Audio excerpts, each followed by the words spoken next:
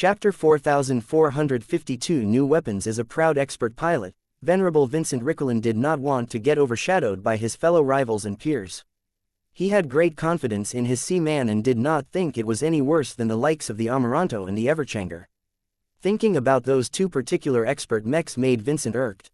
Why do they get all of the good stuff?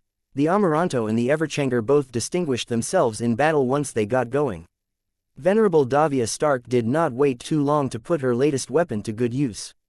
Against the enemies that she was facing against, the Instrument of Vengeance simply didn't have the punch to overcome the defenses of the largest alien assets. The Instrument of Doom was tailor-made for these kinds of confrontations. The huge, heavy and unwieldy cannon was not a good weapon to use against fast and agile targets such as mechs and starfighters, but it was perfect against the enemy warships. Curious at how effectively her new expert mech weapon performed against the alien vessels, Venerable Stark did not begin with opening fire at full power. The Amaranto fired its new cannon at a frigate and a destroyer.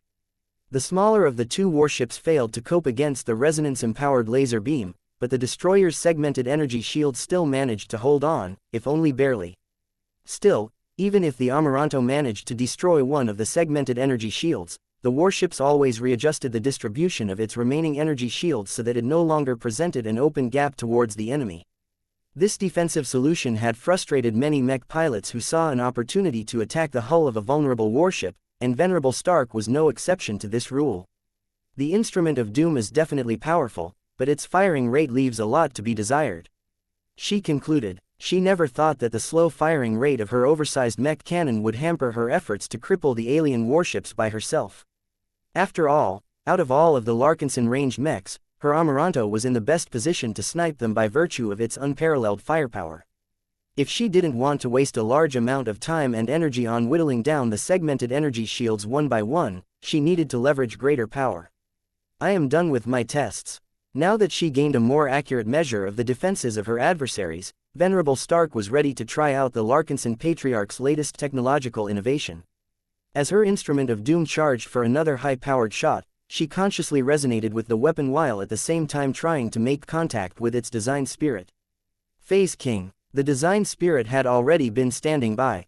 According to Deal, the former alien beast sovereign had struck with Vase. Every time he assisted the Larkinsons in battle, he would gain additional subjects to rule over in his private kingdom.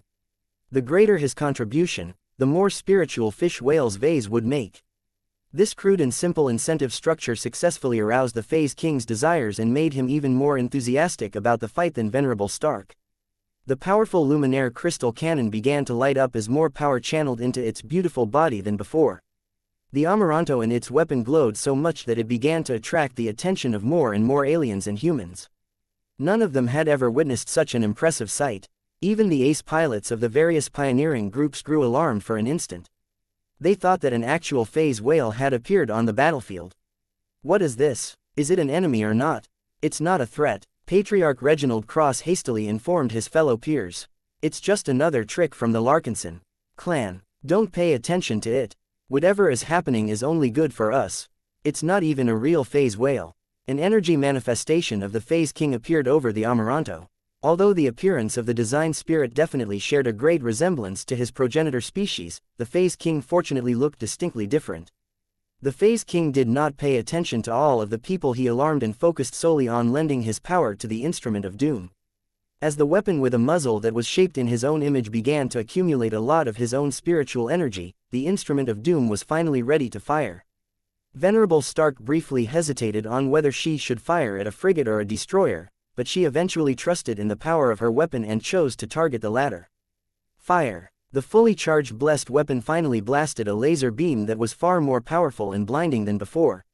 The alien crew of the targeted destroyer didn't even have any time to react as the blessed transphasic energy beam not only phased through the segmented energy shield as if it was nothing, but also tore straight from one end of the warship to the other end before continuing to pass through at diminished power.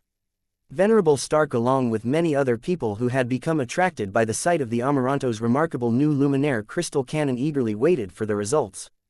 Soon enough, the destroyer that had been struck by the overwhelming attack began to sputter. Over half of the alien vessel's segmented energy shields had gone offline, while many other systems started to malfunction as well. The damage wasn't as great as Venerable Stark had hoped, though. The beam hadn't produced a clean hole through the hull but instead burned and degraded much of the matter in its path. Many of the gun batteries of the damaged warships were still firing at distant mechs. As the alien crew frantically tried to prevent their damaged vessel from sliding any further, Venerable Stark frowned in dissatisfaction. Our attack has overpenetrated. Too much of the firepower has passed through and hit empty space instead of dealing any actual damage.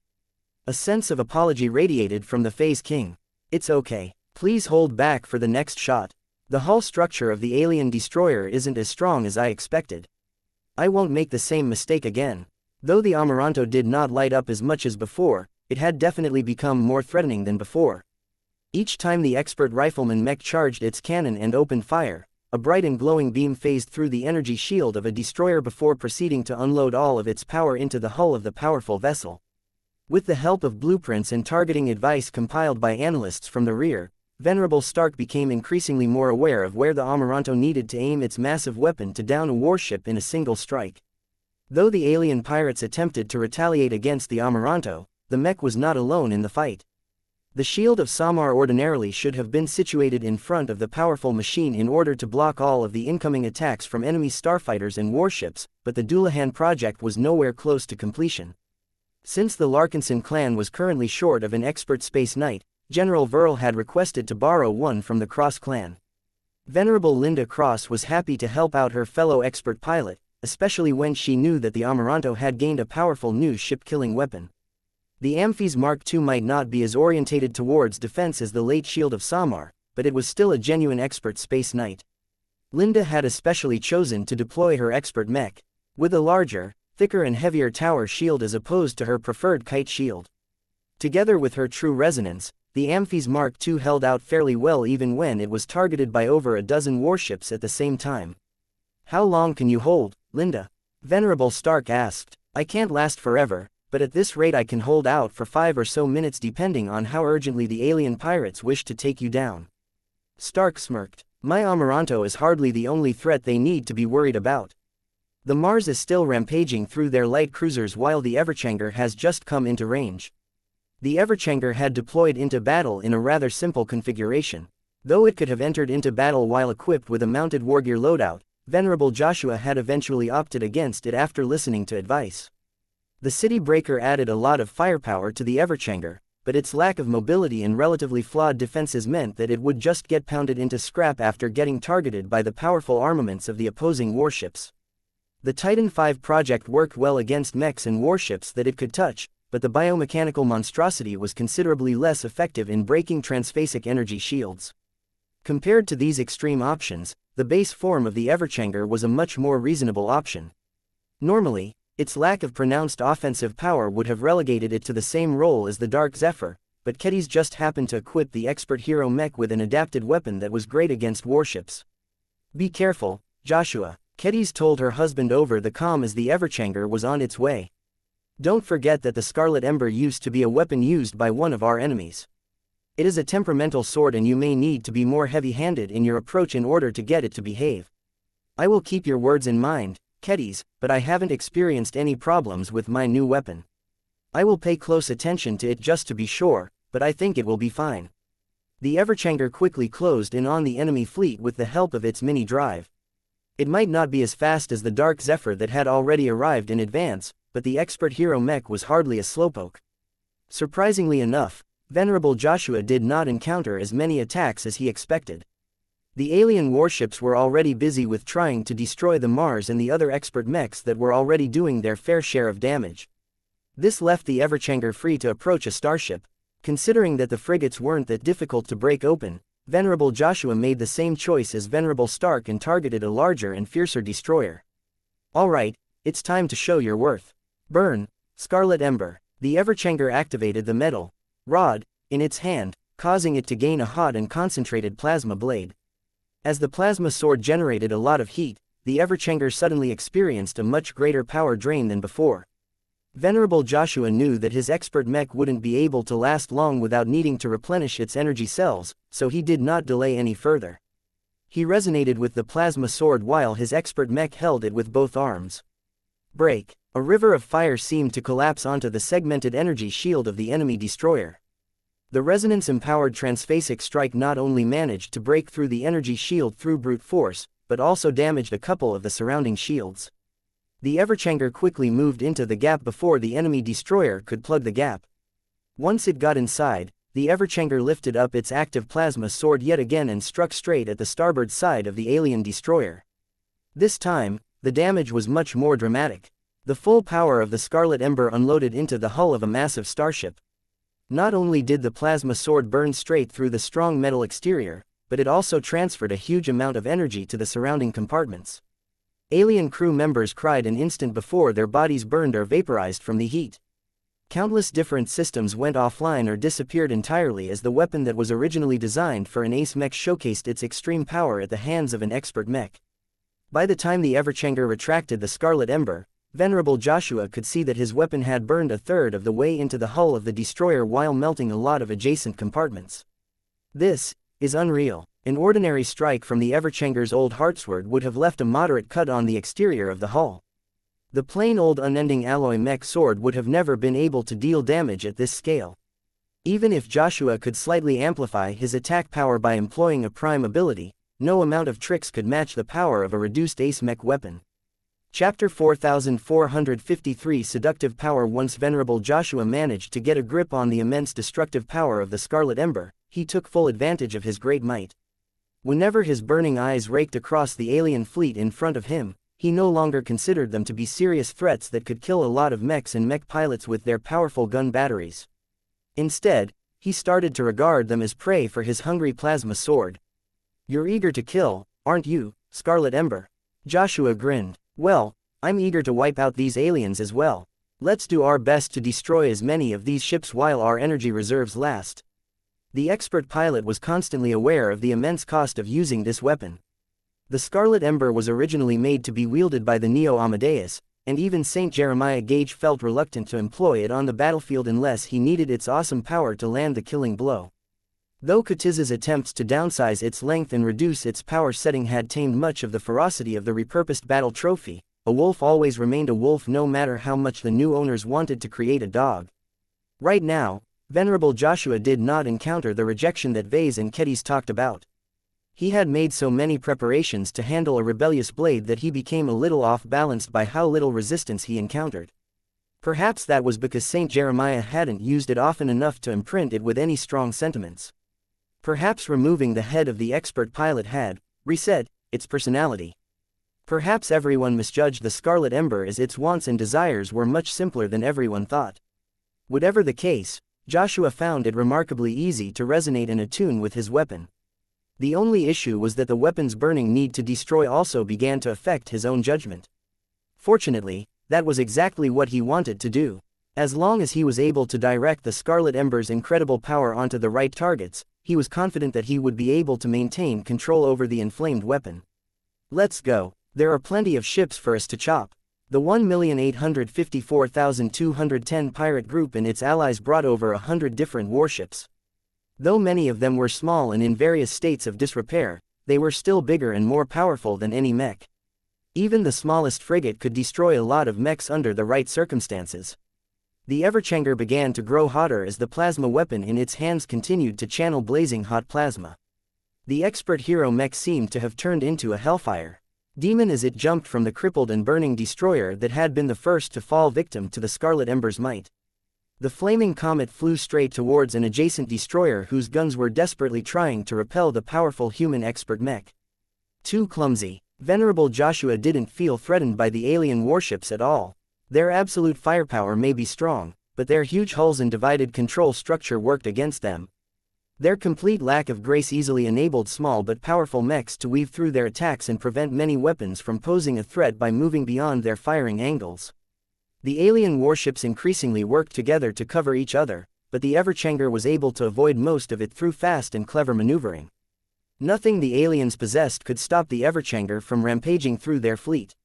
Perhaps only a warship as powerful and advanced as the Vigant Zizine could drive an expert mech as fast and potent as the Everchanger away, but the Orvan battleship was dealing with her own fair share of problems at the moment. With the Mars dismantling the 1,854,210 pirate group's light cruisers one by one, the remaining warships that had been hurled in the direction of the Golden Skull Alliance simply did not possess the means to contain the Everchanger, let alone other powerful expert mechs. One destroyer after another began to get struck by a large and powerful blade of plasma. In order to get the most out of the Scarlet Ember, Venerable Joshua did not bother to strike his targets more than 2 times in a row.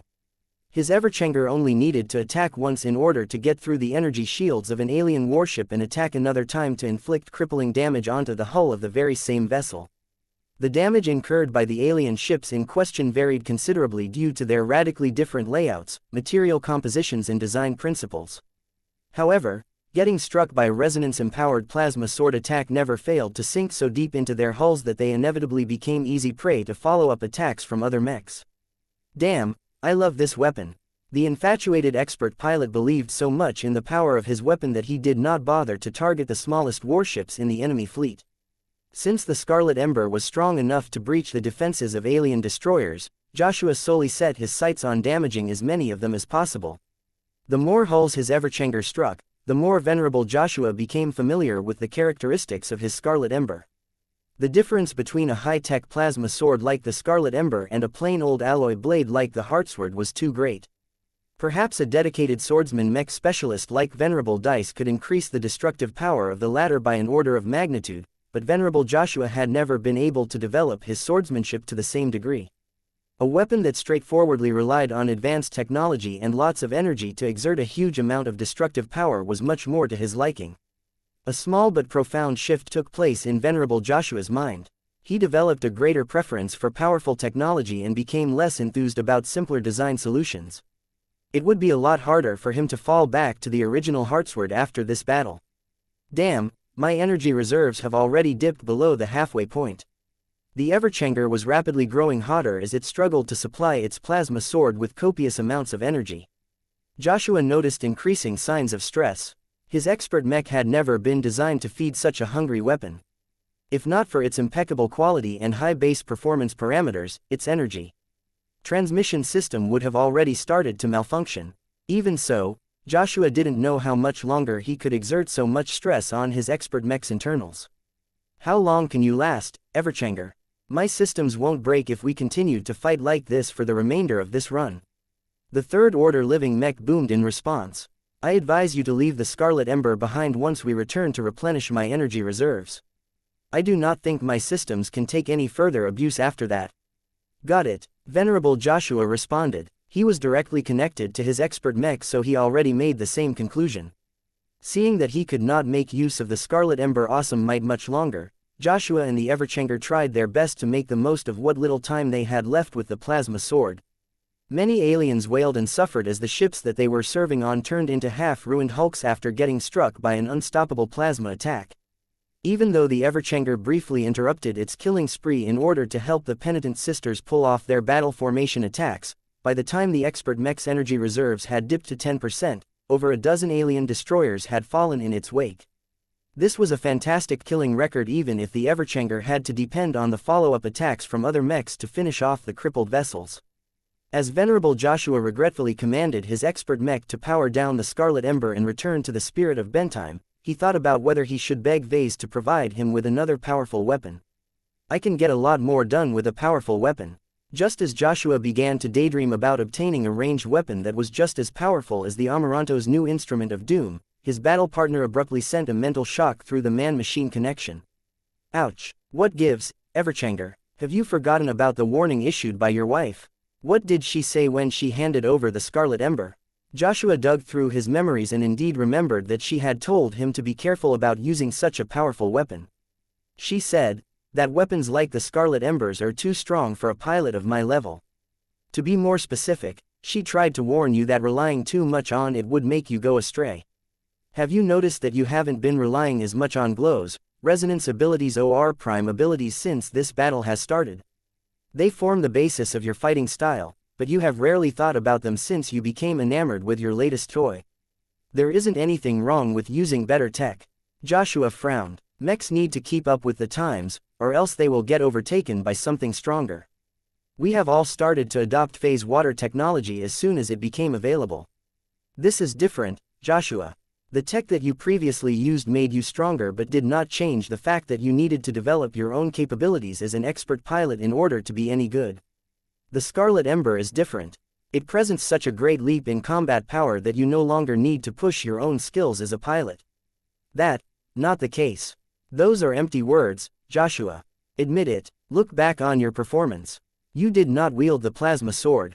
Instead, it wielded you. The Scarlet Ember used you to satisfy its own selfish desires. What? You're exaggerating, Everchanger. You're just jealous that I was thinking about abandoning the Heartsword for the Scarlet Ember. I know the latter wasn't originally made for you, but you can't deny we destroyed a lot more powerful enemies and saved the lives of many more Larkinsons with its help. We shouldn't put it back into the box. Wake up, Joshua, the Everchanger roared into the expert pilot's mind. Have you forgotten what a true soldier should be? You're groveling on behalf of a foreign weapon that is too powerful for your own good is sickening to me. The fact that you haven't been able to recognize that you allowed yourself to get used by an inanimate sword is an unforgivable mistake. Everchanger. The cockpit of his expert mech activated a projection that showed a mirror image of his current suited form. Look at yourself and tell me that you are still as strong and determined as before. Has your drive to become a better guardian for your family remained intact? Your willpower has grown brittle, Joshua. Your progress will stagnate and your journey to become a saint will come to an end if you continue to hold onto your current mindset. I have my own dignity as an expert mech. I do not wish to impose my demands on you, but I will not lend my power to an unworthy battle partner. The Everchanger conveyed such a strong sense of disappointment to Venerable Joshua that the expert pilot couldn't help but reflect on himself for the remainder of the return journey. He slowly realized that his living mech might have a point. It was hard for people to recognize their own shortcomings and mistakes. Their biases and preconceived notions blinded them to their own faults. If Venerable Joshua didn't have the benefit from a close partner that also possessed an outside perspective, perhaps he would have never become aware that he had begun to fall into a trap that had caused many expert pilots to stagnate in their growth. I still need to think about all of this, Everchanger, but thank you for telling me this. I feel that you have given me a lot of help. That is what I am here for, Joshua. Chapter 4454 Destroying Sandcastles. While Venerable Joshua started a journey of introspection after he received a crucial wake-up call from his living mech, Venerable Vincent Ricklin faced an entirely different problem. These energy shields are too tough. His Seaman charged towards an alien destroyer and increased the size and mass of its fists by rearranging the layout of its smart metal armor system. While Vincent tried his best to maximize the transphasic power of his TESMAS by resonating with both Bravo and his expert brawler mech, it was hard for him to exert any greater might without the assistance of a handy weapon like the Scarlet Ember. Taste my fists. Having failed to break the increasingly more notorious segmented energy shields employed by practically every alien warship, Vincent had adopted a smarter approach towards this battle. Instead of sticking to the mindless approach of letting the Seaman pound its fists against the energy shields of an enemy ship, Vincent wisened up and remembered there were more ways to break past a powerful obstruction. What if I approach this fight like a Lancer mech, except without a lance? The Seaman could easily rely on its mass and momentum to overwhelm one of the segmented energy shields of an intact destroyer. This was why he resisted the temptation to continue punching and drew his expert mech away so that it could build up a lot of speed. Once Vincent felt he had waited long enough, he directed his machine to circle back to the enemy fleet and charge towards a destroyer that had not been affected up to this point. Even as several nearby alien vessels tried to intercept the charging expert mech by directing their gun batteries to fire in its direction, Vincent simply toughed it out and put his trust in the Seaman's resonance shield. Break for me, he roared. The Seaman collided against a segmented energy shield like a battering ram. The guts and momentum of Vincent and his expert mech produced a powerful impact that heavily shook the energy barrier to the point where it finally failed. While the Seaman barely had enough momentum left to push through the hole it had just made, the expert mech wasn't feeling so good anymore either. Venerable Vincent winced as he felt how much strain and damage its TESMAS had suffered. The powerful and experimental transphasic energized smart metal armor system may have been designed to flexibly resist and absorb a lot of incoming attacks, but it had never been designed to cope with so much abuse. Still, despite the complaints from his own expert mechs, Vincent was glad that he finally managed to do what other expert mechs like the Amaranto and Everchanger had done. It may have taken him a while to get through, but at least he could touch the surface of an enemy destroyer now that he got inside. Though the warship in question still tried to drive away the Seaman by turning as many of her gun batteries in its direction, Vincent smirked at this feeble response. My expert mech has already taken enough damage as it is. I'm not going to let you hurt my baby any further. There was an easy way for mechs to prevent themselves from getting targeted by most of the gun batteries of an enemy ship. They just needed to get close. There were certain positions on an enemy vessel's hull that were much more awkward for them to repel a parasite than others. Vincent had already studied the exterior layout of the alien warship and knew exactly where his expert mech needed to go in order to escape any further attacks.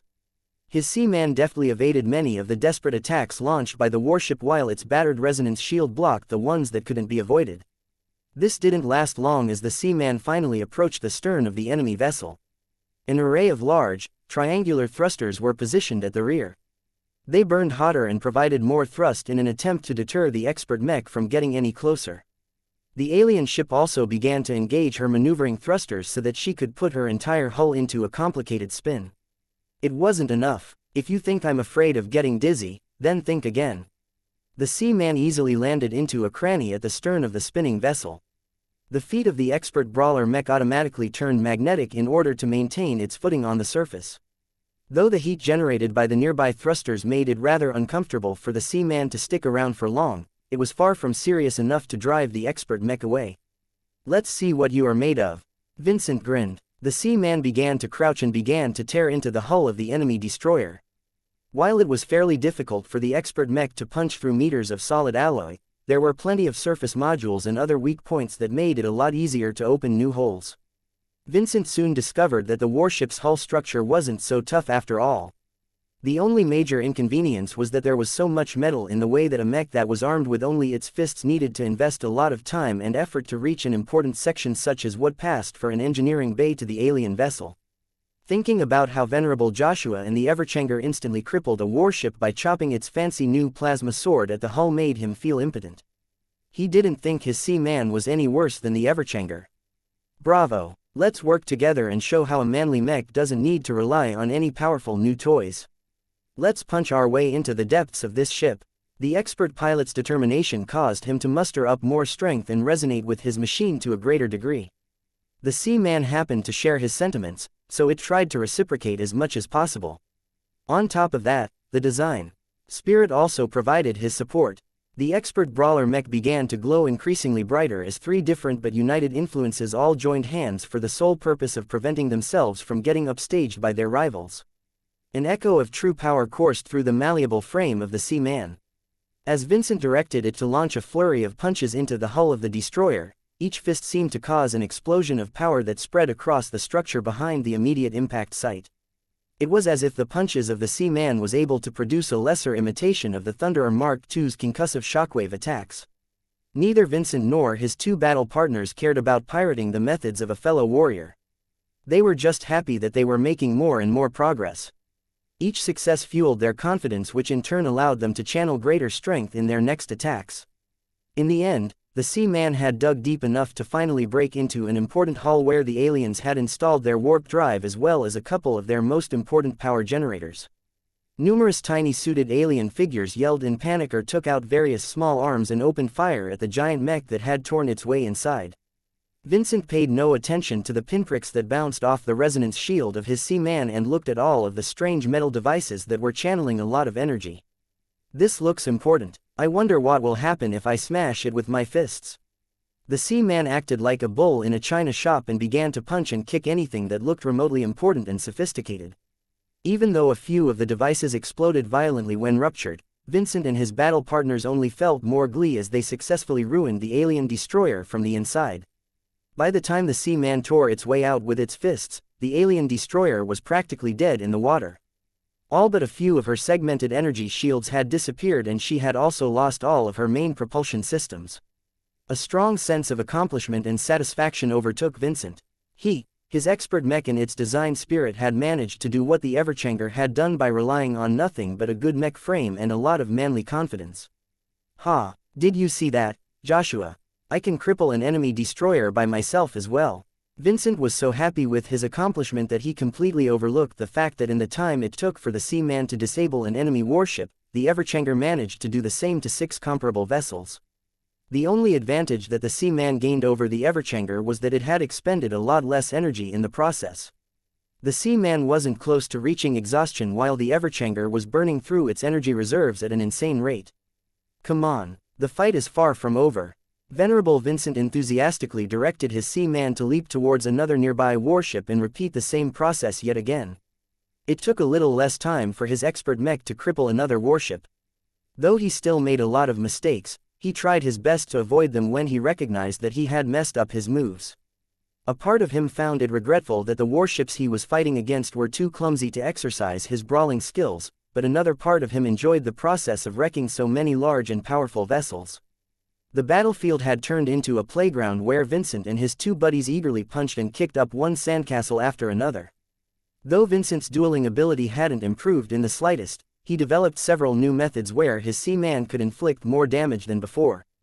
He experimented with several different approaches. In one instance, he instructed his Seaman to turn its fists into giant arm blades. Though the new limbs allowed the expert brawler mech to slice through hulls with greater ease, Vincent missed the meaty kinetic impact of a satisfying punch attack. In another instance, Vincent tried to make his expert mech turn its arms into drills and see if that would help it get inside faster. That particular experiment failed spectacularly, but at least Vincent understood the limits of his expert mech better. As the expert pilot continued to explore better ways to destroy enemy warships, his resonance strength steadily grew without his notice. Though his progress was much slower, his earnest efforts to work with his expert mech and improve his own combat methods had enabled him to make much more progress than Venerable Joshua in this span of time. When Vase noticed this detail as he observed the conditions of the Larkinson expert pilots, he almost couldn't believe what he was seeing. He found it ironic that a more flawed and single-minded expert pilot who only managed to break through with the help of the Transcendence Glow was outpacing the Larkinson clan's golden boy. Venerable Joshua should have been making a lot more progress in his growth on account of piloting one of the best masterwork expert mechs of the Larkinson clan. Instead, the young expert pilot not only failed to make any progress, but actually regressed to an extent. Joshua's resonance strength had dropped compared to where he was at the start of this battle. Vase furrowed his brows. He vowed to look into what was happening with his favorite expert pilot, but this was not the time for introspection. Even though the Golden Skull Alliance had made great progress into wiping out the opposing small craft and warships, time was slowly running out. The reinforcements that the Gemini family warned about had probably drawn a lot closer than before. Are there any signs of incoming enemies? No, sir. The scouts and listening devices that we have spread in every direction have yet to detect any incoming threats. Keep an eye on any spatial phenomena. If any reinforcements are about to arrive, I bet they will make use of phase water technology. They won't come in through the front door. Chapter 4455 Triple-Shelled Turtle. The battle was going well for the human coalition. Though the Vigant Zizine was able to rely on her triple energy shield layers to stay in the fight, none of the other warships enjoyed the same degree of protection. The human pioneering groups quickly developed better methods to breach the segmented energy shields that many alien warships traditionally relied upon to stay alive. As the formidable ace mechs and expert mechs on the battlefield rapidly whittled down the amount of active cruisers, destroyers and frigates by leveraging their distinct advantages, the human mech forces no longer experienced as much pressure as before. The fight became easier and easier for the mechs to fight as the amount of powerful warship armaments firing in their direction continued to drop with the passage of time. Many mech pilots started to relax a bit as they no longer felt as if they were one step away from disaster. Too many of them had seen mechs getting struck by giant transphasic gamma laser beams that could fry the bodies of their pilots. There was hardly any way for mech pilots to survive when their mechs randomly got hit by a heavy cannon projectile that was half their size.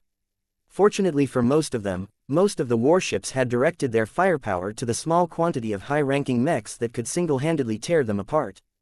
The greatest concerns the regular mech forces had to deal with was the flood of starfighters that attempted to run them down. Though the mechs initially suffered a bit more casualties than necessary due to their unfamiliarity with starfighters, that rapidly changed once they learned their lessons. The differences in power between the two sides was too great. Out of the two different civilizations, the one belonging to humanity simply possessed better tech than the indigenous societies of the Red Ocean. This was despite the fact that all pioneers were restricted from making use of formidable human warships that could easily destroy their alien counterparts in a naval battle. To be fair, the aliens experienced a lot more restrictions than they thought whenever their starfighters or warships wanted to initiate warp travel. Whether they sought to outflank the human forces or quickly make their way out of the battlefield, none of the alien vessels succeeded in warping the fabric space around them into a bubble that could allow them to travel faster. The reason why these ships weren't able to escape was the use of warp inhibitor devices. The Larkinson clan had already deployed its new but extremely effective gravity net that spread across much of the battlefield. The other pioneering groups didn't have anything that was as strong as this advanced and powerful product of phase water engineering, but they still had their own ways of preventing their prey from warping away. With no feasible way to make a quick exit, the aliens were forced to fight at their best. Sadly, their strength simply didn't measure up, especially as their numbers fell at a rapid rate. A part of Vase felt cheated. Weren't the aliens supposed to be stronger than this? Shouldn't their warships be capable of exerting much greater pressure on expert mechs and ace mechs? Don't get too cocky, Vase. General Verl's projection warned him. Aside from the unspoken flagship, none of the alien warships that we are fighting against are up to standard. We are fighting against the dregs of the alien civilizations that used to occupy this corner of space. The main alien warfleets that the Big Two are so concerned about have either been destroyed or fled to safer territories.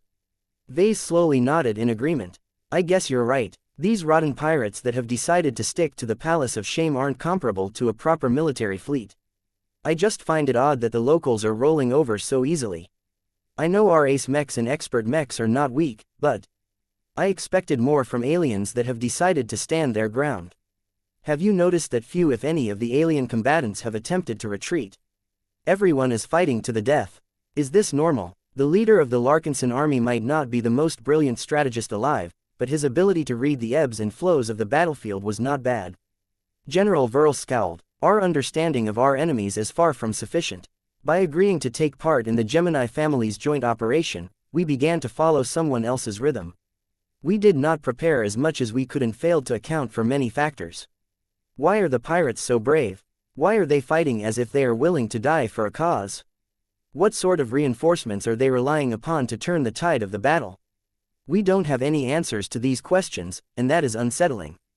I have a strong suspicion that the Gemini family is able to supply us with at least some of the answers, but it is highly doubtful that the Geminis are willing to give us any freebies.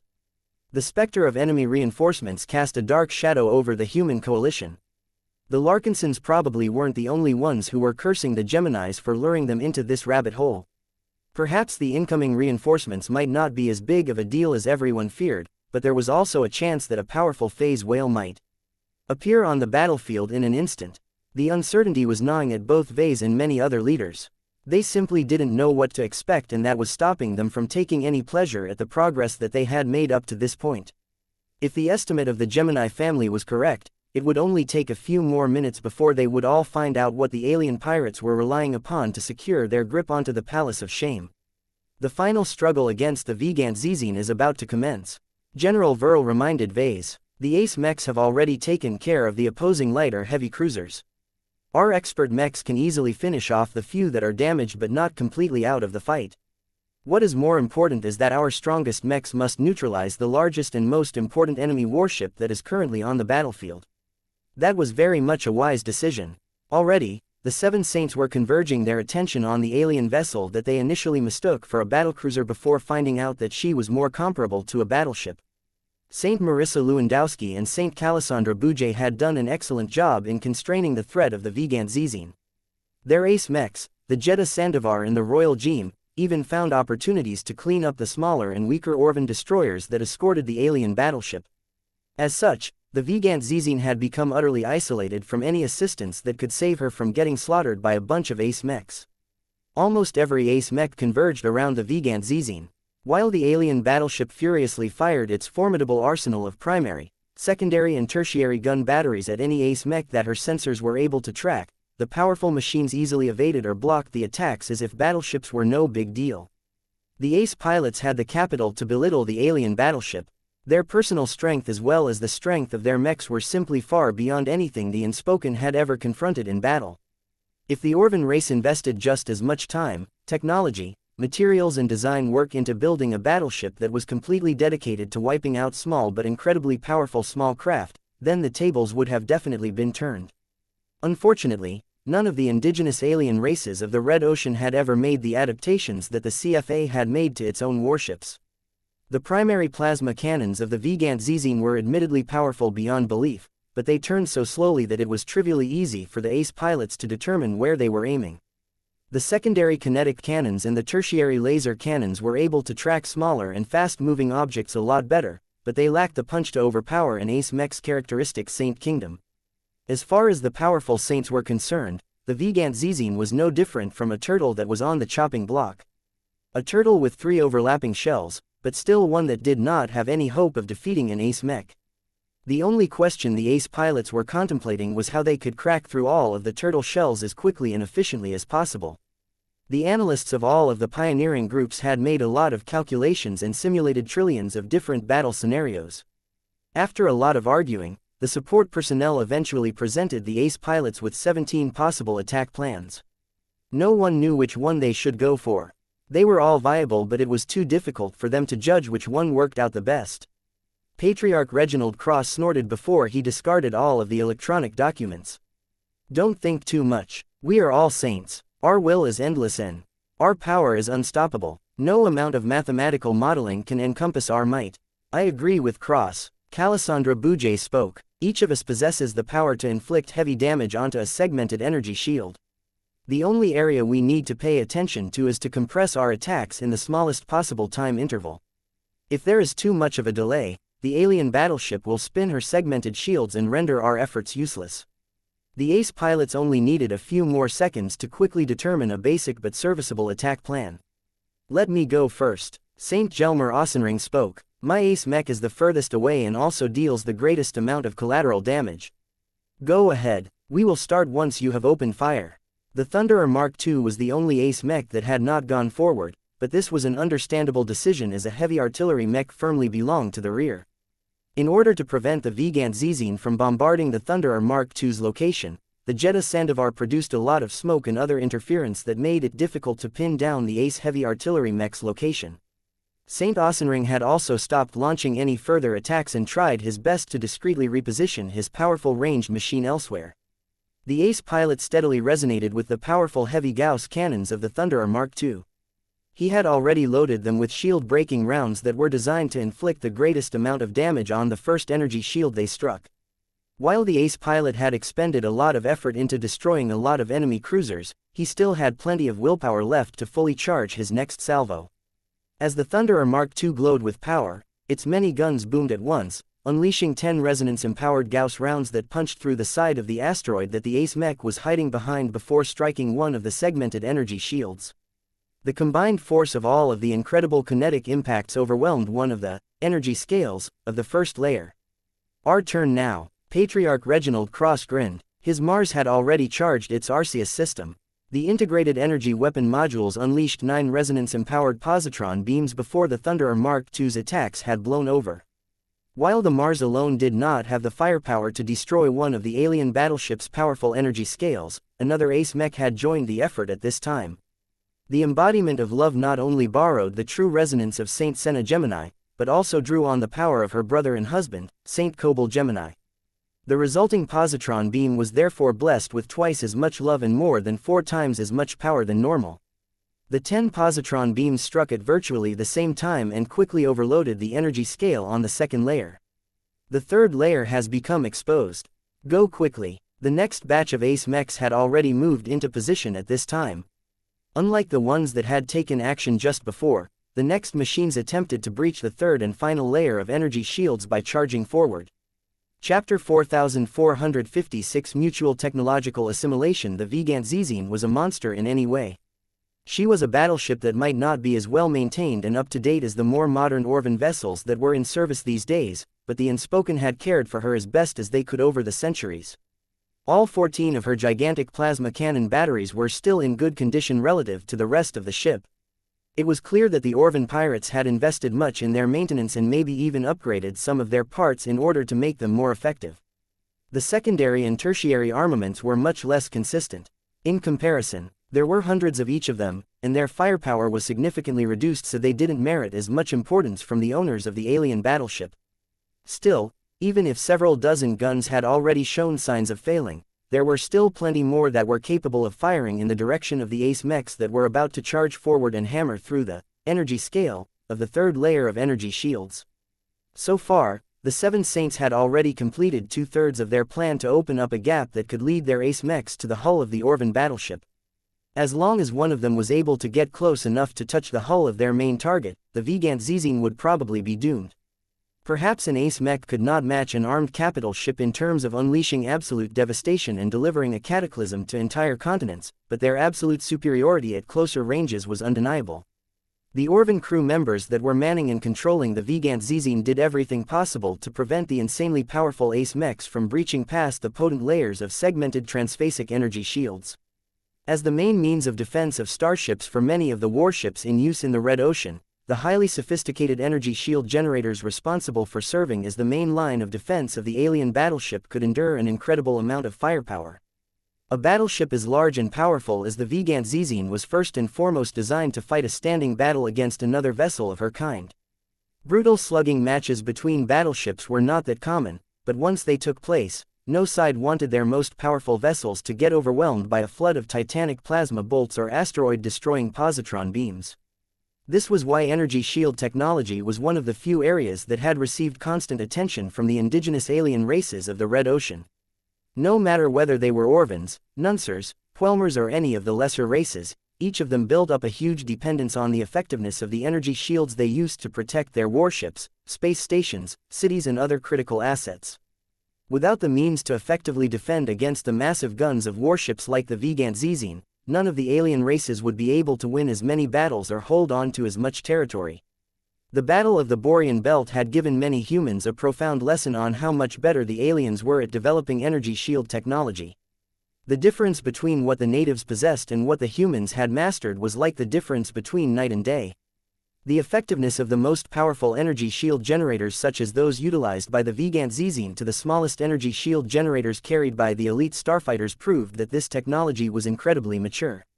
Powerful segmented transphasic energy shields were not treated as a highly inaccessible form of high technology that could only be harnessed by the best and most resourceful alien races. If even the smallest and most ramshackle pirate warships belonging to a minor group was able to employ a more economical version of this tech, then the indigenous alien races of the Red Ocean might not be as backwards and inferior as Vase and everyone else assumed. Even Gloriana expressed grudging respect towards the natives of the dwarf galaxy that humanity had invaded. The contempt in her expression had faded after she had witnessed how much damage every warship was able to tank. The Big Two have deliberately painted the indigenous alien races as sheltered and ignorant beings that cannot withstand the might and technology of a race that has emerged from a much larger and more dangerous galaxy. Gloriana spoke as she gently rooked a sleeping Marvane in her suited arms. For the most part, this message is true, but it also causes us to overlook a factor that has given the natives a great advantage. Vase understood what she was referring to. Face water. Exactly. The Milky Way may be a lot larger and more rich in valuable materials, but the Red Ocean is endowed with so much phase water that pretty much every alien race has turned it into the foundation of their technology trees. Their starships are able to move faster in real space with the help of phase water-based warp drives. Their weapon systems hit harder and penetrate deeper than anything compatible with the help of transphasic design elements. Their energy shields and armor plating are able to resist much more damage than usual for the same reason. In other words, the widespread availability of phase water in the Red Ocean has distorted the technological development of every indigenous alien race. Vase concluded, as long as they are smart enough to harness technology, they will eventually have the bright idea of combining their existing inventions with phase water. Can you blame them, Vase? Phase water is a powerful exotic and can serve as an incredibly powerful enhancing agent that can make many things a lot better. Just look at the pirate warships that our mechs are fighting against. Although we all know that warships possess an inherent advantage against mechs due to being able to take advantage of their greater scales, attacks from powerful ranged mechs such as the Amaranto, the Minerva and the Prometheus shouldn't have taken so long to destroy each vessel. Vase nodded in agreement. Massed firepower from other mechs such as our Transcendent Punishers also should have been able to destroy the smaller warships without much suspense, but instead they need to fire a lot of salvos to overcome the opposing energy shields before they can start inflicting serious structural damage. His wife waved at the bridge around them. Compare that to our own starships. I recall that our clan has recently upgraded the energy shield generators of the Spirit of Bentime and our other capital ships, but are they as good as the ones employed by these dirty alien pirates? Quote. No, Vase painfully admitted. Definitely not. The directional shield generators that we have recently mounted in our flagship are all fairly modern, but they don't have the ability to overlap or change the orientation of their output as well as the energy shields employed by the aliens. In addition, not all of our shield generators are transphasic.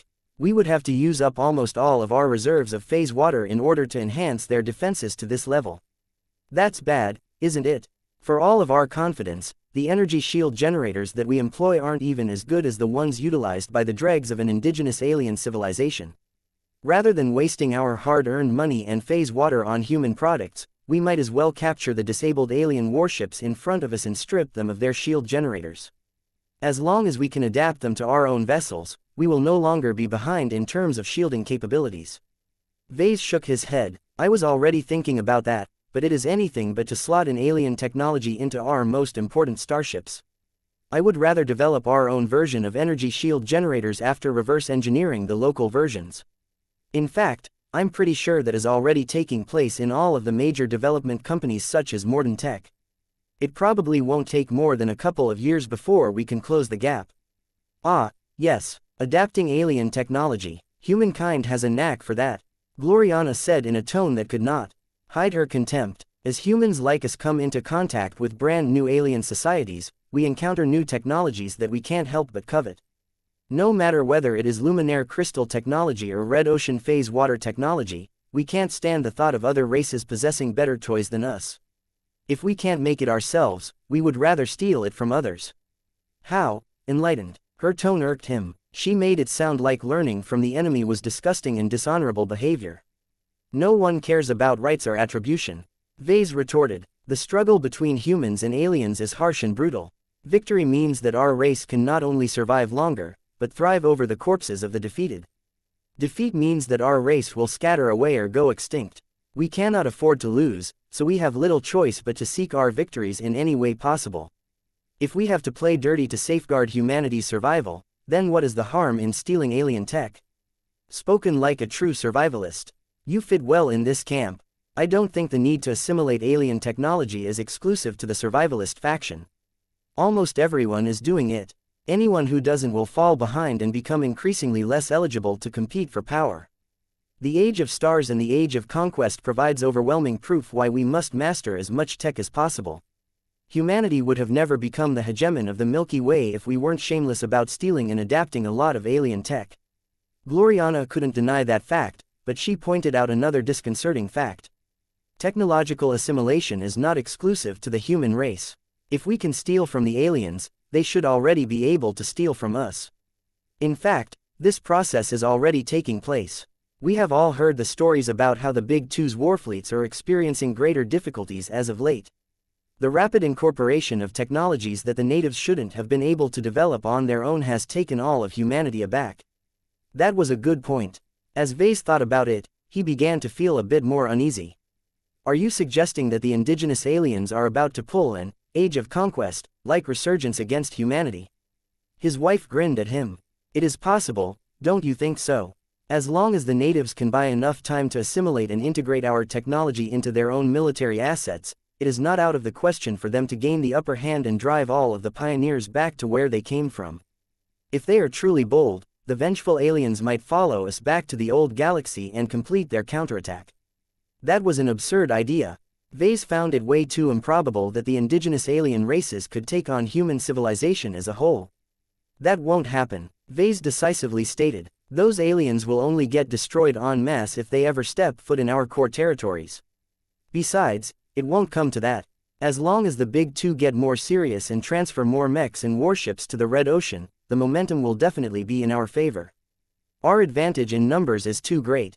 The MTA and CFA can always overwhelm the natives as long as they are willing to pay the price to transfer additional warfleets to the new frontier. Both humans and aliens were constantly learning from each other while they both remained standing. The mutual exchange of technology and methods would continue to take place until one side completely vanquished over the other. Gloriana suddenly came up with another interesting idea. Do you think it is possible that the native aliens will start to develop their own versions of mechs?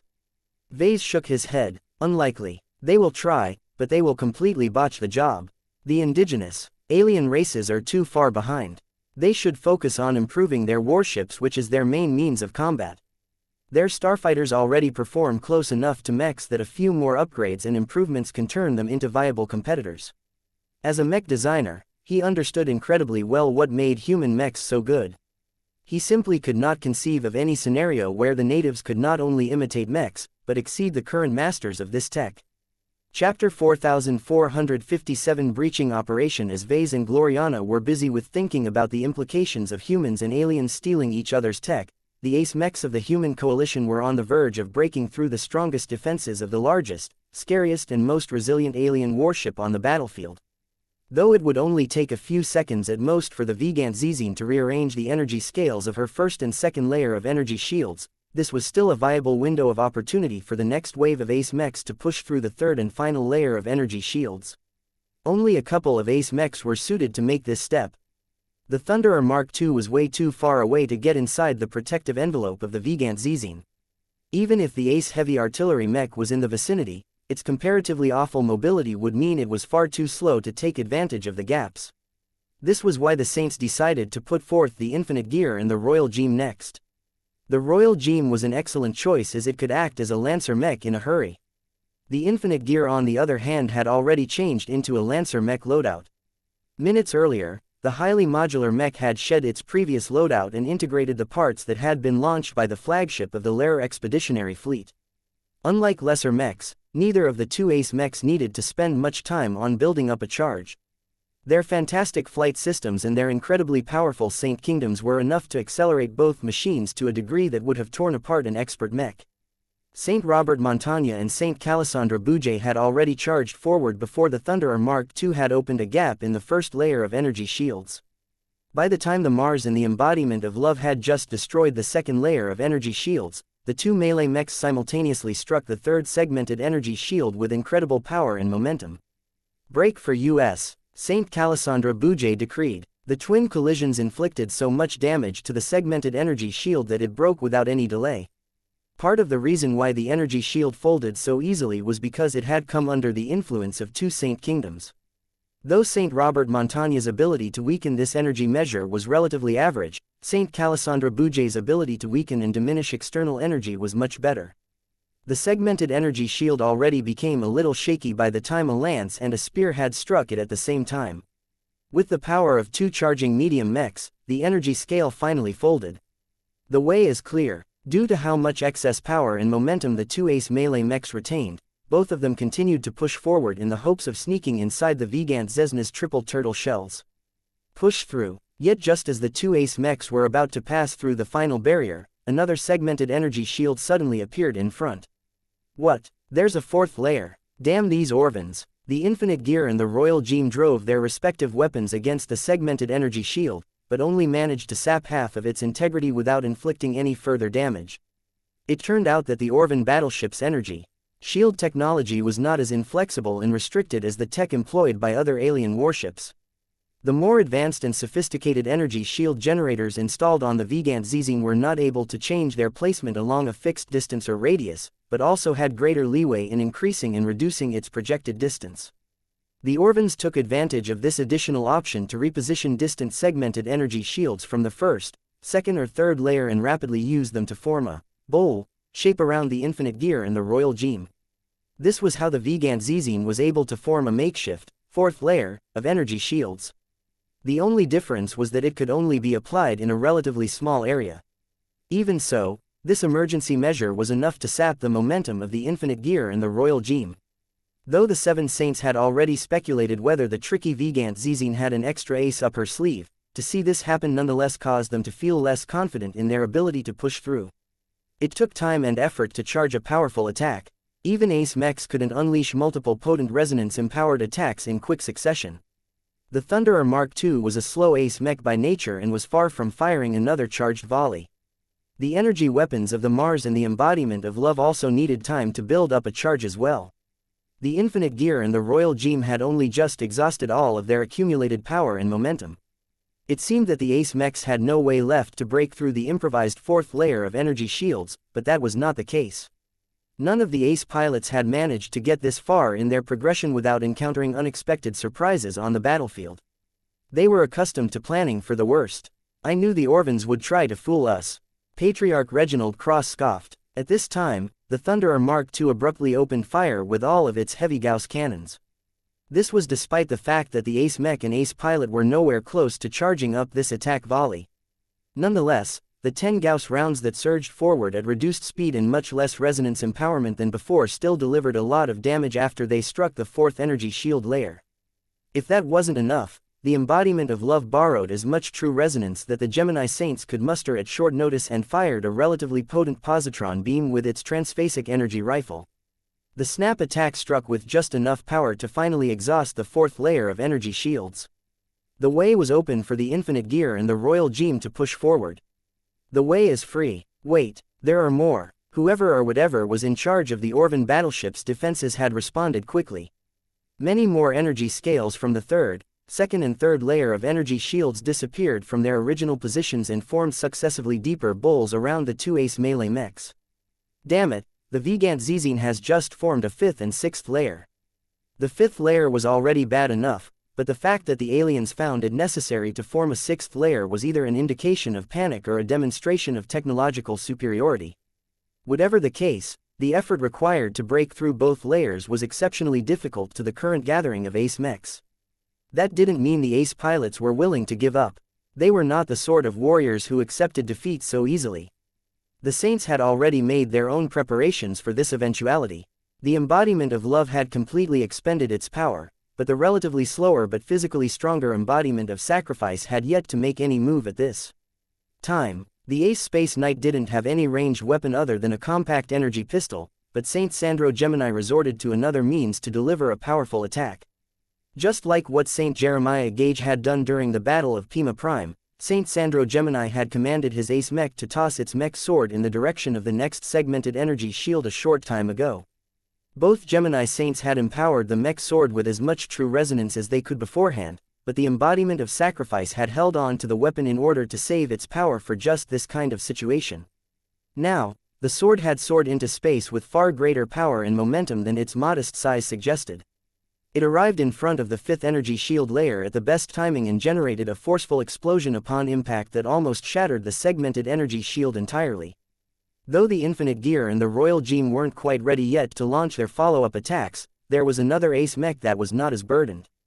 It's my time again. The Mars had surprisingly surged forward just after it had opened fire with its Arceus system earlier.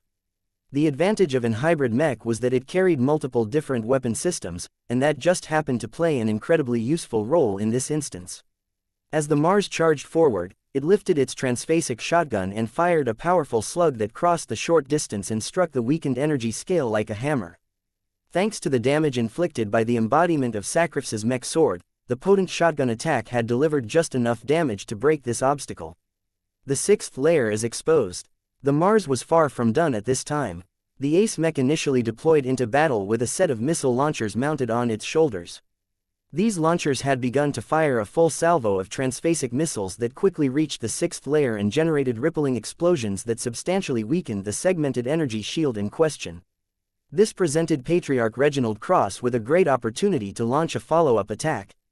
Though the Mars had already exhausted all of its available ranged weapon solutions for the time being, it had one weapon left that could still deliver a powerful blow.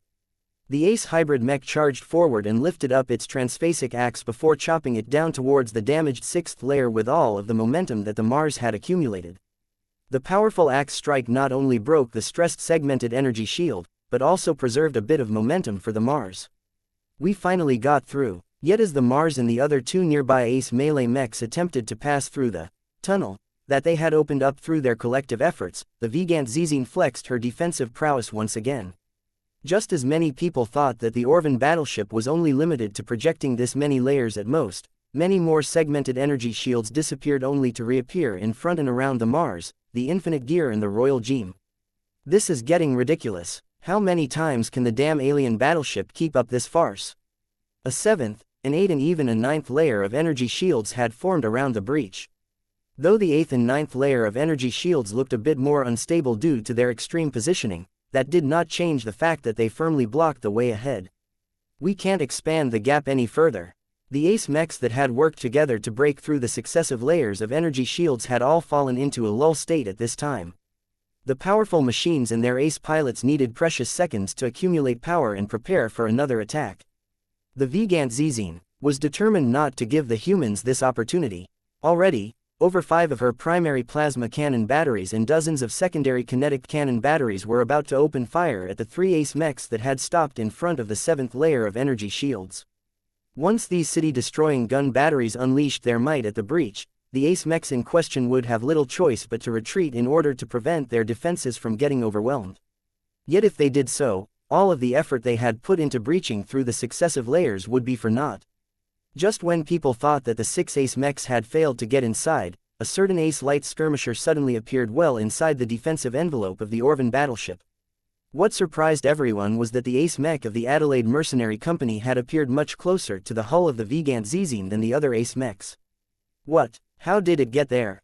Chapter 4458 Ace Mech Rampage. The extravagant 7th, 8th and 9th layer of energy shields looked extremely foolish at this moment.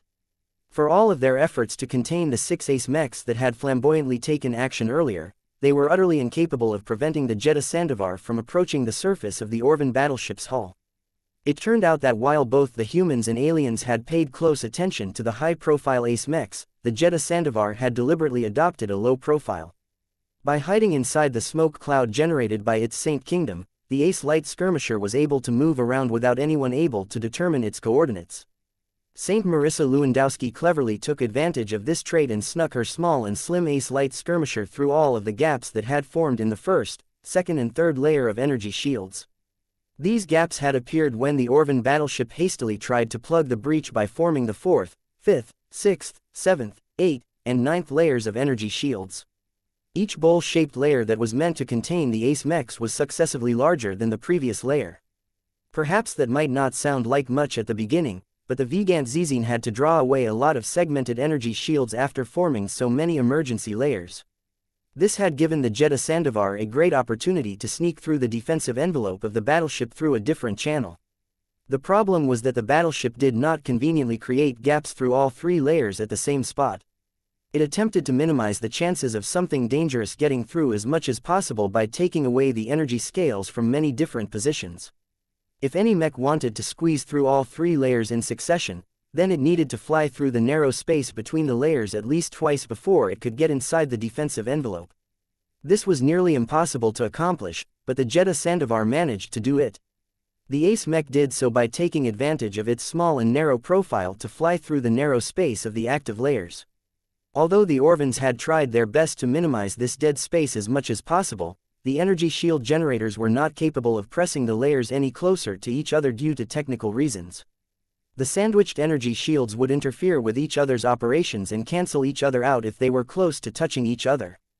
As it was, the Jeddah Sandovar successfully squeezed through all of the narrow spaces like a mouse scurrying through a maze and reached the other side without immediately alerting the Orvans. In fact, there was a large chance the Jeddah Sandovar might not have been able to pass through all 3 main layers at once. The controllers of the xianxia's defensive systems had tried to be as clever as possible and mainly redirected the energy scales from the 1st and 2nd layers. They treated the 3rd layer as a final guarantee and tried to touch it as little as possible. The problem was that the impulsive decision to create a 7th, 8th and 9th layer of energy shields drew away far too many segmented energy shields. It wasn't even possible to form a complete envelopment with these new layers unless the battleship stripped extra energy scales from the 3rd layer. This was how a few crucial gaps had opened up in the 3rd and most crucial layer.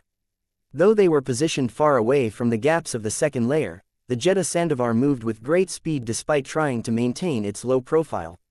As such, the ace light skirmisher finally managed to succeed where all of the other 6 ace mechs had failed. It turns out that the ace mechs that tried to break past all of the energy shields served as a distraction.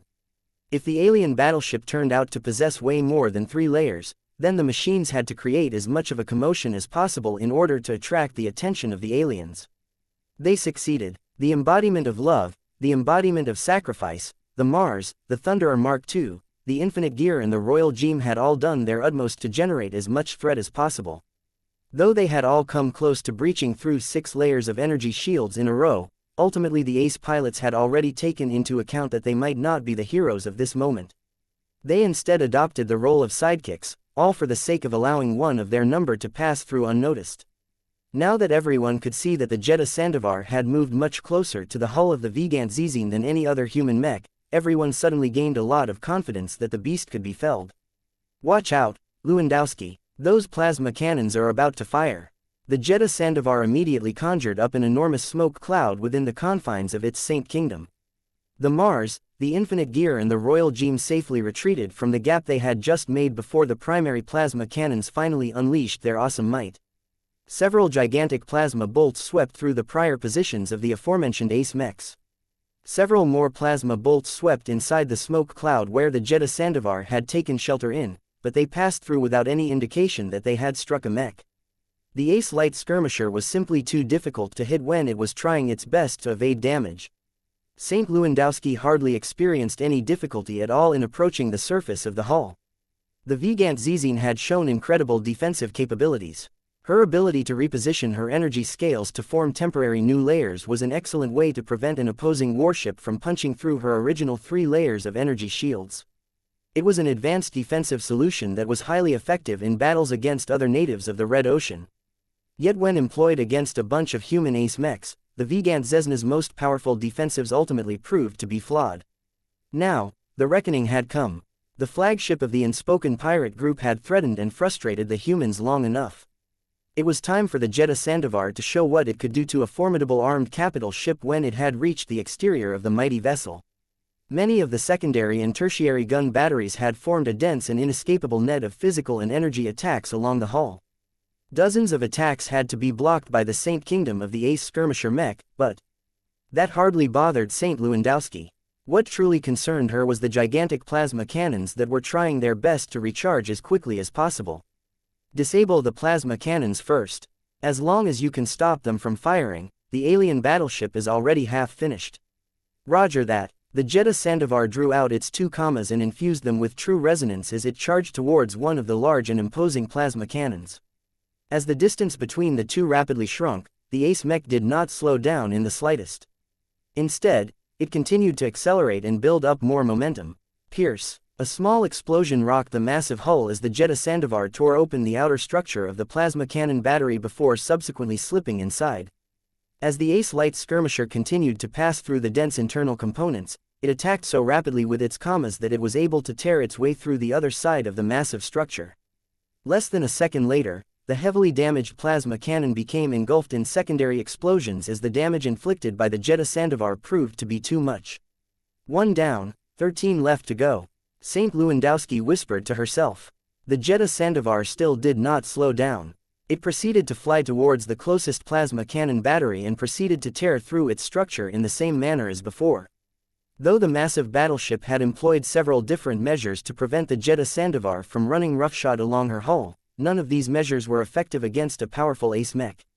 With the protection and support of its unreasonably effective domain field, the Jeddah Sandovar not only resisted all kinds of attack and debilitating measures, but also amplified its performance so that it could knock out the plasma cannons even faster. A dozen more explosions erupted across the surface of the alien capital ship's hull. It took less than a minute for the Jeddah Sandovar to tear through many layers of relatively weak hull and structural plating and single-handedly eliminate all of the primary armaments of the once formidable battleship. The xianxia has been castrated. Many people cheered when they saw how easily the ace light skirmisher made short work of the cannons that were all powerful enough to destroy the ships of the human coalition. Though the secondary and tertiary guns still remained a significant problem, the Jeddah Sandovar had no time to attack all of those batteries. "Open up a gap for us," Patriarch Reginald Cross impatiently requested. "Drill inside the battleship and destroy as many power reactors and shield generators as you can find. As long as you destroy enough of them, the rest of us can get through and make short work of this battleship." That was a good way to proceed. Although the Jeddah Sandovar was in a prime position to tear apart the Orvan battleship by itself, an ace light skirmisher was one of the least destructive mechs at this level. It would take many precious minutes for the Jeddah Sandovar to completely disable an enormous capital ship that was probably highly compartmentalized. On it, St. Lewandowski spoke before she flew her Jetta Sandovar to a destroyed plasma cannon battery and began to utilize its commas to drill deeper into the hull. Utilizing the vast influence of his Saint Kingdom, the female ace pilot was able to get a grip on many advanced alien technological parts and systems. A few of the large devices generated or expended huge amounts of energy. It was not hard to guess that they were the targets that she was supposed to destroy. Although it took a bit of time for the Jetta Sandovar to breach through one compartment after another, the ace mech eventually managed to destroy 2 nearby power reactors as well as half a dozen alien shield generators. Though the xianxia was hardly crippled at this point, the ace light skirmisher inflicted just enough damage for the battleship to experience significant problems in trying to maintain all 3 layers of energy shields. When the ace pilots waiting outside saw that the coverage of the 3 layers had grown a lot spottier, they finally couldn't wait anymore. This is our chance. Breakthrough. This time, the Thunderer Mark II and all of the other 5 ace mechs waiting outside began to initiate a similar sequence of attacks than before. The difference was that the xianxia was no longer capable of repelling the intruders. The battleship had lost too much functionality at this time. What was worse was that many of the crew members were distracted by the ace mech that was still rampaging well inside the hull. We're through. Aside from the Thunderer Mark II, all of the other ace mechs had finally passed through the breach that they had just made. You know what to do. Have fun and try not to get in each other's way. All of the ace pilots had turned into kids that had entered a candy store. There was so much for them to destroy that they eagerly began to tear into the once formidable xianxia without any further fears. A cacophony of explosions erupted on and inside the hull of the unspoken flagship as a bunch of parasites continued to destroy more and more functionality. Just as the Orvan leaders of the xianxia had issued an order to abandon ship, a powerful spatial fluctuation began to spread across the battlefield. It took a moment for the human specialists to figure out what was happening. We've run out of time. The enemy reinforcements are about to arrive. Chapter 4459. The superiority of ace mechs. Seeing the unspoken battleship known as the xianxia was like seeing a piece of moving art. Every mech pilot, every mech designer and every supporter of mechs derived a lot of confidence and satisfaction from seeing their mechs vanquish over the big bad warship. A part of them saw the future in this single confrontation. Though warships still possessed an undeniable advantage in inflicting mass destruction at the greatest possible scale for a mobile combat asset, their ability to fight against small, tiny but incredibly powerful mechs was simply not as good. It was not difficult for people to imagine that this battle was a representative reflection of the rivalry between the Mech Trade Association and the Common Fleet Alliance. Though the Orvan-built battleship was not even close to matching the performance of a modern CFA-armed vessel of the same size, it still operated along the same fundamental principles that underpinned the strength of warships. In the same way, the 7 ace mechs of the temporary coalition were far from matching the insane level of performance of the MTA ace mechs that generally led the charge in the ongoing invasion of the Red Ocean.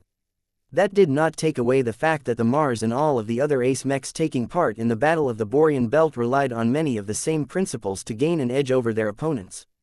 Vase gained a lot of stimulation from this fight. Ace mechs may be way out of his league considering that he was just a journeyman at the moment, but that did not stop him from fantasizing about designing powerful mechs that could effectively counter similar warships to the formidable xianxia. As Vase imagined a future where mechs decisively pushed warships of any kind to their knees, his wife interrupted his train of thought. Ahem, have you forgotten about something? Like what? It took 7 ace mechs to defeat 1 battleship. Gloriana told him. That does not exactly make for a glorious victory. The amount of time, effort and resources needed to raise 7 ace pilots and develop 7 suitable ace mechs for them all is enormous. I am pretty sure that the Orvan battleship is much more expensive than 7 ace mechs in absolute terms. Vase retorted. Just look at how many tons of metal it took to build the alien battleship.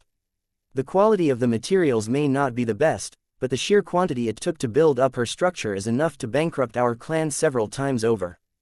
The requirements to build up a complete infrastructure for warships is much simpler than that of ace mechs. It is easy enough to obtain the resources and develop the right tech for them. Crewing the ships also isn't a problem. You just need to erect as many schools as needed to produce the graduates required to obtain trained naval engineers and naval officers. In contrast, no amount of investment is guaranteed to produce another ace pilot. There are too many variables that cannot be controlled. Vase turned and smirked at her. Really, that argument might work on anyone else, but I am different. His wife blinked and quickly recalled one of her husband's most important innovations. You may be right, but are you ready to unveil the new possibilities to the rest of humanity? Exactly. Gloriana huffed at him. Don't talk about changed paradigms if no one can actually benefit from them yet. For now, we live in a reality where the emergence of ace pilots is highly constrained. You can build hundreds if not thousands of warships with every ace mech. The amount of people it takes to crew the former may be 1,000,000 times higher than the latter, but you can train all of the spacers you want with a large enough population base. Personnel is no bottleneck at all. The only major restriction to building more warships is resources, but that can easily be solved by conquering more territories, which is exactly what the Big Two is doing in the new frontier. Vase looked back at the unfolding destruction of the xianxia. The alien battleship that used to cast an oppressive shadow over the Palace of Shame had been rendered completely impotent in the might of the flies that attacked her hull with impunity. The Jeddah Sandovar had already destroyed all 14 primary plasma cannons that could have overwhelmed their saint kingdoms through brute force. The hundreds of secondary and tertiary gun batteries were pretty much irrelevant. They were too slow and too weak to threaten the ace mechs. Many of them couldn't even angle their muzzles at a low enough angle to repel the ace mechs that had landed on the surface of the hull. Every ace mech tried to inflict as much damage as possible in their own ways. The Thunderer Mark II that had opted to remain in the rear truly showed its worth as a high-end engine of destruction. As the mech type that most closely matched a battleship on a conceptual level, the formidable heavy Gauss cannons of the ace heavy artillery mech was beginning to treat the xianxia as if she was a highly fortified space bulwark. Each salvo from the Thunderer Mark II that struck the exterior of the Orvan battleship did not produce any powerful impacts. Instead, the extreme penetration rounds largely phased right through the outer hull of the massive vessel and continued to pierce through dozens of compartments, bulkheads, delicate parts and even the bodies of alien crew members that just happened to be in the way. Though the rounds were eventually blocked by the armored citadel that protected the core of the alien battleship, they had managed to inflict serious damage to the internals of the vessel. This decreased the xianxia's ability to defend herself and escape her current predicament. In contrast, to the Thunderer Mark II, the Mars was a lot more hands-on in its quest to dismantle the massive battleship. Its Arceus system charged and fired a salvo of 9 resonance-empowered positron beams at the highest possible frequency onto anything that happened to be in front. In the meantime, the Mars had holstered its transphasic axe and transphasic shotgun and drew out the long and heavy mech saber that had been resting on its back. The whale-cutting saber had been designed for just these kinds of occasions. Patriarch Reginald became a lot more satisfied when he saw how much more damage he could do with each mighty swing of his heavy weapon. The saber cut through solid matter with much greater ease. Combined with its longer reach, this enabled the Mars to drill towards the center of the alien battleship a lot faster. Another ace mech managed to beat the Mars in this race, though. Compared to the ace hybrid mech that needed to make slow and heavy swings in order to go forward, the Royal Gem constantly moved forward at a slow but constant pace with every thrust of its spear. The ace spearman mech was practically in its element right now. Similar to the spearman mechs designed by Mr. Dulo Voikin, the Royal Gem just happened to excel at unleashing rapid stabbing attacks. When these attacks were all empowered by Saint Calisandra Bouget's powerful true resonance, each rapid stab struck like a directional explosion that caved in a lot of structural elements and deepened the tunnel by at least a dozen meters. Soon enough, the Royal Gem breached its way past the citadel and began to inflict serious damage onto the many systems that kept the alien battleship running. Other ace mechs were doing their own part to clean up the xianxia before any enemy reinforcements arrived. The embodiments of love and sacrifice opted to maintain a modest distance from the alien battleship in order to remain on guard against any surprises. In the meantime, the ace rifleman mech and the ace space knight leisurely destroyed the exterior modules of the powerful battleship. The fast and elusive Jeddah Sandovar that had earned great credit in opening up the battleship to destruction was currently zipping around. Once the crew of the xianxia started to evacuate, the Jeddah Sandovar ruthlessly hunted down every starfighter, shuttle or other craft that attempted to escape the battlefield or run back to the Palace of Shame.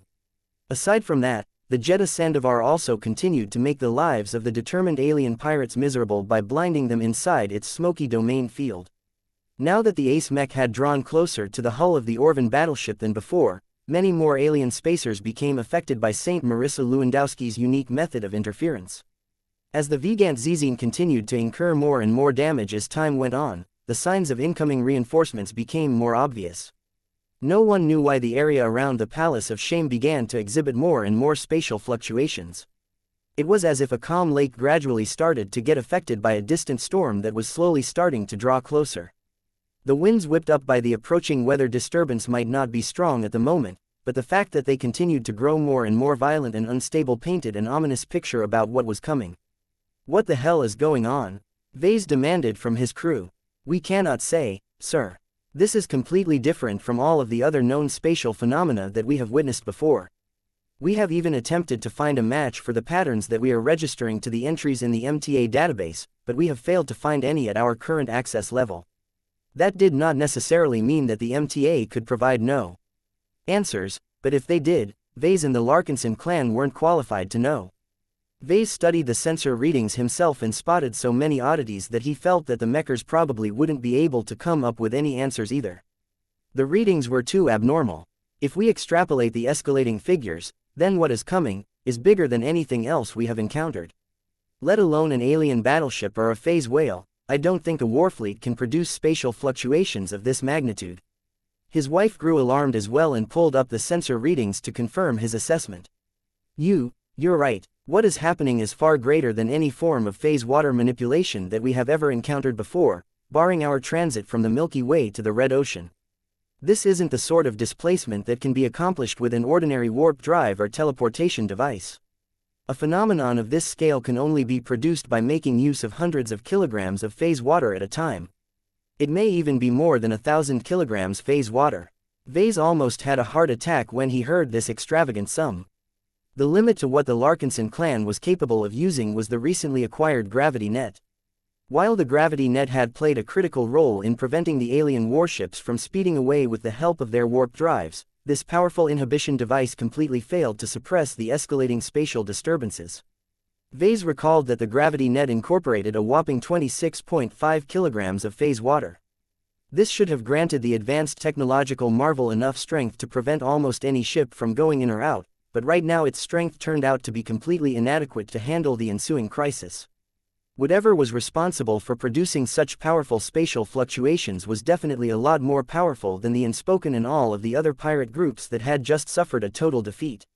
Many scientists and other specialists were doing their best to gather more information and come up with potential solutions. Eventually, a science officer made a bold and shocking hypothesis. "Our assumptions are wrong, sir." Vase immediately turned to the science officer that just spoke out. "Explain." Chapter 4460 Escalating Fears. While almost everyone else tasked with figuring out what was coming next assumed that something powerful was inbound, one individual came up with a completely different theory. Vase and many other people in the Bridge of the Spirit of Bentime turned their attention to the young but clever man that dared to make a counterintuitive claim. "We are all working on the idea that something powerful is about to arrive on the battlefield, sir." "I do not think that is the case. The Borean system is a star system that is engulfed by the powerful magnetic field activity of a neutron star." "What does that mean?" "It means that outsiders should not be able to accurately teleport to our location. Any attempt will either fail or misfire so badly that any incoming arrivals will go wildly off course." "Then what is your alternative theory?" "I think that the assumption that reinforcements are coming is wrong," the science officer claimed. "According to my analysis, it's the reverse. We are all about to get displaced. Wherever the spatial fluctuations have reached will soon be swept away from the Borean system and appear in a completely different location. In other words, we are about to get caught in a trap." "What?" Many more scientists and other geeks who possessed at least a passing familiarity on phase water technology and its various displacement applications began to analyze the data from a different angle. They no longer tried to assess whether a super phase whale or a small moon was about to drop in from afar. Instead, they utilized a different set of formulas and methods that worked the data in different fashions. They soon discovered that while they couldn't produce any precise answers, the data became a lot more decipherable by their altered approach. His hypothesis is likely correct. The ongoing phenomenon is likely produced by the lengthy activation process of an unknown but incredibly powerful spatial device. This object is currently drawing upon a huge amount of power to displace an incredibly large volume of space from the Borean system to a completely different location. More and more shock and alarm spread throughout the bridge and beyond as the scientists produced more and more indications and proof to support their latest assertion. Vase and many others started to grow incredibly afraid. Teleporting far away from the edge of the border between the Krakatoa Middle Zone and the Zelmer Upper Zone had never been on their agenda. The Golden Skull Alliance had already moved close enough to the active frontlines of the ongoing invasion. If they jumped a lot deeper in the wrong direction, they might emerge deep in the middle of alien territory with hardly any friendly human stronghold within their reach. What is the range and direction of this probable displacement? Vase demanded another answer. We cannot tell, sir. We do not possess enough of an understanding of phase water technology or the super device that is responsible for producing the spatial disturbances. Our best estimate is that this will not be a short-range displacement. It will likely bring us hundreds if not thousands of light years away. Getting teleported 100 or so light years away did not sound like a big deal. As long as the destination was not in the middle of a hidden alien stronghold, it shouldn't be too big of a deal for the human coalition to get back to familiar territories. It was different if they were about to get dragged over 1,000 light years away, especially if their new location was situated a lot closer to the center of the dwarf galaxy. Vase already started to recall all of the action dramas that he had watched in the past when he was a young kid. He never imagined that those stories about ships or fleets getting teleported deep into unknown or alien space would actually befall his expeditionary fleet. Just thinking about all of the deaths, tragedies, losses and trauma that took place over the course of all of those popular series sent a shudder through his spine. Not just him, but many other people did not look forward to getting stranded in deeply hostile territory either. Fix this, Vase, Gloriana screeched at him. You brought us into this mess. Now help us get out of it before the worst-case scenario happens. Their children had picked up everyone's distress. Though Aurelia and Andraste tried their best to put up a brave face as they had been taught by their mother, their younger brother was not as prepared. The escalating commotion around him had woken up from his nap. As fear, panic and distress continued to spread from the bridge operators, the young boy started to get overwhelmed by all of the negativity. Wah! He burst into tears yet again. His mother immediately pressed him deeper into her embrace. Hush now, baby, it's okay. I will always protect you. Don't be afraid. Be a brave boy, okay? Maybe it is best if you take him back to his room. Vase suggested. Our children no longer need to witness what will happen next. Can you bring them back to our grand stateroom? I want to stay. Andraste protested. I'm a big girl, now. Since I will be fighting against these aliens when I grow older, I don't want to miss what happens next. This isn't one of those silly cartoons. Daughter, Vase admonished his second child. Go back to your room with your mother. Your presence has become a distraction to us all. We can't take care of you if the situation becomes more dire. No, I don't want to. Aurelia, help me out here. You want to stay as well, right? The oldest sister among the children nodded. Please let us stay. Both of us will lead our clan in the future. It would be better if we can learn from you. Besides, you will be able to protect us, right? Her remarkably mature argument had an effect on her parents. Let Aurelia and Andraste stay. Gloriana said, if the two of them think they can handle this, then let them expand their horizons. They will have to learn how to lead our clan sooner or later. They may as well start early. She proceeded to stand up and carry a frightful and emotional Marvane out of the bridge. As soon as the blast doors slid shut and prevented anyone else from going in or out, Vase turned his attention back to the immediate crisis. How long will this go on? Vase asked as he waved his hand at the projection that displayed increasingly more concerning sensor readings. It doesn't appear that the displacement event will happen in the next minute. Will we be able to escape this phenomenon? No, sir. The range of this phenomenon is too large and wide. Perhaps our smallest and fastest starships may be able to get away in time, but the majority of our ships will not be able to escape in time. Even the ones with warp travel capability cannot get away because the magnitude of the spatial fluctuations is already making that impossible. Damn it, if we can't escape from this event, why not stop it, then? Have you identified where it originates from? Does it come from the Vegan Zizine? No, we have just confirmed that the probable super device that is responsible for producing the spatial fluctuations is likely rooted deep inside the Palace of Shame. Vase widened his eyes. How could he forget about the Palace of Shame? The large and intimidating asteroid base no longer attracted as much attention as before after its perceived threat level had dropped. The Thunderer Mark II had managed to wipe out most of the formidable anti-ship gun batteries installed on the surface.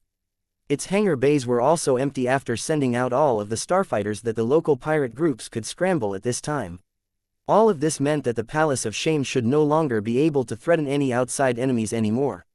The story would probably be different from any invaders that attempted to step foot inside the asteroid base, but that could easily be dealt with after the human coalition gained control over the surrounding space. What was happening at this moment completely defied everyone's expectations. They never thought that the secret treasure that had lured the Gemini family into organizing this joint operation turned out to be able to threaten their entire fleets at this junction. Vase narrowed his eyes. We need to attack the Palace of Shame and disable whatever is inside as soon as possible. Has the Gemini family said anything? The Geminis are still deliberating after we have supplied them with our findings. Wait, they have just transmitted a message. They agree with our assessment and have decided to switch to Plan X. Plan X was one of the contingency plans which assumed that the Palace of Shame posed an existential threat to the human coalition and needed to be handled in the most expedient manner possible. If the situation had deteriorated to the point where such extreme measures were needed, then no one should hold back on account of preserving whatever valuable treasures the aliens had hidden inside the mysterious asteroid base. Securing their survival was much more important than increasing their profit. Everyone recognized that it was impossible to enjoy any spoils if they died in the process. Vase turned grave. I don't know what is going on, but I doubt the aliens who are in control of the Palace of Shame will be charitable enough to do us a favor. We need to break open this asteroid base as soon as possible. Everyone moved quickly. The Eye of Ilvain along with other ranged mechs no longer paid much attention to the remnant pirate starfighters and warships that were still in the fight. Instead, they all began to open fire at the Palace of Shame, prioritizing any areas that were no longer covered by segmented energy shields. The amount of damage they could inflict on the asteroid base was massive, but the problem was that it was covered by so many reinforced alloy walls and other artificial structural elements that it became increasingly more difficult to drill to the center. Let us do the work. Compared to all of the regular mech forces, the Ace mechs were much more capable of drilling their way to the core of the alien asteroid base. As always, the Thunderer Mark II excelled in inflicting mass destruction. Though St. Gelmer Ossenring previously received instructions that prohibited him from dealing too much damage to the interior of the Palace of Shame, his latest orders played a different tune. The Ace mech's formidable artillery mechs pounded at the Palace of Shame and inflicted impacts and shockwaves that tore huge chunks of internal space apart. The Mars, the Infinite Gear and the Embodiment of Love utilized their own ranged weapons to follow up on the strikes of the Thunderer Mark II. The overwhelming firepower of 4 powerful Ace mechs resulted in a rapidly deepening hole. The tunnel ignored any existing internal layouts and drove straight towards the center of the enormous base. As the Ace mechs continued to open a way forward, the spatial fluctuations continued to rise in scope and power. Not only did the disturbances affect a larger area, but they also began to interfere with the performance of many different transphasic systems. Our gravity net is down. Any attempts to activate a warp drive will cause an explosion. Our Ace mechs are able to retain their original functionality, but their pilots are reporting that they need to exert increasingly more power to resist the adverse environment. Vase had the feeling that they were running out of time. If they didn't take action in the next minute or so, it may be too late for them to stop the event. Our Ace mechs have hit something. Everyone quickly turned their attention to the main feed which displayed what the Ace mechs had bumped into after drilling a hole to the center of the Palace of Shame. That's a spatial barrier. Wait, there is something underneath. It looks organic. As the hole continued to widen after the Ace mech launched follow-up attacks, it slowly dawned on everyone what had been hiding in the center of the Palace of Shame all along. That's a phase whale. Everyone's hearts skipped a beat when they realized the horrible truth that had been hiding under their noses all along. Though Vase initially accepted this shocking finding, he quickly grew suspicious when he sensed something disturbing about the creature buried inside the asteroid base. That's not a regular phase whale. A noble and intelligent creature like that wouldn't randomly hide inside a giant space rock called the Palace of Shame for no reason. I'm afraid this beast is something worse. We may have stumbled upon an outcast of the phase whale race. You mean, I think we have just drilled a hole in the cell of a rare but dangerous unclean whale. An unclean whale. Unlike regular phase whales who continuously augmented their enormous bodies by engaging in bioresearch, an unclean whale instead engaged in cannibalism to steal the augmentations of their own kind. They were the most feared and notorious criminals of the Red Ocean. Their danger level exceeded that of regular phase whales due to how violent and unscrupulous they behaved. Chapter 4461 Withholding information. The truth had finally come out after all of this time. Vase rapidly connected the dots in his mind. All of the scattered clues that previously seemed to bear little relation to each other finally fit into a picture that should have been so obvious in hindsight. The Palace of Shame never centered around the Orvans at all. It turned out that the phase whales were the ones who set all of this into motion. The original purpose for creating this asteroid base was not to build a retirement home for an exiled Orvan prince. Instead, the phase whales just wanted to toss away one of their own criminals who had committed the unforgivable sin of devouring his or her own kind. Why the phase whales refused to get rid of a hidden danger and execute the cannibal in the first place, Vase didn't know. What was important was that the phase whales in all of their wisdom not only decided to imprison their fallen whale, but do so in the periphery of the Red Ocean that was sufficiently far away from the center of the dwarf galaxy. That was probably how the Palace of Shame came to be. It was a prison that was solely designed to contain the disgraced subject for an indefinite period of time. This also explained the true purpose of the Orvans that were primarily responsible for maintaining order in the asteroid base. No wonder why their group is called the Unspoken. They have probably been contracted by the phase whales to act as the jailers who take care of the Palace of Shame and make sure that the only prisoner remains under control. The subject of unclean whales was a touchy subject among the phase whales. None of the members of the powerful race liked to publicize any information about the most deplorable members of their kind. Since it was apparently impossible for a phase whale to commit all of his time to watch over one of their own, the powerful race instead subcontracted this unpleasant duty to a group belonging to a different alien race. This was how the Unspoken not only watched over the prisoner for over 1,000 years, but also successfully kept everyone else in the dark. It would have been rather hard to explain why a bunch of Orvans hung out in such a remote asteroid base for multiple generations. Instead of trying to hide their presence completely, they instead pretended to be pirates. They even opened up the Palace of Shame to other occupants and lured in a large amount of pirates, smugglers and other lowlives to reinforce the impression that the entire place was nothing but a den of iniquity. Although there were numerous pieces of evidence that the Palace of Shame was more than a simple pirate stronghold since it was able to exist for so long, the secret was still safe for the most part. The phase whales even checked up on the state of the Palace of Shame from time to time. This was evidenced by the testimony of the 3 Orvan prisoners that Vase had interrogated. They all spoke about witnessing secret meetings between the Unspoken and a member of the powerful aquatic race. It turns out that there is no great pan-racial secret order after all. This is nothing but a boss inspecting a group of employees to make sure they are still diligent about performing their duties. Perhaps the charade was meant to persist for many more years, but the sudden arrival of humanity changed everything.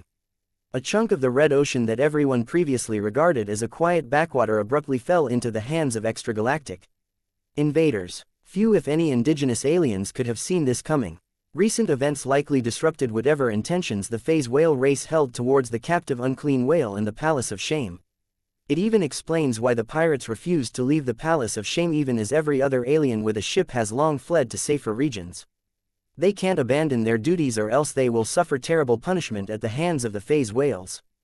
The Unspoken and all of the pirate groups that had inadvertently fallen into this obligatory duty had found themselves in an impossible situation. As humanity increasingly took control over all of the surrounding regions, the pressure for the pirates to leave became more and more unbearable. However, without receiving permission from their powerful but uncaring phase whale masters, they could not desert their current posts. Whatever hold the phase whales had over the pirates had forced even the most shameless and despicable pirates to stand their ground and defend the Palace of Shame to the death. This was the most unexplainable part about this mystery. Why didn't the pirates just run away? No matter how much the phase whales loomed over them, the most selfish among the pirates should probably have enough self-preservation instincts to flee from the humans rather than fight for a cause that likely didn't interest them in the slightest. Have the aliens been brainwashed or are they stuck here for another reason? Vase didn't have enough information to resolve this question, so he set it aside and focused on more important matters. One of them was how much the Gemini family actually knew about the Palace of Shame. When Vase recalled his past interactions with the Geminis and the intelligence he received about them, he began to grow a lot more suspicious. Now that he found out what the Palace of Shame was truly hiding, the behavior of the Gemini family made a lot more sense as well. If his suspicions were correct, the Geminis most definitely knew that the Palace of Shame was hiding either an unclean whale or a phase whale. They fooled us. The damn incestual bastards hoodwinked us all. Vase cursed. Their family-wide obsession about marrying their brothers and sisters to each other must have caused a few screws to get loose in their minds. How could these fools ever think it was a good idea to mess with the arrangements of the phase whales? Vase and the rest of the Golden Skull Alliance already had prior experience with that when they accidentally embarked on the Purgatory campaign. That instance largely ended up well, but only because the mythical phase whale that had originally created the pocket space was over 1,000,000 years dead. This situation was a lot different. Not only was the Palace of Shame set up a lot more recently, but there was also a living phase whale locked inside its belly. There was no ambiguity about whether the phase whale or unclean whale was still alive. Not only did the creature project an active spatial barrier to resist every attack launched by the ace mechs, but Vase could even spot motion underneath that signified that the massive alien creature was moving its body. As many different people were trying to figure out a way to solve this imminent crisis, Vase grew a lot more upset towards the people who were largely responsible for dragging him into this mess. He inputted a command and opened up a direct communication channel to the two leaders of the Gemini family. "What is the matter, Patriarch Larkinson?" Matriarch Senna Gemini impatiently asked. "You knew," Vase hissed. "Don't lie to me. You Geminis knew from the start that an unclean whale was imprisoned within the Palace of Shame. Did you ever think that we should have been warned about this in advance? How dare you withhold such crucial information from us all? You may have doomed us all with your selfish actions. That is uncalled for, Larkinson." Patriarch Kobold Gemini replied in a heated tone. "We admit that we had indications that a phase whale may have been hiding inside the Palace of Shame, but we do not have any solid proof in our hands. It is irresponsible for us to share hearsay and unreliable evidence with you. When our Gemini family initially made our case to you all, we solely stuck to the facts to make certain that you do not base your decisions on fantasies and mistaken assumptions. Don't play word games with me. You guys know exactly what you have been doing. Even if you weren't sure about the captive phase whale, you should have come up with plenty of guesses that the Palace of Shame is a lot more dangerous than a normal pirate base. Your deliberate refusal to share your reasonable suspicions towards us has left us all in the dark about the true risks of Operation Lighthouse. This is like inviting us to travel to a star system while conveniently leaving out the possibility that the star might be ready to go supernova. Calm down, Patriarch Larkinson. You can accuse us all you want, but this is not the time for recriminations." Matriarch Senna Gemini made a calming motion with her palm. "Let us address the more immediate threat first. Do you have any solution in your bag of tricks that can solve the phase whale that is disturbing the surrounding space?" Vase scowled and shook his head. "No, I wouldn't be so angry if that was the case. Doesn't your clan have a means of attack that can bypass any form of defense and directly deprive organic beings of life? Many of your mechs have just demonstrated this capability during an earlier phase of the battle." Vase grew a lot angrier when he heard those words. This is exactly why it was so important for the rest of us to know about the possibility of a hidden phase whale in advance. If I knew what was coming, I wouldn't have used up this trump card. As it is, all of the mech pilots who are capable of pulling off this specific battle formation attack have already exhausted themselves. They are all resting in order to recuperate their mental energies, but I can already tell you now that it will take at least half a day for them to regain enough vigor to pull off the same kind of attack. He actually fudged the truth a little bit in order to prevent any possible enemies from taking advantage of this detail, but the most important message was still true. The Larkinson clan and the Glory Seekers could no longer pull out another powerful death energy wave attack from their sleeves. That is not the only method that your clan possesses. Isn't one of your expert mechs launching energy beam attacks that is channeling a similar sort of power at this very moment? Vase briefly turned his head to glance at a projection showing the Blade Chaser Mark II. The glowing expert mech that was empowered by both Imon Ingvar and his sister Casella Ingvar was trying its utmost to boost the damage output of the Grey Lotus. Vase could even sense Helena doing her best to lend as much of her power to this effort as possible. With the support of the Daughter of Death, the first blessed weapon developed by Vase began to show its might. Again and again, the Blade Chaser Mark II fired one inconspicuous death energy beam after another.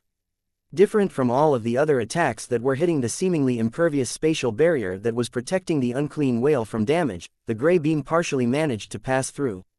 Not even the most penetrating attacks launched by ace mechs such as the Thunderer Mark II and the Mars could imitate this result. Yet whenever the death beams struck the massive, organic body of the unclean whale, they simply sank into the fatty flesh without evoking any further changes or reactions. The unclean whale was still merrily channeling an enormous spatial technique without any hint that it had come closer to death. Vase grew depressed when he saw this result. It isn't working, he told the leaders of the Gemini family.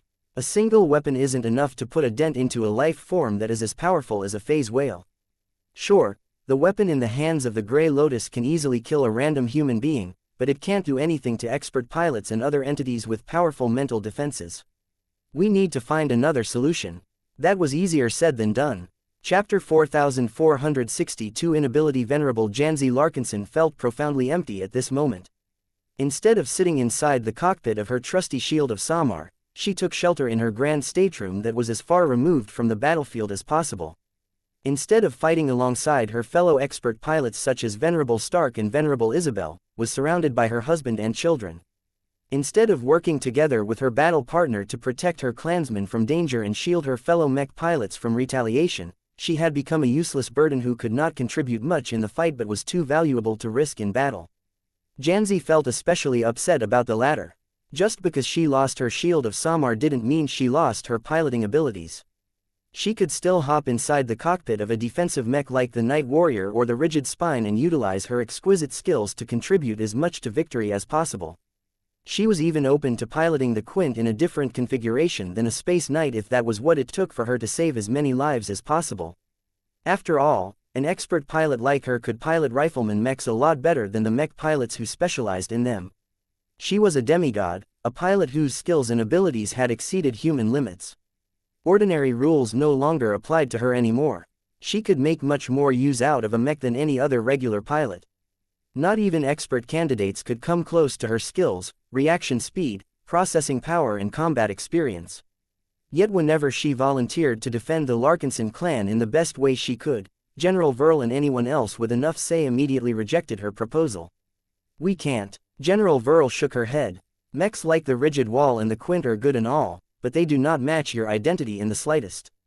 Just like how the Cross clan no longer dares to transport Patriarch Reginald Cross in a flimsy shuttle, it is the height of irresponsibility to allow you to venture into battle while piloting a mech that can be shot down at any time. I won't allow that to happen. You know how good I am. I won't allow myself to get caught by a fatal attack. Janzi insisted. You can't guarantee that, pilot. Look, we are about to do battle against a formidable alien pirate stronghold. Unlike the human mech forces that we are accustomed to fighting, the aliens are still stuck in the era where bigger is better. The pirates will deploy many warships against us whose guns are large and powerful enough to annihilate any mech upon a direct hit. So, other mech pilots do not have a problem with sorting into battle while they know they will have to fight against terrible warships. Why can't I do the same? Because you are not an average mech pilot.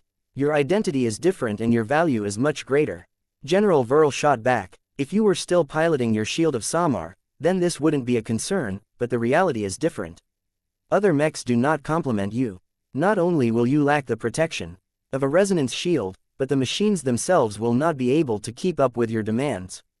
Your chances of dying are far greater than before, which is what our clan least wants to see. If you are determined to make a sacrifice, then at least make it meaningful. That pretty much blocked any further attempts to set foot on the battlefield. Janzi had no choice but to act like any other civilian and take shelter while watching other good Larkinsons fight in her stead. It made her feel profoundly helpless. The only reason why she hadn't gone crazy was because she was able to spend this tense and frustrating period with her husband and child. Mama, what is happening? Mercer Larkinson asked as he sat on his mother's lap. Janzi lifted her hand and gently stroked her boy's adorable head. Our forces have just found out that there is a powerful alien hiding within the asteroid base. All of our mechs are doing their best to finish it off before it can commit any further evil. It will be over, then. Yup, the bad guys will lose while our clan and our friends will win. Trust in our soldiers and heroes. They are doing their best to keep us all safe. Though she was easily able to fool her young and naive baby, her husband was not as convinced. Though the public feeds that their family had access to did not provide any clarification or details, it was difficult to hide the desperate actions of all of the ace mechs. The fact that they abandoned any further attempts to disable the Vigant Zizine and launched as many attacks towards the interior of the Palace of Shame said much about their current priorities. Adenau Pernus Larkinson, who sat next to Janzi, glanced towards his wife. The expert pilot without an expert mech silently shook her head as she conveyed her true feelings on the matter. Unlike ordinary people, she possessed a much better grasp of the flow of the battle. Her extraordinary senses and judgment allowed her to extract a lot of clues from the running feed.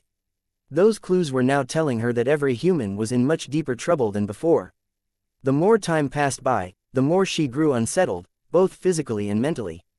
Her physical unease came from the faint spatial fluctuations that were coursing throughout the entire battlefield and beyond. The power of the captured unclean whale who had previously been imprisoned inside the Palace of Shame was considerable. It appeared that long-term captivity over a span of over 1,000 years only represented a brief nap to a member of the phase whale race. As the degenerated alien beast continued to build up a grand movement that would affect a huge chunk of space, even ordinary people such as Adenau and Mercer began to feel more nauseous due to the disturbances affecting their bodies. The young boy even burst into tears. "Mama, it hurts. It's okay, baby, your mother is here for you. Everything will be all right." Though Janzi tried her best to put up a brave face in front of her son, inwardly her frustration was mounting. She was tired of feeling helpless. She was tired of getting pushed to the side. She was tired of needing to wait for many months before she could pilot a real mech again. Her lack of agency in this situation was a form of torture to her. The transition from being one of the most powerful and influential combatants of the Larkinson clan to a harmless woman without a mech was too abrupt. She couldn't get used to returning to a life of indolence and anonymity. Janzi vowed to never end up in this situation again. Once she finally obtained the reborn shield of Samar that she had been promised with, she would never allow herself to get pushed back to the rear again. "The clan needs me," she whispered to herself. "Vase can't protect our people as well as I can. Only I have the ability to protect our family in these moments." Her conviction burned brighter than before. Despite being far away from any mech, her force of will grew stronger. She not only regained the strength that she had before, but also pushed her extraordinary willpower to the point where she was able to cover her husband and son with a weak domain. Their expressions eased. They were no longer affected by the spatial fluctuations because Janzi willed it so, simple as that. No demented phase whale was allowed to harm the objects of her protection. As Janzi continued to dream about getting back in the saddle again, Vase was not having a good time at the moment. Nothing much happened in the next dozen or so seconds. The only meaningful developments that took place was that the analysts confirmed much of his suspicions. The Palace of Shame had been built as a prison. They knew this now because the exposed inner structure was made out of materials that were especially good at dampening spatial phenomena and resisting a huge amount of physical force. If that wasn't enough, the giant prison chamber also featured numerous giant chains that previously restrained the only captive. Normally, these chains should have locked the alien beast in place and suppressed his potent spatial abilities, but when the ace mechs had breached the chamber, none of the chains were bound to the prisoners anymore. Upon their imminent defeat, we believe the Unspoken may have activated an emergency measure that freed the captive phase whale. It may have been an act of spite as well as a planned contingency measure. Since the humans were about to kill off the Orvans as well as the other alien pirates, the defeated party might as well go for broke and release a terrible monster as their ultimate form of vengeance. Since we know that those giant chains previously inhibited the unclean whale, can't we find a way to reattach them? Vase desperately asked. "We can't. Our mech will need to lift those chains and bring them to the body of the hostile subject, but this isn't possible as long as the latter keeps projecting a powerful spatial barrier." It all came down to the unclean whale's powerful defenses, which were even more absurd than the energy shields of the Vigant Zizine. While the battleship had to rely on multiple layers of weaker energy shields to protect herself from damage, the unclean whale only had to rely on a single, all-encompassing spatial barrier to completely resist the combined firepower of 7 ace mechs. This was a true first-class opponent.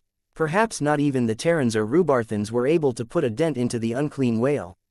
At least there was one piece of good news. Our collective attacks aren't getting through the defenses of the unclean whale, but they are at least slowing down the creature's progress. The attacks from our ace mechs and our other mechs are forcing the whale to put more effort into bolstering the spatial barrier. While that slowed the monstrous phase whale down, it did not prevent the powerful aquatic alien from continuing his or her original effort. "Has the Lara Foundation figured anything out?" Vase asked. "The Larers have lots of scientists and engineers on their payroll. Surely they know something, right?" A representative of the Lara Foundation sighed over the command channel. I am afraid that we cannot offer any major breakthroughs. We have many theories and we can offer you many possible explanations on what the alien whale is attempting to do, but none of them offer any helpful solutions. None of our suggestions matter as long as the source of our current problems can block any external manipulation with a spatial barrier.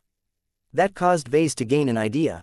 Can't we make use of the gravity net and other phase water tech to disturb the spatial barrier? We only need to grate a gap that is large enough for an ace mech to squeeze through. We have already thought of that, Patriarch Larkinson, but not even all of our phase water devices put together can overcome the power of the unclean whale. Our scanners have detected over 1,000 kilograms of phase water inside the creature's body. All of it is currently being leveraged. There is no conceivable possibility that our weaker measures can induce any changes. The difference in power is far too great. Damn it. Is there a way that you can figure out a clever way to utilize all of our phase water tech that might exploit a possible weakness and open up a gap in the spatial barrier? That is possible in theory, but it will take days, weeks or even months for us to present the inkling of a solution. We do not have the time to perform the necessary calculations. Time. It was all about time. The human coalition simply didn't have enough time to resolve this matter in a calm and rational manner. Just as Vase was about to resign himself to the inevitable outcome, his eyes suddenly widened. He just remembered that he had a way of buying a little more time for himself. He might even be able to obtain what he needed to resolve the current crisis. Vase closed his eyes and concentrated hard on an existence that he had long shoved to the back of his mind. Let me in, system. Chapter 4463 Buying Time. Vase experienced a complete change in environment as soon as he thought about entering the system space. The transition happened in an instant. In one moment, he was sitting inside the bridge of his flagship where all of the operators became increasingly more afraid of what was about to come. Panic, helplessness and resignation had spread among the surrounding clansmen as they saw that their vaunted ace mechs had become as useless as a budget mech in the face of an overwhelming enemy. The phase whales were often regarded as the singular most powerful race of the Red Ocean. Fortunately, the giant aquatic beasts had their flaws. Their modest ambitions and their low reproduction rate held them back. This gave a chance for the other indigenous alien races to rise up and carve their own place in the dwarf galaxy. The fact that the phase whales hadn't been able to dominate the Red Ocean didn't mean they were weak, though. It was undeniable that every single adult phase whale posed a terrible danger to humanity. Every pioneer, adventurer and colonist in the Red Ocean slowly became familiar with an increasingly more common rule. The rule stated that people should treat every phase whale as an existence on the same level as a medium-sized CFA battleship or an MTA ace mech. Sure, the weakest among the phase whales were considerably easier to deal with, but they tended to lay low for a long time until they upgraded themselves to a level where they could confidently roam through space. Most of the phase whales that pioneers encountered in the wild were already at least hundreds of years old, which was plenty of time for them to augment their bodies to a level where they could eat expert mechs for breakfast. Although Vase did not have a good idea of the strength of the unclean whale that had just broken free, the cannibalistic creature was doubtlessly on the upper end of his kind. An unclean whale is a proven killer of other phase whales. Not only that, but a cannibal whale mainly targets victims that have developed powerful bioaugments for themselves. None of these phase whales should be weak, so a competent unclean whale must possess considerable power to sustain this lifestyle. Though the unclean whale eventually suffered a defeat that eventually led to the creature's imprisonment, that did not mean the threat had diminished. A phase whale of any kind was still too strong of an opponent for most humans. Not even a coalition of 6 different pioneering groups had been able to shake the massive creature's spatial barrier. My overarching priority is to find a means to stop the unclean whale. Vase reminded himself. Although the transition from reality to the system space had been abrupt, the calm and peaceful environment granted him a much-needed break. Now that his mind wasn't running so hot anymore, he was able to think about the situation without the weight of an imminent deadline looming behind his back. The freedom to contemplate his situation at his own pace was exactly what he needed to regain his calm. The peaceful mountaintop environment of the system space also helped a lot in making him feel removed from the immediate crisis. It was tempting for him to forget about all of the problems that awaited him back in the Borean belt. However, the mech designer system wouldn't allow him to escape reality that easily. Vase had conducted an experiment in the past that tested the limits of how long he was able to remain inside the system space. After all, Since the system claimed that time spent inside its new illusionary space would not affect the time spent in reality, Vase thought he could effectively obtain more time for himself. There were many possible ways he could make use of all of the extra time in the system space. He could progress his design projects, either with the help of the workshop of creation or just by doing all of the work in his mind.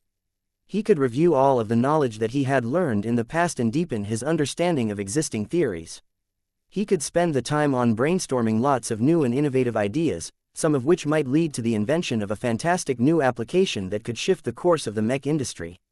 In short, there were so many ways a mech designer like Vase could make use of so much free time that he could accelerate his career progression by several times. Vase even suspected that this may have been one of the tricks that the polymath had employed to rush through the ranks as if she had boarded a rocket. Sadly, none of this was possible for him. He found that if he did not spend his ascension points, he would progressively experience greater and greater rejection from the system space. In his last attempt to force himself to stay, he managed to hold out for approximately 15 hours before the system booted him out of the illusionary mountaintop. Vase speculated that the system space had to consume a lot of energy or other resources to host his consciousness.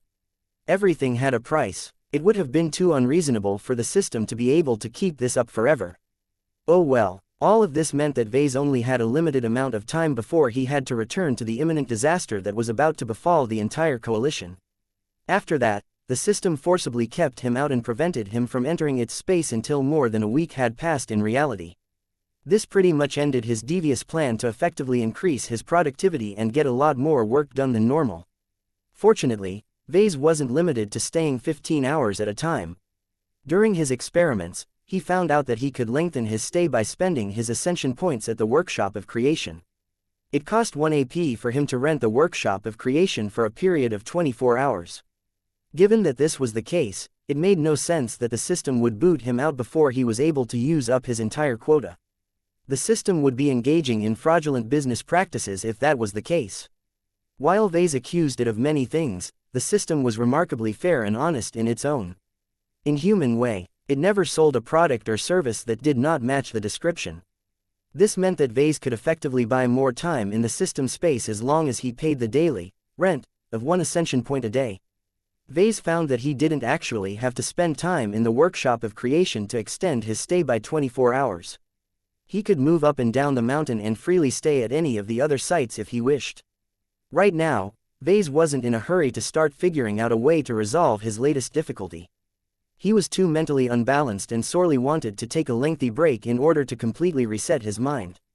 Only then would he be able to enter the right state of mind to tackle his problems with a rational and sober mindset. He did not immediately race towards the workshop of creation and spent 1 ascension point to obtain the right to make use of its facilities for 24 hours. He would be wasting the 15 hours that he could already get for free. Vase deliberately emptied his mind of any thoughts related to the dangerous situation around the Palace of Shame and began to stroll without any particular destination in mind. He became oblivious to the passage of time as he kept climbing up and down the mountain path. Sometimes, he took the paths that led him to the sites where he could exchange his AP for all kinds of useful goodies. He did not visit these places because he wanted to see whether he could use his AP to acquire what he needed to cobble up a solution. It was too early for that. Right now, he just wanted to cleanse his mind and bask in his isolation. Vase hardly noticed that his life had changed so much in the past years that he didn't enjoy any moments alone anymore. Every day, he woke up surrounded by his wife, his children and his bodyguards. Even if he decided to take a day off and laze around in his grand stateroom, he could not escape the social interactions that had become a fixture in his life. Whenever he performed his normal duties, he met and interacted with all kinds of people.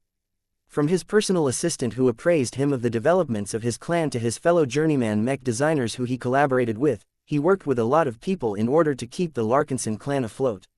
Vase never really thought about it over the years, but now that he finally took a moment to step away from the moment, he recognized how deeply he depended on his subordinates. People such as General Verl, Minister Sheddarin Pernus, Director Rania Woden, Director Calabast and many more played an indispensable role in managing the various branches of his increasingly more powerful clan. At the same time, all of those Larkinsons also depended on their patriarch to lead the clan to a greater height. Vase did not think he was being narcissistic when he thought that he was the only person in the clan that could truly propel his entire clan to the top of human society. As Vase continued to reflect on everything he had accomplished in the past few years, he felt increasingly more ambivalent about his role and what he had been doing as of late. A part of him wanted to concentrate entirely on designing mechs and progressing his design philosophy. He was a mech designer, so why should he waste so much time on other matters when they didn't bring him any closer to beating Gloriana to the rank of senior? Another part of him recognized the necessity of wielding power. If Vase didn't make the right decisions, then others would definitely make them in his stead. It would be fine if his deputies adopted the same ideas as him, but this was rarely the case. Who knew what people such as Chief Minister Novelon Pernus would do to his clan if he was able to make decisions with much less oversight than before? For better or worse, Vase could not leave the job of leading his clan to others.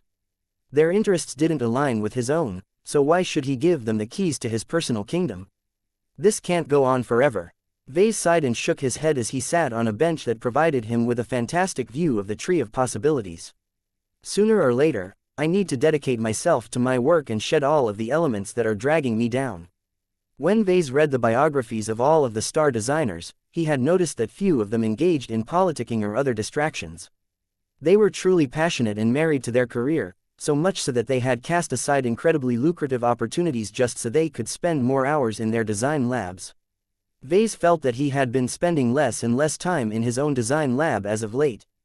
This was by necessity because his clan would most certainly go astray if he wasn't at the helm, but he could not let this situation go on forever. I need a successor who I can trust to take charge of my clan. Vase thought about Aurelia, who was literally born for this job. Gloriana certainly liked to think this was the case, but who said that their firstborn daughter was only suitable to lead the Larkinson clan? He wouldn't mind it if his ambitious daughter decided to take charge of another large and promising organization. Any of his children were also eligible in their own way. If Andraste became a mech pilot, then she might be able to lead the clan in the same style as Patriarch Reginald Cross. If Marvane became a mech designer in the same mold as his father, then he would be able to lead the Larkinson clan in the exact same way, thereby providing the greatest possible continuity. These weren't the only possible candidates that he could choose from. Though he and his wife had agreed to take a little break, Gloriana had never stopped reminding him that she eventually wanted to bear 3 more children in order to complete her collection. Chapter 4464. A sober problem-solving approach. Vase found it entertaining to speculate about the future of his clan. After all, there weren't many sources of entertainment around here. The system space had never been designed with leisure in mind. It was a solemn place that was primarily dedicated to facilitating his progression as a mech designer. If he wasn't making any meaningful progress towards becoming a star designer or completing his spiritual ascension, then there wasn't any reason for him to squat in this place longer than was necessary. Vase still had a few hours left before he had to pay his rent in order to stay any longer, so he still wasn't in a hurry to do anything productive. He continued to use his remaining free time on contemplating the life he had led and the decisions he had made up to this point. He found it liberating to be able to think about everything from a detached perspective with no one else passing judgment on him. Aside from the mech designer system itself, there was no one else who could exert pressure on him in this magical space. Neither his wife, Lucky, Calabast, or any of his design spirits such as Goldie could figure out what he was thinking and pass judgment on his ideas. It felt liberating for him to be able to spend his time on the notions that he had never dared to think for fear of causing an incident. For a small period of time, Vase indulged in the darkness that he had tried his best to repress in his mind. He thought about divorcing Gloriana. He tried to figure out what he could obtain from disassembling Lucky. He came up with radical spiritual augmentation ideas that might make his children a lot more powerful. He even thought about killing off all of his weaker and more flawed design spirits so that he could replace them with superior versions. Vase could calmly think about all of these ideas without his wife screeching in his ears or Goldie manifesting above his head before proceeding to bite him with her teeth. Still, as much as he found it fun to entertain all kinds of taboo ideas, there were good reasons why he never dared to think about them before. I should get on to business, he eventually told himself. He pushed all of his dark and inane ideas back into the depths of his mind where they belonged. Although he felt like he could benefit from taking a longer vacation than this, he didn't know how much ascension points he needed to fix his way out of the crisis that was awaiting him back in reality. Thanks to the system mission that he had recently completed, he was not short of ascension points. Contributing to the ace mech that eventually led to the death of Saint Jeremiah Gage had netted him a whopping 1,000 ascension points, which instantly transformed him from a pauper into a nouveau riche, at least as far as the system was concerned. I can do a lot with 1,000 AP. Vase briefly smirked, but that only lasted for a short while. I can also squander all of this wealth in an instant. Vase was all too well aware of how the more expensive offerings of the system could easily tempt him into squandering his hard-earned wealth. Just because he happened to earn 1,000 AP at once didn't mean that it would be easy to earn another windfall in the near future. The mission hall only presented him with a limited selection of missions that periodically refreshed with the passage of time. Most of the missions were frankly impossible or too impractical to complete for a journeyman like himself. In order to make sure that he was not missing out on another potentially lucky opportunity to earn another bag of ascension points, he moved to the mission hall and studied the current selection of offerings. Stairway to Ascension Mission. Stairway to Ascension Difficulty. S-Rank Prerequisites. Spirituality must be higher than 10.0. Description: the time has come for you to create a pathway to ascension that is accessible to the common man. Combine your knowledge, resources and ingenuity to create a physical or intangible stairway that can help the worthy evolve beyond their limits with each step they take. The stairway will only be considered complete if the final step can trigger an individual's promotion to a true god. Reward: 100,000 ascension points. Time limit: 100 years. Penalty for failure: permanent death of mind, body and soul. Quote. Vase quickly glanced at the other ridiculous or impractical missions before he immediately turned away and left the mission hall without a word. Seeing that there was no way for Vase to earn a lot of ascension points in the short term, he would have to make do with his current savings. I have 1033 ascension points left in my possession, so I can theoretically spend 1033 days in this system space before I need to go back to the reality that should still be frozen all of this time. There was no way that Vase would actually go through with a ridiculous plan. Sure, Vase could get a lot of work done in 2.83 years, but was it the best use of his ascension points? No matter how much time he spent on designing a new gadget that might allow him to break the unclean whale's defenses, he didn't have the time in reality to fabricate the object and put it to use. If he wanted to make better use of his stay in the system space, then he needed to invest his AP on more substantial benefits. Vase knew that the system was able to offer all kinds of powerful boosts that could reverse his situation. He just had to spend his limited budget of ascension points as wisely as possible. He created a new mental note and wrote down the points he needed to pay attention to in order to form a good plan. First, time is precious, but it is not the most valuable resource that the system can offer. I should only spend my AP on extending my stay in the system space if there is no better alternative. That said, I can't allow myself to get kicked out too soon. I should always maintain a modest reserve of AP in case I need a little more time than I previously thought. Second, I should spend as much of my AP as possible. There are circumstances where it's best to save them up, but there are also circumstances where holding back is the height of foolishness. Since my clan and I are currently confronting an unclean whale, an alien beast that is far more dangerous than a regular phase whale, I cannot afford to assume that the hostile creature will treat us kindly. Our mechs have already launched many powerful attacks towards the imprisoned whale. I doubt we will be able to receive a hug in return. Third, I should try and be as efficient as possible with my spending. No matter whether I use up my ascension points on tangible or intangible items, I should always seek to get the most while spending the least amount of money. It would be best if whatever I am spending my ascension points on is solely applicable to my current situation. Vase wrote down a few more points, but they all followed the same idea. His resources were limited and he needed to spend them as wisely as possible in order to maximize his rate of return. He made certain to reread his guidelines and also verified whether he was in the right state of mind to tackle the problem with a sober and rational mindset. This was not the time for him to get caught up in his passion and make all kinds of foolish and wasteful decisions in order to pursue a crazy idea. No, that's too risky. I need to keep my cool and approach this issue like a normal mech designer. By reducing the current matter to an engineering problem, he put himself in a specific mindset that reminded him of the times he conducted long-term research or resolved a particularly tricky design problem. He would have never adopted this mindset if he was in a hurry, but fortunately he had enough AP to spare for a lengthy stay. That reminds me, I should pay my rent for the day before it's too late. The system had already created a growing sense of rejection towards him. Though he was confident that he could stick around for a couple more hours, there was no sense in tempting fate. He dropped by the workshop of creation to pay the daily fee and felt a lot more at ease all of a sudden. Thank you, system. With that out of the way, he proceeded with the first step of his plan. I need to see what I can work with.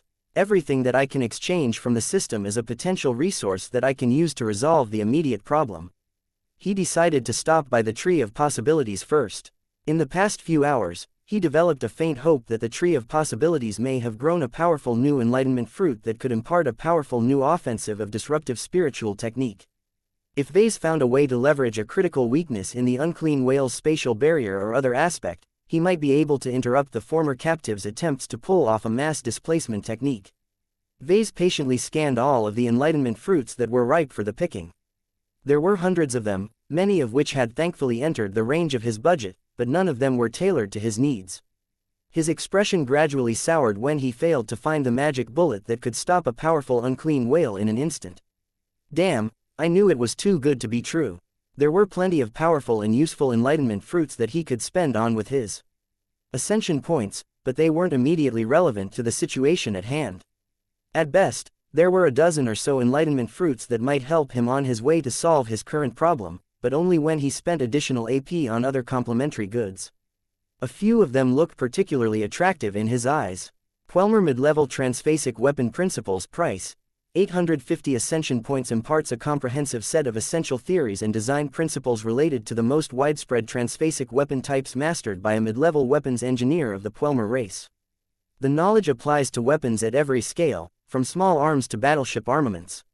Requirements: intelligence must be 2.5 or higher. Physics skill must be senior or higher.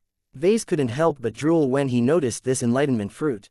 It was larger and heavier than the others, but he believed that it would definitely impart him with the knowledge he required to develop a superweapon that could give the unclean whale a hard time. He shook his head. It's too expensive. It was too much for his budget. If he spent 850 ascension points in an instant, then he had precious little left to spend on all of the sophisticated materials offered by the Divine Bazaar. All of the Quelmer weapon technology in existence would be able to make any difference if Vase lacked the materials to reproduce a weapon that was powerful enough to affect a phase whale. While it was difficult for Vase to figure out how much he needed to spend on materials, he cautiously assumed that he needed to reserve at least 400 ascension points on materials. If he was able to figure out a better plan, then he might be able to get away with spending a lot less, but for now he needed to make sure he would not screw himself over by going overboard with obtaining shiny new enlightenment fruits. Chapter 4465 Technophiles. To be honest, Vase couldn't leave the Quelmer Mid-Level Transphasic Weapon Principles enlightenment fruit behind. It was one of the most expensive enlightenment fruits hanging from the Tree of Possibilities.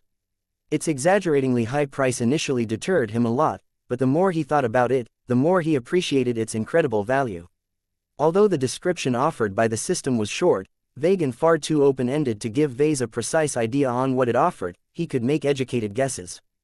Based on what he knew after studying the indigenous alien races of the Red Ocean, the Quelmers stood as the greatest source of technological innovation in the local galactic community. When the Quelmer race burst into the scene, the scrappy and combative ball-like aliens quickly showed their worth by all of the adaptations they made after fighting against new and foreign opponents. As preeminent technophiles, the Quelmers learned quickly and constantly intensified their efforts to develop stronger and better technologies, especially when they came under pressure. The Quelmers had no qualms about reverse engineering and assimilating foreign technology. These uncultured, empathetic sentients did not attach any special subjective feelings to certain kinds of tech. This was why the Quelmers often maintained tense relationships with many other races.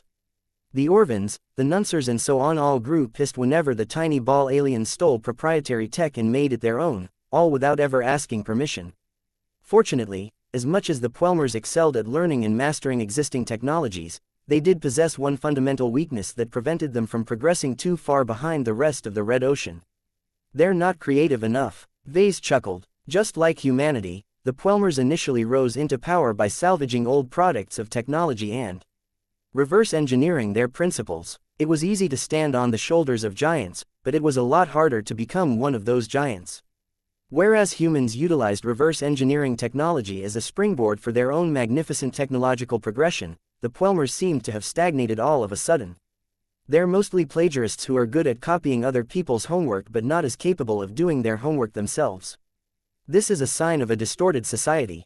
There was much about the Puelmer race and its society that looked distorted from his human perspective.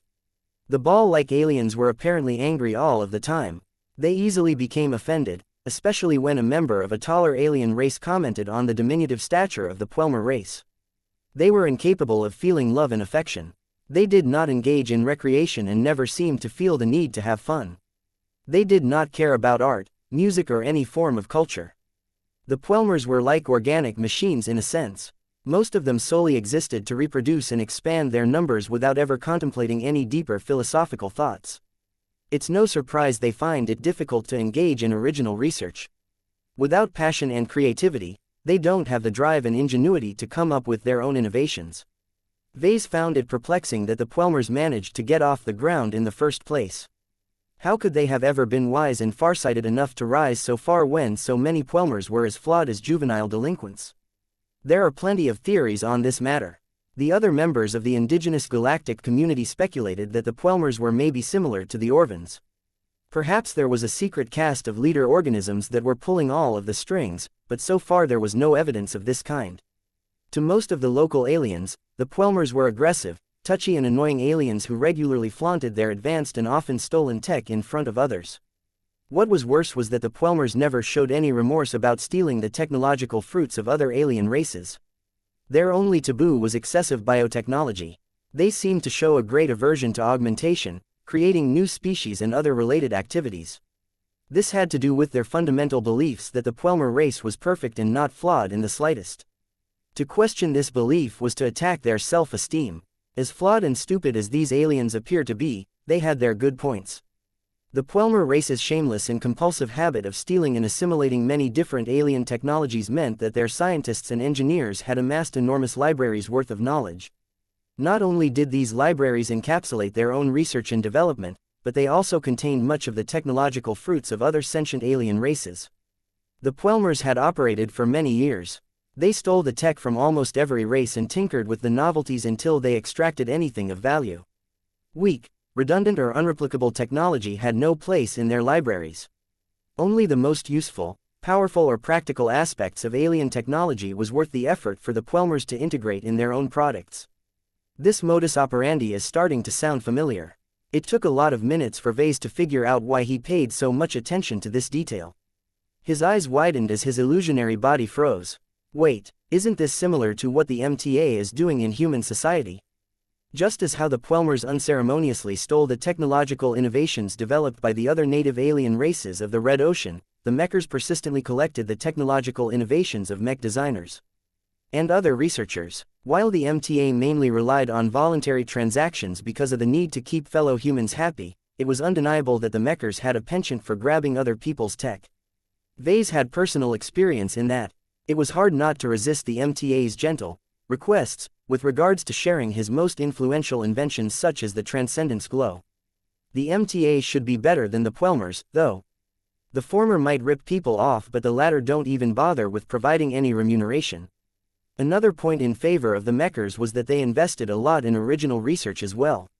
Competition from the CFA, the first-rate superstates and the alien races that were still lurking in the Milky Way constantly put a lot of pressure on the MTA.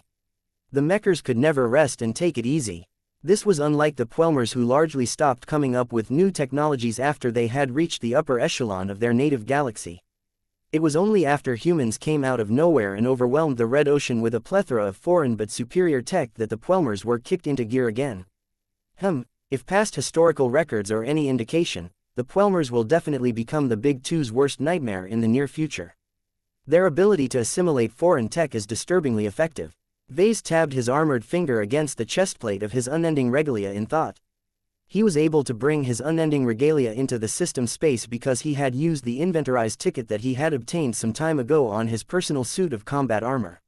He could have saved it up for another device. One of the candidates he had in mind was a compact space-faring shuttle that was just small enough to fall within the limits of the inventorized ticket. The reason why he decided against it was because such a shuttle did not fit in every situation, especially when he was indoors. In contrast, there were many situations where he could use his unending regalia. That wasn't the whole story, though. The truth was that Vase mainly chose to inventorize his unending regalia because it had been with him for numerous years. The heavy use of unending alloy had turned it into a living product that was exceptionally capable of storing and channeling his energies. After several years of intermittent use, it had become an extraordinary relic that had undergone a subtle transformation process that was similar to the willpower baptism phenomenon of powerful mech pilots. Perhaps the differences weren't too big at this time, but that would certainly change in a decade or a century later. The unending regalia in its current form was not worthwhile for him to inventorize, but the good thing about technological products was that they could constantly change. As long as Vase continued to take care of his trusty suit of combat armor, his unending regalia would eventually become so powerful that he would thank himself for making it available to him at all times. In any case, one of the quirks about the inventorize ability was that he could, physically, send it to the system space where he could store it, wear it, or even work on it with the help of the workshop of creation. How much can I upgrade my unending regalia once I have mastered Quelmer technology? By a lot, he supposed. An enlightenment fruit that was worth 850 ascension points definitely encompassed a huge quantity of technological know-how. Since the Quelmer race was the Red Ocean's version of the MTA more or less, mastering a portion of Quelmer technology essentially translated to understanding a small but incredibly powerful slice of the best of what the new frontier had to offer. What Vase especially paid attention to was that most of the major alien races were almost just as technologically advanced as first-rate states. Even though Quelmer technology was still inferior to the best of human technology, it was still far more advanced than what he had mastered up to this point. I am primarily a second-class mech designer. The reason why I can't design first-class mech is because I haven't learned nearly enough variations of high technology to get started.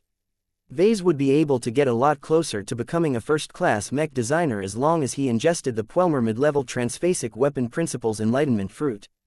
Even if alien tech was still a lot different from human technology, Vase was confident that he could fully convert all of the alien standards, principles and theories into human equivalents over time.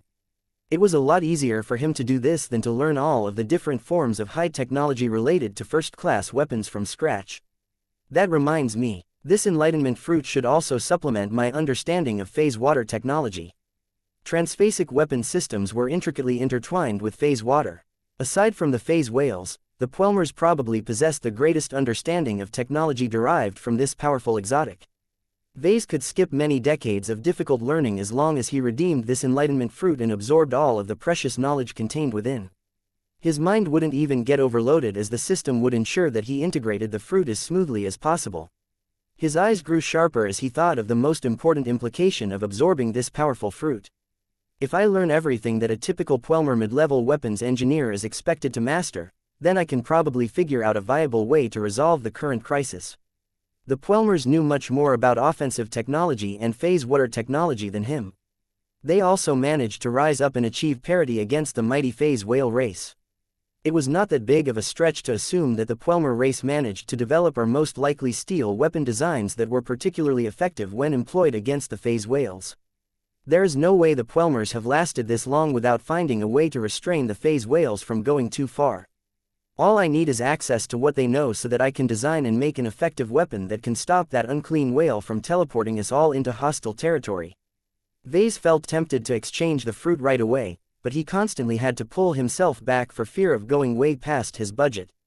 If he spent 850 AP in one go, how could he have anything left to obtain vital resources and rent enough days in the workshop of creation to produce an effective weapon? The fact of the matter was that he simply didn't have enough ascension points to obtain everything on his wish list. This frustrated him to no end. A compelling source of hope was dangling right in front of him, but he didn't dare to pluck this extravagant fruit for fear of running out of resources and time. Wait, if I don't have enough ascension points, is it possible for me to earn more, preferably during my current stay in the system space? That was an interesting idea. Chapter 4466 Getting started in a new field. Vase currently had 1032 ascension points at his disposal. This was a considerable sum of wealth. It was far from being able to buy everything that the system had to offer, but it still opened up a lot of attractive options. He could acquire a lot of different enlightenment fruits and stuff his head with lots of useful knowledge if he wished. He could spend much of it to acquire both ready-made products and raw materials in the Divine Bazaar. If he was feeling lucky, he could even splurge his AP at the Wishing Fountain. It only took 5 ascension points for Vase to redeem a golden lottery ticket. If he bought 100 of them at once, he would gain a lot of random prizes. Vase had no doubt that the majority of those golden lottery tickets would return little of value, but even junk still had value in his eyes. He could amass a large quantity of bulk materials which he could use as the basis of a large anti-phase whale weapon. He could also gain much more from the golden lottery tickets as they occasionally produced a much better prize. The only reason why Vase was reluctant to proceed with this course of action was because the results were way too random in his opinion. He did not want to rely on games of chance to save his life from the wrath of a powerful unclean whale. Maybe Jovi is more comfortable with choosing this course of action, but I don't have his ability to manipulate the probabilities in my favor. Vase muttered under his breath. He shook his head. He decisively ruled out this unreliable plan. The offerings of the Divine Bazaar and the Tree of Possibilities are a lot more expensive, but at least there is no ambiguity about what I can get for ascension points. It was an interesting dichotomy. The Wishing Fountain promised great rewards but at considerable risk. The Divine Bazaar and the Tree of Possibilities offered much less value for money, but the risks were pretty much minimal. If Vase didn't have an angry and hostile unclean whale looming over his head, he would have been more open to the idea of spending his AP like he was trying to have a good time in a casino. As it was, Vase could never forgive himself if he blew his only shot of saving himself, his wife, his children, his clansmen and his closest allies from getting affected by a preventable disaster. If I go down this path, then I need to milk as much AP out of the mission hall as possible. Since the missions offered by the system at this time played a crucial role to his new but ambitious plan, he briskly walked back to the mission hall and studied all of his available options. According to the rules, the mission hall was only capable of presenting 12 missions at a time. Vase had no idea how the system determined their parameters, but they were probably randomized in a way that partially took his current needs and capabilities into account. While that was nice, there were plenty of reasons why he was less than pleased with this arrangement.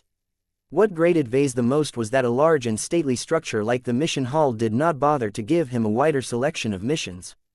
Come on, system, there is room for thousands of missions in this place. Can't you give me a bit more leeway? Naturally, the Mech designer system did not deign to respond to his complaints. Vase understood the logic of limiting the amount of missions. It would have been far too easy for him to farm lots of ascension points by cherry-picking the easiest and most practical missions. He figured that the system wanted to limit exactly what he was planning to do at this moment. His hopes of exploiting its rules were dashed. He concocted a wild scheme where he could exit the system space as a completely new man. This was because he could theoretically spend a decade, a century or even a millennia on upgrading himself inside the system space as long as he had the ascension points to spare. The best part about this was that the outside reality would still be frozen from his perspective. This meant that he could get back to his actual life but at a much higher level than before. Unfortunately, he would not be able to keep this up for long. As far as he was aware, the mission hall only refreshed its available missions after a lot of time had passed in reality. This meant that he could not fool around in the system space and wait for the mission hall to refresh its current selection with a fresh batch of mission. I'll run out of ways to earn AP really soon once I have exhausted all of the viable missions available in this round. Vase did not hope for anything extravagant. He would be happy as long as he was able to earn at least 500 additional ascension points. He figured that was enough for him to purchase the Puelmer mid-level transphasic weapon principles enlightenment fruit while leaving enough of a buffer to buy enough time and resources to make effective use of what he had learned. Let's see what I can do here. Alien Relic Hunt Mission. Alien Relic Hunt Difficulty. C rank description. The Red Ocean Dwarf Galaxy is occupied by many alien races. Many of their relics and constructs hold considerable cultural and scientific value to the human race. Retrieve 15 different items of alien origin from where they have been left by their former alien owners. These alien relics must be of significant value to humanity in order to quality. You will earn a higher valuation if you have obtained more items or sought out relics of greater value. Reward: 40 ascension points. Time limit: 2 years. Penalty for failure: lower your intelligence by 0.1. The Alien Relic Hunt mission sounded like an easy way to bag 40 ascension points. Planets occupied by indigenous alien societies were everywhere in the Red Ocean. The problem was traveling to one that hadn't been taken care of by other human pioneers. Still, Vase believed that it shouldn't be too difficult for him to seek out several existing or abandoned alien settlements and raid whatever junk the former occupants had left behind. It was a pity that the only way for him to complete this mission was to actually exit the system space and proceed with his Trailblazer expedition. That is not really helpful to me at this moment, Vase sardonically said to himself. There were several other missions that required him to spend a lot of time and effort in real space, so that immediately made them irrelevant to his current situation. He needed to accept missions that he could complete entirely inside the system space. Introduction to Biomech Design Mission. Introduction to Biomech Design Difficulty. B rank description. A rounded and versatile mech designer must work beyond the familiar patterns of mechs. A mech designer that only possesses experience in designing conventional mechs can get stuck in narrow and incomplete paradigms, making it difficult to embrace new theories. Getting started on biomech design is a good way for certain mech designers to expand their horizons and increase their versatility. Design one viable second-class biomech.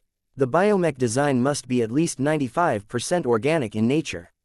The higher the performance parameters of the biomech, the more ascension points awarded for completing this mission. Rewards: up to 250 ascension points. Time limit: 1 year. Penalty for failure: lower your intelligence by 0.1 inches. This is a good one, Vase muttered. Introduction to biomech design only required him to deliver a design, not a real and functional product. He did not have to spend hundreds of ascension points on acquiring lots of materials needed to grow a biomech.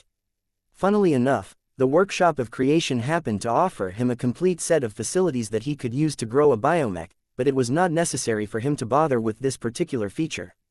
The only limiting factor to completing this mission is that I don't actually know how to design a biomech from beginning to end. Oh, he learned a couple of lessons over the years.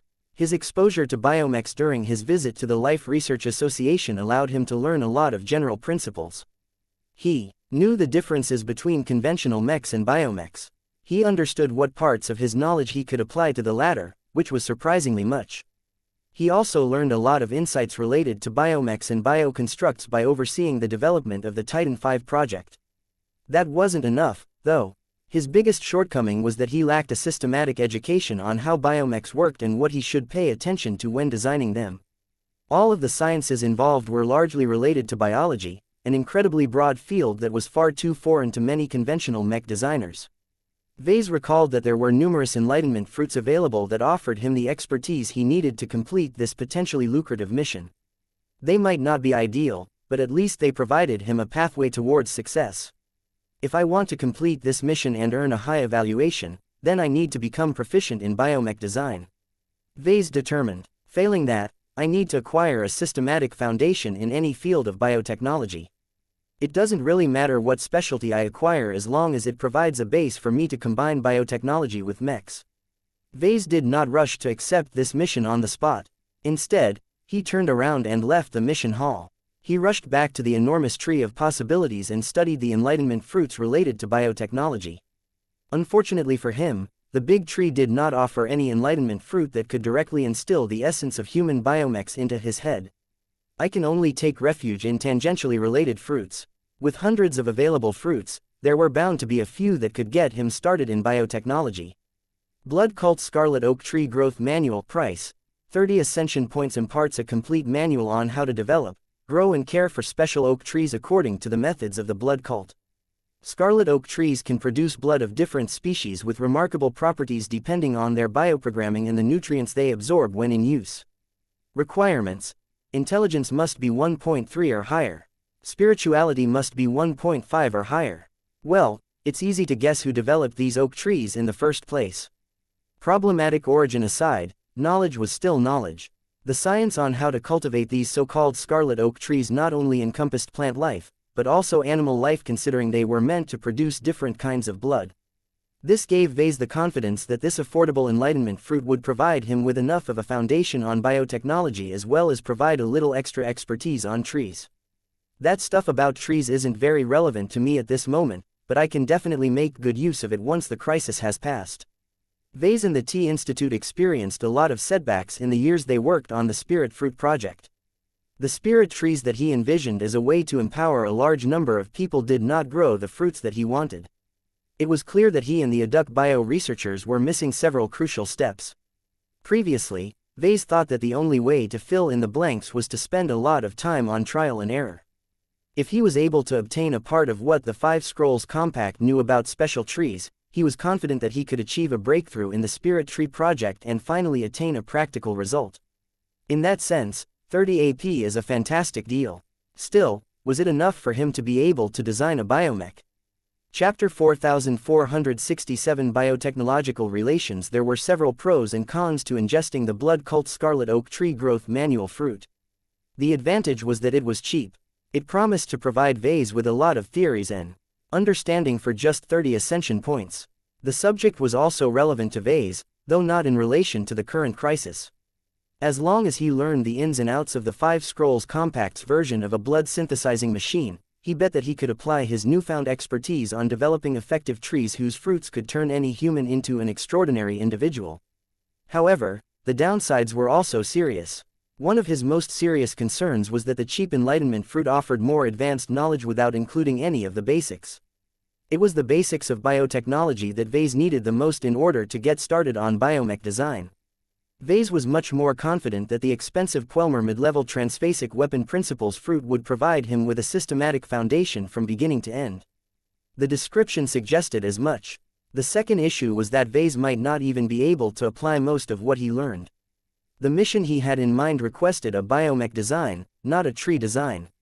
If the blood cult scarlet oak tree growth manual ended up filling his mind with little else than science related to trees and plant cells, then he could probably do little but design a biomech in the form of a living tree. Vase winced at the picture produced by his imagination. It might be sturdy in a sense, but its abysmal mobility and reaction speed would definitely result in a low evaluation. He needed to design a powerful biomech in order to earn a high enough score. Presenting a biomech design with fatal flaws certainly wouldn't impress the mech designer system. Well, it might not be as big of a deal as I thought. As long as I learn enough knowledge to call myself a biotech researcher, if only barely, I can quickly get started on biomechs by quickly studying the essential theories that go into the specifics of their design. The jump from a conventional mech designer to a biomech designer was too big. The jump from a biotech researcher to a biomech designer was not as intimidating. Biomech design was often treated as a specialized branch of biotechnology to begin with. If he developed a good foundation in the latter, it should only take him a short time to understand the quirks that made organic mechs possible. Since Vase was already highly competent in designing conventional mechs, he did not have to learn the necessities related to mechs in general. He already had that covered. Although it was still necessary for him to study the essential theories related to biomechs, Vase did not have to worry about lacking the necessary learning resources. Even if there isn't any useful enlightenment fruit available, I can still draw on the database that I have integrated in my unending regalia. When Vase developed the unending regalia, he had made sure to stuff it with lots of information in case he lost access to the galactic net. He had even upgraded the memory banks of his combat armor over time, allowing him to store all kinds of relevant books and articles. He not only included a comprehensive encyclopedia about everything, but also made sure to put in all of the textbooks and academic literature that was relevant to his profession. Vase waved his hand and projected an interface that allowed him to explore the comprehensive library that he had put inside his unending regalia. I never thought I would be grateful to myself for stuffing all of the textbooks related to biomechs in my combat armor. He had access to an extensive selection of textbooks. Many of them originated from the Friday Coalition, the Hexadric Hegemony and the Life Research Association. Although the collection was hardly complete enough for his liking, they at least covered all of the basics as well as a decent selection of more advanced topics. Learning all of it through self-study from scratch would definitely take years despite his current capabilities. I can't afford to waste hundreds of ascension points on this. He needed to make sure that the enlightenment fruit that he was willing to absorb would give him the foundation he needed. Maybe this is not the best option for me at the moment. He needed to address his immediate priorities rather than his long-term aspirations. All of his hopes about developing effective spirit trees and spirit fruits could wait for later. Vase shifted his attention to an alternative that might have what he needed. Yarman Basic Organic Starhome Design Principles Price, 50 Ascension Points imparts a comprehensive set of essential theories and design principles related to design of the extinct Yarman race's organic star homes at the level of a junior ship designer. The Yarmans were native to the Red Ocean but lost their home planet over the course of their history. They have become a nomadic species that have taken to living inside enormous, multifunctional bioships that the Yarmans treat as mobile homes rather than ships. Yarman organic star homes are not equipped with warp drives and can only traverse interstellar space at sublight speeds. Requirements: intelligence must be 2.0 or higher. This was a much bigger package. Even if the fruit only offered him knowledge that a relatively low-ranking shipwright was able to learn, that still provided him with a huge variety of expertise related to biotechnology. The bioengineering of enormous organic starships likely touched upon a broad range of knowledge, with a high assurance of including all of the basics that Vase sought. If Vase was able to design one of these so-called stars' homes, then he should definitely be able to design a small and simple biomech. There were a few problematic elements, though. The biggest issue is that I have no idea how easily I can combine all of this alien tech with human biomechs. Reconciling Yarman tech with human tech might be a lot more troublesome than he hoped. If that was the case, he would have to waste a lot of time and by extension ascension points on getting ready to design actual biomechs. Well, who says I need to go through all of that effort? Vase suddenly thought, why can't I stick to alien tech as a base and go from there? A biomech is a biomech no matter its underlying design principles. I just need to make sure its performance is good enough. Vase had another concern. From what he could tell from the description, the Yarman race did not come across as a powerful or advanced alien race. The fact that they managed to become a spacefaring race only to traverse the void in organic versions of generation ships sounded archaic to Vase. These Yarmans obviously hadn't come into contact with the greater community of the Red Ocean. They would have been able to equip their bioships with serviceable warp drives if that was the case. The knowledge imparted by the Yarman basic organic starhome design principles fruit may not be sophisticated enough for his purposes. Damn, this is far from a perfect solution. Vase believed that the system valued it correctly at 50 ascension points, but he was afraid that much of it was based on a lot of irrelevant nonsense about outdated organic ship systems that had no place in a biomech. What about the next one, then? Nunzer Basic Infantry Bioaugmentation Collection. Price: 75 ascension points. Imparts a collection of comprehensive theories, methods and manuals related to the augmentation of able-bodied Nunzer individuals. The Nunsers have a long tradition of infantry combat and have developed a great interest in strengthening their own bodies. The collection encompasses a broad set of augmentation plans at the basic infantry level. Requirements: intelligence must be 1.8 or higher. This sounded a lot more promising. It was the closest to biomech design among the Enlightenment fruits he could find. Compared to the previous two fruits, this one was a lot more expensive. Vase found it difficult to imagine that he would be able to earn a significant profit if he used this as his starter. I not only have to spend 75 ascension points up front, but also a lot of AP on buying additional time. I not only need to adapt what I have learned, but I also have to design the damn biomech. If he spent more than 75 days on this endeavor, then he would essentially give up on earning any profit. He might even end up with less ascension points in his reserves than he started with. That was not exactly ideal even if he had become a qualified biomech designer in the process. However, out of all of the options, Vase was the most hopeful about this fruit. It directly concerned the application of biotechnology in combat. Not only that, but any knowledge related to the Nunzer race was bound to be sophisticated even if the tech mainly dealt with alien grunts. From what Vase knew about the Nunsers, the herbivorous aliens were anything but peaceful and fuzzy. They possessed weird behavior quirks due to being a part of a highly communal race. If the Larkinsons already valued family to a high degree, then the Nunsers went absolutely nuts about protecting their own kind. However, just because the Nunsers intensely protected their own people against foreign alien races didn't mean that they all lived in harmony. The Nunsers engaged in a lot of duels and ritual fighting. They mostly fought about mating rings, status or the plain old motive of asserting dominance. Whatever the case, the Nunsers weren't shy about upgrading their formidable buddies so that they could stand a better chance at defeating their opponent in the dueling arena or the battlefield. In any case, seeing how passionate the Nunsers were about fighting with their augmented bodies, this Enlightenment fruit definitely had to be good. It didn't matter if the Nunzer biotech augmentations weren't designed with biomechs in mind. He merely had to scale up his work and make sure to learn whatever else he needed to design a viable biomech. Vase only worried that he was at risk of putting all of this effort without earning much in return. The price is a bit too high. I can't really justify this purchase no matter how much I want to know how the nuncers get so jacked. That left him with two viable choices. After a moment, he signed and decided to take a gamble despite vowing not to do so earlier. My goal is to earn a handsome profit. Vase reiterated to himself. 30 ascension points for the blood cult Scarlet Oak Tree Growth Manual fruit is probably a bargain. It's human tech for the most part, so I won't have to pay too much rent to adapt the knowledge. I only need to spend a relatively short amount of time on learning biomech specific details before I can quickly devote myself to designing a biomech.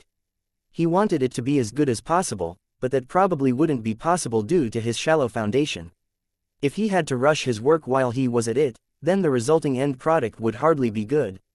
I should just treat this as a design contest if that's the case. It had been a while since he had last designed a competition mech. He needed to focus solely on maximizing performance and could not afford to think too much about optimization, bug fixing and other faults. Can I design a biomech in 30 days if I assimilate Blood Cult Scarlet Oak Tree Growth Manual? That sounded like a horrible rush job, but Vase didn't have much of a choice. It should still be possible for him to design a serviceable biomech within a month, but he would have to take special measures in order to maximize his productivity. Am I going to do this? If he played his cards right, he might end up with 150 more ascension points than before. Chapter 4468 Vase the biotech researcher. After considering the 3 biotech-related enlightenment fruits, Vase eventually chose to take a risk. The mission is about designing a good biomech in my first attempt. From the way it is set up, I can earn more AP if I deliver a better product, but it will be difficult for me to gain a high evaluation from my very first try. If I can only get a passing grade at best, then I should make sure I don't commit too many ascension points to this venture. It's not worthwhile to go through all of this effort only to net a dozen AP in the end. Vase had to remind himself that the calm and tranquility of the system space was but a false illusion. A sword of Damocles that was already in motion awaited him back in reality. As soon as he exited this illusionary space, he would immediately have to bring out a solution that could stop the falling sword from chopping through his neck. I can't allow myself to forget about the gravity of the situation back in reality. Earning more AP doesn't necessarily guarantee a way out for me, but having more spending power at my disposal will definitely raise my chances of success. 1,000 ascension points wasn't enough for him to gain confidence in a solution. He would feel a lot better about his situation if he had at least 1,500 ascension points at his disposal, but it would be even better if he could accumulate 2,000 ascension points. Let's start small and see how I should go from here. Vase decided. Just before he bought the enlightenment fruit, he hesitated for a moment. He did not forget about his earlier resolve to maintain his distance from biotechnology. A part of him thought that branching out into biomechs would enrich his work all that much. He was already doing more than fine with conventional mechs. Messing too much with organic mechs might distort his design philosophy if he became too obsessed with this latest distraction. Another part of him was afraid of what he might create. His work always produced weird interactions with organic constructs. Vase only had to look at the Titan V project to see that making biomechs alive might not always be the best idea. Although his conventional living mechs were able to gain a certain degree of autonomy over their own mechanical frames, they were much more limited in the end. Conventional mechs were deliberately designed to function with human controllers at their core. It took a considerable amount of changes to convert them into autonomous battle bots. The same couldn't be said for biomechs. From what he understood, they were designed and grown into complete organic life forms. They even possessed their own brains, because the biomachine simply couldn't function without an organic control interface that precisely regulated all of the complicated biological processes. There was no other way to sustain and control such a complicated living system. From his work with the Titan V project, Vase found out that even if everyone tried their best to limit and neuter its autonomy and control, the living personality would find a way to twist the biology and gain control somehow. If the side effects of an organic mounted wargear loadout are already this bad, how much worse will it be if I design an actual living biomech? The possible outcomes were so terrifying that even his intuition felt the need to give him a warning. He needed to be exceedingly careful about what kind of biomech he brought to life in the future. Vase eventually shook his head. This shouldn't be a reason for me to reject this course of action. He acknowledged the dangers, but contextualized it as a discipline problem. He already had a good idea on why the Titan V project's living personality turned into such a feral monster. I can learn from my mistakes. As long as he clamped down on his impulses and strictly limited his work to basic and proven implementations, his biomechs shouldn't turn into monsters like his Titan V project. He no longer hesitated and plucked his chosen enlightenment fruit. Blood Cult Scarlet Oak Tree Growth Manual. Price: 30 Ascension Points. Imparts a complete manual on how to develop, grow and care for special oak trees according to the methods of the blood cult. Scarlet oak trees can produce blood of different species with remarkable properties depending on their bioprogramming and the nutrients they absorb when in use. Requirements: intelligence must be 1.3 or higher. Spirituality must be 1.5 or higher. In the end, he went for the most cost-effective choice. The Blood Cult Scarlet Oak Tree Growth Manual Enlightenment Fruit was too much of a bargain in his eyes. It offered both short-term and long-term benefits. Though the Enlightenment Fruit undoubtedly had ties to the dreaded Five Scrolls Compact, at least it was still based on human knowledge. The other two Enlightenment Fruits brought their own benefits, but Vase was afraid that he would need to spend too much time and effort on reconciling alien and human technology. Let's hope this Enlightenment Fruit doesn't go too deep into wacky mysticism. Vase ate the fruit in an instant after sitting down at a nearby bench. As usual, the bites soon dissolved into energy and began to rush towards his brain as if it was a powerful stimulant. Vase closed his eyes and did his best to absorb the influx of knowledge. It was easier than last time. The quantity of knowledge was not as great as the previous two fruits he had eaten, but it was not barebones either.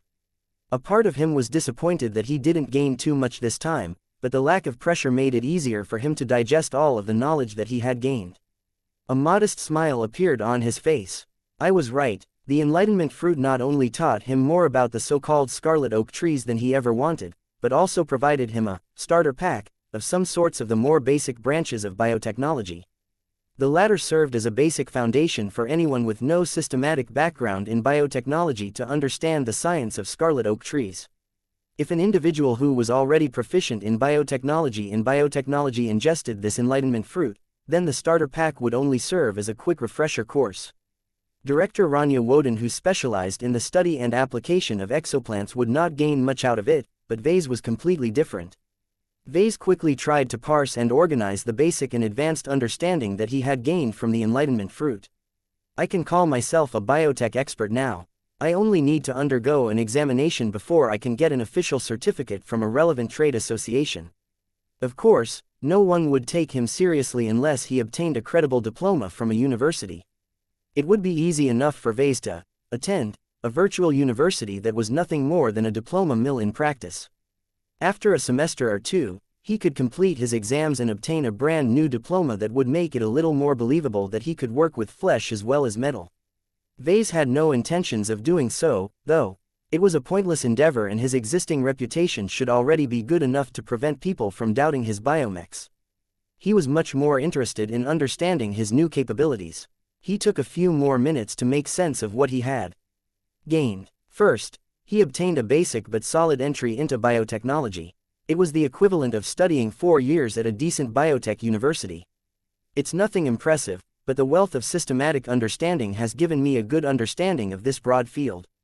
The system would probably classify his newfound biotechnology skill at the level of a novice. This did not sound that impressive, but it was a proper start that was far more preferable to spending a year or two on self-study in a completely different branch of science. Second, he also gained a bit more specialized knowledge related to plant life. I never imagined that I would become familiar with dendrology. He did not become an expert in this field, but he at least learned all of the essentials needed to understand what made scarlet oak trees special compared to other tree organisms. Third, Vase even got started on genetics and genetic modification. Again, what he learned was nothing impressive. It was enough for him to apply for a job as a junior lab assistant at a genetics company. He mainly needed this knowledge in order to enable him to develop new scarlet oak trees that produced different kinds of blood. Vase understood now that scarlet oak trees weren't purely made out of plant cells. They incorporated the genes of other organic life forms such as humans and aliens. How else would the trees be able to produce the right type of blood? When Vase tried to figure out why the blood cult bothered with these trees in the first place, he obtained several clear answers. His expression grew weird as his own understanding of life allowed him to poke through the superstition. If anyone wanted to, they could cultivate artificial blood by relying on proven machines that were readily available on the market. However, these machines that were capable of mass-producing blood of many different species known to humanity possessed a major shortcoming that rendered their output useless. The blood produced by these cold machines doesn't contain any life. As one of the most essential fluids for many organic life forms, they acquired additional properties when flowing through actual bodies. The more remarkable the life form, the more remarkable the blood. The blood of an average human possessed decent value, but the blood of a more remarkable individual such as Vase or an expert pilot possessed much more latent power. Vase couldn't imagine what more the right people could do with the blood of an ace pilot. Let alone human blood, alien blood is also useful. Extremely powerful alien organisms such as phase whales were truly filled with treasures. Vase couldn't imagine what a knowledgeable organization like this blood cult could do if it managed to obtain the lifeblood of a powerful phase whale. Even Vase started to come up with ideas on how he could make practical use of this surprisingly valuable resource. Those blood rituals that I used to scoff at weren't so useless after all. There is real value in dripping blood onto a newly forged sword or a recently fabricated mech. Lifeblood could serve as an excellent carrier of spirituality, especially after undergoing a bit of processing. The blood cult might not be good at everything, but if there was one area this group was good at, it was the study and application of blood. In particular, the blood cult was obsessed with tapping the extraordinary potential of blood. Its demand for blood was extremely high, but there was a huge problem concerning supply. Scarlet oak trees were just one of the many sources of blood for the cult. The blood produced by these trees were considered inferior compared to the blood spilled from real individuals, but the advantages were plenty. Fully mature trees were able to produce blood at an industrial scale as long as they were fed with enough nutrients. They were robust and did not die after getting drained. They were easy to grow and maintain. Scarlet oak trees became the preferred source of mass-produced blood. Vase grew incredibly intrigued at what these trees could add to his clan. The knowledge he gained and the possibilities they opened up had given him a possible inkling on how he could achieve a breakthrough on his stalled spirit fruit project. I never knew that blood was so versatile. The forbidden knowledge in his mind had opened his eyes to the potential of blood as a resource. Some types of blood can even rival phase water in terms of value. When the knowledge of the blood cult merged with his existing knowledge base, he became captivated by so many new ideas. There might be a way to produce a man-made peace stone. There might be a way to form a blood bond between a mech and its pilot. I may be able to enhance the properties of a totem by combining it with blood. I can even figure out a way to accelerate my growth by absorbing the energy contained in the blood of powerful life forms. Chapter 4469 The beauty of Biomech's. Vase became completely entranced by the knowledge granted by a single enlightenment fruit. In his opinion, its value to him far exceeded the worth of 30 ascension points. I was wrong. This isn't a bargain. This is a jackpot. Just like how a glass of water was much more valuable to a man dying of thirst, the knowledge related to the cultivation of scarlet oak trees proved to be exceptionally useful to Vase. There was hardly anyone like Vase who was both a mech designer and a spiritual engineer. His exotic specialties enabled him to augment his mechs with increasingly more powerful spiritual properties. Right now, the discoveries he made about blood could spark a potential revolution in his work. All of the new possibilities that came to mind could fill a lot of gaps in his existing endeavors. Vase had come up with so many ideas and projects over the years. Their promise was great, but many times he got stuck after lacking a means to proceed. All of that might be over now that he understood the potential of lifeblood. Many times, Vase made a comparison between blood and phase water. Just like how phase water could augment many forms of technology, blood could play a similar role. Of course, the applications were entirely different. Blood wasn't capable of enabling warp travel or allowing attacks to penetrate through obstacles. Blood could provide different forms of enhancements. Vase gained a massive boost in his spiritual engineering capabilities even though the enlightenment fruit did not provide him with any concrete designs or methods. Vase smirked. It doesn't matter. As long as I understand the principles, I can build my own applications of blood. He actually preferred it this way. The blood cult scarlet oak tree growth manual enlightenment fruit was just right for him. It taught the bare essentials concerning blood but did not put him on a predisposed path towards its applications. Vase only had a vague idea of how the blood cult made use of all of the blood produced by their scarlet oak trees. There was no need for him to look in this direction any further. I can forge my own path, he said as he confidently raised his fist. He spent several more hours on organizing what he learned and what he managed to come up with after connecting a lot of dots in his mind. It would take days if not weeks for him to process all of the new insights and ideas that his active imagination constantly produced, but he couldn't afford to waste so much time at the moment. I still need to design a biomech. When Vase shifted his attention to this topic, he became a lot more confident in his ability to design a biomech. Sure, he was still missing a lot of theoretical understanding, but the gaps weren't as overwhelming as before. Even a novice-level understanding of biotechnology was already enough for him to understand how biomechs worked for the most part. He just needed to hit the books and quickly learn how to design specialized organic components such as a bioreactor, natural musculature and a highly robust nervous system. The quantity of subjects he needed to learn was still great, but Vase could easily understand the learning material with the help of his new foundation in biotechnology. He called up all of the textbooks related to biomech design that he had stored inside the memory banks of the unending regalia. Vase could tell that the textbooks published by the Life Research Association were definitely better than the competition. The starting point is higher, but the content is also better. He made a selection of basic books and skimmed through all of their contents. If he wasn't in a hurry, then he would ideally like to take half a year to slowly digest the books over time. There were many nuances to biomechs and he would only be scratching the surface if he studied a bunch of university-level textbooks. However, Vase couldn't afford to take it slow. Each day inside the system space was worth 1 ascension point, and before he knew it he could blow through 100 AP after getting too absorbed in his studies.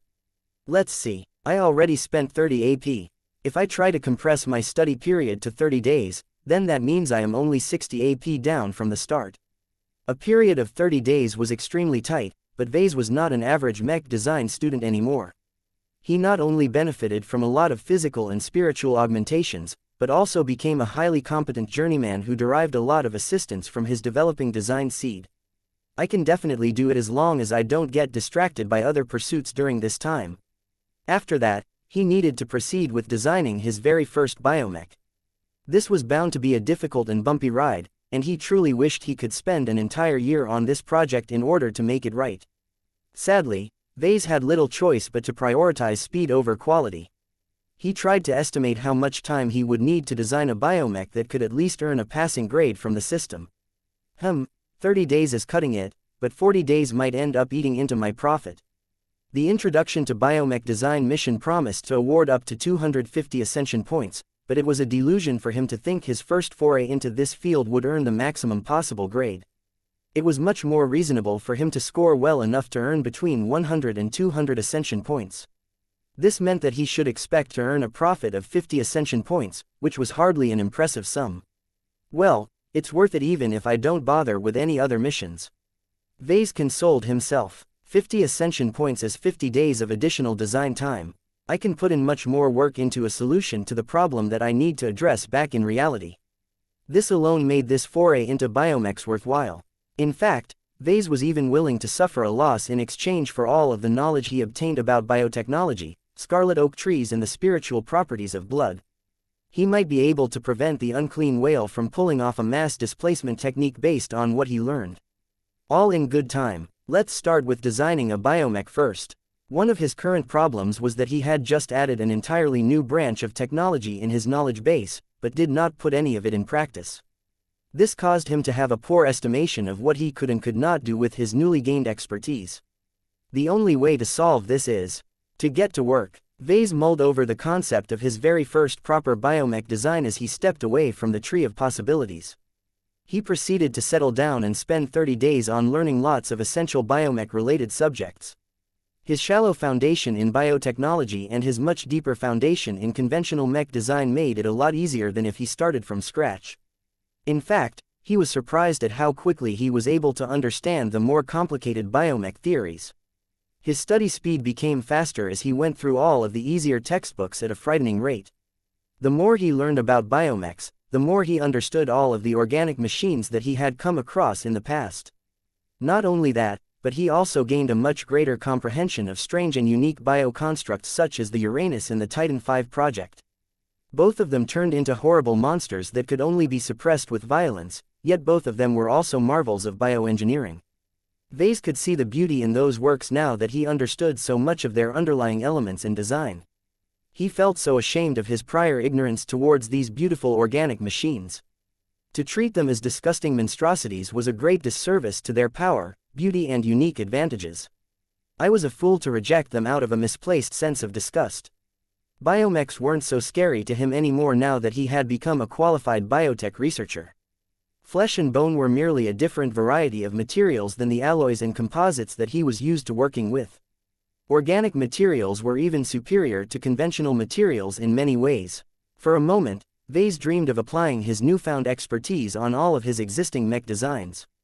He could add something to pretty much every product. I can replace the arms of the ferocious piranha with organic limbs that could allow the mech to exert more force with its attacks. I can replace the flight system of the Stingripper with an organic version that is even lighter and faster. I can even design a suite of organic weapons for the Everchanger that should synergize well with Venerable Joshua's domain. While it was not necessary to convert all of his existing mechs into full biomechs, he felt it was incredibly worthwhile to selectively replace underperforming parts with better ones that were organic in nature.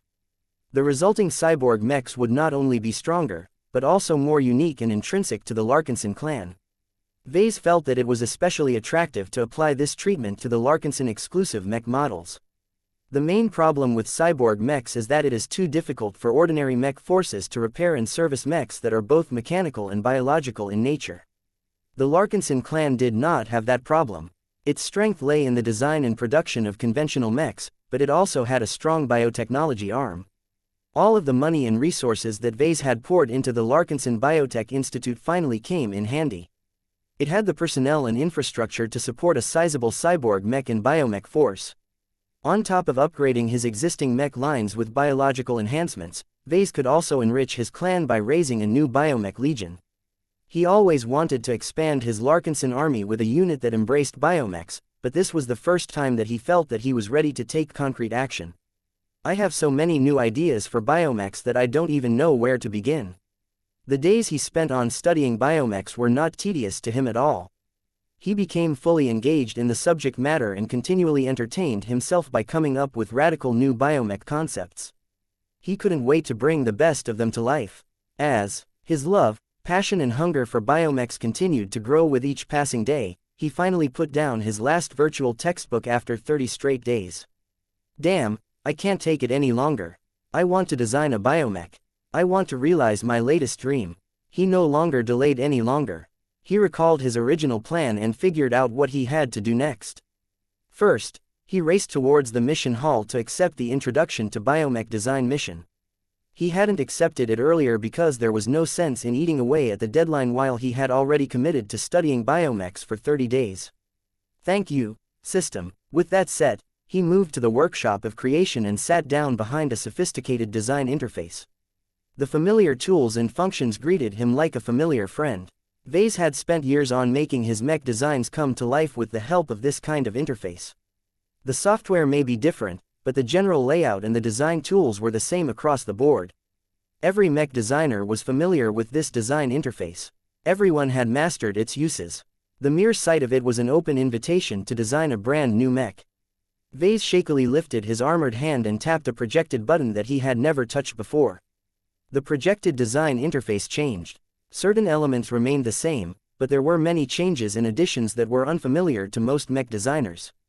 This was because Vase had switched the design interface over to biomech mode, or whatever it was called. Vase examined and familiarized himself with the substantially different interface. For the first time in years, he no longer felt as if he was a seasoned and accomplished mech designer. The strange design interface gave him the illusion that he was a recent graduate who was just making his first steps into the mech industry. His lips curled into an excited grin. Everything is new to me again. How exciting. Chapter 4471 Original Biomech Concept. Vase had already checked his status to see all of the new skills and sub-skills he had gained as of late. Ingesting the latest enlightenment fruit and spending 30 days on studying biomech-related subjects had given him a lot of new understanding that was recognized by the system. Biotechnology, Novice, Biomechs I, Blood Cult, Scarlet Oak Tree, Cultivation 3, Dendrology I, Genetics, Genetic Modification I. Vase was proud and happy to see this entry. It represented the initial mastery of a completely new branch of science and technology. Spiritual Blood Theory I. Aside from that, he also gained a new sub-skill related to metaphysics. It not only encompassed the sparse theories he learned from the Enlightenment fruit, but also contained all of the additional insights he had deduced based on his existing expertise as a spiritual engineer. Though Vase was rather upset to see that the system still had a low evaluation of the depth of his understanding of all of these new fields, they were just enough for him to proceed with the next phase of his plan. Let's move on to the biomech that I want to design. He wasn't short of ideas. He spent an entire month inside the system space at this time. Though he pushed himself to constantly focus on his studies, he couldn't help but let his mind wander at times. Every interesting subject he learned about prompted him to imagine how it would fit in a biomech. Sometimes, he imagined a knight biomech. Other times, he visualized a rifleman biomech. He even wandered into more advanced types such as tiger biomechs and hybrid biomechs. Compared to conventional mechs, the biomechs he envisioned were scrappier, more flexible, more autonomous and much easier to maintain. They also synergized well with his design philosophy. It became a lot easier for his living mechs to experience the same sort of stimuli as their human partners. Though Vase couldn't wait to explore all of these new ideas, they were far too advanced to be considered a good choice for his initial biomech. It was far too likely for him to screw up and produce a mech design that failed to live up to its potential. I need to stick to a simpler design. Vase reminded himself. Less variables equates to less stuff that can go wrong. That meant he needed to set aside his current favorites such as an organic tiger mech or an organic hybrid mech that was embedded with luminaire crystals. His default choice when he wanted to design a simple mech was a defensive mech. A simple organic knight mech had few moving parts and possessed very generous tolerances. Even if Vase ended up with a sloppy design because of a combination of lack of time and lack of experience, a knight biomech could still be trusted to perform up to standard due to its inherent robustness and lack of complicated movements. It's a decent choice all considered. The only problem is that it will be hard to earn a higher evaluation unless I add a powerful gimmick to the design. That should be easy enough if cost and material availability is not a problem. One of the quirks about his latest system mission was that it imposed no obvious restrictions on the cost or the material usage of the design. If Vase wanted to, he could make use of lots of unending alloy or black demon steel without any limit because a design was just imaginary in the end. Unfortunately for him, Vase did not have access to any organic tissue formulas that converted those alloys into powerful organic materials. The biomech had to be at least 95% organic, so Vase couldn't cheat by covering up his work with a strong alloy shell or anything. What about phase water? Since there is no restriction regarding its use, I might as well go wild. He wanted to make his mech transphasic by incorporating phase water into its systems, but he soon hit a wall. The biggest problem was that he did not have a clue where to begin. Without access to outside consultants and specialized development companies, there was no viable way for him to incorporate transphasic bio-components into his designs. Inventing them himself would take way too much time and he doubted he possessed the expertise to succeed. He needed to tone down his ambitions and focus on designing a more basic biomech that didn't incorporate any advanced materials. He couldn't even make use of the powerful exo-beast flesh that the Larkinson clan had studied and made use of. Vase stored many of the files related to the Titan V project in the Unending Regalia's memory banks, but he was not confident in his ability to adapt the Titania's harvested biomatter into a working biomech. He needed to make many changes and alterations to the astral beast flesh in order to have them function in different capacities. That required a lot more expertise in biotechnology and specialized understanding in astral beast biology for him to produce any usable results. No, I can't do anything fancy with the materials. I need to stick to simpler organic tissue that is boring but easy to mold into different forms. Vase at least had access to a decent selection of older formulas through different sources. They weren't capable of giving a biomech a powerful performance boost, but they were cheap and extensively documented.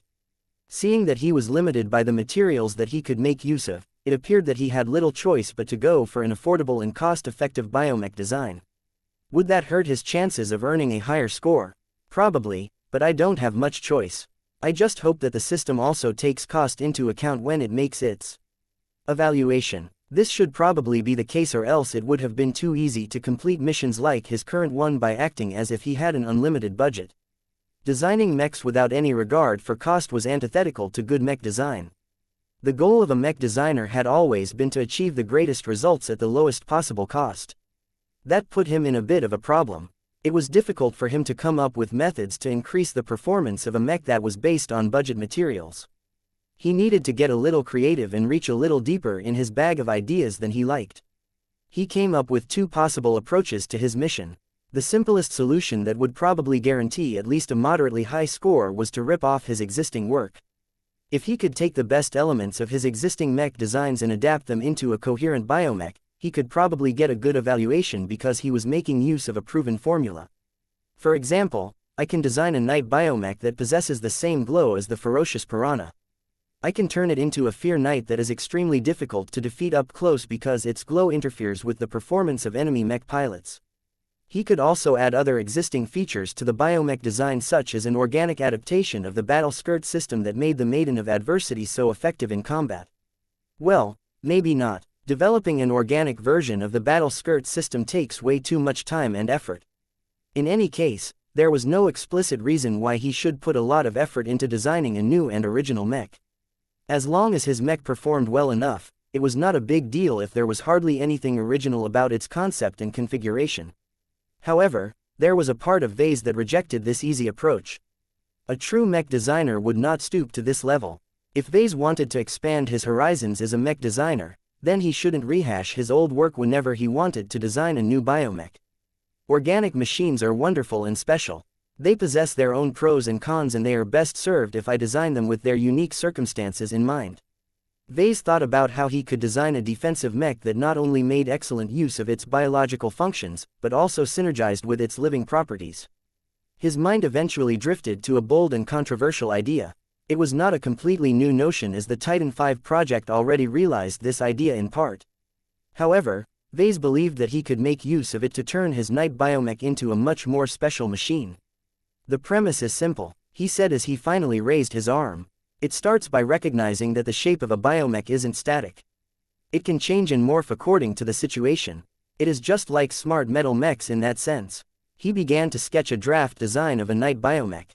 He made sure to differentiate it from a generic biomech by emphasizing the elements that made it unique. It did not take long for his basic sketch to take shape. When Vase took a step back from his work, he looked at it with an appreciative gaze. Lovely, so lovely, it's so simple, but it is undeniably unique. The biomech he sketched initially looked like an organic version of a night mech. Just like many other defensive biomechs, the draft design featured an exterior exoskeleton as well as a tower shield made out of rigid but solid organic metal. Producing these bones took a lot of time, and most biomechs were not capable of regenerating them in the field. Nonetheless, they offered a lot of upfront protection and were almost on par with conventional alloy armor plating. Its defensive systems weren't important. What he truly cared about was the additions that he had made to what would otherwise be a straightforward night biomech. The most distinctive feature was that the night mech possessed not just one, but two heads. The night mech almost resembled a Siamese twin due to how there were two heads at the top of the torso instead of one. It was an odd and perplexing design choice that didn't seem to make any sense. However, Vase thought that it made a lot of sense. Even though heads weren't that important to mechs, considering that the machines could perform just as well without them, they still possessed a few useful functions. There was hardly any point to adding a second head to a typical mech because that would only add a redundant set of sensors to the package. Vase felt differently about it because he could do a lot more with an extra head than anyone could imagine. Aside from this weird and unusual design choice, the night biomech also featured another set of additions in the form of 4 organic tentacle-like limbs extending from its back. The tentacles were relatively long and thick. They were also covered by many segmented bone sections, allowing them to withstand a lot of damage without breaking. Although the limbs weren't as fast and dexterous as he would like, they possessed plenty of power to attack a mech in the front and in the rear. Vase initially wanted to add a single powerful limb in a similar fashion to the Scorpion Commando's impressive tail, but then he thought that he could do more with several more limbs. 2 tentacles were better, but Vase thought he could fit in double that amount without compromising too much individual muscle strength. The addition of the tentacles partially reminded him of his Blessed Squire design, but these ones looked much more ominous due to their organic nature. Not only that, but the weaponized qualities of the organic tentacles made it clear that they were solely designed to attack rather than provide support. I like the look, it's different. Besides, a good bioconstruct should always have a set of tentacles. Tentacles are great, tentacles are useful, tentacles are versatile. The extra limbs made his proposed biomech look a lot less human, but who cared as long as it was useful?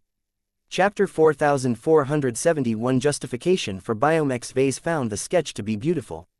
The tentacled, two-headed organic defensive mech was a living machine in the truest sense of the word. It not only represented a break from his previous work, but also an evolution on his quest to make his mech more alive.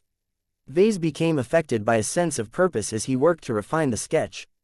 He initially wanted to stick to designing a simple landbound mech, as that would bring the least amount of complications to the design project, but he changed his mind halfway. This design concept is far too promising to remain unused. My clan deserves to benefit from its features.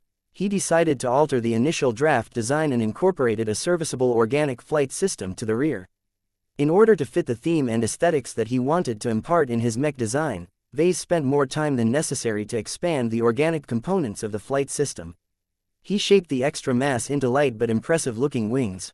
As Vase colored the wings in a particular shade, the biomech gained a distinctive appearance that satisfied his need to make his mech unique and recognizable. No one would be able to mistake his biomech for anything else.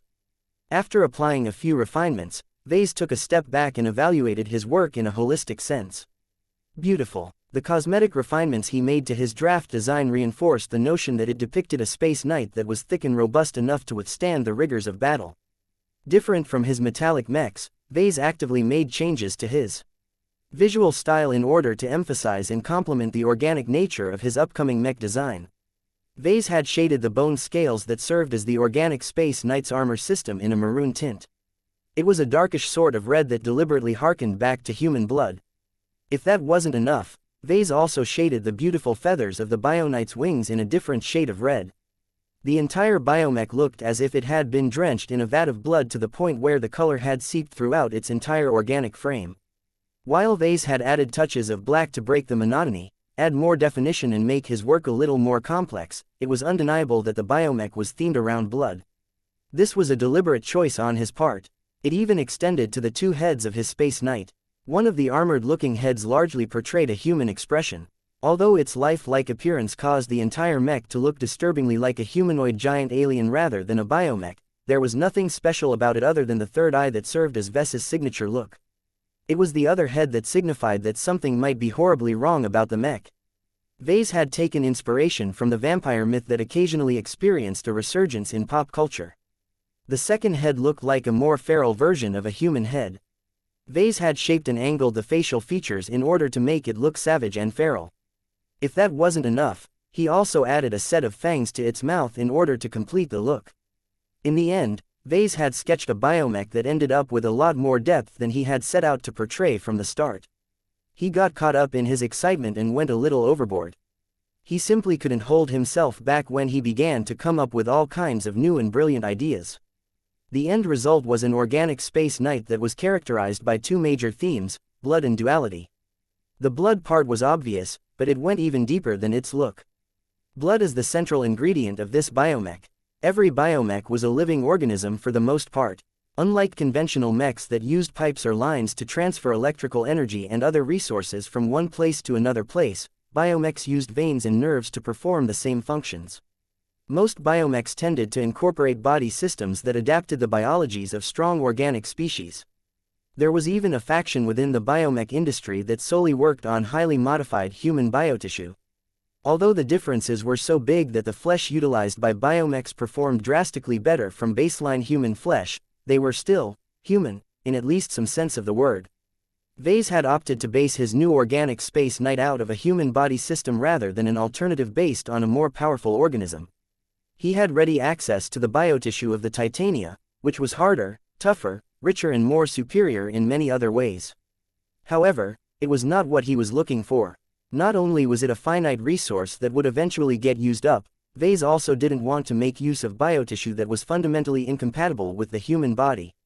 The organic space knight that Vase had designed might be a little softer and weaker than it should be, but one of the advantages of using modified human biotissue was that it was extremely easy to regenerate and maintain. Humans understand their own bodies the best.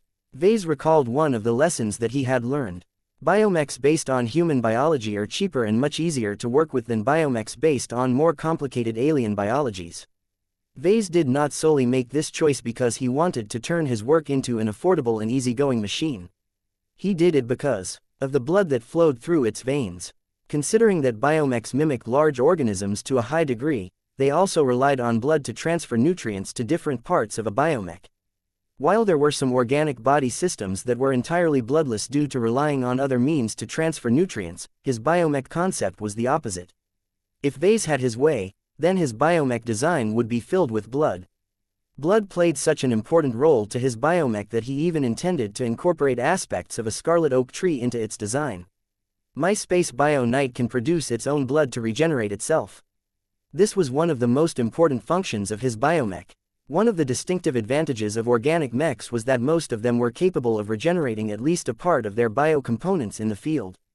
Of course, the regeneration ability was subject to a lot of limitations. First, a biomech could not regenerate missing tissue out of nothing.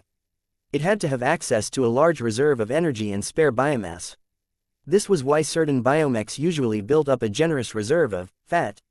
Not only did the fat tissue serve as an additional buffer against damage, but it could also be used as ingredients to help a biomech regrow a muscle.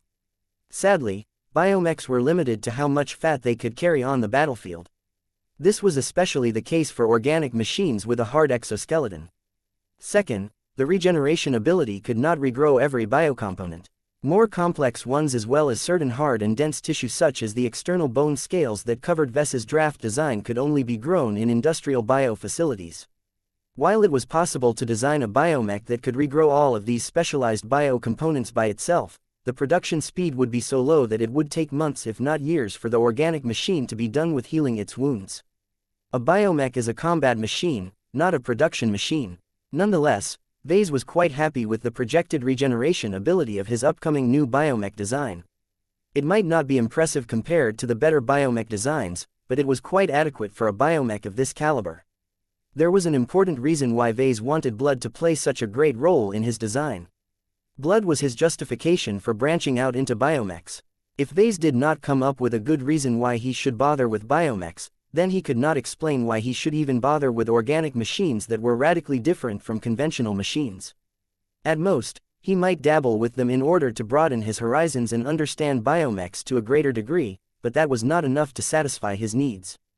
Blood was the driving factor of his exploration into biomechs. By absorbing the knowledge contained within the last Enlightenment fruit, Vase had learned so much about the wonders of blood. He could even pass off as a disciple of the blood cult given everything he had learned about the hidden potential of the liquid that flowed through every person's veins. The problem is that most biomechs completely ignore all of the additional uses of blood. The vast majority of biomech designers were ignorant to the blood cult and its extensive research on blood. They ignorantly designed their biomechs in a way that neglected the possibilities of one of their most important components. Vase was different. He was determined to make his biomechs stand out by utilizing blood as more than just a simple medium for transferring nutrients. There is a spiritual component to blood that I can take advantage of. For example, what if the mech and the mech pilot share the same blood? Vase envisioned an interfacing attempt where the mech pilot not only connected his mind to a biomech, but also his body. For example, the cockpit might have a mechanism where it attached a tentacle to the body of the mech pilot. Once the physical connections were made, the blood of the mech pilot would get drawn out and begin to circulate throughout the enormous body of the biomech. At the same time, those same tentacles would also circulate the blood that was inherent to the biomech into the veins of the mech pilot. Vase recognized that this was an extremely dangerous procedure, but his insights into biotechnology told him that there were plenty of measures he could take to reduce the danger of adverse reactions. For example, he could design additional filtering organs that took away all of the heavy metals and other poisonous substances that were inherent to biomech blood. Once all of these problematic elements were filtered out, the purified blood that was left should theoretically be compatible with a human body, especially if the biomech had modulated its blood type and other characteristics to a specific pilot. If I want my new biomech design to work, then it has to be grown and attuned to a specific mech pilot. This is the only way to ensure maximum compatibility and minimal rejection. There was a great purpose to all of this. Vase did not come up with this harebrained scheme to allow the biomech and mech pilot to share each other's blood in order to generate shock value. His ultimate goal was to achieve an unprecedented deep physical, mental and spiritual integration between the mech pilot and his living battle partner. He wanted to go beyond the synergy attainable by his conventional mechs, and believed that the use of biomechs served as a possible vessel to attain deeper integration. It's just like the strong spiritual bonds forged by the Geminis. Vase had taken a lot of inspiration from the unusual family practices of the Gemini family. The way the Gemini saints were able to lower each other's guards to the point where their saint kingdoms were interchangeable had given him a lot of inspiration. What if he could form a similar relationship between a biomech and a mech pilot? What if I can turn a biomech and a mech pilot into the equivalent of an incestuous married couple? He was no longer satisfied with turning a living mech and a mech pilot into battle partners and comrades in arms. He wanted to deepen their relationship in the hopes of generating more powerful synergies, and he believed that turning them into a close approximation of twin siblings might produce a powerful result. What better way to bind two different organisms closer together by having them share each other's blood? Vase grinned as he became increasingly more obsessed with this extreme design concept. In fact, if I can make it so that the genes of the biomech are partially derived from the genes of its intended mech pilot, then it is not wrong to claim that the two are blood related to each other. Vase had always considered his living mechs to be somewhat equivalent to human beings, but if he was able to realize this unprecedented biomech concept, then he would take his principle to an entirely new level. My Blood Knight project shall be the first biomech to derive its power from the blood of its own mech pilot. It will be magnificent, ha ha ha ha, ha ha ha ha ha. Ha ha ha ha ha ha ha ha. Chapter 4472. The power of two. Vase could state without a shadow of a doubt that it was impossible to design his new Blood Knight project as a conventional mech. A machine that consisted of solid alloys, inorganic composites and electrical circuitry could never bond with a human body in the same manner. All of the mechs that I have designed before have never made use of blood in any fashion. What a waste. To be fair, it was hard for Vase to come up with a viable mechanism that would allow a mech pilot to bond closer with a conventional mech through the sharing of blood. There was no reason for human blood to circulate throughout the frame of a metallic mech. The only possible way to justify this blood-sharing mechanism in a mech like the Bright Warrior was to add organic components to their existing designs. In other words, I first need to convert my conventional mechs into cyborg mechs before I can implement a blood-sharing mechanism, and even then it will just be a watered-down version of the mechanism applied to biomechs. It didn't really seem worth it to Vase. Metallic mechs were never supposed to work with blood, and trying to shoehorn it in sounded like blasphemy in his opinion. It would be better if Vase kept the two types of mechs separate from each other. While Vase recognized the power of blood, he did not believe it was the only method for empowerment. His original design philosophy had never taken it into account in the first place, so he could choose to keep his classical mechs on the same path.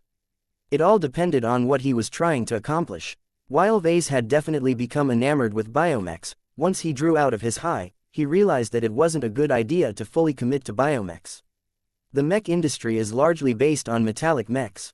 Whether this is good or not, this is the reality that cannot be changed.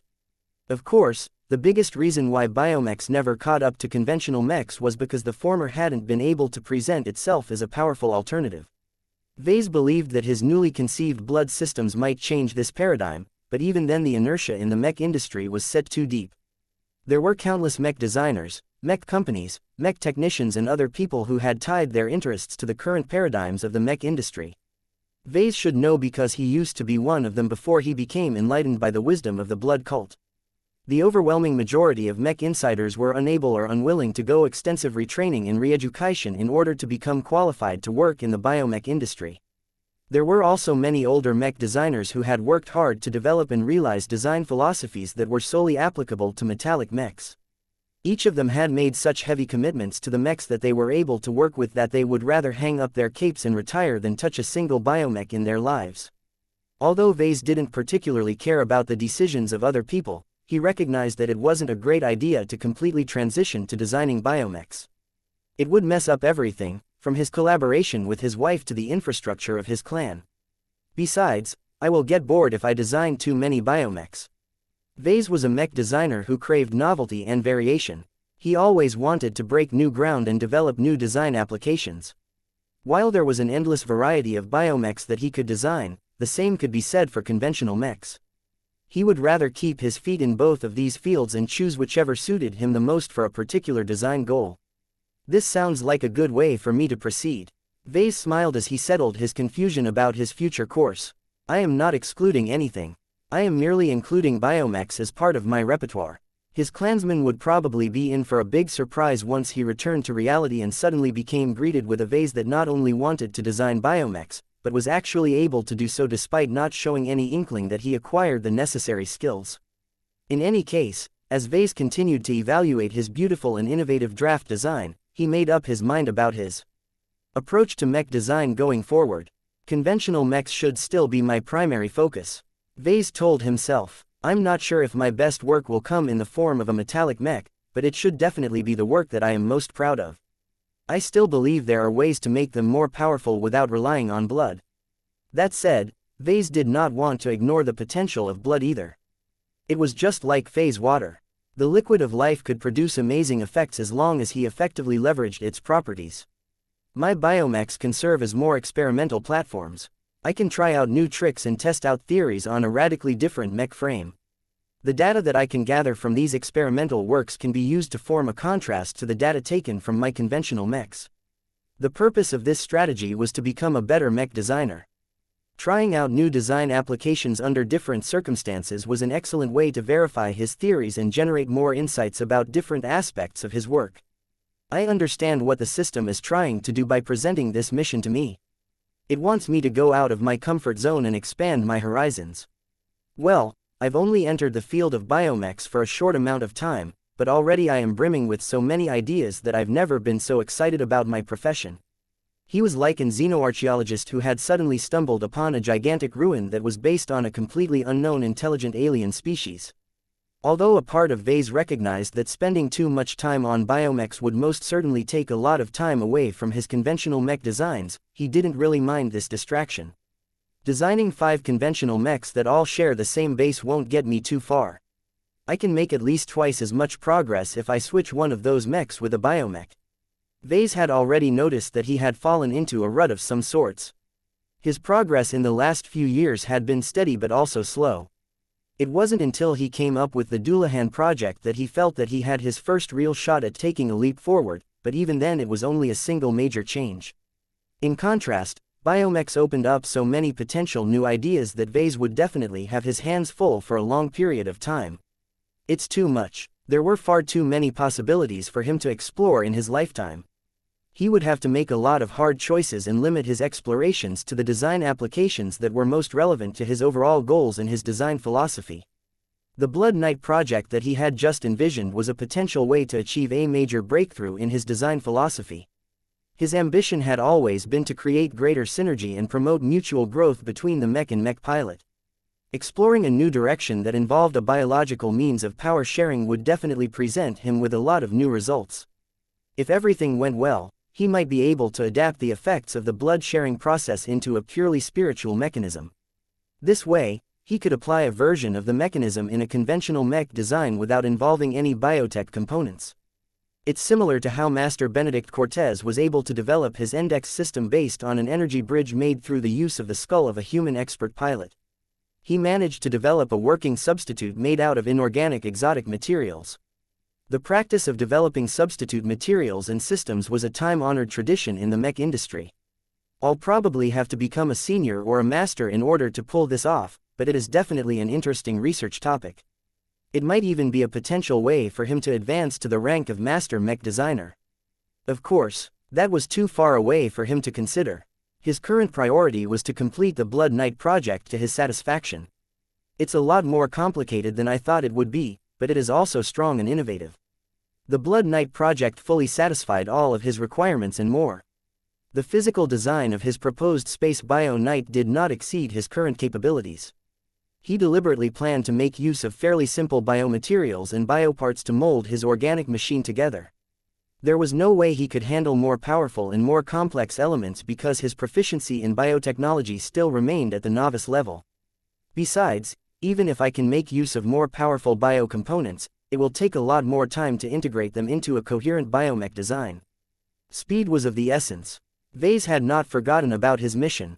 Working with bog-standard human-derived biotissue and relatively generic bioparts was well within his level, though he wouldn't be able to make his work stand out in terms of technical performance.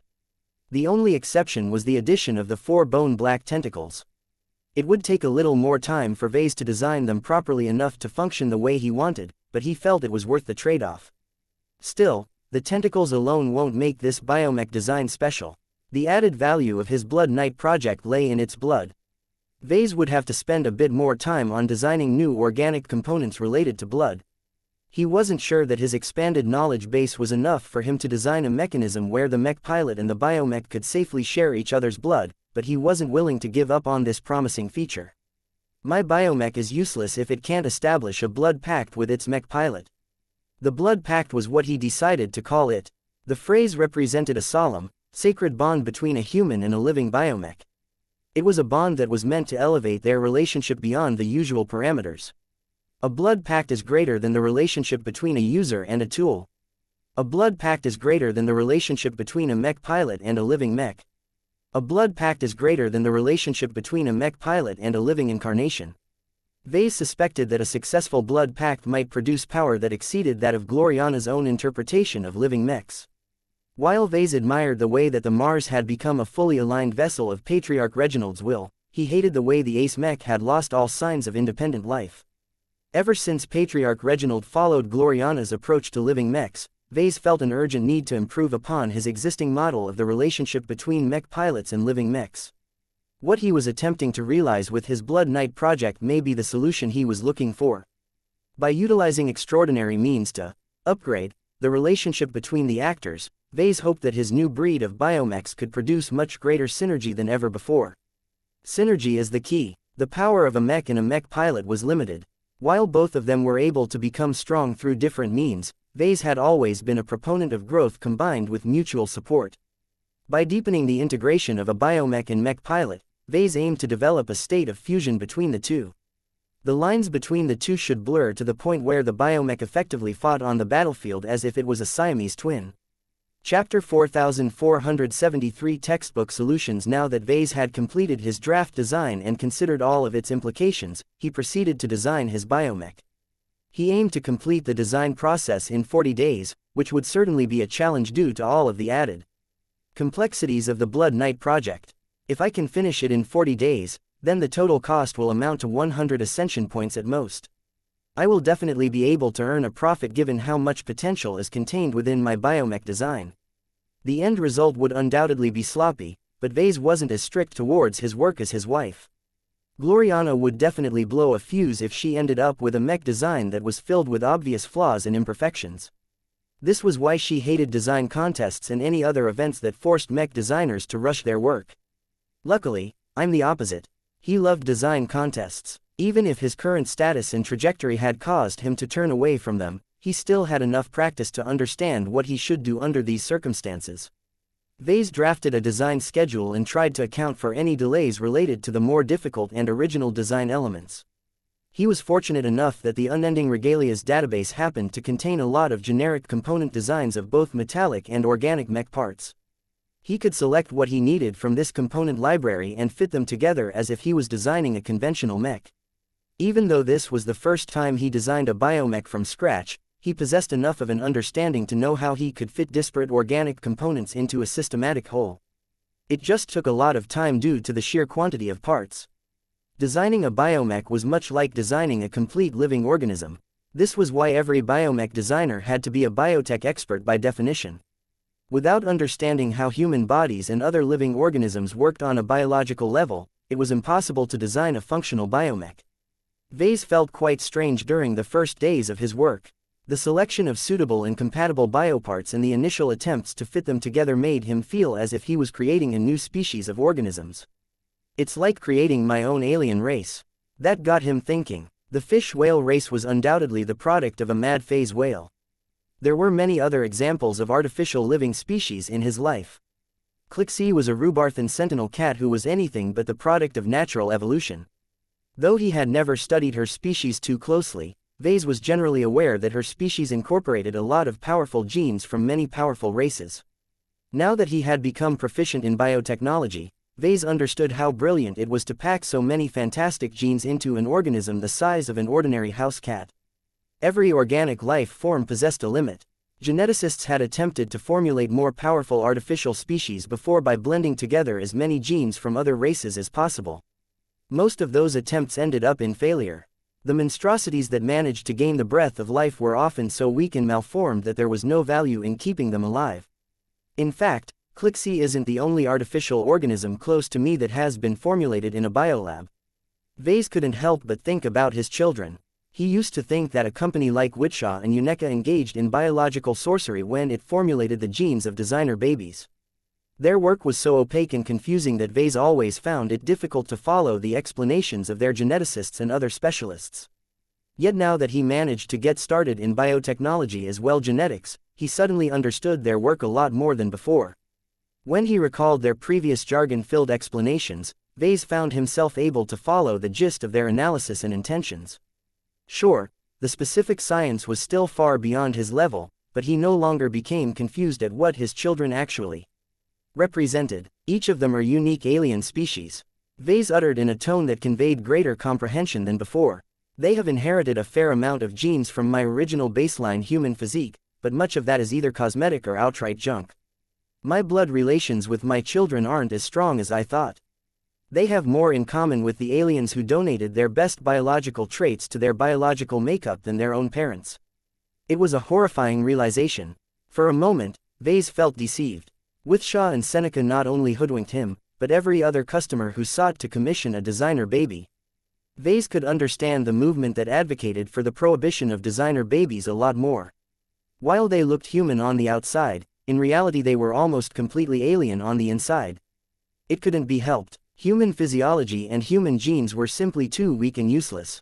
Human traits were not competitive at all as there were always better alternatives available in other species.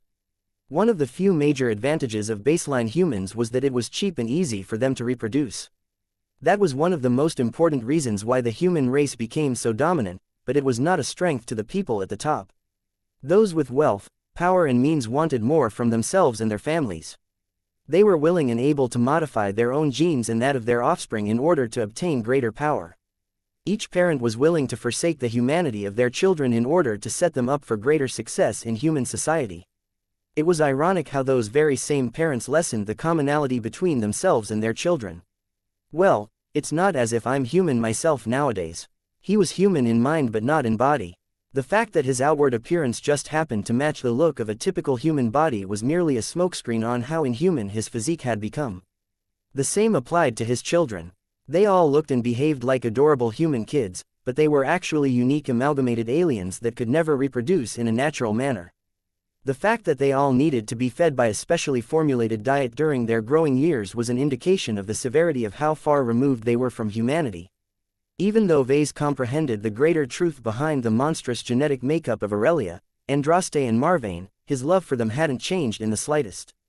They are still my babies. Vase smiled as his heart warmed when he thought of their smiles. His children were all human in spirit and not entirely in body. Although every designer baby deviated from normal humans in many aspects, that was the point of their existence. As long as every alteration made a designer baby smarter, stronger, healthier and more talented, then why should he complain? He and his wife had asked for these improvements as neither of them were content with having normal children. Right now, Vase felt as if he was in the process of making another child. He never felt this way whenever he designed his previous mechs. Their metallic and inorganic construction inherently caused all of them to be far removed from humanity. Even when Vase developed living mechs that became increasingly smarter and more self-aware, he never truly treated them as creating a new child. This was why he felt a bit disturbed during the initial days of the design session. The flesh, the bones, the organs and other biological elements made it seem as if he was trying to make a particularly larger version of a designer baby. It didn't help that Vase deliberately chose to design a biomech that adopted as many human traits as possible. The more human his biomech became, the more Vase developed unwelcome associations with his own children. Fortunately, Vase soon snapped out of this weird mindset. He was able to pull himself back before he went too deep. It helps a lot that it doesn't exactly look like a human. The bone exoskeleton, the second head and the 4 tentacles attached to the back added a distinctly inhuman flair to the mech design. These elements made it a lot harder for Vase to regard his Blood Knight project as his own child. Once he got over this unusual hurdle, the design process became a lot smoother. He encountered relatively few insurmountable design problems, which was exactly what he was going for when he tried to make his biomech as simple as possible. Although he had to figure out a lot of new design solutions given that this was the first time he was working on a biomech design, most of the instances amounted to textbook problems that he could easily solve by referencing the knowledge that he learned from a textbook. Even if he didn't know a particular solution to a problem, he could always go back to his library and find the answer in one of the more advanced textbooks that he hadn't read. Designing a biomech is not so difficult now that I think about it. Vase muttered as he reached the halfway point. As long as I understand how a human body works, then it is easy enough to design a mech that is largely based on the human physique. The same applied to mechs or bio-constructs based on alien physiques. For example, Vase at his current level would not be able to make any progress if he worked on the Titan V project. He had no idea how its alien biomatter worked and how to best harness its properties. All of that would change once he studied the Titania's former astral beast physique. As long as he understood how the alien flesh worked, he could manipulate the Titan V project with the same ease as he was currently showing at this moment. Vase realized that this was the essence of biomech design. Designing a biomech is nothing but an attempt to reconstitute the biological building blocks of an existing organism. There was an element of creation to it, but it played much less of a role than he expected. There weren't many biomech designers that completely invented a new type of body tissue that consisted of a completely original set of genes. The workload was too great and it would take multiple years if not decades to complete a mech design in this way. It was much easier for biomech designers to steal nature's homework and quickly finish their own assignments this way. As the Blood Knight project increasingly took shape, Vase had the illusion that he was creating a parody of a human body. Although he had chosen to base it off the human physique for multiple good reasons, the creator side of him felt a little ashamed at how many shortcuts he had taken. He understood on an intellectual level that mech designers had nothing to be ashamed about when they made use of other people's works. Vase did it plenty of times whenever he commissioned a powerful transphasic mech system from companies like Morden Tech and Melman Advanced Systems. However, he felt that he could do more when he adopted the same approach to biomech design. The use of human genes and human biomatter in a biomech might facilitate greater integration with a mech pilot, but Vase believed he could produce even stronger synergies if he increased the contrast. If the biomech becomes more inhuman, then there are greater contrasts to work with. The point of a mech has always been to combine the strengths of man and machine while covering up for their weaknesses. There isn't much to work with if the man and machine resemble each other too much. Vase could consider this another time. Right now, he needed to keep his work as simple as possible, so he was content with basing his Blood Knight project around highly altered human biomatter. It wasn't until he began to tackle the more original elements of his biomech design that his progress slowed down. He completed most of the routine design work by this time, but his experimental blood-sharing system was anything but standard. Try finding something like this in a textbook. Chapter 4474 Limited Skills. Vase was happy with how his biomech design ended up so far. He filled out much of the biological frame with an intricate collection of interconnected biological components. It's like putting organs inside a formerly empty biological shell, he mused. Just as with conventional mechs, it was a lot easier to start from the outside and work his way inward. In truth, it was more proper to start the other way around, but Vase only dared to adopt this approach when he designed the metallic mechs that he had worked with for many years. Vase adopted the easier and arguably lazier approach of designing the exterior bone scale armor system first. Although the bone material was strange and novel to him, there was nothing complicated about its composition or its properties. The toughness and defensive strength of the bone plates were rather mediocre in his eyes, but the upside was that they were cheap, easy to grow and incredibly easy to work with under most circumstances. He could shape them in any way he liked and he could even add bioprogramming to his Bio Knight that enabled it to grow new plates on an independent basis. Of course, allowing the biomech to repair its own exterior plating was like asking a mech pilot to perform field repairs on a heavily damaged mech. Combat machines simply weren't set up to perform complex and resource-intensive repairs on their own. Biomechs could regenerate ordinary tissue damage easily enough, but growing brand new bone plating would take months and also demanded access to the right kinds of raw materials. Vase was aware of the existence of biomechs that could actually cannibalize fallen biomechs to facilitate their restoration. More advanced biomechs were even able to digest parts taken from regular mechs or any other non-organic machines. It's kind of like an organic version of what my Devil Tiger can do. Self-evolving organic mechs are considered some of the most advanced products of the biomech industry. It was much more difficult to design a biomech that could evolve its physical form on its own by devouring random materials. The depth of bioprogramming required to evolve every biological component in specific ways was so deep that Vase didn't even think about adding such a powerful feature into his Blood Knight project. My novice-level biotechnology skill is too inadequate. There are far too many features that are beyond my reach. It was frustrating to set aside a promising and useful function because of his own lack of competence. His ability to design a biomech fell far behind his ability to design a conventional mech, and the constant reminders of this fact frequently ruined his mood. It would have been better for his mental state if he wasn't already an accomplished journeyman mech designer. This was because as long as he looked at a specific aspect of his biomech, he could always think of a way to design a much better implementation using non-organic materials and parts. I can't keep thinking like this. I need to let go and accept that I won't get everything perfect on the first try. It was his inner Gloriana that was mostly kicking a fuss about all of the obvious shortcomings of his current work. He had worked together with Gloriana so many times in the last few years that her work philosophy had definitely contaminated his psyche. No matter how many times he tried to loosen up, he could still get triggered whenever he noticed an obvious flaw. This was good because his ability to optimize and improve a mech design had become a lot better after he started to learn from Gloriana's method. It could also be bad in situations where he was working on a tight deadline. Whenever Vase compared the state of his incomplete biomech design to many of the biomechs that he had encountered in the past, he became irked at the obvious differences in refinement. Since biomechs were organic beings in essence, this meant that the Blood Knight project was like a human who developed a lot of congenital defects. A more skilled doctor could easily address these defects, but a hack like Vase who had just gotten started in this field could do little but apply a few patches to open wounds. Fortunately, despite his lack of depth in biosciences, Vase believed that the current state of the Blood Knight project was quite serviceable. It will do the job more or less. He relied a lot on his established mech designer capabilities to make it work. Compared to other biomech designers who had just started out, Vase was already an experienced mech designer who had dozens of original mech designs under his name. He not only possessed an extensive set of developed skills and sub-skills, many of which were relevant to both biomechs and conventional mechs, but also possessed an intuition honed over years of working with mechs.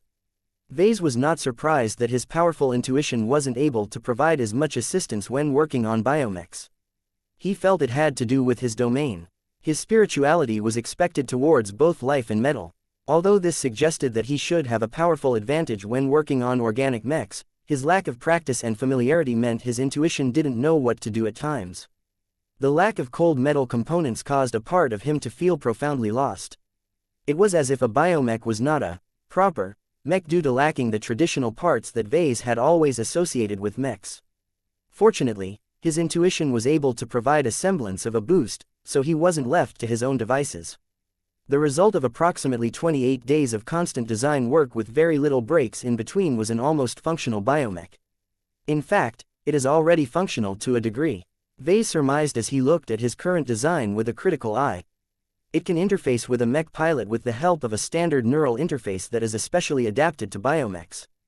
It can walk on its legs, lift a tower shield and attack with its sword. Its sensors can observe the environment while its communication systems can keep the biomech connected to friendlies. It could even fly in space, though it had been anything but easy to integrate an organic flight system to a biomech. Different from conventional mechs, it was a lot harder for biomechs to gain flight capabilities because the processes involved took a great toll on biological systems.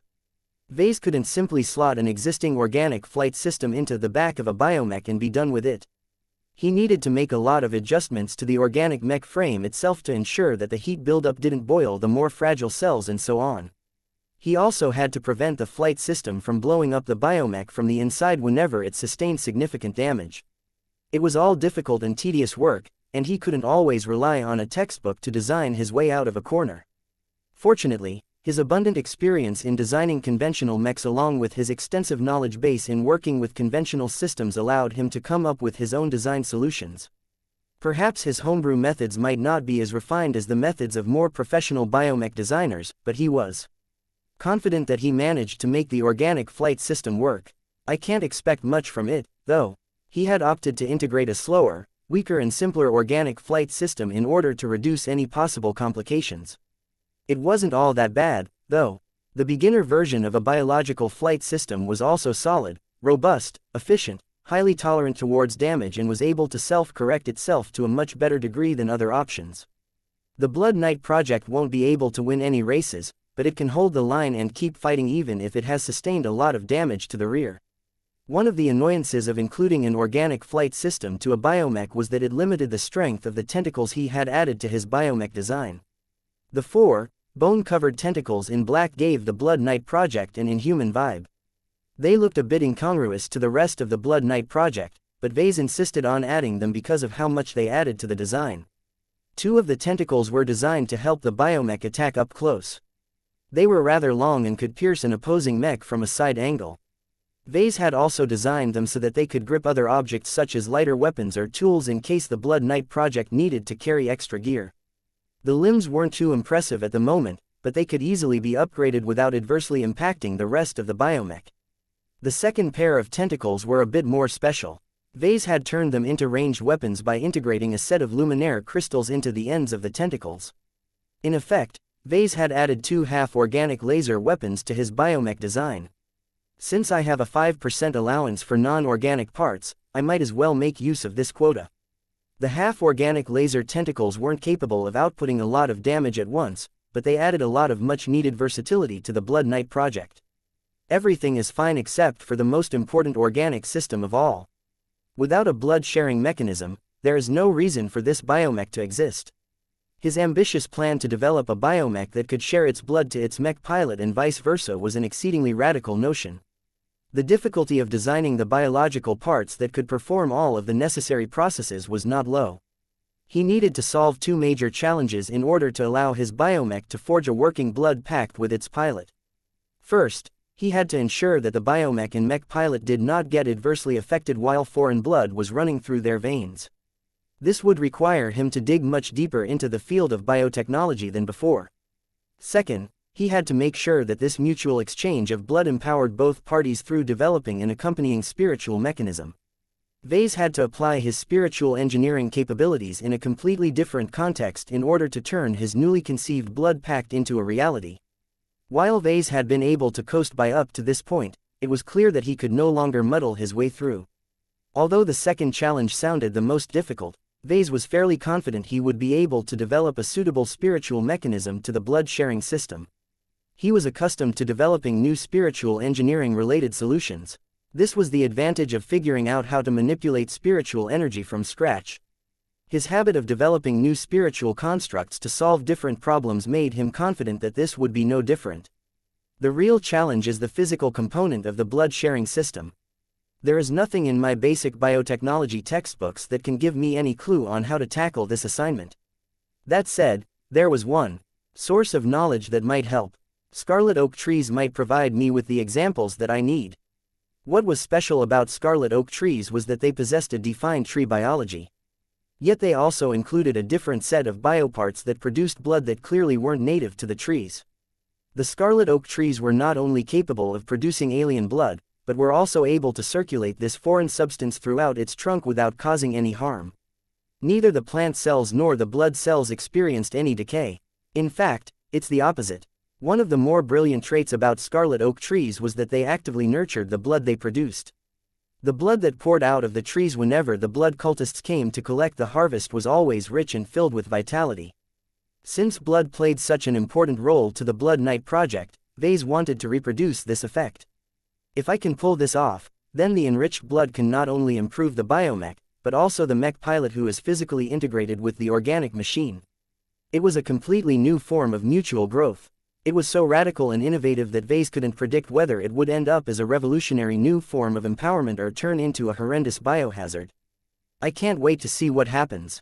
Chapter 4475 Biological Rejection. Vase tried to figure out to what extent he could transplant the biology of a scarlet oak tree into the frame of a biomech. It was not that simple. All of the other organic parts I've added to the Blood Knight project share a common human root. They were like human organs and body parts that all happened to have mutated in different directions. Although the bioparts all possessed radically different genes, it was still possible for them to get along with each other as they used to belong to the same human body in a sense. What Vase wanted to do at this junction was a break from this pattern. Instead of transplanting another highly mutated human organ inside a body, he wanted to integrate parts of a tree into his biomech design. Naturally, trees normally didn't get along with human bodies. Although biomechs were not as sensitive in comparison, there was still a limit to how much foreign matter they could integrate. Vase was not accustomed to dealing with this problem. Conventional mechs were normally able to integrate all kinds of weird and unusual parts. For example, many of his ranged mechs were largely based on conventional human tech, but they were also armed with luminaire crystal weapons that were based on a completely different tech base. If he wanted to, he could equip his mechs with all kinds of alien and inhuman equipment. As long as all of the different parts could communicate with each other and such, who cared about their origin? It was a completely different story when it came to biomechs, though. Rejection and even death was a real possibility when attempting to integrate bioparts derived from radically different organic species into a biomech frame. It's still possible, though. This was not an old problem. From the moment when biotech researchers first started to develop more sophisticated bioproducts, they already attempted to mix and match bioparts from different species together. Much of these early attempts crashed and burned, but they all paved the way for solutions that eventually worked. Nowadays, it was relatively common for biomechs to mix and match the best traits of different alien species. The biomech industry undoubtedly developed a lot of standardized solutions that addressed the compatibility problem. Vase accessed his library and pulled out a few books that thoroughly expounded on this common problem. So it's like this. That makes sense. A large part of why modern biomechs have become more tolerant towards foreign biocomponents was because all of them were based on adapted genes that were inherently more tolerant towards differences. Unlike typical biological organisms that violently rejected any foreign organs as if they were hostile invaders, the biomechs of today were all a lot more tolerant and welcoming towards alien biocomponents. Not only that, but even if the differences were rather big, the biomechs prevented this from becoming an issue due to the way they were produced. The alternative production process of biomechs helps a lot with preventing compatibility problems. Conventional mechs were produced by fabricating their parts before assembling them together in a single whole. While it was possible to produce biomechs with the same approach, in practice it was never done because of how much more complicated it was to graft so many different biocomponents together. It's like trying to create a new human being by producing all of his organs beforehand before putting them all together. You can't just expand the human population through this manner. This was why the industry favored the production of small biomech seeds. Once they were planted in special nutrient pools, they rapidly absorbed the materials around them to grow into their adult forms. By growing and nurturing all of their biocomponents from the ground up, it was a lot easier for the foreign biocomponents to integrate into the rest of the biomech frame. If any possible rejection phenomena occurred, then the bioengineers who supervised the growth pools would take action in order to solve the problems while the growth process was still in an early stage, thereby preventing a lot of future ailments. That didn't mean that Vase could stuff any foreign biocomponents in a biomech design. There were still limits to everything, and he needed to make a lot of adaptations in order to ensure that the biomech would grow smoothly without producing too many complications. If this is what biomech designers have to deal with all the time, then it is no wonder that organic machines have never been too popular. The requirements were simply too great. Biomech designers not only needed to study biotechnology, which was a full discipline on its own, but also had to do a lot more work than ordinary mech designers to develop their own products.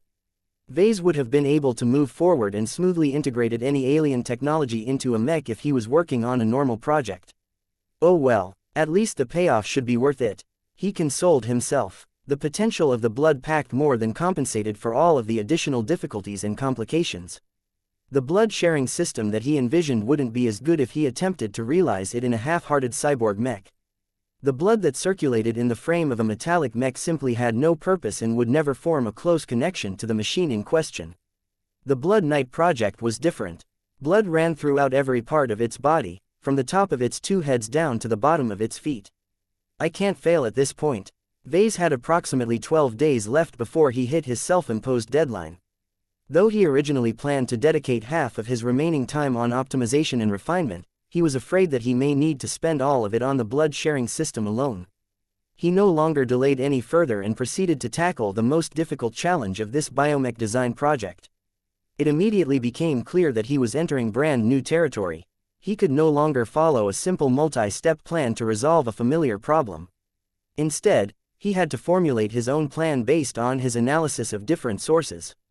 Vase spent days on consulting and cross-referencing the textbooks that specifically dealt with the compatibility problem. He also consulted several biology and medical textbooks that specifically explained the science of blood and any related organs. Finally, he analyzed and extrapolated the relevant information about scarlet oak trees and the more metaphysical properties of blood. He took a lot of notes and made his own conclusions based on the inferences he made. It was difficult to believe that he was still a mech designer considering that he behaved exactly like an academic researcher at the moment. He had set aside the biomech design interface as he no longer busied himself with working on the current biomech design.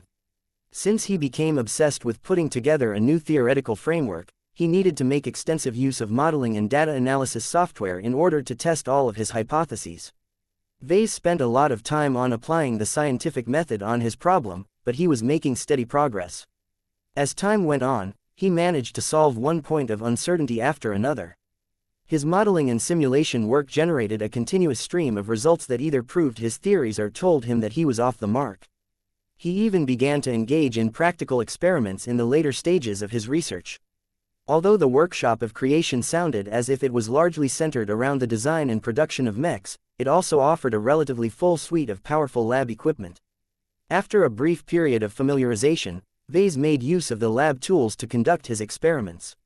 He mainly created small chunks of biomatter that were supposed to represent the mech frame and inserted different plant cells into their midst. Many times, the biomatter recoiled violently. Their inherent immune systems drummed out different measures in order to kill the intruders. This was not what Vase wanted to see, so he continually tweaked the different variables to reduce the instances of rejections. This was tedious and frustrating work as many of his initial experiments returned negative results. Even when he started to achieve a few successes after a day, he wasn't always able to reproduce the results in repeated experiments. Sometimes, the biomatter rejected the plant cells. Other times, the two got along as if they were best friends. Vase had to conduct a lot of trial and error to slowly understand and address the variables that contributed to a negative result. He finally became happy when the immediate rejection rate of the latest iteration of his experiment had dropped to 20%. While this was still an unforgivably high failure rate by his standards, Vase knew that the remaining problems would probably not be a factor anymore due to how biomechs were produced. "This is the best I can do, I suppose." Vase took the results he obtained by combining theory with empirical data and proceeded to design the blood-sharing system with confidence. While Vase had no idea if the results of his successful experiments could be translated to the full implementation of the blood-sharing system. Without the room to conduct more experiments, he could only hope that he had got it right and accounted for all the major risk factors. "If it comes down to it, I still have a way to solve this potential problem." He continued to design and integrate all of the separate elements of the blood-sharing system. Surprisingly enough, developing the bio-components responsible for filtering and processing the blood before they transferred into a different body was hardly a challenge. The textbooks offered many existing designs and templates of a similar nature. Vase experienced greater challenges in trying to make the blood night product produce and make use of a specific blood formula that corresponded to the biology of an individual mech pilot. This was way more complicated than it sounded because it affected the entire biomech. However, dealing with this matter was easier than trying to design the spiritual components that gave meaning to the blood-sharing system.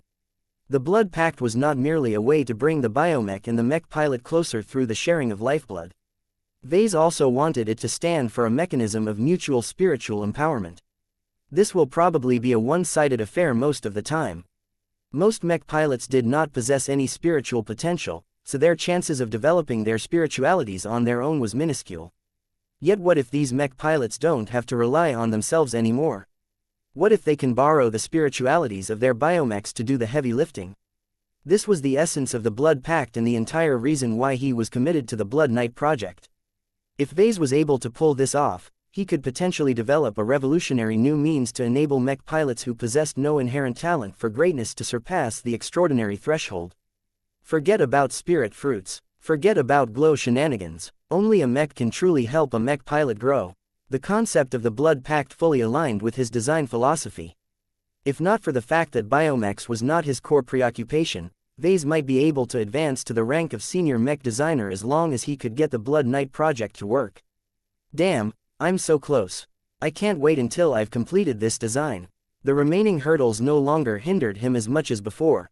He learned so much and removed so many obstacles that he deftly managed to complete his initial implementation of the blood-sharing system. The design was functionally complete.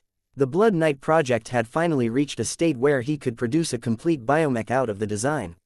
Although Vase could spend a few more hours or days to smooth out the most obvious wrinkles in the design, he did not want to get bogged down by this project any longer. While I love working on biomechs, I still need to resolve the crisis that is waiting for me back in reality. Vase hesitated for one more instant before he submitted the design. Please wait. Chapter 4476 Value of a Biomech Design Evaluation. Blood Knight Model Name. Blood Knight B0001 Original Manufacturer. Vase Larkinson Weight Classification. Medium Recommended Role. Organic Space Knight Armor. C+ Carrying Capacity. C Aesthetics. A Endurance. B Energy Efficiency. B Flexibility. D Firepower. C Integrity. B Mobility. D Spotting. C X Factor. B Cost Efficiency. B+ Project Involvement.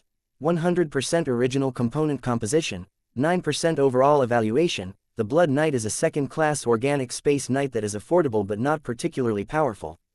Its basic performance parameters are mediocre when compared to competing biomech models, but the reliability and the fault tolerance of the Blood Knight are relatively good. The newly invented, empowered blood-sharing system, is the only standout feature of the biomech and has the potential to bring great benefits to both the organic machine and its pilot. Vase nodded as he read the system's evaluation. He hadn't seen one in a long while. That's what I thought.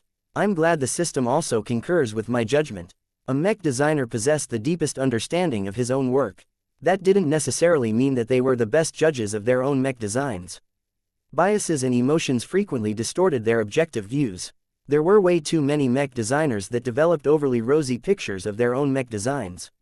This was also why it was important for professionals to design commercial mechs. It was only when they subjected their work to market forces that they would truly find out whether their mech models were as competitive as they thought.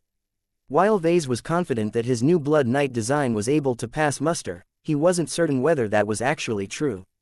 The system's evaluation of his first biomech design did not completely tell Vase whether his new Blood Knight design lived up to its promise. The phrasing with regards to the empowered blood-sharing system was a bit unusual. You have received 1 ascension point for completing an adequate original design that has no other equivalent. Ah, I almost forgot about that. There are more ways to earn ascension points than completing missions. Vase hadn't really paid any mind to this rule because he hadn't completed any mech designs lately. The side projects he worked on, such as the Grey Lotus and the Instrument of Doom, were both brilliant products, but they weren't complete mechs. Neither of them earned any recognition from the system. Instead, Vase managed to earn a reward by designing a biomech that was much weaker and less impactful on the battlefield. It reinforced the notion that the mech designer's system still centered around mechs for the most part. Come on, tell me how well I've handled the latest mission. I did good, right? He didn't know why the system delayed the announcement. He could only sit around and wait until it finally issued its judgment. Congratulations for completing the following mission: Introduction to Biomech Design.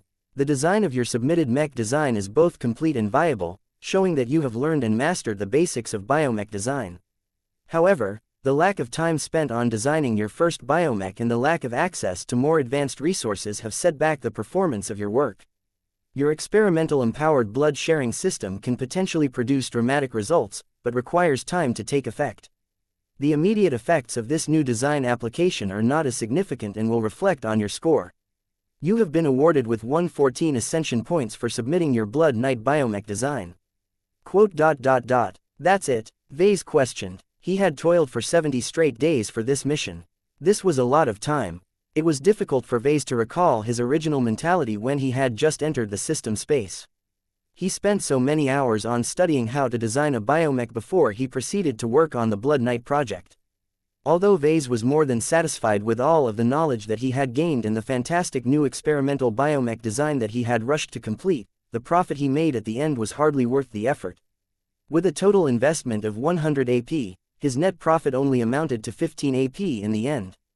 15 AP. After all of this effort, I refuse to settle for this reward. I deserve more. You know how promising the Blood Pact can be. It is a revolutionary new method of empowering mech pilots that can give people like Commander Melkor a chance to become an expert pilot one day. I know that all of this future stuff might not really fit the criteria of the latest mission, but surely this is what you truly want from me, right? Vase was so emotional about his paltry profit that he could not control himself in front of the system. He didn't expect much from his venting as he knew that the system had always been rather inflexible about its rules. However, it turned out that the system wasn't done. You have been awarded with 200 additional bonus ascension points for designing a biomech that exceeds the parameters of your mission. Damn it, couldn't you have announced this to me sooner? Vase had no idea whether his whining had worked or whether the system always intended to give him a bonus. In any case, Vase had become a much richer mech designer. He started out with 1032 ascension points. This was a generous sum, but not good enough for his purposes. After spending 70 days in this system space that was frozen to reality, he finished his mission with 1247 ascension points in his pocket. 1247 ascension points. Vase was much better off than before. If nothing else, he bought himself a lot more time for himself. He could spend all of the profit he made on extending his stay in the system space by 215 days, which was more than worth all of the stress and strain he experienced. He spent several minutes celebrating the good news before he finally regained his composure. The outcome of this endeavor fully satisfied his initial goal. He was in a much better position to resolve the crisis than before. The more ascension points at his disposal, the greater his ability to come up with a viable solution. He still hadn't forgotten about his other goals, though. He wanted to accumulate a minimum of 1500 AP to feel comfortable with developing a weapon that could interrupt the unclean whale that was previously imprisoned inside the Palace of Shame. It would be even better if I can earn 2000 AP, but that seems unlikely. Vase gained a better understanding of the system after completing the latest mission. It was quite brutal in following its rules, but it was also generous enough to reward him if he earnestly worked on new innovations. Developing new design applications played a key role in the progression of a mech designer. Vase would have never been able to make so much progress if he didn't work so hard to invent new means of making his mechs more powerful. The best master mech designers and star designers were all brilliant innovators who weren't afraid of common sense and fully committed to realizing their unique visions. I am still far from reaching their level, but I can still imitate their unrelenting drive. Vase took a small moment to take a well-deserved break. He was not eager about wasting more ascension points than necessary, but after subjecting himself to so much pressure, he needed to decompress and reset his mental state. He had plenty of time to reflect on his work and evaluate his Blood Knight design from different angles. It's decent, but that doesn't change the fact that it is a rush job. The system was a bit generous when it judged that it was worth 114 ascension points at first. Its performance really can't keep up with the mainstream offerings on the market.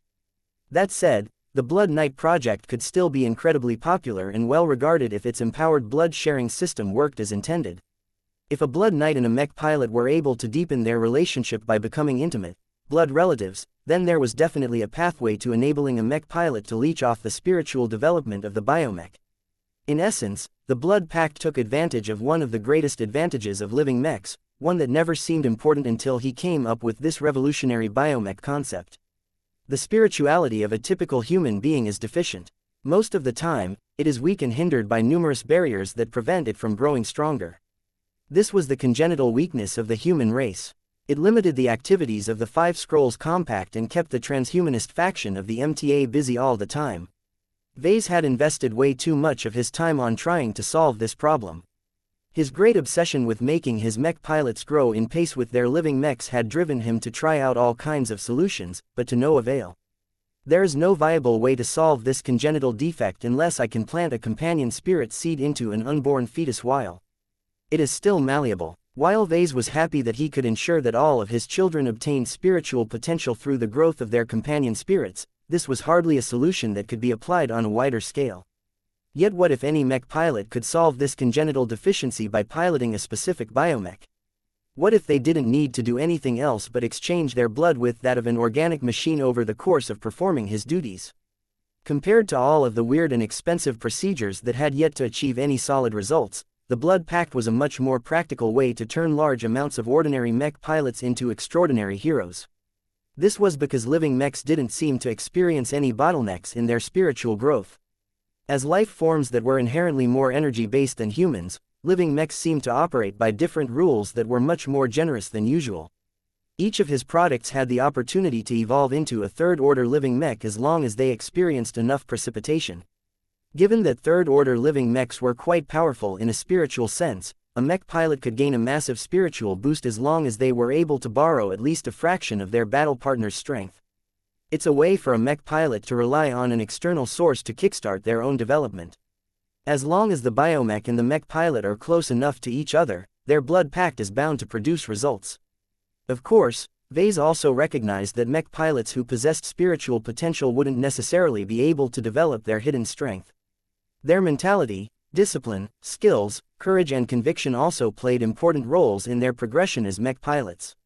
Increasing the pool of eligible high-ranking mech pilots is still incredibly useful.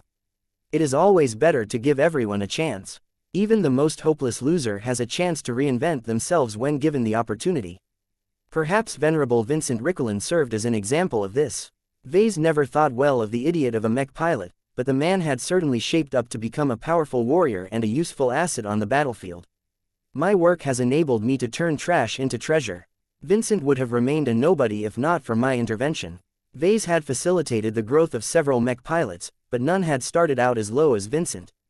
If Vase was able to provide chances to not just a handful but to thousands of Larkinson mech pilots, then he would definitely be able to elevate the Larkinson army into a true force composed of demigods. In fact, why stop there? Why not go further? If he was able to design a commercial version of the Blood Knight mech, then he could easily transform the lives of millions, billions or even trillions of mech pilots. Anyone who was brave enough to take in the blood of their own biomech and share their blood back to the organic machine would be able to step on the road to becoming a god pilot. A bonus of 200 ascension points is too cheap. You should have given me 1,000,000 ascension points. Chapter 4477 Material Anchors. Vase gained so much during his initial attempt to design a biomech that he gained a lot of enthusiasm for what else he could do in the system space. The fact that he had made such an enormous leap in capabilities and expanded his range of mech designs by an entire category had caused him to develop a much greater appreciation of the mech designer system. Maybe I have been too reticent about making use of the system all this time. A part of him regretted that he ignored the system for so long. If he studied the missions more closely and figured out that he could complete them with the help of a cleverly chosen enlightenment fruit, he would have been able to expand his repertoire without spending as much ascension points. After all, he not only spent 30 ascension points to buy enough time to study the essentials of biomech design, but he also spent 40 ascension points to cover the time needed to design the Blood Knight project. Well, it's not a waste to spend 70 ascension points to extend my stay in the system space. Time is the most valuable resource of all. There are lots of mech designers who would literally kill entire states if they could obtain more time for themselves. This was one of the many wonders of the mech designer system. Humanity managed to master many forms of high technology, but Vase seriously doubted whether anyone aside from maybe a god pilot could manipulate the power of time. For Vase to be able to buy extra time for the price of a single ascension point a day was extremely convenient, so much so that it could literally change his life. This is a potent power and one that I should treat with great respect. He reminded himself. His ability to earn ascension points was still relatively limited, so he could not squander them on buying time alone. There had to be a greater purpose behind this action in order to justify the expenditure. It's much more useful for me to spend my ascension points on enlightenment fruits, he affirmed. Increasing my capabilities and acquiring exotic knowledge that is far out of my reach can immediately boost my career and improve my work.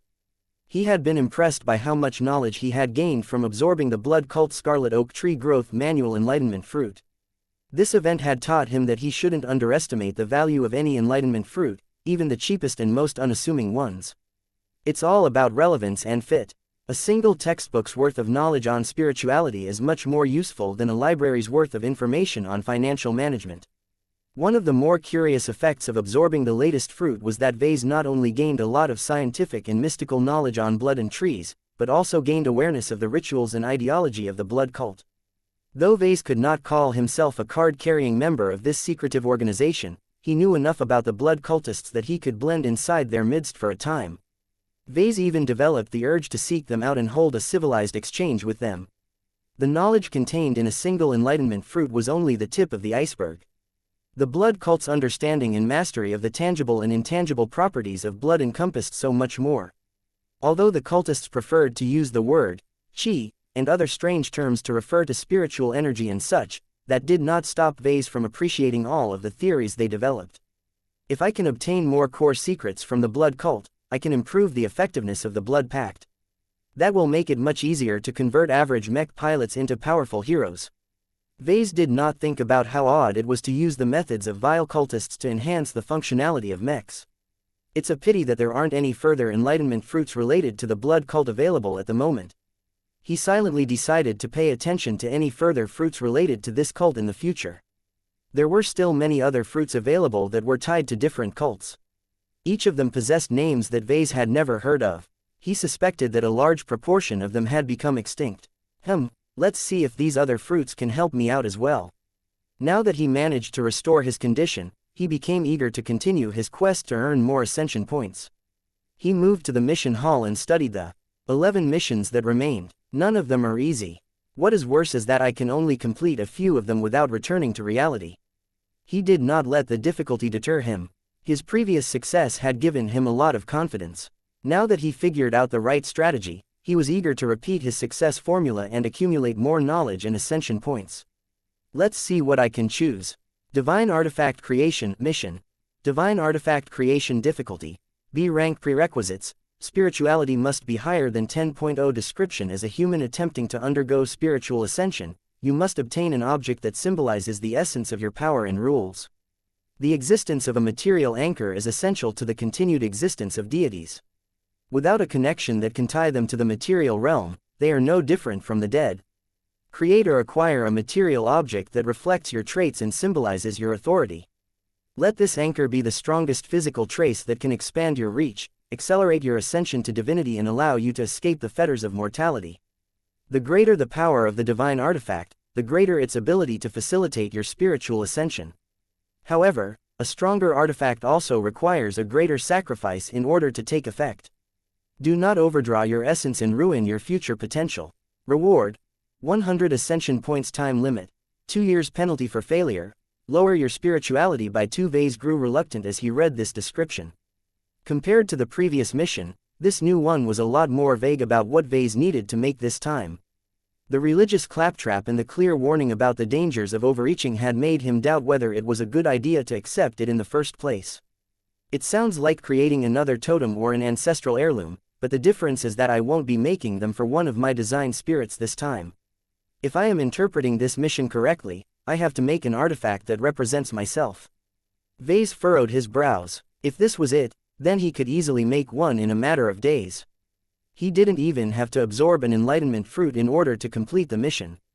He did not think it was that simple, though. The mission suggested that this was an incredibly important step that might have a profound effect on his future progression. A poor and shabby artifact would not only be of limited use, but would also drag him down in the future. A strong and impressive artifact would probably be able to provide him with much more help down the line, but nothing came for free. The system made it clear that power had a price. Vase would definitely have to make a huge upfront investment in order to create an object that could make a huge difference. This upfront investment may be so much that I might end up shooting myself in the foot. To be honest, Vase preferred not to get involved in any dangerous affairs. There was plenty of time for him to consider such a matter in the future. He might not even want to create such an anchor. His goal had always been to become a star designer. That was the only way he could design and make the best mechs that could serve humanity. Vase accepted the previous mission with a bit more enthusiasm because it did not compromise his ambitions as a mech designer. Even if he initially thought that biomechs were a little weird, he did not regret his decision to branch out as it ended up complementing his design philosophy. He wasn't sure whether that would be the case this time. This divine artifact creation mission was clearly related to the more esoteric side of the upgraded mech designer system. What Vase found strange was that this mission implied that the Hammer of Brilliance didn't qualify as a divine artifact. After all, The hammer that he had made represented Vulcan in many ways and was even capable of channeling the power of the god of mechs, dwarves and craftsmanship. Maybe that's the problem. Vase furrowed his brows. Vulcan is an incarnation of me, but it doesn't represent me. Vulcan has its own strengths and weaknesses that are only tangentially related to me. When people think of Vulcan, they have an image in their mind that looks nothing like myself. If Vase was right, then this mission may be related to a notion that Vase entertained in the past. Can I take on the role of a design spirit? Vase instinctively wanted to say no. His spirit was completely different from that of Vulcan or any of his other design spirits. Much of his spirituality was locked inside his design seed, which provided enormous help to his mech designer activities. It also functioned as a beacon that propagated his design philosophy and the living mechs that he designed. Wait a minute, doesn't that sound similar to how design spirits are able to exert their influence onto mechs? He never thought about it before, but once he made the comparison, he could see the parallels. Of course, the way he tied his design spirits to different mech designs was not that deep. High-ranking mech designers were passively able to improve the technical performance of their mechs. The higher their rank, the greater the differences. If not for the fact that this only worked for mechs, mech designers would probably be able to fool people into thinking that they were gods. Maybe this claim is essentially true in the case of star designers. During his only meeting with the polymath, he managed to get a taste of her enormous majesty. The power she possessed far exceeded his expectations of the power of a star designer at the time. He was too weak and inexperienced to properly understand the transcendent might of the polymath. A part of him even became convinced that the secret holder of a fragment of the metal scroll had become a god in human form. Her spirit was so vast and powerful that she had essentially completed her transformation from a corporeal life form to an energy-based life form. In other words, her human body is nothing but a symbolic shell that serves as a convenient puppet for her to interact with other mortals. Thinking about this gave Vase an additional hint on why it might be useful for gods to create a divine artifact. A human body was too fragile to serve as a permanent anchor to reality. A being as powerful as the polymath didn't exactly belong in the material realm anymore. It was much more appropriate for her to ascend to the imaginary realm or another higher realm that Vase was not aware of. It took conscious effort for her to prevent herself from flying away. At least that was what Vase thought. He might be wrong. He had no idea whether his guess was true since he was working with limited information. I will naturally get in touch with these secrets as I go higher up the ranks. There is no need for me to plan too far ahead. For now, he needed to earn more AP. He needed to decide whether it was a good idea for him to accept the divine artifact creation mission. Do I want to embark on a life-changing project that has major implications to my future growth in the hopes of earning less than 100 ascension points? Vase couldn't decide for a while. Chapter 4478 Alien Practices. He had difficulty deciding whether he should accept this mission. His mind said no. Rationally speaking, it was way too reckless to create an important totem that was tied to himself when he didn't know the consequences of treating himself as a design spirit. Vase was not a normal spiritual entity like his incarnation Vulcan. He had no idea how much a so-called divine artifact would affect his capabilities as a mech designer. He had no qualms with experimenting on design spirits. If anything went wrong, Vase wouldn't be the one to suffer from the consequences. My specialty has always been to let other people suffer from the consequences of my actions. He wouldn't be able to do that anymore now that the system requested Vase to treat himself as a test subject. It might not even be possible for me to create a totem based on myself. Wait, what if it doesn't have to be me? What if I can use one of my other incarnations? Aside from Vulcan, Vase also had Blinky. Although both of them were different reflections of himself, they were still fundamentally different from each other. Vulcan was an external incarnation that possessed a complete life of his own. He just happened to be connected to Vase in various ways. Blinky was an internal incarnation that resided in his very mind. The Star Cat was more of a split personality of Vase that just happened to gain an infusion of power. Unlike Vulcan, Blinky's domain and spiritual energy completely mirrored that of Vase. If Vase's suspicions were correct, he could probably utilize Blinky as his surrogate design spirit. What do you think, Blinky? Would you like to join the party and empower mechs and totems with your presence?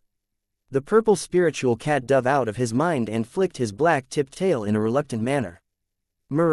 I know, buddy, but the risks are much lower if we use you as a subject instead.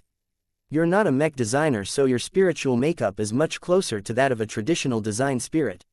Moreau, you may have a point. If this divine artifact stuff is greater than an ordinary totem, then I might need to do more in order to complete the mission. Moreau, silly Blinky, have you forgotten how I managed to complete the previous mission already? If I don't know how to do something, then I will find a way to obtain the necessary knowledge. The Tree of Possibilities still offers many enlightenment fruits that are related to various cults. Moreau, Vase frowned for a moment. Maybe you're right. If it turns out that the enlightenment fruit I need is too expensive, then I will leave it be and consider another mission. I don't want to end up spending more ascension points than I can gain. He planned to handle this mission as quickly as possible. While it was customary for him to spend months or years designing a good mech, there was no need for him to spend as much time on smaller projects. As long as he wasn't too ambitious, he should be able to develop an excellent totem in a week or two. This was especially the case if he utilized his existing tools. Part of the reason why the Blood Knight project took so long was because Vase insisted on developing a new innovation. Vase didn't think it was necessary for him to repeat that approach. When it came to an object that might have major implications to his future, it was better to stick to familiar territory. I should head down to the Tree of Possibilities and see which fruit can help. When he approached the majestic tree, his gaze quickly flicked from fruit to fruit. He already had an impression of most of them, so quickly narrowed down the ones that sounded relevant. Fortunately for him, he found an enlightenment fruit that might contain what he needed. There was just one caveat. Orvan Ritual Sacrifice Altar Design Price, 25 Ascension Points imparts the design and annotated notes of a ritual sacrifice altar utilized by the Orvan race. The leaders of the Orvan civilization regard themselves as gods, and one of their many means of empowerment is sacrifice.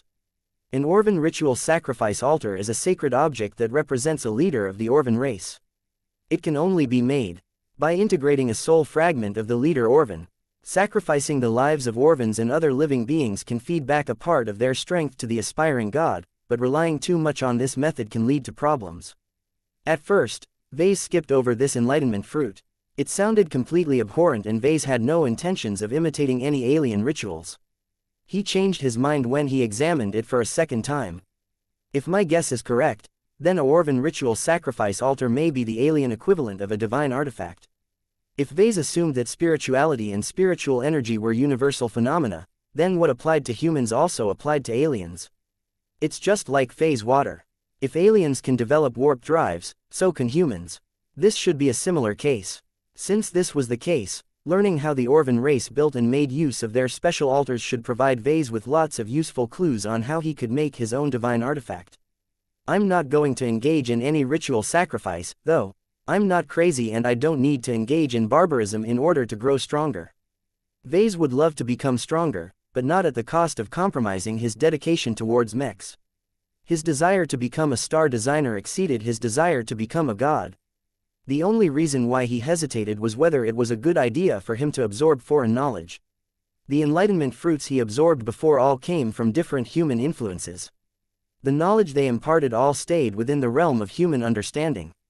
This was different. Despite the narrow scope of this enlightenment fruit, he would definitely implant a lot of strange and alien thoughts if he absorbed its contents. It's cheap though, and there is nothing else that relates to the mission that I want to complete. After a bit of thinking, he decided to take a gamble and go through with this decision. He wasn't afraid of the fruit. He might be able to learn a lot about Orvan culture and society.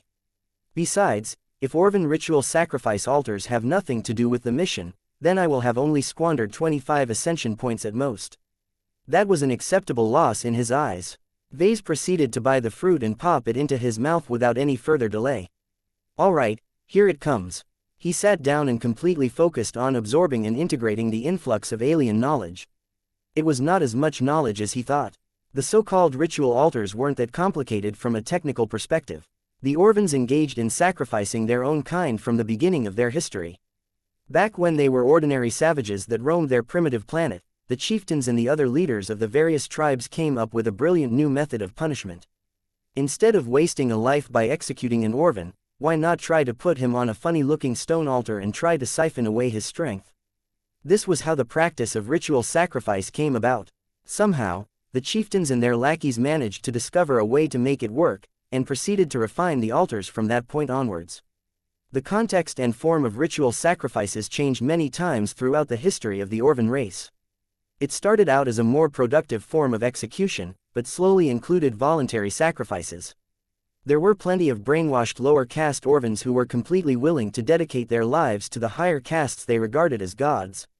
When the Orvans reached the stars and spread throughout the Red Ocean, they also began to sacrifice other intelligent alien races on their altars. The results were largely mixed. The feedback provided from involuntary sacrifices tended to be lower in quality. The feedback provided by alien beings was even more mixed. In any case, the Orvan race was one of the few indigenous races of the Red Ocean that had mastered an effective form of empowerment through sacrifice. It took advantage of certain traits that were unique to Orvans to enable a relatively easy method of spiritual cannibalization.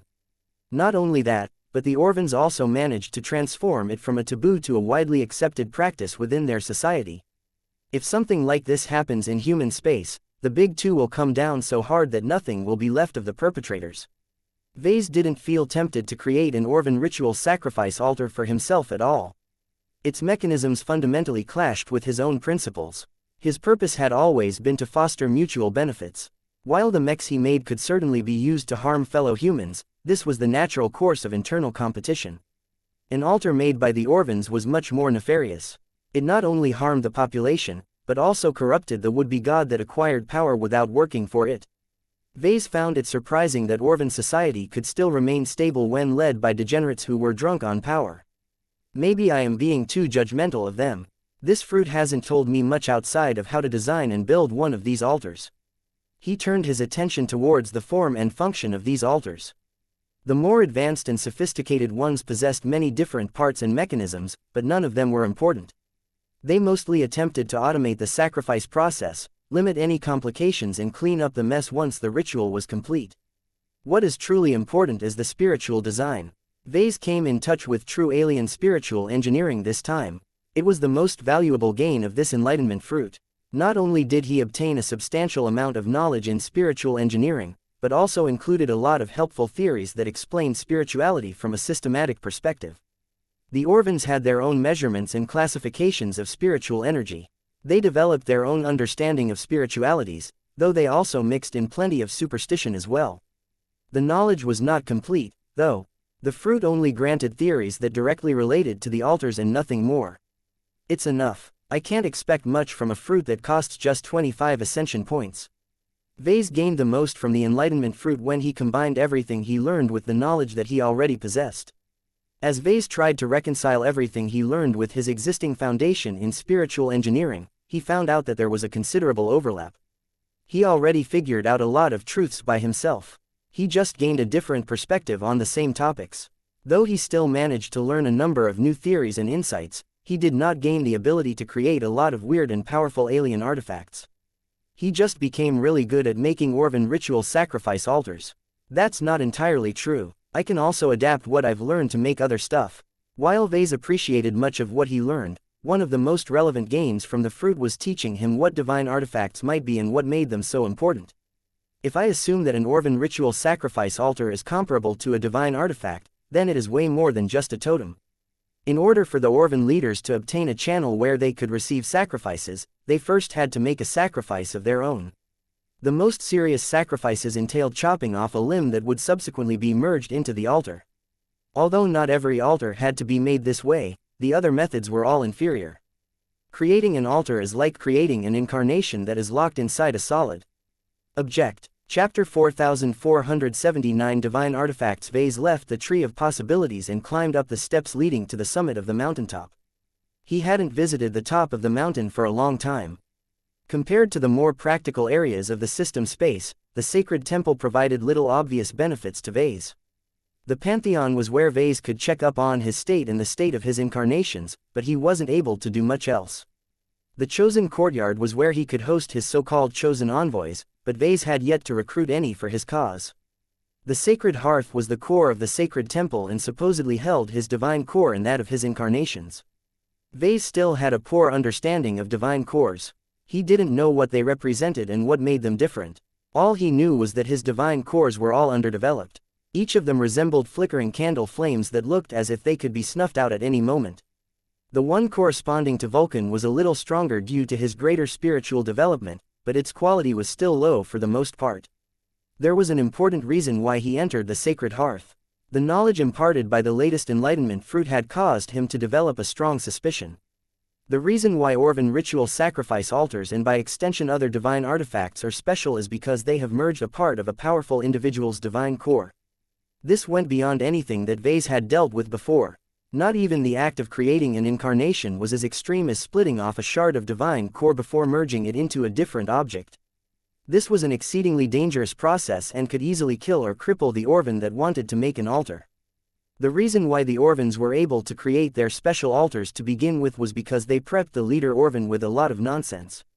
By creating an elaborate ceremony around this event, the priests essentially drugged and hypnotized the leader Orvan into exposing their divine cores before subsequently chopping off parts of them to use in the creation of the corresponding altars.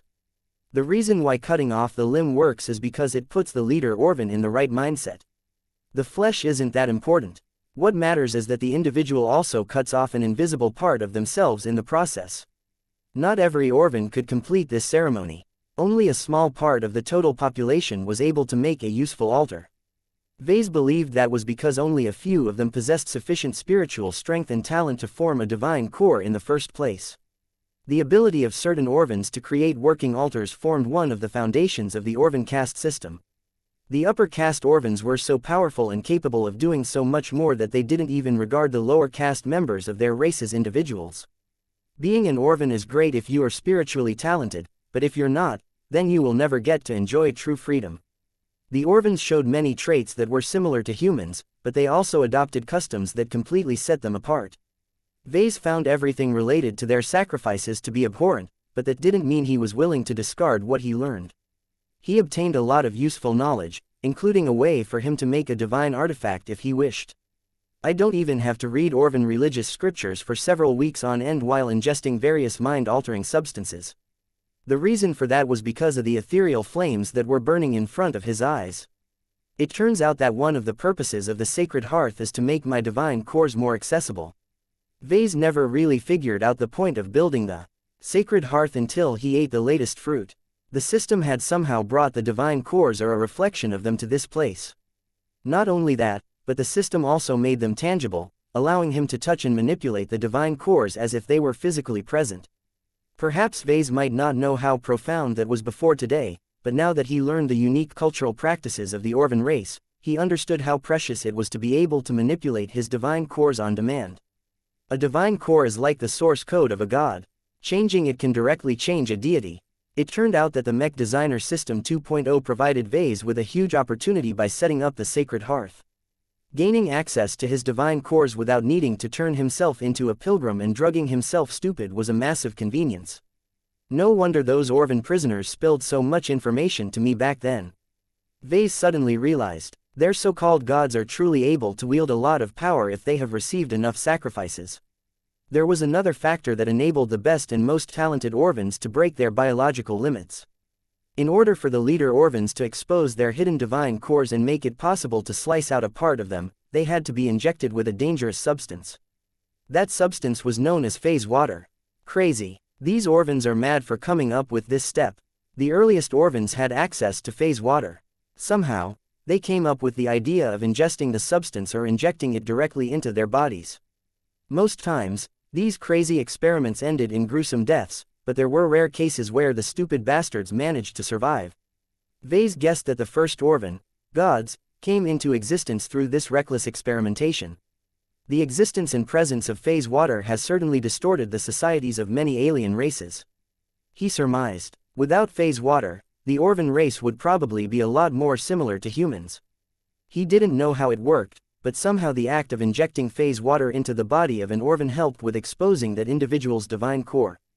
It was as if the divine core existed in a different dimension or realm but could somehow be brought to the material realm. Even as the Orvan race became more advanced and began to master the power of technology, they never found a way to get rid of this essential step. Although modern technology, extensive augmentation and more optimized ceremonies had substantially reduced the lethality of this move, fatalities and crippling injuries still occurred from time to time. Normally, if Vase wanted to make his own divine artifact, then he would have to subject himself to the same dangerous treatment. Luckily, I don't have to do that. Vase grinned. A part of him understood now why the system offered the divine artifact creation mission. It was well within his means to complete it given the resources and facilities within his reach. That said, the process could still be dangerous to him depending on how far he was willing to go in exchange for power. He was confident that he could create a weaker divine artifact without taking any risks. He just had to take as little away from his divine core as possible. Taking away a tiny shard won't fundamentally affect the health of my divine core. Vase said, it is only when I go further that problems will occur. Divine cores can restore themselves over time, but it becomes harder if it has sustained more damage and lost too much strength. There was another point of concern that caused him to hesitate a bit more. A divine artifact has to be a true extension of myself. He sighed. Sorry, Blinky, I can't use your divine core as a substitute. It has to be me who makes the sacrifice. The mission description was rather clear in that he needed to create a divine artifact based on the essence of his power and rules. Blinky might be another part of himself, but the companion spirit still possessed slight differences that would end up imbuing a divine artifact with different properties. It has to come from me. There's a reason why there are 3 divine cores in the Sacred Hearth instead of 2. The system still considers us as separate entities with separate divine cores. It was an interesting observation that had a lot of implications. Vase didn't have the time to think it through, though. He had no interest in jumping too deep into the spiritual ascension rabbit hole. Let's start with designing my first spiritual artifact. Vase no longer delayed any further and proceeded to accept and start his work on his new mission. There was a lot of leeway as far as divine artifacts were concerned. They could be small, big, strong or weak. Bigger divine artifacts tended to be more powerful, but also imposed greater demands. For example, when it came to the Orvan ritual sacrifice altars, their maximum size was limited to the strength of the fragment of a divine core. More powerful entities with more powerful divine cores could probably get away with obtaining a much larger divine artifact. As for me, I should probably lower my expectations. Vase wasn't willing to push the limit on this. He was deeply reluctant to inflict too much damage on divine core. He didn't really see much benefit in creating a powerful divine artifact. As a mech designer, the only way for me to grow stronger is to design better mechs and progress my design philosophy. He already understood what it took for a mech designer to become a senior. He also had a decent idea on what he needed to do to become a master. However, the gap between a master and a star designer was enormous. Vase could not rule out the possibility that a divine artifact might play a useful or even an essential role in the subsequent evolution of a mech designer. If Vase settled for a perfunctory divine artifact, then it would be a lot more difficult to make any progress in the future. Despite this possible truth, Vase wasn't too afraid of starting out small. He thought about his mechs, his design spirits and many other products. The one thing that all of them had in common was their capacity for growth. In fact, even Orvan ritual sacrifice altars are able to grow stronger over time, but that is usually because the Orvans they are attached to have gained strength. Vase wasn't satisfied with that. He guessed that the relation between a divine artifact and a god was similar to the relationship between a mech and a mech pilot. The stronger the mech pilot, the stronger the mech. The stronger the mech, the stronger the mech pilot. If this comparison held up, then a stronger divine artifact might be able to help Vase become a lot stronger over time. In what way, Vase didn't entirely know, but it should definitely be a positive development. Just like how a masterwork mech has helped Patriarch Reginald Cross to overcome his bottleneck and become a saint, a powerful divine artifact can lower the threshold of my own future breakthroughs. He could be wrong, but he didn't think the system would lead him astray. Since it had issued a mission that encouraged him to create his own divine artifact, then it should definitely provide a lot of help to his development. He just hoped that it would help him become a star designer as opposed to an unholy abomination. Vase spent a bit of time to come up with a direction for his divine artifact. He wanted to make one that was small and easy for him to carry around. It didn't necessarily have to be strong from the start, but it had to possess a good foundation and an excellent growth framework. It also needed to be alive and related to mechs. His eyes suddenly lit up as he stumbled upon a fantastic idea. Oh, I know, let's make a cat. Chapter 4480 The Case for Cats. If Vase had to make a living artifact that not only embodied his extraordinary identity, but also had to serve as a tool of evolution, he wanted it to be a cat. Why a cat? There are too many reasons to count. Vase adored cats and was most definitely a cat person. Even though his family already collected a lot of cats, there was always room for more. The cat was literally and figuratively the totem animal of the Larkinson clan, which he personally founded and represented. It made little sense to resort to another animal unless it was a member of the Felidae family, such as a tiger or a leopard. A cat was also an inherently mobile object, which suited a living product the best. Vase had made a number of other totems in the past. The unending regalia which he wore right now, the hammer of brilliance which he occasionally made use of, and the Larkinson mandate which he used to track his clansmen all had one trait in common. They can't move on their own. Technically, the unending regalia could operate by itself in a limited fashion, but it truly wasn't built to function as an autonomous battlebot. As for the other two totems, neither of them possessed any inherent mobility systems. Their only chance of escaping a calamity was to beg Goldie or Vulcan to exert great power to and manifest a part of themselves to take the hammer or book away. Vase didn't want to impose this limitation on his divine artifact, not when he had the ability to do better. A cat fit all of his requirements. A cat was not only compact and easy to bring along to different places, but also excelled in evasion and running away from danger. Cats might not be as strong and powerful as other native Earth animals, but if there is one aspect that they are good at, it is keeping themselves alive. That was exactly what he wanted from his autonomous divine artifact. Vase had contemplated other options that were more dignified in nature, but none of them were any good at avoiding danger by themselves. Even if he integrated a small antigrav system in their construction, it simply wouldn't be as good.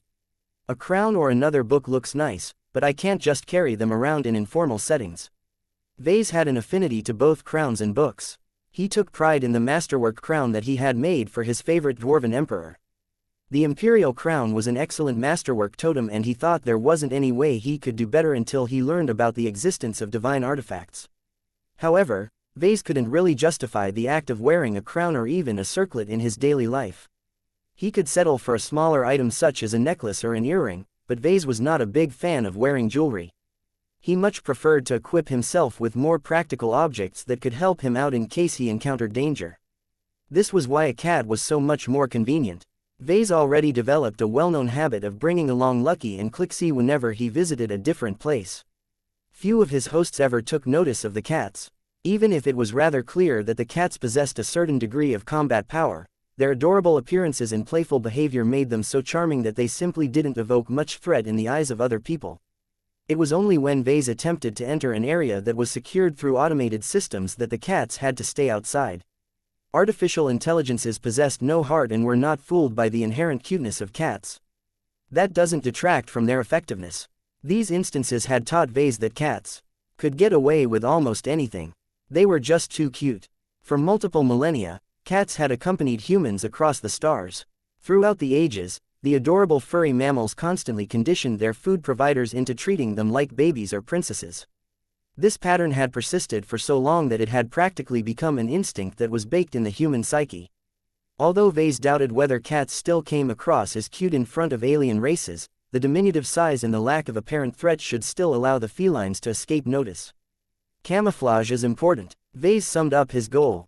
While he felt tempted to go for a big and ostentatious artifact, it made more sense to avoid too much attention.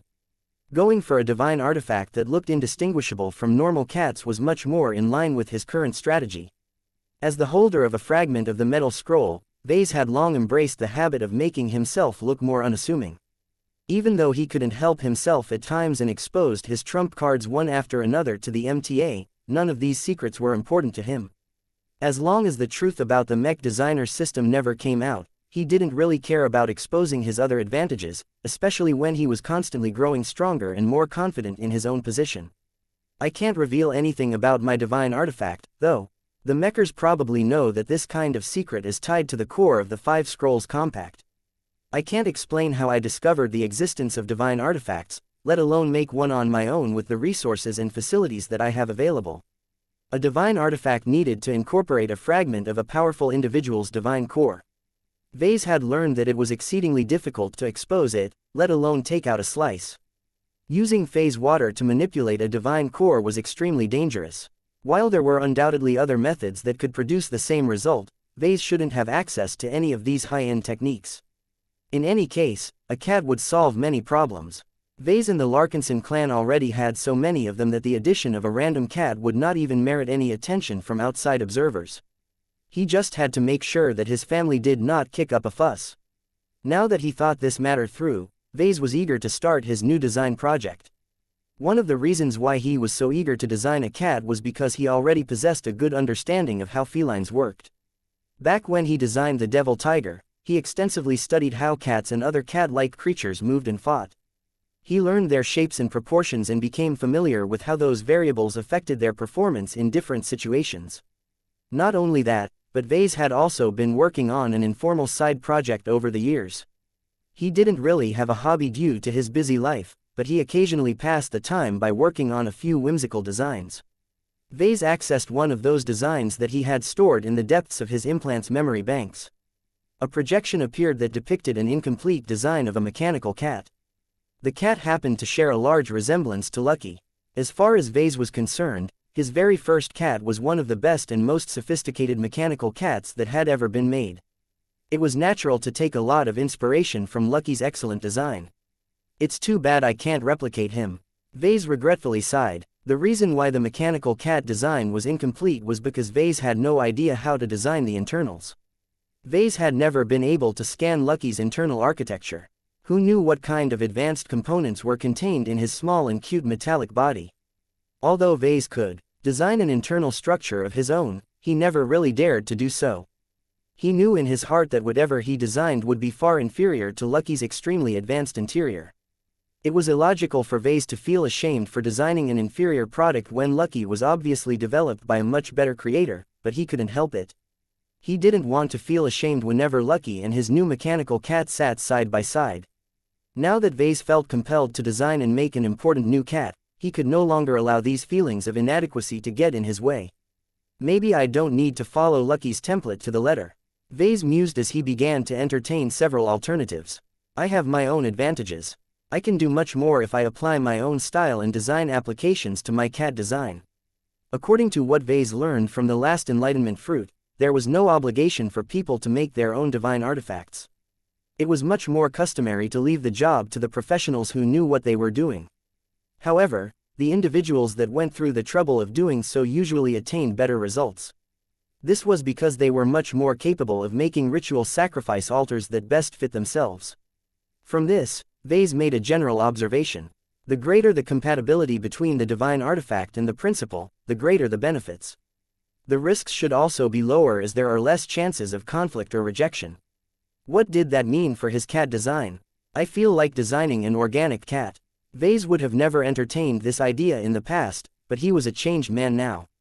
He had recently completed his Blood Knight design, which he couldn't wait to test in reality. While cats weren't comparable to biomechs, Vase possessed just enough competence in biotechnology and genetics to develop a basic designer beast. He was sure that he could find enough resources about the biology of cats in his large library. Cats were so ubiquitous in the Larkinson clan that it was essential to gather relevant information. While he probably didn't have access to the designs of more advanced designer cats, he did recall that he obtained enough medical data about xianxia, which he could use as a reference. It's too bad I can't replicate a cat as powerful as xianxia. Vase sighed. Rhubarthan sentinel cats could only be grown under highly specific circumstances. Without setting up a specific growth environment and without providing them with the right nutrients at the right times, it was impossible for them to grow up healthy, let alone stay alive. This was a common form of copy protection that ensured that the developers of popular designer beasts were able to protect their commercial rights. Since Vase never bothered to buy any advanced organic cat designs of his own, he didn't have any existing templates that he could build upon to design his own flesh and blood cat. He grimaced. The only way I can make this work is to go off the beaten track. I can design an organism that superficially resembles a cat but is actually completely different on the inside. This did not sound like an attractive solution to him because he would have to do way too much work. He had not forgotten about his goal of earning more ascension points. If he spent too much time on fiddling with genes, he would rapidly reduce the amount of profit he could earn at the end. I need to go for a more expedient solution. I'm already familiar with how to design metallic products. What is even better is that I am already halfway done with designing my own mechanical cat. I just need to design the internal architecture before I can proceed with fabricating my latest work. That said, he didn't want to give up on the advantages of an organic cat, especially after he learned so much about the power of blood. As Vase continued to look at his existing, incomplete cat design, he suddenly came up with a bold idea. Why not do both? A mechanical cat was too boring while an organic cat was too complicated. If he took his existing mechanical cat design but filled up its internals with bio-components, he might be able to strike a favorable balance. I'm going to make a cyborg cat. Chapter 4481 Sourcing Materials. A cyborg cat checked many of the boxes. An organic internal architecture allowed the cat to retain most of the advantages of living organisms. A metallic exterior made it easy for Vase or anyone else to repair, replace or upgrade the feline's outer body parts. It became increasingly more common for Vase to gain access to high-grade materials, some of which were good enough to be used in first-class products. The problem was that the quantity was always insufficient. Obtaining 10 or so kilograms worth of alloys was often completely inadequate. Even the lightest mechs weighed at least several metric tons, so it was completely pointless for Vase to design a machine based on a rare material that was only as big as a human head. However, a few kilograms of rare and precious alloys was more than adequate for a cyborg cat. A smaller divine artifact is much less resource-intensive. Vase smiled. It was relatively easy for him to gain access to the materials needed to produce the mechanical half of the cyborg cat. The Infinite Bazaar offered many different alloys at varying prices. If Vase was willing to take a few risks, he could also try his luck by drawing a couple of golden lottery tickets. If that isn't enough, I can always fall back to what I am carrying at the moment. Vase banged his armored fist against his chest plate. His personal suit of combat armor was made out of a combination of several precious alloys. The predominant metal was unending alloy. If Vase was willing to temporarily sacrifice the integrity of his unending regalia, he could disassemble a few exterior parts and reshape them into cat components. It would certainly be an excellent way to enhance the connection between myself and my divine artifact.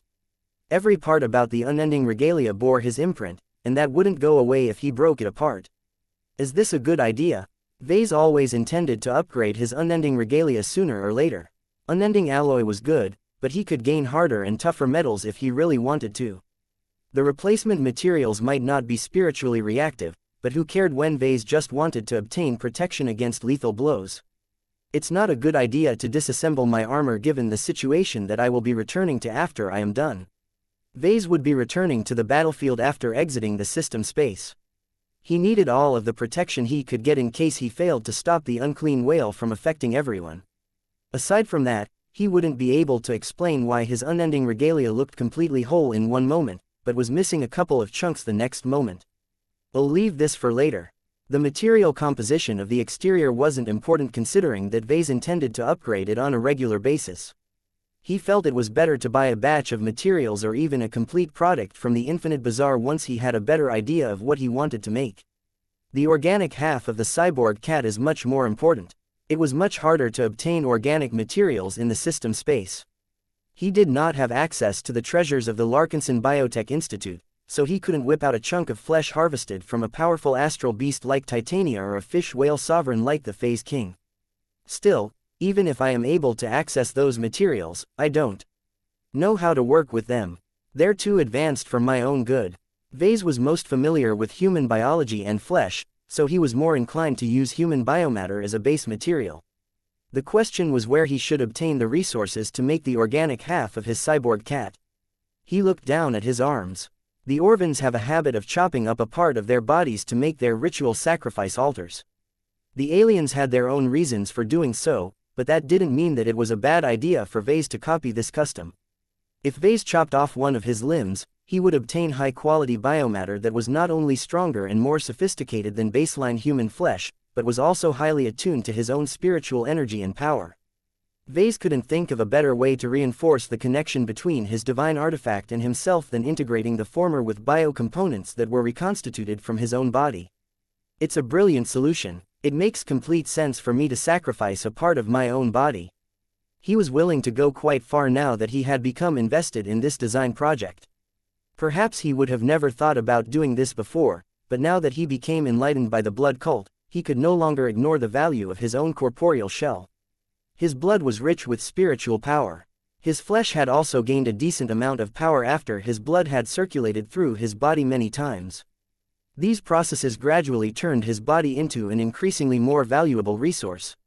It would be a waste to rule out this option. Using his own biomatter as the principal raw ingredient for his cyborg cat came with multiple advantages. He was not only spared from spending ascension points to obtain another source of biomatter, but he also gained the opportunity to work with a familiar material. He stored a lot of files related to his unique biology. He wasn't able to interpret any of the science in the past, but not that he had become versed in biotechnology, he was sure he could understand most of the reports.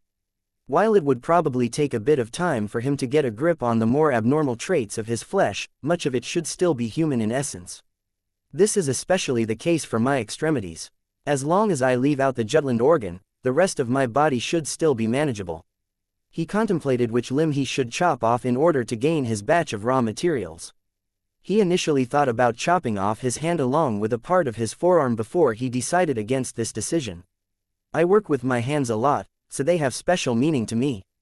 However, I still need my hands to complete this project and complete other missions if I accept any after this. Losing a limb will severely affect my productivity. While it was possible for him to get by with one arm, the loss of a limb would slow him down and make a lot of manual precision work impractical. As a mech designer who regularly liked to tinker in his workshop and engage in practical work, trying to perform the same processes with just a single arm sounded like a nightmare. I should cut off one of my legs instead. That was a much better idea. A mech designer had no use of a functional leg. Vase could still move around for the most part as he had already accounted for this unlikely possibility when he designed his unending regalia. If one of his legs ever broke or went missing, the hollow leg section would simply lock up and make other adjustments so that it could continue to support his weight. Vase could even make other targeted modifications before he went through with the operation in order to improve this feature further. This way, Vase could still move around and work on his subsequent designs in the system. Space without impacting his productivity to a significant degree. I can even chop up my other leg if I need extra biomass for another project. Vase had no qualms about cutting off parts of his body because he knew he could grow them back when he returned to reality and dealt with the unclean whale. The biggest problem was that it would take a bit of time for the biotech experts over at the Larkinson Biotech Institute to regrow a new pair of legs. It might take weeks or months in order to do the job properly. In the meantime, Vase would have to waste a lot of time on physical therapy and other tedious treatment sessions. He did not look forward to losing so much time. It's a necessary evil, he sighed. It's better to spend more time at a medical facility than to miss out on the opportunity to build a good divine artifact. Who knows, my new cyborg cat might even be able to play a crucial role in foiling the unclean whale's plot. The clues he gathered about divine artifacts painted them as extraordinary objects that were much more powerful than an ordinary totem. Vase didn't know exactly what made them different, but he had a few ideas. Maybe, divine artifacts aren't as foreign to me as I think they are. It would certainly explain a lot if Lucky is a living divine artifact. The sacred scrolls may also turn out to be high-end divine artifacts. If this was the case, then that would give Vase a lot of food for thought. The strength of a divine artifact reflected their source or principle. Lucky wasn't all that impressive, but his ability to grow and evolve by assimilating his food was impressive. Perhaps the developer of Lucky had a similar concept to his cyborg cat in mind. As for the sacred scrolls, whoever made the metal scroll must be having an awful time since the beginning of the age of mechs. Several sources stated that damaging a divine artifact would have major consequences to the entity it was tied to, though Vase wasn't clear of the details. It made sense to assume that the apparent fragmentation of the metal scroll affected the strength and condition of its principle. Vase was also impressed that the metal scroll hadn't disintegrated entirely. For its fragments to be able to prevent themselves from crumbling and regaining at least a bit of functionality was a testament to the exceptional qualities of a powerful divine artifact. I'm not certain whether Lucky and the metal scroll are truly related to divine artifacts, but if this is the case, I want in. There is no way I want to be left out of this party. His expectations for his cyborg cat became greater. Let alone sacrificing a leg, he was willing to give up more parts of his body if he could ensure that he could still preserve what was left of himself. The spirit space was not supposed to function as a hospital. While Vase could use the biotech-related lab and workshop equipment to tend to his injuries and even grow a basic cloned limb for himself, they weren't capable of keeping his head alive if he decided to chop it off his neck so that he could use the rest of his physical body as a raw ingredient for his organic design projects. Vase shook his head. I shouldn't get too caught up by all of this business. Let's stick to chopping off a leg and go from there. A cat can only contain so much biomatter. He supposed he could design a chunky fellow if he really wanted to make a bigger cyborg cat, but it wasn't worth it in his eyes. A fat cat not only attracted a lot more attention, but also lost a lot of mobility. These consequences were antithetical to his original purpose of designing a living divine artifact that was good at camouflage and escape. I'll go for a slender cat then. Vase decided. I should visit the Infinite Bazaar to see what kind of materials I can use to shape the exterior of my new pet. He went down to the Infinite Bazaar and browsed the available items. The system offered plenty of excellent materials, though he wasn't familiar with many of them. The prices also tended to vary a lot. He had to give up on many desirable products because they fell outside his budget. This is going to take a while. He frowned. Chapter 4482 Cat Purposes. After browsing all of the offerings of the Divine Bazaar, he failed to find a material that suited all of his needs. I knew it wouldn't be easy. Vase sighed. The Divine Bazaar offered a random selection of high-end goods at various prices. Roughly half of the available products were tied to the mech industry, but the other half was obviously related to the Five Scrolls Compact. This presented Vase with a dichotomy of options that were incredibly useful when used for specific purposes, but wasteful in many other circumstances. As a mech designer, Vase found it easy to judge the materials that could be used to make a mech. He never heard of most of them, but that did not stop him from reading the descriptions and gaining an intuitive sense of what he could do with a particular resource. Just because they're useful for mechs doesn't mean they are useful for my current project. He faced a different problem when it came to materials related to spiritual engineering.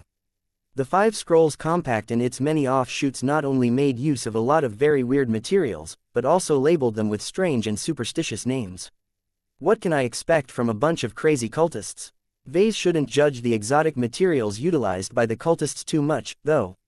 No matter what, their abilities and powers were real, so they definitely knew what they were doing when they made use of all of these strange materials.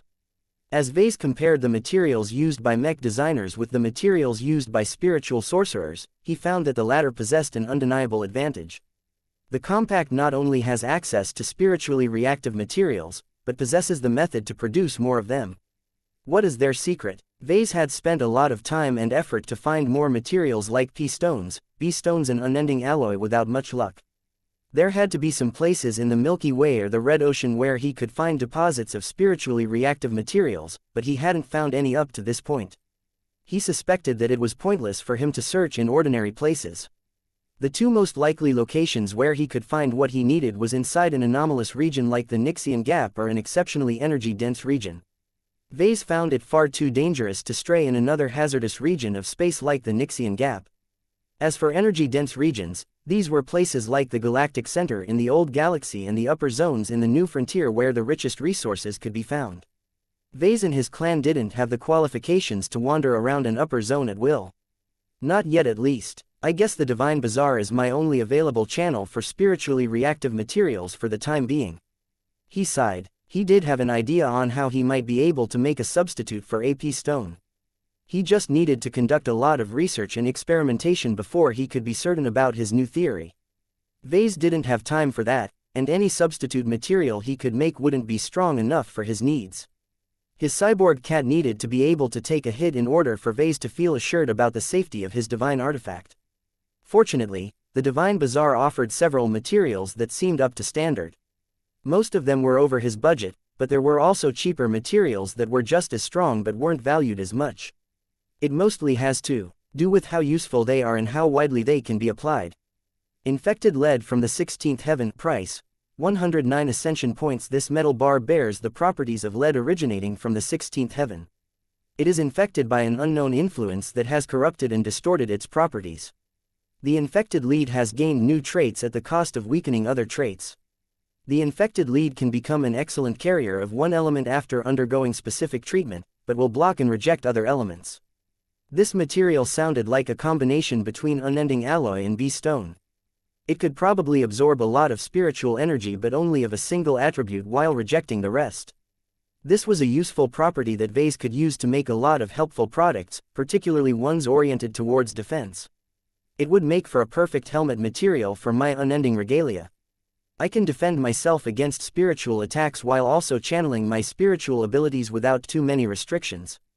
If not for the fact that Vase didn't want to squander 109 ascension points, he would have bought this infected lead without question. Sadly, he had to give up on this promising idea as well as many other ones in order to focus on what was important. I can't go for anything that is too extravagant. I need to settle for a more modest material that can still offer a specific benefit. While he eventually planned to upgrade the exterior parts of his cyborg cat with superior versions made out of better materials, it might take years for that to happen. In the meantime, his divine artifact was bound to develop and mature in a direction set by its initial form and functionality. If he made a cyborg cat that was good at generating energy shields, then it would likely develop more abilities and become a lot better at this job over time.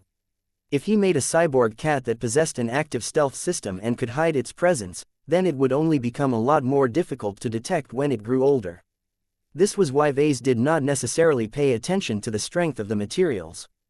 It was much more relevant for him to study and understand their unique properties. Maybe it is better for me to define what I want from my divine artifact. What do I need? What should it do that my other cats cannot do? My cyborg cat has to have a unique purpose in order to make it worthwhile for me to bring to life. It was redundant for him to create a copy of one of his existing cats, no matter whether they were physical or spiritual. Vase briefly went over his cats and what they excelled at the most. Lucky can produce gems and he's an excellent infantry-level combatant. Xianxia is a great caretaker for my family and can also put up a fight. Goldie is the guardian and the watcher of the Larkinson clan.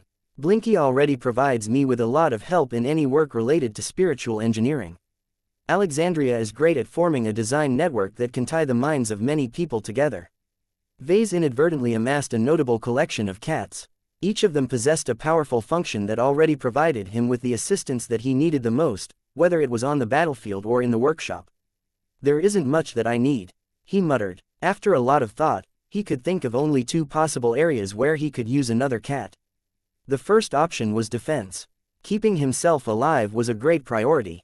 Though Lucky and Xianxia were able to defeat smaller physical threats while Blinky was quite good at fighting spiritual threats, he did not possess a way to shield himself from damage. My unending regalia and my shield generators can block a lot of damage, but I doubt I will be able to remain in one piece after getting bombarded by a squad of mechs. The two possible ways he could defend against overwhelming attacks was defense or evasion. Vase recently obtained a one-use personal teleporter, so he already had the evasion part covered for the time being. He worried a lot more about defending his family. Neither his wife nor his children possessed defensive gear as good as his unending regalia. He planned to remedy this shortcoming soon enough, but even then they might need additional help if they ever came under threat. Making a cat that could save their lives at critical moments sounded more than worthwhile in his opinion. It's just that putting up a big shield is not that useful on its own. Vase sighed. I can still equip my kids with all of the shield generators that I can afford. It is much harder to help them run to safety, especially if teleportation is blocked. The best defense was a good offense in this case. This might not always be the best solution, but it could at least buy his children a lot of time. Lucky, Xianxia, Blinky and his honor guard were already capable of defeating enemies at the same level, but they were helpless in the face of mechs and warships. Vase had always desired to gain the ability to defeat a larger threat on his own. Perhaps a divine artifact might be able to satisfy his need due to its special properties. What kind of cyborg cat will I make, then? One that can transform into a sophisticated firearm that can spit out hot beams of death. For a moment, Vase visualized the scene. Perhaps he visited a planet one day and a group of hostile mechs managed to sneak close enough to launch an assassination strike. While his bodyguard mechs kept most of the enemy mechs busy, one of the threats might be able to get through the blockade. Yet before this enemy mech could complete its mission, a cat would jump into Ves's arm and assume a posture that was similar to a gun. Vase subsequently aimed the head of his cat at the mech before pulling the trigger, causing his pet to disgorge a disproportionately powerful energy beam that instantly burned a hole through the chest of the enemy mech. Ridiculous. This was an absurd and impractical divine artifact for many reasons. Although Vase definitely wanted to add an attack ability to his divine artifact if possible, it wasn't a close reflection of his power and rules. If he wanted to make a divine artifact that could serve its primary purpose well, then he needed to pay close attention to its functions and how well they matched his inclinations. I'm a mech designer, not a warrior. Direct combat shouldn't be the focus. I need to pick a function that matches who I am and what I stand for. The most fitting product should be tied to life, mechs, mutual growth and synergy. What kind of cat can I make that encompasses all of these concepts? Vase mulled over those words. His eyes slowly grew brighter as he generated an idea that captivated his imagination. What if I design a cyborg cat that can supercharge the performance of a mech? He envisioned a cat that could attach itself to the frame of a mech or enter its cockpit and settle on the lap of the pilot. Once his divine artifact settled into place, it could use its abilities that were inherent to Vase to form a spiritual connection to the mech pilot and possibly the design spirit. Once the cyborg cat established the connections, it could boost the performance of the mechs in various ways, from empowering the spiritual capabilities of the mech or speeding up the growth of a mech pilot. In some cases, the cyborg cat might also function as an additional source of power that could enhance the power of the next attack from attack. This way, Vase had more ways to intervene directly in an ongoing mech battle. The only way he could intervene in a battle at this time was by channeling his wuxia energy through a masterwork mech or weapon. He could only employ this trump card once in a battle, and there were only a handful of mechs that he could channel this power. If I can make a cyborg cat that can interface with any mech, then I don't have to worry about these limitations anymore. Chapter 4483 Divine Guidance. Vase looked at the lab equipment with considerable dread and hesitation. I can do this. It will be quick and easy. I'll just have to stick my body inside the machine and wait until I can go out again, just with a couple of parts missing. It is just like cannibalizing a portion of a mech in order to build a better machine. It all made sense in his mind and thoughts. In order to build the cyborg cat that could potentially grant him power beyond anything else he had ever wielded, he had to work with the materials he had available. After selecting an appropriate alloy for the mechanical side of his upcoming divine artifact, he proceeded to spend 10 days on designing his cyborg cat. Vase wished he could have spent more time on refining his design, but he had to make do with a relatively small but intricate design. Surprisingly enough, designing the organic half of his cyborg cat wasn't as challenging as he thought. Sure, he initially felt clueless about how to design a cat made out of his own reconstituted flesh. Despite taking the form factor of a cat, Vase wanted the organic bits of his divine artifact to maintain as much of the properties of his half-alien, half-human flesh as possible. It was quite hard for him to reconcile his conflicting demands with his limited understanding of biotechnology until he found the right approach. Rather than treating it as a designer beast project, I should treat it as a downscaled mech design project. It was like making one of the mech figurines that he did for fun or because he wanted to surprise one of his children with a new toy. He just needed to be a lot more serious and thorough about it. Vase took mech design projects a lot more seriously, so he immediately underwent a mentality shift when he resumed his work. No matter whether it was a mech or a biomech, all pilotable machines followed a common set of rules and conventions. Vase had designed so many mechs that those rules and conventions were literally engraved in his spirituality. This was why he experienced much less difficulties when he designed his first biomech. As long as the product was related to a mech, Vase would always find a way to leverage his abilities to complete his work. I'm a mech designer. Designing mechs is what I do. If I can't design a mech, it's not because I am unable to, but because I'm not pushing my capabilities hard enough. Although Vase might not be capable of distorting reality and producing all kinds of amazing phenomena like swordmasters and high-ranking mech designers, he was still a journeyman mech designer. Designing mechs was more than just a job to him. It was his conviction and his purpose. So long as he set his sights on designing any mech, he would always work at least twice as hard and maybe even more if an exciting idea stoked his passion. Vase certainly had plenty of that in spades once he designed his cyborg cat as if it was a mech. Of course, the much smaller form factor and radically different demands forced Vase to make a lot of changes. Much of it was for the better. A miniature, tiger mech, did not require as many advanced systems or high-performance parts. The cyborg cat did not need to bear so much weight or control tens of millions of individual components.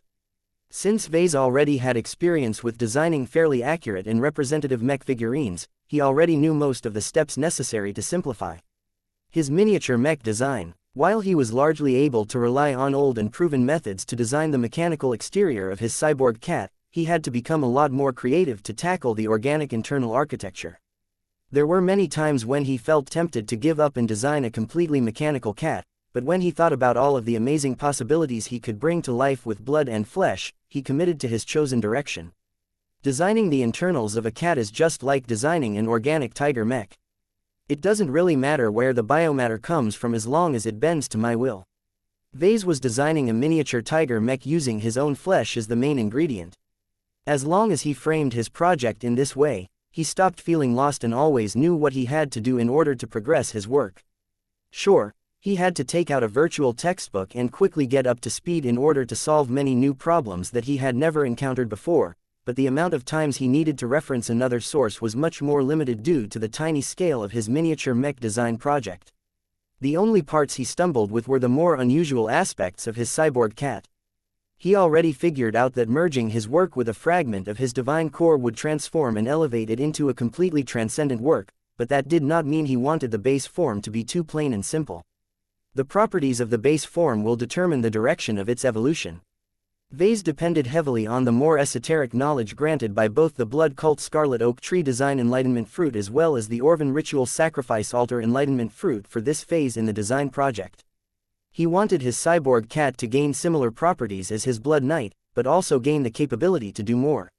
My cyborg cat should not only be an accurate reflection of my domain, but also a vessel which can propagate my vision. As Vase increasingly immersed himself in the more unorthodox and mystical theories of the blood cult and the higher caste members of the Orvan race, he began to mix up his thoughts and form strange and unusual conclusions. Under normal circumstances, he would have questioned or rejected all of these odd ideas, but now that he had entered the mental state of a mech designer, he picked a few proposals that appealed to him the most and found a way to stuff them inside his tiny cyborg cat design. Vase didn't really understand what he had done or why he made all of those design choices by the time he woke up from his intensive state. Some of the functions he tried to add to his cyborg cat design sounded way too ambitious to him. How could he possibly implement such advanced features into his divine artifact when he had no idea whether they even worked? Well, this isn't the first time that I've tried out an experimental new design application in a final product. He shrugged. His rational side told him that it was exceedingly reckless to implement new and untested technology into a critical work that would have great implications for his future. His passionate side told him to trust in his gut and his instincts and believe in his own design solutions, even the ones that looked a little dubious. Being a mech designer wasn't always about cold, hard numbers and boring rules. There was an art to designing mechs that could reach beyond the limits that confined the possibilities of ordinary products. Besides, once my cyborg cat becomes a divine artifact, everything will be smoothed over somehow. Vase had learned from his latest enlightenment fruit that the ancient Orvans initially made sloppy and frankly shabby altars. Somehow, most of them worked out and performed their functions without too many problems. The Orvans discovered that intent was more important than getting everything right. Of course, if the altar was good to begin with, it took a lot less sacrifices for it to assume a proper form. I don't want my divine artifact to feed on sacrifices, though. Vase furrowed his brows. This was a major sticking point to him. As a mech designer, he liked to think he engaged in a productive profession. He was a creator, not a destroyer. Sure, his works could be used to spread untold amounts of destruction, but that was the prerogative of his customers. Vase had nothing to do with that unless he commanded the mechs himself. In any case, Vase did not want his cyborg cat to follow the depraved footsteps of the Orvans. I kind of understand why the Orvan civilization is so degenerate. Their leaders delude themselves into thinking that they can become gods as long as they feed from the lives of their fellow Orvan brothers. They are cannibals in all but name. In order for them to gain strength, they need to take it away from others. That was a road that he would never want to take. Vase wanted to achieve the opposite with his cyborg cat. He wanted it to become a more benign existence that could grant power to others. He wanted his cyborg cat to be defined by its ability to facilitate the growth of both mechs and mech pilots. These were the actions that best aligned with his design philosophy and his principles, and he was determined not to stray from them in the pursuit of greater power. It's fine if my cyborg cat isn't powerful on its own. It can do so much more if it can function as a universal amplifier or force multiplier. Trying to implement this aspiration on a cyborg cat that incorporated two different tech bases was anything but simple, but somehow he managed to complete his design with few obvious inadequacies. After checking the design multiple times, Vase became confident that it was viable and able to do what he needed it to do, all without subjecting his design to any simulation testing or prototype testing. He just knew that the design was sound. It's kind of weird that I feel so confident about my work. Is this what designing a divine artifact for myself is like? I feel as if I am being guided by an unknown influence. Vase doubted himself for a moment. He carefully inspected his mental, spiritual and physical state and did not find any worrying indications that he was being mind-controlled. Weird. He set this suspicious matter aside since he couldn't do anything about it. Rather than obsess over the variables that he couldn't control, he would rather work with the ones that he could affect through his own actions. At this point, that meant going through with the fabrication of his divine artifact.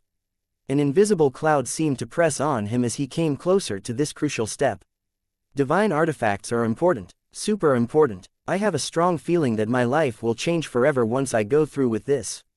Once I am done, I can no longer go back. My course will be set. Vase did not waste much time on second-guessing the decisions he had made for his divine artifact. He was already completely on board with the design concept. The doubts he had over the less transparent aspects of his cyborg cat were not enough to pull him back to the drawing board. This was why he had pulled his body out of his unending regalia and brought himself before one of the lab machines. He had already programmed the biomedical device to perform a series of actions that would allow him to obtain the organic raw materials he needed to proceed with the fabrication run. I just need to go in and out. Nothing more. Thinking about everything that he could gain from his current project finally broke his hesitation. He took a deep breath. Before he put his body inside the tomb-like biomedical chamber. Proceed. He issued a verbal command. He could feel the biomedical device go to work. It injected him with a cocktail of chemicals meant to sedate him and limit any unfortunate side effects for the operation that was about to take place. Just as his thoughts became a little woozy, he felt a sharp and powerful blade slice right through his leg below the knee. Ah, he roared as the pain overwhelmed his sedation. That hurts, goddammit. He forgot about accounting for his abnormal physique's increased resistance against sedatives. Chapter 4484 Permanent Mimic Architulium Platinum Vase was no stranger to pain, and the biomedical chamber did its best to respond to the mistakes he made when he programmed its initial instructions. While he had been cognizant enough to account for his body's reduced sensitivity towards sedatives, he did not properly compensate for the fact that his half-alien body also broke down the dose at an abnormal rate. The speed in which the sedatives wore off was so quick that by the time the device had cut off his leg, he had already regained much of his original pain sensation. After the medical chamber practically doused his injured body with sedatives, it at least managed to complete the rest of its job with no further issues. By the time Vase finally woke up, he awkwardly lifted his body from the chamber and hovered above the growth with the help of his anti-grav uniform. The lingering drugs and chemicals did a good job of suppressing the lingering pains and helping the rest of his body adjust to its diminished state, but Vase wanted to purge them out of his system as soon as possible. I can't proceed with the fabrication run if my mind is still impaired. He frowned. As a somewhat qualified biotech researcher, he understood much better how his abnormal mental and physical state would negatively affect his work. He couldn't do much about his missing leg, but he could still come up with a way to cleanse his body of most of the chemicals. Could he handle it, though? I have to. He gritted his teeth. I've worked under difficult circumstances before. A bit of pain is nothing compared to what I can get at the end. Creating a divine artifact was about making sacrifices. Though Vase did not ascribe to the philosophies of the Orvan race, he acknowledged at least this much. The pain he would experience throughout the fabrication process was nothing but another price he would have to pay in order to make the cyborg cat of his dreams. The possible features and future potential of his upcoming living divine artifact more than compensated for all of his sacrifices. Besides, compared to the ancient Orvans who initially discovered this method, I am much better off. Vase recognized. My clan can easily regrow and reattach a new leg for me once everything is over. It will just take a few months before my body is almost exactly the way it was before. Technology is truly great. It took a bit more time for Vase to recover from his operation and handle the remaining preparation for his crucial fabrication run. One of the essential requirements to designing a proper cyborg cat was to install the right electrical components and circuitry to control its mechanical functions. Although Vase tried to substitute that with organic substitutes as much as possible, there were still limits. It's best if I maintain a balance. The mechanical side of my divine artifact isn't meant to be an empty shell. It has to be equal to its organic side. Both sides came with their own pros and cons. Vase aimed to combine as much of their advantages as possible so he could have it both ways. He wasn't entirely sure whether he succeeded in striking the right balance, but he had a good feeling about this. The cyborg cat design was sound as far as he could tell, and every ingredient was alright as far as he could tell. As he donned his unending regalia once again, he noticed plenty of changes compared to before. His personal suit of combat armor already made adjustments to account for the missing parts of his left leg. Not only that, it felt a bit more hollow than before. This was because he partially disassembled it so that he could pull out a number of redundant and less critical components from his advanced armor. He couldn't help it. His cyborg cat needed circuitry and other advanced components. He couldn't make these essential parts out of a single exotic alloy, so he had to look elsewhere to obtain what he needed. He built and maintained his unending regalia himself, so he knew exactly what it could offer to him. The high-quality parts could easily be repurposed, reshaped or reprogrammed to help the cyborg cat control its non-organic systems. Vase just had to accept that his unending regalia lost a bit of functionality as a result, though he tried to minimize the impact as much as possible. I originally didn't want to do this, but the only other way I can obtain a bunch of circuits is to buy a device from the Divine Bazaar and break it apart. That was an unattractive option for several reasons. First, the devices were all highly advanced, which meant that Vase would never fully grasp its components. Second, Vase would have to spend even more ascension points than he already had at this time. He already exceeded his original budget. He spent 25 AP on an enlightenment fruit, 35 AP on buying the exotic alloy to form most of the exterior of his cyborg cat, and 10 AP to design his divine artifact. That's 70 AP in total. Vase grimaced. Since I probably need to spend a day to make my cyborg cat, I will need to spend at least one additional ascension point.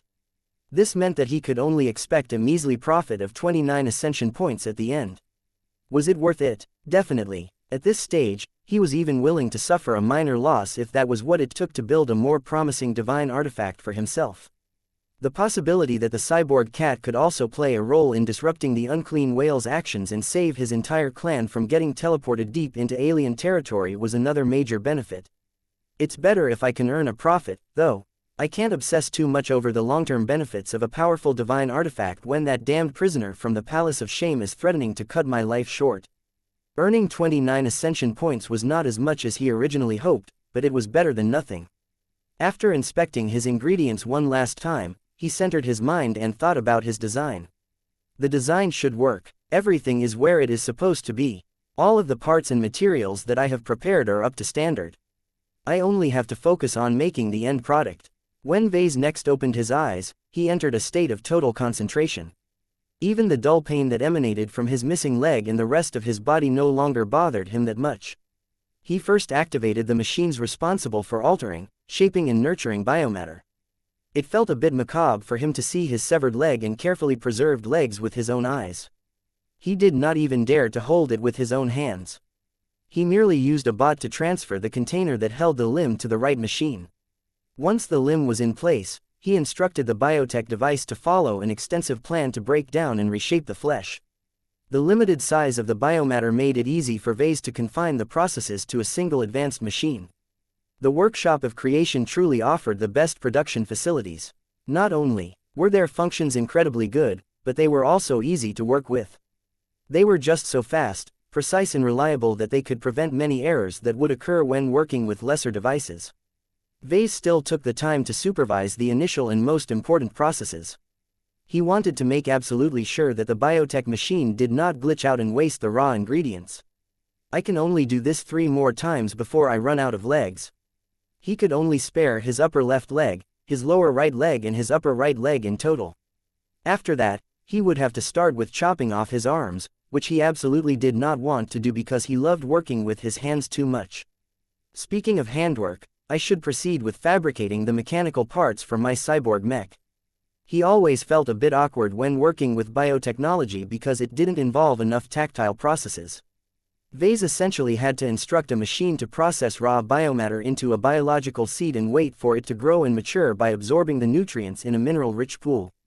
He felt frustrated by his lack of direct control over the growth process, but he had to admit that it was rather convenient that he could work on other tasks while the organic side of the cyborg cat gradually took shape. Vase felt much more at home once he began to work on the mechanical side of his divine artifact. He quickly returned to familiar territory as he processed the diverse collection of parts taken from the unending regalia. The material composition of these parts were diverse. Much of it was made out of a combination of unending alloy as well as more specialized materials that offered superior electrical conductivity and so on. There were so many different materials that all had their own uses that Vase had to be careful about wasting the limited quantities he had available. If I botch these steps, I will have to pull out even more components from my unending regalia to replace what I have lost. His determination to not let that happen added a lot of pressure on his shoulders. He deliberately reduced his pace and spent extra time to make sure he was doing everything right. I feel as if I've turned into Gloriana. No matter what he thought about his wife, he had to admit that she produced much less waste than any other mech designer under normal circumstances. Eventually, he came to the point where he had to fabricate the structure and the exterior plating of his cyborg cat. This was the simplest task but also a fairly tricky one considering that he was working with a material that he had never handled before. Permanent Mimic Architeulium Platinum, price, 35 Ascension points. This metal bar consists of Architeulium Platinum, an exotic variant of platinum that is many times harder but is only slightly denser. This metal has undergone special treatment that has lasted for 57 years that has imbued it with an affinity for extraordinary power as well as additional properties. The treatment has made the Architeulium Platinum into a permanent mimic substance, which means that it will partially imitate the properties of another material upon contact.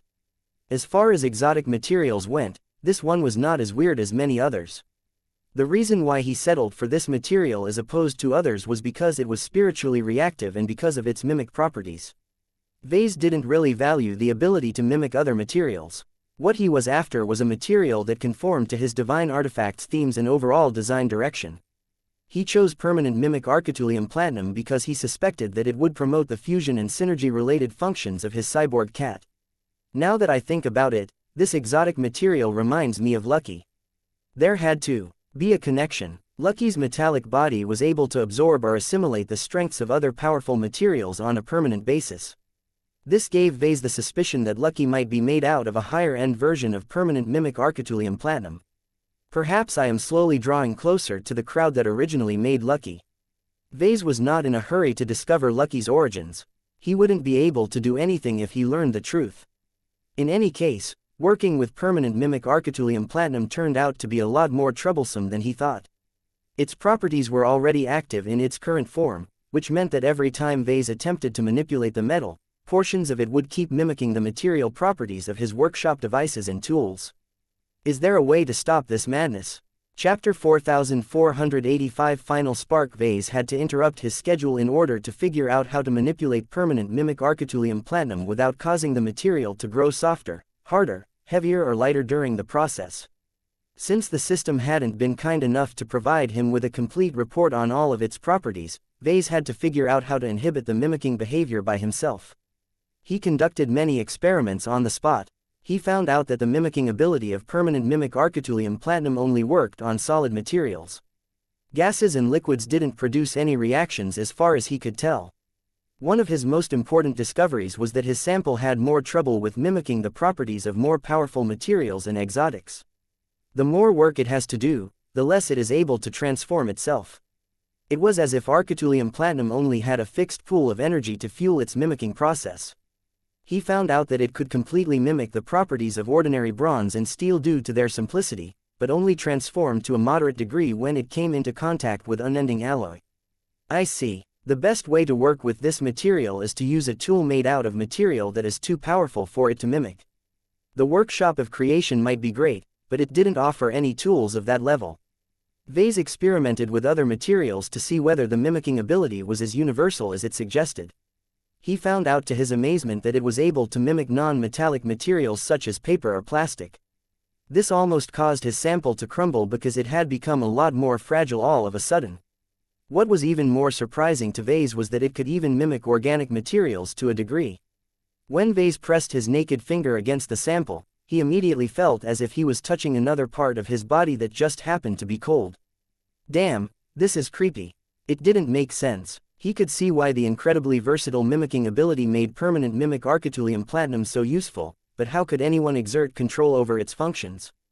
It would have been great if it was mimicking a powerful or useful material, but anyone who wanted to ruin it simply had to push an ordinary rock or tree leaf against its surface to make it fragile. I don't believe that the developers of this material are able to tolerate such an obvious weakness. He tried various means to limit the activity of the material. He failed to produce the desired results after subjecting his sample to heat, pressure, light, electrical current and magnetic fields. Even though he could employ more unusual methods to get a reaction out of the exotic material, he didn't feel he was on the right track. I'm looking at this the wrong way. Since I suspect that Architeulium Platinum is related to the Five Scrolls Compact, maybe I need to use their methods instead of the methods of an engineer. Vase concentrated his mind and tried to make contact with it with the help of a spiritual projection. What? It felt as if he was touching a puppy. The metal wasn't alive per se, but it possessed a low form of reactivity that suggested that it could respond to certain commands. Stop, he instructed the sample while he poked it with a finger. The Architeulium Platinum transformed to match his skin and flesh. Halt, freeze, reverse, 0, reset. Vase tried out many different commands while he poked the sample to see whether it would stop transforming. Most of the commands ended up doing nothing, but he finally managed to produce a meaningful change when he uttered a specific word. Inherit. That caused the Architeulium Platinum to freeze in its current state. When Vase carefully drew his finger back, it continued to mimic his skin and flesh as if nothing had changed. Go back. Vase encountered a new problem as he had to find a completely different command to turn it back to normal. Default, initial state, original, copy, mimic, embrace. The sample turned back to normal again after Vase uttered the word embrace. When he put the sample into contact with different materials, it mimicked their properties as usual. What if I want to switch this ability off entirely so that I can work on it as if it is a normal material? He tried the inherit command again but found out that it did not freeze the material in its current state. Vase had to try out a lot of other keywords until he finally stumbled upon the right command. Isolate. This did the trick. The Architeulium Platinum no longer produced any special interactions when coming into contact with different materials. Vase wanted to scratch his head. This is going to be a little more complicated. My cyborg cat will need to exert a lot of control over his body in order to avoid mimicking the wrong materials at the wrong time. He did not worry too much about it, though. One of the special traits about living products was that it was much easier for them to master their inherent quirks. He believed that a living divine artifact would be able to control its own body to an even greater degree, especially after it experienced a powerful baptism. It will be fine, I think. I can always fix my divine artifact if there is a glitch. Vase shrugged and resumed his work. He had already fallen behind schedule due to this unexpected problem and he was eager to get back on track. He worked a little faster in order to catch up to his original schedule. The impact to his work was minimal as he grew fully confident in his ability to work and shape Architeulium Platinum after he had frozen their mimicking behavior with the isolate command. Hours passed by as Vase completed more parts for his cyborg cat. In the meantime, the biotech machine had just completed the organic internal design for his divine artifact. It did not look pretty. It was as if someone wanted to cook a cat by skinning the creature and trimming down the flesh for a bit. The fact that the skinned cat was made out of flesh that used to comprise his lower left leg did nothing to make it more appetizing. Still, Vase perceived a certain sense of dormant power, beauty and grace from the small bioproduct. He had put a lot of thought and effort into its design. He made sure that the integration of his flesh, bones and blood did not go to waste by designing a spiritual foundation that could anchor and repurpose their extraordinary energies. It won't take much longer, he whispered. The time to assemble his divine artifact had come. The biological inner structure had grown to its full form at a fast pace due to its limited mass and volume as well as the excellent facilities of the workshop of creation. After he carefully scanned and inspected the biological core, he confirmed that it had not mutated or deviated from his original design to a significant degree. Small changes and inconsistencies were inevitable when it came to grown bioproducts, but Vase had already accounted for these unpredictable deviations. This was why Vase completely assembled the mechanical parts around the biological base by hand. He could make small adjustments to the original plan and design on the spot. He didn't even have to stop to make calculations as he just knew how he could shift the parts to make them all fit together. It also helps that I've designed my cyborg cat with changes in mind. Compared to the frustrations of trying to figure out how to control the mimicking ability of Architeulium Platinum, assembling the mechanical side of his new cat was much more relaxing. Vase felt increasingly more expectant of the end product as he slowly put his latest work together. He had to work slow at times because there were a number of delicate parts that needed a gentler touch, but it didn't take long before the cat became more complete. Soon enough, his cyborg cat had taken shape. Technically, it was not yet complete. He needed to integrate it with a shard of his divine core to make his latest pet come to life. That did not stop Vase from appreciating his work at its current state. It largely matched his design and the cat that he envisioned. The organic properties of the cyborg cat were not quite evident on the surface. At first glance, it looked like a silvery mechanical cat that could pass off as Lucky's cousin. Many of the parts resembled that of his first cat, but there were a number of differences that made the cyborg cat more aligned with himself. Its expressive purple electronic eyes looked dull at the moment, but Vase was certain that they would shine once his divine artifact came to life. His new pet would look much cuter and more adorable by that time. The exterior of the cyborg cat consisted entirely of plating made out of uncoated permanent mimic architeulium platinum. Any light shining on the material produced faint green highlights that made it seem as if the metal was coming to life. When Vase carefully squeezed his work from different angles, he could feel the interlocking plates flex wherever they were supposed to bend. If he pressed hard enough, he could even feel the spongy feedback of the flesh underneath. Vase received even greater feedback when he examined his work with his spiritual senses. This is a little freaky. The cyborg cat was undeniably an extension of himself. Vase could still feel the strong imprint of his former leg inside his incomplete divine artifact.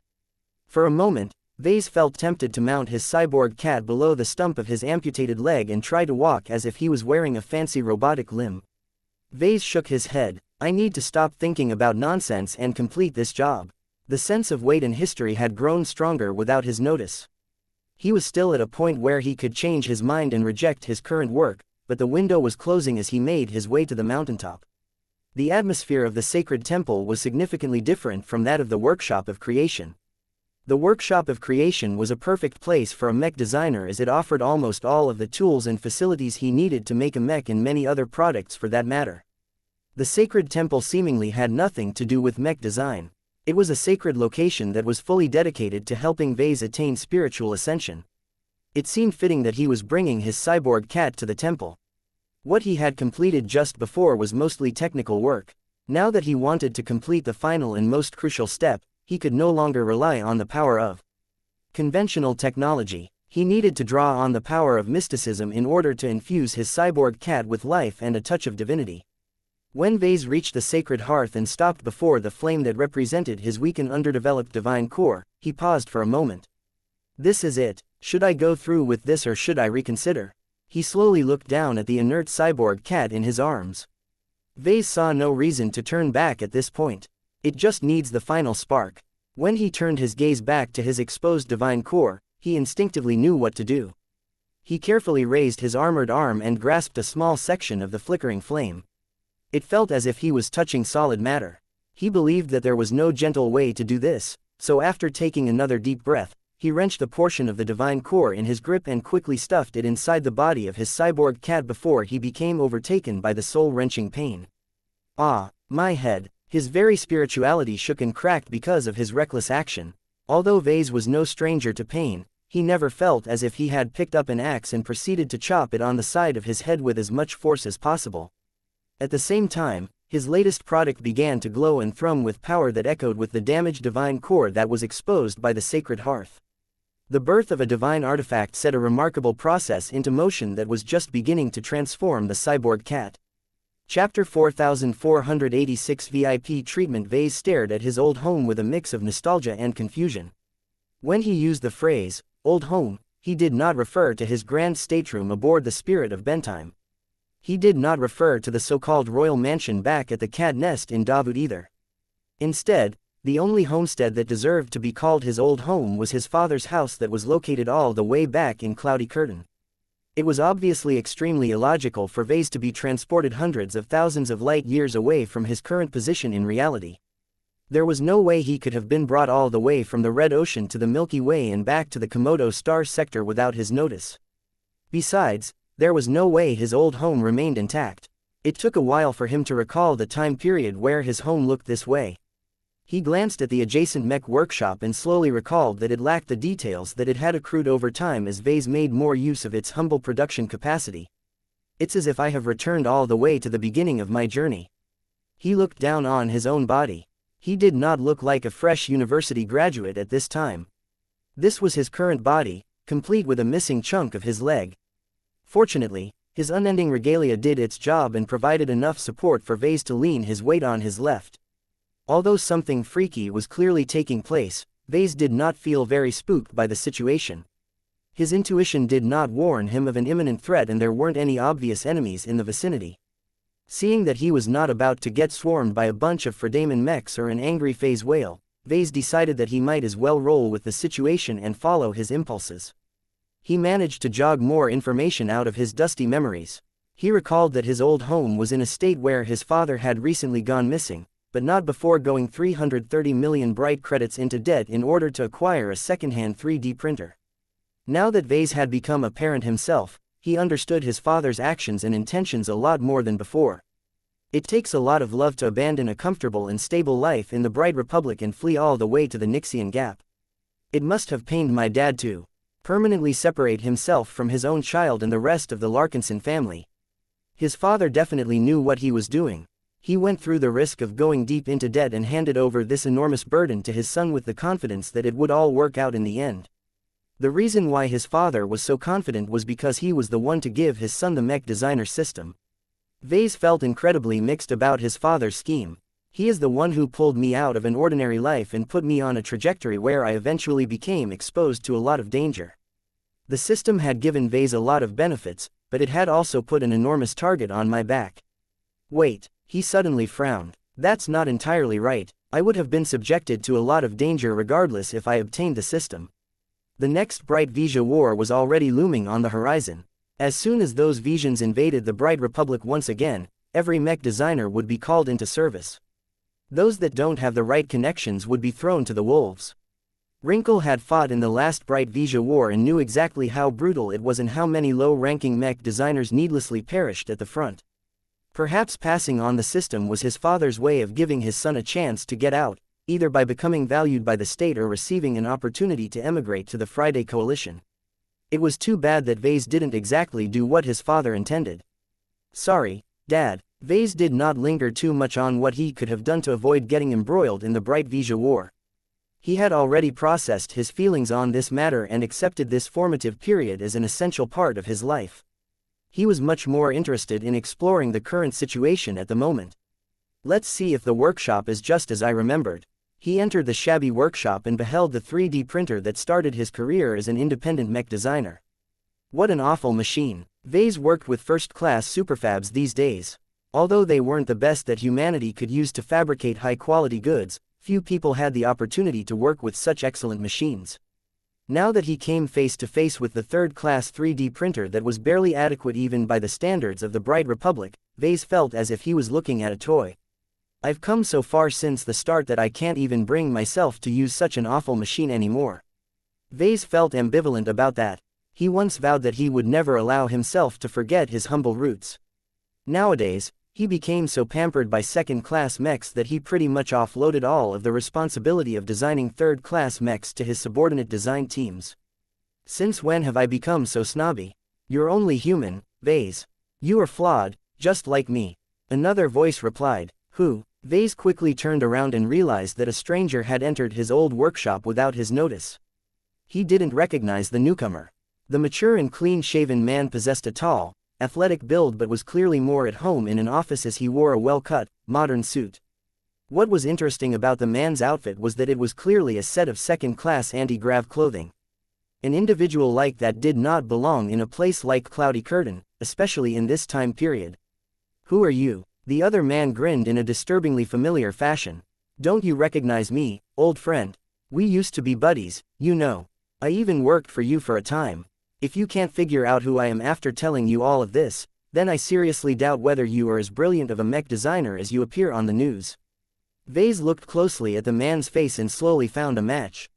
From a person who he had buried deep into his mind. Carlos. Are you Carlos Shaw? In the flesh. The suited man grinned. Well, in a manner of speaking at least. You don't look like the Carlos that I knew. Vase said. You look older. You've gained muscle. You carry yourself with an air of confidence that you did not have before. Is this who you currently are, Carlos? Yup. Vase pointedly looked around the workshop and confirmed it was in the exact state as it had been when he started his mech designer career on his own. The living mech corporation didn't even exist at this time. Shouldn't you, I don't know, look younger or anything? How can you even appear as your current self when I have no idea how you look? Are you a figment of my imagination, or have we literally reunited with each other across hundreds of thousands of light years? Carlos raised his palm in a vaguely familiar manner. Whoa there, Vase. I know you're curious and all, but I don't have all of the answers. It's not my job to explain what is happening. Then what can you tell me, old friend? I'm here but not here. I am the Carlos you know, but I'm not entirely the Carlos who is currently living his own life back in the Komodo Star sector. I am not an illusion, but I am not entirely the person who you consider to be your old friend. It's complicated. Vase narrowed his eyes. If I tell you something here, will the real Carlos become aware of our conversation? No. How can I believe you? What proof can you give me that will convince me that talking to you won't have any repercussions? Oh, come on, Vase. Don't you understand what is going on? You've been pulled into a dream sequence that is centered around you, not me. This is your chance to have an earnest talk with me so that you can obtain closure and complete the first step of your divine transformation without too many regrets holding you back. It would be really bad if that happens, do you know that? Vase grew even more suspicious about this abnormal situation. You are being awfully forthcoming, Carlos. In fact, I shouldn't even tell you all of this, but there is an external factor, system, that has interfered with this dream sequence. Congratulations, Vase. You have a VIP pass. You have received extra privileges for that reason. I see. I kind of believe you now. The real Carlos would never speak. Please like and follow the Cultivation Audiobooks channel like this. I distinctly remember that I never told you anything about the system. You didn't, Carlos said with a dour expression. I don't blame you, Vase.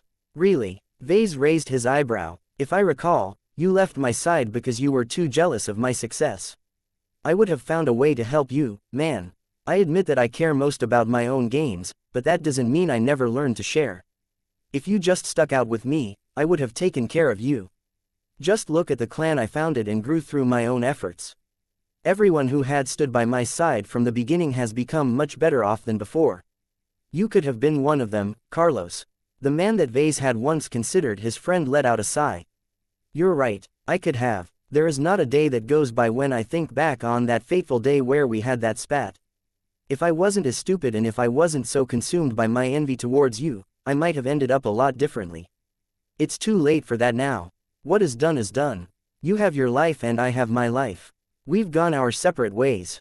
Vase scanned Carlos' appearance once again. It looks like you've shaped up. What happened to you after you left my side? Oh, nothing much, Carlos nonchalantly answered. I tried to muddle through on my own. The Sand War and the Komodo War changed all of that. Before I knew it, the Coalition Reserve Corps picked me up and put me in a holding facility where they interrogated me for months. They squeezed everything I knew about you. Not that it helped that much. How so? I knew you best during the times we attended the Rittersberg University of Technology and when we worked during the early days of your mech business. The Vase back then is unrecognizable from the Vase that returned from his mandatory service in the Mech Corps. That is also the reason why I didn't hesitate to reveal everything I knew. I don't think my information helped the Fredaman in any way or shape. Thanks, I think. You're welcome, old friend. So what did you do after that? I take it that the Fredaman did not treat you too poorly. They were quite nice to me when they realized that I was being fully cooperative. Carlos smirked. Just like you, I got the VIP treatment. While my information didn't turn out to be that helpful, the Fredaman were still decent enough to give a big bag of money as well as citizenship to their fine state. So you decided to start a new life in the Friday Coalition? I did, Carlos nodded. I had nothing left in the Bright Republic. The state was in a bad shape after the Sandmen wiped out the surface of Bentime, so the Friday Coalition was a much better stage for me to restart my mech design career. It sounded like Carlos was genuinely doing well nowadays. Vase felt a little guilty for never taking the trouble to check up on his former bosom buddy, so he actually felt quite relieved that Carlos hadn't fallen victim to all of the major events that took place in the Komodo Star sector. Of course, Vase could only base this conclusion on the premise that this dream sequence was as this version of Carlos had described. Once all of this was over, Vase would definitely look Carlos up on the galactic net and confirm that his former friend had truly emigrated to the Friday Coalition like he claimed. Chapter 4487 Lessons Learned. Did you make it in the Friday Coalition? No offense, Carlos, but you don't look like a journeyman. None taken, old friend. It's not that bad. I didn't make much progress at first, but I had a plan. I used the rewards I've earned from the CRC to take additional courses that would help me become a second-class mech designer. Remember those candies you fed me? That has helped me a lot with passing all of those difficult courses. Anyway, when the Komodo War grew hot, a lot of lucrative jobs became available that helped me integrate into the local scene. I'm happy that you managed to pick up your life after you have left. Vase said with genuine sincerity in his tone. I don't even mind that you completely betrayed my trust and stabbed me in the back by telling everything you knew about me. I would have done the same if I was in your place. Thanks, Vase. That means a lot to me. I have done my best to milk you dry. Nowadays, business is booming. The Friday Coalition is investing a lot of money and resources to rebuild the territories that used to belong to the Hexadric hegemony. I'm continuing to get a lot of practice and I hope that I will eventually be able to hit journeyman before I become 50 years old. I know that doesn't sound impressive to a mech designer of your caliber, but not everyone has a super relic in his possession like you. I think I am doing quite well for an ordinary person. You are, Vase affirmed. I don't look down on you, Carlos. Don't lie to me, you totally are looking down on me. I'm the dirt that is beneath your booth. You have advanced so much in the last 10 years that you have begun to hobnob with high and mighty MTA masters. As for me, I'm still working in the trenches as a lowly apprentice. I guess you're right, Vase said. I do look down on you, but that is a natural response when a superior mech designer meets an inferior mech designer. You're not much different from the assistant mech designers who are working diligently in my design department. I can easily hire hundreds of them at a time, you know. There are so many of them that they aren't worth that much unless they have exposed their talents at an early stage. In my eyes, most apprentices are simply normal people. They are decent and all, but they're too plain to have what it takes to take a step further. And you think I'm one of those plain and boring guys? Vase nodded. Yeah, I don't know the full details about what has happened to you lately. While you look a lot more successful and content with your life, I don't feel the drive in you that is common in most high-ranking mech designers.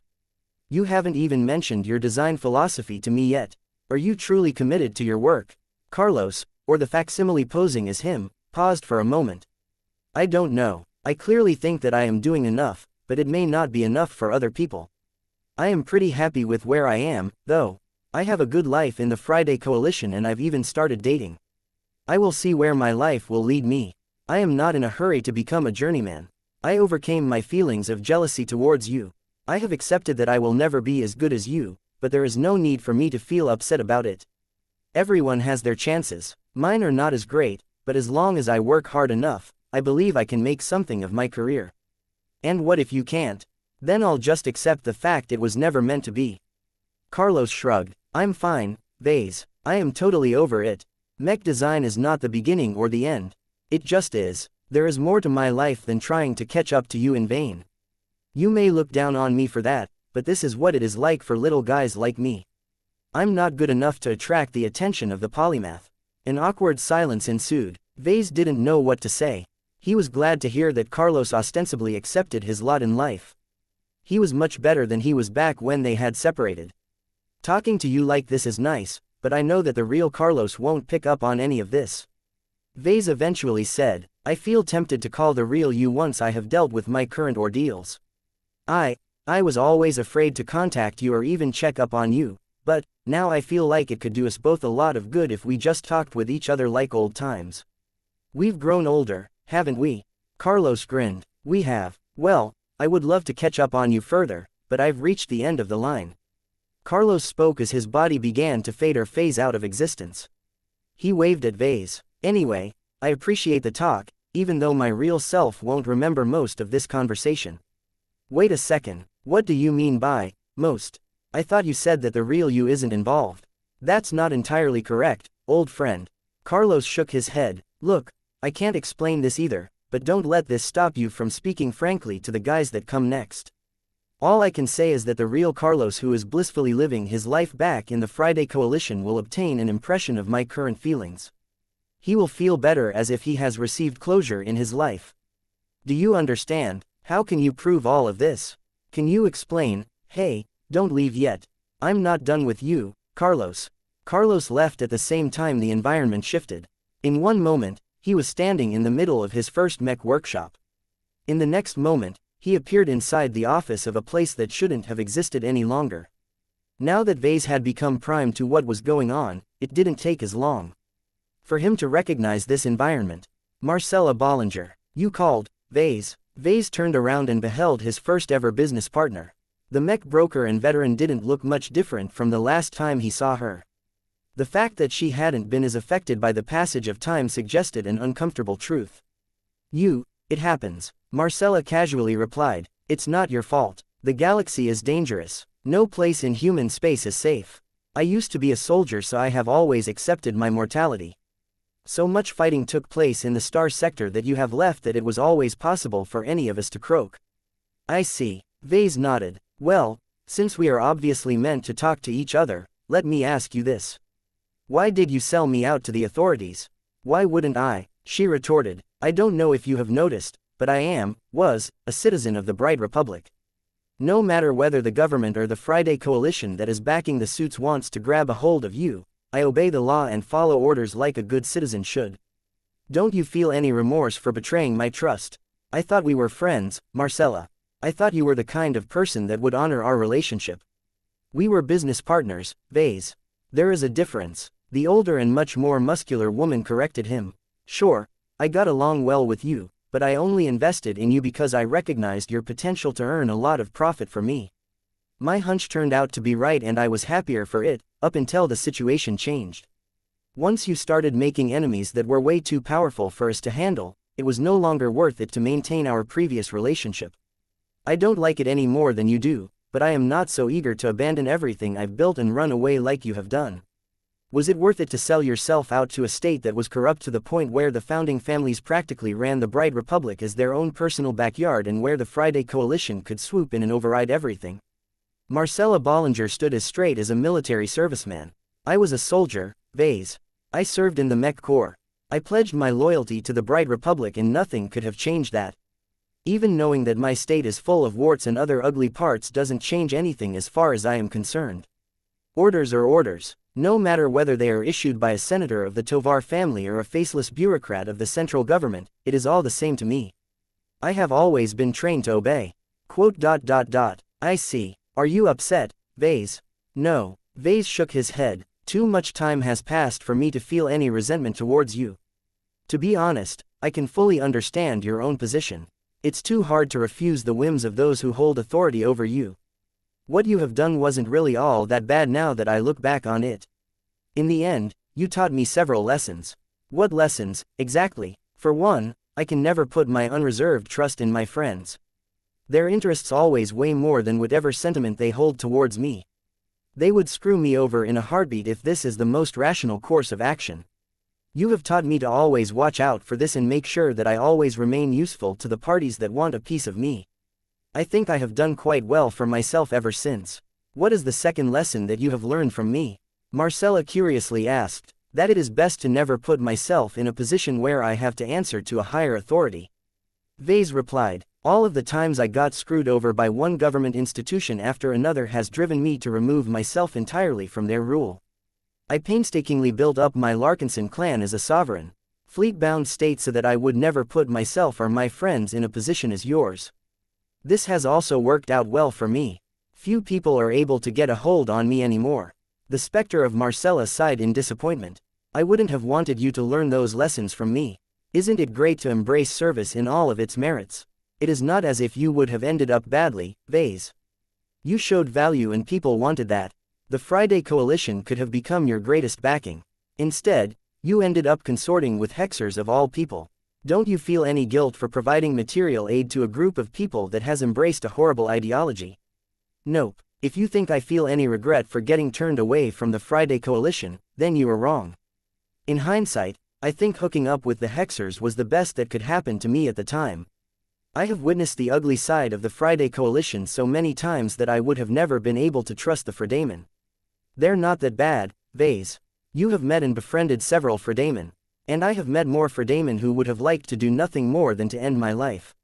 He snorted. Don't talk to me about the Fredamen any further. They are too consumed by their infighting to value their friendships. The Hexers on the other hand may hold awful ideas, but they are much more honest and sincere. The fact that they have honored their friendship with me time and time again has earned my respect. You also aided and abetted their aggression towards the Friday Coalition. The Komodo War killed a lot more people because of the effectiveness of the Hexer mechs that you have designed. Vase scowled. And I'm supposed to feel guilty for that? The Fredamen targeted me first. I never wanted to antagonize them. What I have done is justified revenge. Besides, whether I help the Hexers or not, I have always made sure to maintain my distance. If I stayed chummy with the Fredamen, then the Coalition would have assimilated me sooner or later, thereby limiting my potential. The Hexers are much more abhorrent as you have said, which made it a lot easier for me to avoid them as much as possible. I ended up better for it because the clan I have founded has grown into a formidable independent power that has much better growth potential than the Hex Federation. That is a win in my book. Marcella sighed. It is clear that we will never see eye to eye on this issue. No matter. It is fine as long as you are happy. Anyway, I hope that you will remember everything good that I have done for you. I truly did not want to turn my back on you and I tried my best not to surrender more than what was expected of me. Chapter 4488 The most difficult dilemma Vase took in the idyllic back garden of the Larkinson estate. He missed this place. He could already imagine his aunts and uncles chatting leisurely while the children laughed and played among themselves. The ancestral home of the Larkinson family was a beloved sight for many Larkinsons. They had fond memories of this place, so much so that he had tried to recreate the general atmosphere throughout his entire clan. Family is important, don't you agree, Vase? I do, Melinda. Vase turned around and greeted his older cousin with a smile. Of all of the Larkinsons of the original family, his relationship with Melinda was probably the best. Though they hadn't spent as much time together as he would have liked, he always considered her the oldest sister that he never really had in his own family. You look good, Vase. Melinda said in a happy tone. You're not the Vase I know anymore, but you definitely have an air of greatness and confidence around you. It is as if you are projecting a magnetic field that makes it easier for people to take you seriously. Thanks. That is a necessity for people like me. I have learned the hard way that bad things always happen if certain groups of people don't take me seriously enough. I can understand that. We have been forced to adapt as well. The Garland Empire is anything but a paradise. Were you guys doing well over there? Vase asked with concern. We were doing okay. You don't need to bother too much about how we were faring when we were staying in the vicious Mountain Star sector. We have already left this cesspit of violence and grandstanding. Our family is making our way over to your clan, remember? Vase nodded. I do. The journey is perilous, though. I won't mention much about the dangers of traveling through the old galaxy, but the new frontier is way too chaotic. Your family should contact our clan the moment you have passed through the Greater Beander Gate. We can arrange to pick you up once your fleet has reached the Vullet Central Star Node. Don't patronize us, Vase. Melinda. Just because you are a Larkinson doesn't mean we like getting told what we should do. We can take care of ourselves for the most part. If we want your help, we will call you, but until then, please respect our dignity. There are already enough Larkinsons who oppose our planned reunion as it is. The naysayers are afraid that you will treat us all as your personal property. That won't happen, right? Oh, of course not, cousin. You guys aren't strong or important enough to merit so much personal attention from me. I have better lackeys to play with these days. Well, you certainly aren't cutting back on how much you despise your old relatives. Melinda Larkinson mirthfully said, why should I tiptoe around the obvious? We both know what is left of the old Larkinson family is but a shadow of my clan. You guys are living entirely from the handouts from us. Without the dividends that you have earned from your shares of the LMC and without the powerful mech designs that I have permitted you to use, would any of you have been able to regain your footing in the Garland Empire? We would have managed with or without you, Vase. Ark Larkinson is still a genuine high-tier expert pilot. A mech officer of his caliber would have easily been able to find employment elsewhere as long as he is open to switching his loyalties. Well, I will give you that, but that still doesn't change my point too much. No matter what, your Larkinson family would never be able to equal my Larkinson clan. I wouldn't have minded if that was the case. Melinda retorted, the decisions you have made in your quest for power have brought your clan to the brink of annihilation multiple times. This isn't the way you take care of your own people, Vase. One of the reasons why I have stuck with the Larkinson family is because we value stability over greed. We just want to live a decent and honorable life. There is no need to chase after greater power and riches. Vase obviously didn't agree with that sentiment. Then why is your family heading over to our clan? You know what will happen once we reunite, right? It wasn't my decision. Melinda grimaced. Don't get me wrong. I am genuinely looking forward to meeting you in the flesh again. I just don't like the idea of putting my children and my other family members under your wing. The stories I've heard about your escapades leave me with little confidence that our family will be safe under your tender care. Larkinson will die. The people that I have lived with and known for many years will meet their ends prematurely because of your compulsion to chase after the shiniest opportunities. Vase had heard these complaints so many times that he had become immune to them. He simply crossed his arms and maintained an impassive gaze. I won't force any of you to join my escapades, as you have described them. Our clan has set up a branch system where the meek among you can choose to settle at our branches. Right now, we only have the cat nest in Davut, but I can assure you that it is a safe enough place for you and your children to reside. You can even take up a semblance of your old job and help with guarding our property against possible threats. Melinda still didn't look happy, but she begrudgingly nodded her head. I suppose that is the best that we can get. I don't know if rival colonial states or angry alien retribution forces will appear in orbit one day and bombard everything below into pieces, but we will take what we can get. I may be a mech pilot, but I am not cut out for the campaigns that you have become addicted to. How come you are so desperate to tempt danger, anyway? Aren't you supposed to be a mech designer? I thought you are all content to stay in your labs and design your mechs behind closed doors. You're not wrong, but those aren't the only sort of mech designers out there. I'm a different type of mech designer. I have discovered that I work best if I embrace new experiences. That doesn't sound so bad if I ignore that your own people must brave death in order to cover for your mistakes. No normal mech designer is okay with that. You've changed, Vase. All of your power and wealth has corrupted you. Melinda accused. I have changed, but not in a bad way. I grew up, Melinda. I changed for the better. If I was my old self, I would have never been able to make it this far. You may think ill of me all you like, but I don't regret the decisions that I have made. I have become a better mech designer than I could have ever imagined by following my current course. His cousin scowled deeper. I can't believe you. It is so difficult for me to reconcile the Vase I grew up with to the monster that you have become. These obsessions of yours have ruined you. Every time I see you, I see a Larkinson that could have been a hero, but chose to become a villain instead. Tell it to me straight. If you have to make a choice, what do you prioritize the most, your family or your mech design career? Vase grew angry this time. I don't like false dichotomies, Melinda. I am not falling for your word trap. I have always tried my best to never let my mech design ambitions stand in the way of my love for my family. I have tried to combine them instead. Becoming a better mech designer will help my children and the rest of my clan a lot more than if I settle down and choose a stable course like the old family has done. You haven't answered my question. You can't avoid the hard choices forever, Vase. One day, you will be put into a position where you cannot get away unless you make your decision. Are you willing to sacrifice your family or everything you have worked for in your professional life? This was by far the most painful dilemma that Vase was confronted with. He truly loved his children to death, but as a mech designer he was incapable of compromising his mech design ambitions. Vase almost felt as if he was tearing himself in half whenever he considered one unpalatable choice or another.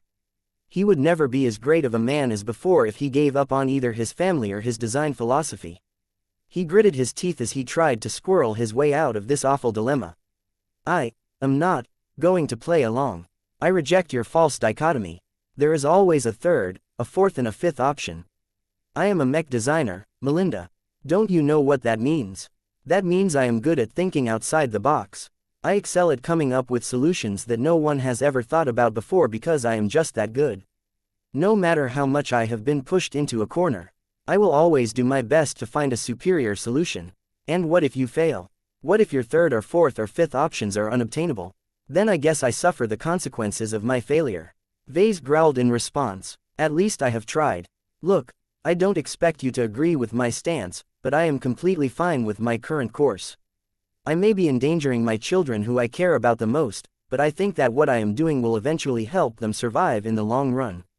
There are much greater dangers in the cosmos that they need to prepare for. I can coddle them as long as I can, but that won't help much when an unfathomable enemy shows up that we cannot run away from. The only way for us to survive is by gaining enough strength. Do you know the motto of our clan?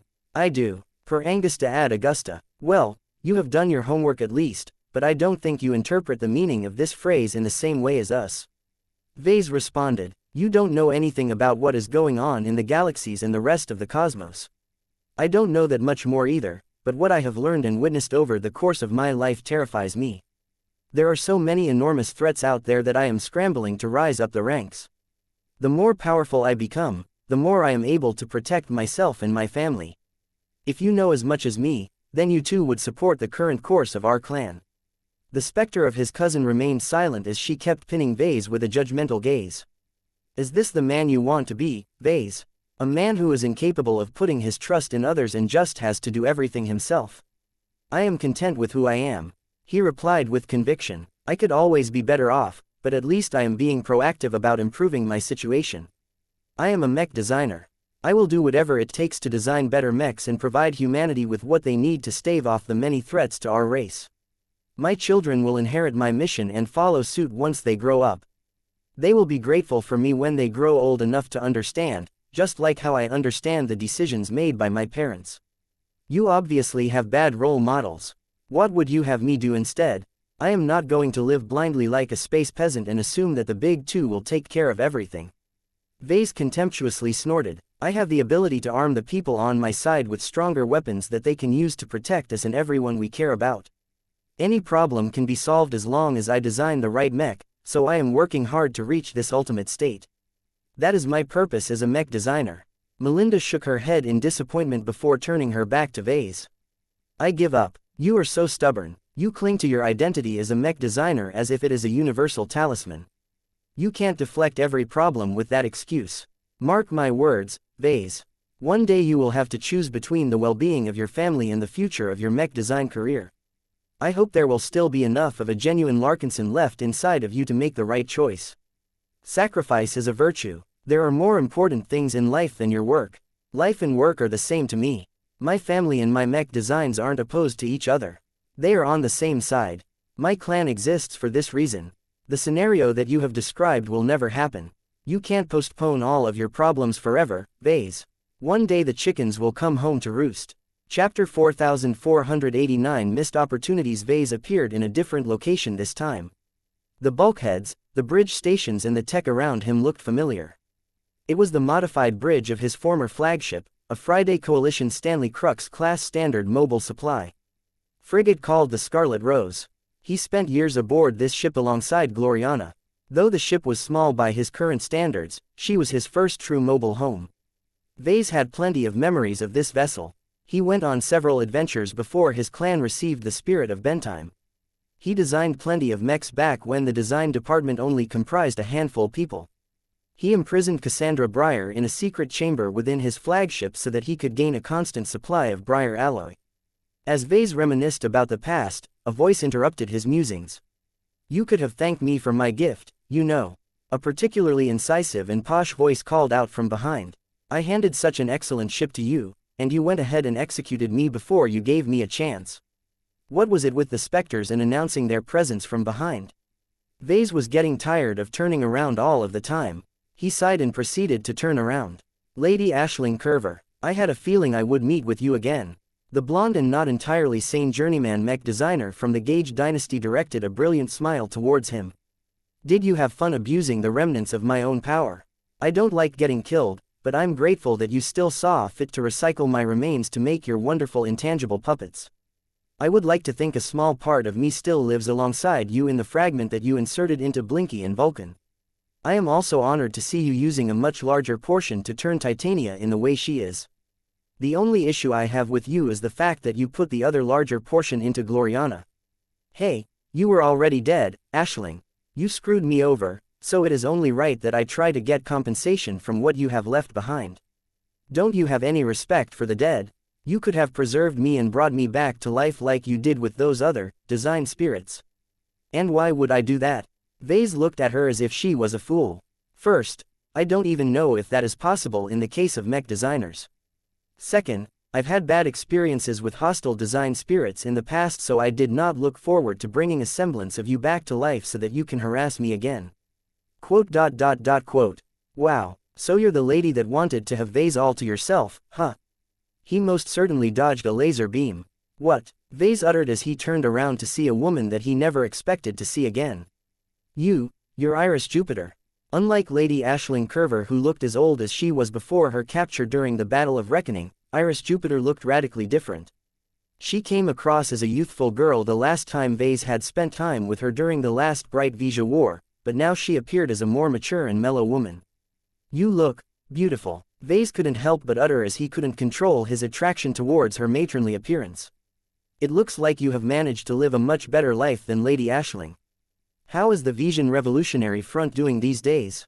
Does it still exist? Iris, who wore a casual but fairly luxurious dark blue dress with multiple folds, tittered as if he was a child who made a foolish statement. You are behind the times, Vase. The VRF disbanded a long time ago. With so many greater calamities taking place in our star sector, our little rebellion was just making life worse for the commoners of my state. Besides, with the expansion of the Vija Kingdom after the Sand War, the nobles have opened up many more promotion opportunities in order to speed up the colonization effort. I have accepted an amnesty offer and have done well for myself ever since. I married, had kids and advanced to journeyman along the way. If you had looked me up in the galactic net, then you would have known all of that. You haven't been paying any attention to what has happened in your old neighborhood, is that right? Yeah, I don't really like to look back to the past. I would much rather look forward to the future. I don't blame you. Iris said, it is certainly working out for you. That said, your constant refusal to reflect on the past is making this much longer and riskier than it needed to be, you know. Take it from a neural interface specialist. A well-balanced human individual should always find a way to reconcile with the regrets of his past. This is even more important for a man who wishes to attain greatness. Terrible consequences can happen if broken individuals gain way more power than they can responsibly handle. What you are going through right now is an entry examination of sorts. Pass the test and you may proceed. What if I don't pass the test? Vase pointedly asked. You will get stuck. A different voice spoke up from another direction.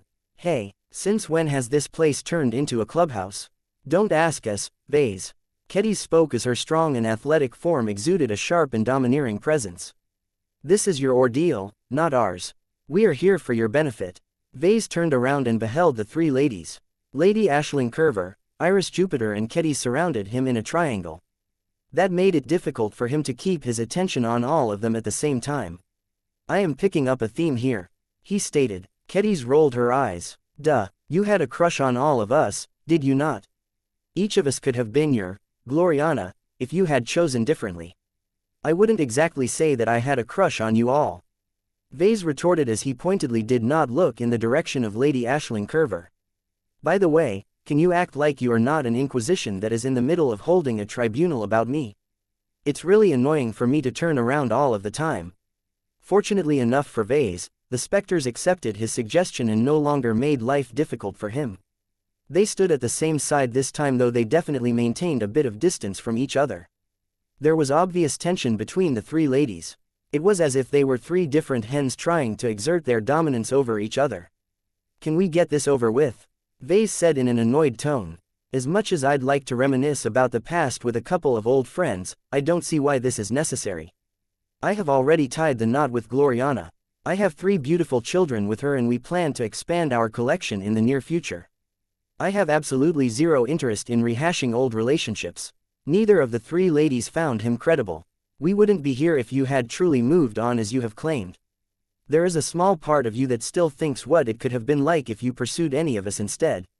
Iris Jupiter explained. Vase seriously doubted that. That doesn't make any sense. Why is Aisling here, then? The lady in question gave him a brilliant grin. I may have behaved more excessively towards you than was wise, but you cannot deny that you were attracted to me. There was still a part of you that was thinking about accepting my gracious offer and separating yourself from the banshee that is your current wife. She intruded into your life, you know. Why did she succeed in manipulating your life to the point of severing your ties with Master Carmen Olsen and the Friday Coalition while I only received your scorn? Her crimes are worse than mine. I did nothing but attempt to bring you back to where you truly belonged. He experienced a mix of emotions as Lady Aisling mixed truth with self-serving claims. Although he wanted to refute her arguments right away, they were too tricky for him to come up with a good counter-argument. He's hopeless. Kedis rolled her eyes again. He's stupid and he makes decisions that have no logical basis. I don't know what he is thinking 50% of the time, and I have been working under him for many years. Vase pinned his former student with a glare. Why are you here, Kedis? Isn't it obvious? For all your denials about your interest towards me, there was still a chance that we could have been together. Why did you let your stupid rule about not dating your own students get in the way? Because it's unethical, Vase exclaimed. You never let the rules get in the way of your ambitions before. Kedis forcefully shot back. The Sword Maidens and I were all pirates back then. None of us cared about the rules. You may have taught me a lot of stuff, but you weren't that much older than me. It would have been totally okay if you acknowledged my hints and reciprocated my affection. Instead of doing the obvious, you turned your back to me and married a hexer of all people. Vase was just about to defend himself until he was interrupted. Hello, ladies and gentlemen. It appears that I am late to this occasion. Odd. A new voice spoke up at this time. Vase groaned. He already recognized the voice even though it had clearly aged a bit over time. Patricia Schneider. Of course you would show up here. How have you been doing? I go by Patricia Kane, not Schneider, though I would not fault you for your mistake. I only married a Fredaman for expediency, not affection. The calm woman spoke in the familiar flat manner of a rational mech designer. Oh, I remember. Vase spoke as Patricia automatically joined the company of the other three women. How are you doing these days? Did the Komodo War threaten you or anything? From the way that Patricia carried herself, she had obviously matured and done well for herself. Her understated but high-quality clothing underneath her lab coat suggested that she had achieved notable success in her professional career. Master Null has taught me much. Patricia replied. The Komodo War may have ruined large parts of the Carnegie Group, but it has also given mech designers such as myself many opportunities to assimilate into the Friday Coalition. I managed to become a journeyman during the closing days of the war, and accepted many work orders as the great reconstruction effort went underway. Vase nodded in understanding. Just like Carlos, then. I'm happy that you are doing well for yourself. I don't really understand why you are here. Of all of the women here, you have the least reason to hold any interest towards me. You are clearly happy with leading your own life. Do you truly think that is the case? Patricia raised her eyebrow. Aren't you supposed to be a rational mech designer? People like you suppress your emotions. That is not entirely true, Vase. Patricia shook her head. You misunderstand our kind. As long as we are still human, we still experience emotions as much as everyone else. The difference is that we have trained ourselves to lower our sensitivity towards our feelings. We simply refuse to get affected by our mood swings in order to maintain a more objective outlook towards our work. We do not turn ourselves into unfeeling robots that cannot understand the meaning of love. Oh, so what does that mean? I think the answer would be obvious to you. Patricia responded in a tone that possessed a hint of snideness. Vase didn't know what to do as he faced the four women that he could have been closer with if he chose differently. This entire scenario felt like a highly uncomfortable school reunion where he became confronted by all of his past lovers at once. Chapter 4490 Putting Down Old Flames, Can I Say That? I am really uncomfortable with this reunion. Kedis smacked her palm against her face. This isn't supposed to be a picnic, Vase. If it wasn't obvious to you already, you're supposed to man up and make peace with us all. You're not going to get past us if you continue to deny the obvious. And what is the obvious that you are referring to? Vase suspiciously questioned. By the way, why are you even here? Whatever flame that once sparked between us has snuffed out a long time ago. As far as I am concerned, you are happily married to Joshua. He is a much better fit to you than me in my opinion. That may be true, but we humans don't always abide by what is correct and proper. She responded. Can you truly tell me that you have never thought about whether you should have entered into a relationship with me instead of Gloriana? Iris Jupiter coughed. Don't deny your true feelings, you fool. The first step to making progress is acknowledging the truth that you have always tried to deny because it wasn't convenient to you. That may work for you while you are living your life as normal, but now that you have embarked on a greater journey, you're not allowed to sweep the dust underneath your carpet anymore. Seeing that Vase wouldn't be able to overcome this hurdle without confronting a number of painful truths, he sighed and decided to be more forthcoming. The women were right. Continuing to resort to outright denial and evasion wouldn't get him anywhere. All right, I was interested in you all, is that what you wanted to hear? He forced himself to say. I have tried my best to forget about feelings towards you, and I think I did a good job of doing so. I have already moved on and so have most of you. I really don't see the need to retread the past and think about what I could have done to end up with you as opposed to Gloriana. Gloriana isn't as good for you as you think. Lady Aisling Curver claimed. Have you ever properly acknowledged how that witch manipulated and coerced you into becoming her eternal boy toy? There is a difference between being polite and respectful towards a woman and letting an abusive hexer ruin your life to the point where you have nowhere else to turn. Can't you acknowledge all of the crimes she committed to string you along her finger? So it was about that, huh? Vase felt extremely upset at being forced to confront this issue. The only reason why he didn't shout back was because enough years had passed for him to be able to look back at his past behavior and circumstances from a more detached perspective. Kedis found herself nodding in agreement with Aisling. I can accept getting beaten by another woman. I am no stranger to competition. Losing is just as part of the game as winning. What I can't accept is that Gloriana cheated her way to victory. While I followed all of the rules, she just inserted herself into your life and forced you to keep your attention on her with her invasive actions and her damned perfumes.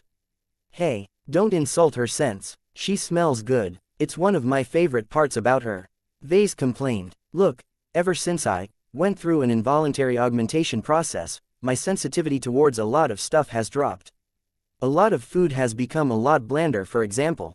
While my physical tolerance for pain in hazardous environments has grown, I miss some of the pleasures that others have taken for granted. Gloriana has at least brought back a part of that in my life. Maybe I should have doused my body in hypnotizing smells as well. Lady Aisling Curver furrowed her brows. If something as simple as titillating your sense of smell is enough to reel you in, then I should have paid more attention to this variable. Pleasant scents alone cannot form the basis of your attraction to your current wife. Patricia Kane clearly observed. You can have each of us apply the scents that appeal to you if you inform us of your desires. There has to be more substantial reasons why you have eventually decided to put Gloriana above the rest of us. We wouldn't be here if that was the case. What do you want to hear from me, then?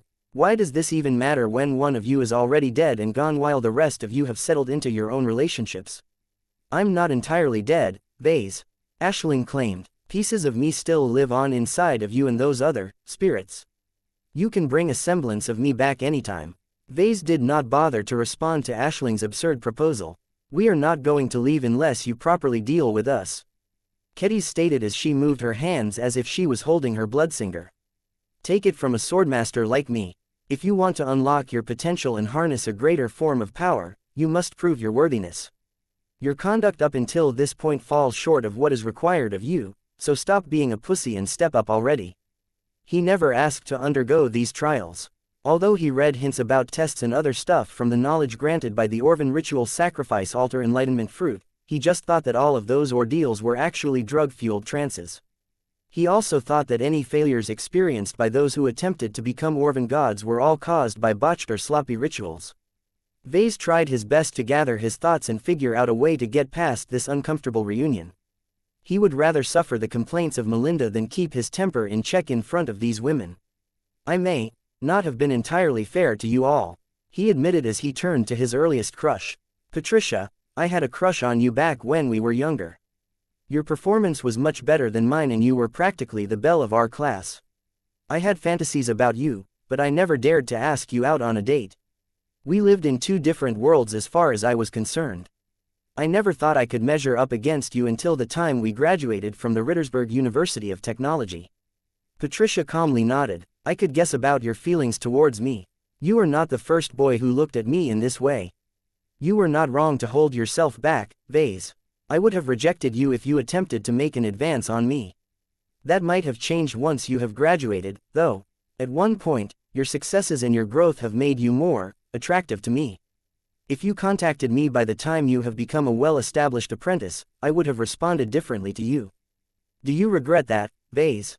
He shook his head. Nah, we both went our separate ways after we graduated. Sure, we met with each other a few times during a couple of tournaments, but we simply didn't belong in the same orbits. I think I managed to get over my childish crush towards you at that time. Although Patricia did not look completely satisfied with his answer, it at least sounded honest enough. I acknowledge your words. Vase turned to Iris Jupiter. As for you, I won't deny that I enjoyed your presence. In the short time we have been together, I felt comfortable and became engaged in the topics that we talked about. Now that I am looking back at this period, we definitely had chemistry going on between us. It's just, our identities make it impractical for us to further our relationship. I'm a brighter while you are a Vision. I don't know about you, but I am not a fan of Romeo and Juliet. Iris frowned. We spent time together despite our awkward identities. We aren't as different as you think we are. I was a Vision dissident. I opposed the traditional order of my state. At the time, if you showed more sympathy for my cause and offered to provide aid to the Vision Revolutionary Front past your mission, you would have been able to meet with me again. I don't care one bit about the Vija Kingdom. Vase flatly said, you clearly care a lot about the state of the Vija Kingdom and the welfare of its underclass, but what does that have to do with me? I don't even care about the Bright Republic anymore. While I don't think it is necessary for us to share the same interests in order to make a relationship work, I don't think it was meant to be considering you are such a strong Vision nationalist. So that is your answer to me, Vase? Yes, Iris. Can I move on, now? He turned to Kedis without waiting for a reply. As for you, I have already supplied you with my reasoning. I know that you and many other people can't fathom why I would possibly reject your hints and maintain my professionalism, but this is what I was taught in school. Patricia can attest to that. There are strict boundaries between teachers and students, and I have always respected them because I would be abusing your trust in me if I acted on your vulnerabilities. That seemed to trigger Kedis. I am not a weak and vulnerable girl. I am a woman. I have even become a swordmaster. If this weird dream sequence hadn't deprived me of my bloodsinger, I would have chopped off your other leg for that remark. Vase remained unimpressed. You were a child back then, Kedis. Your growth circumstances were hardly ideal.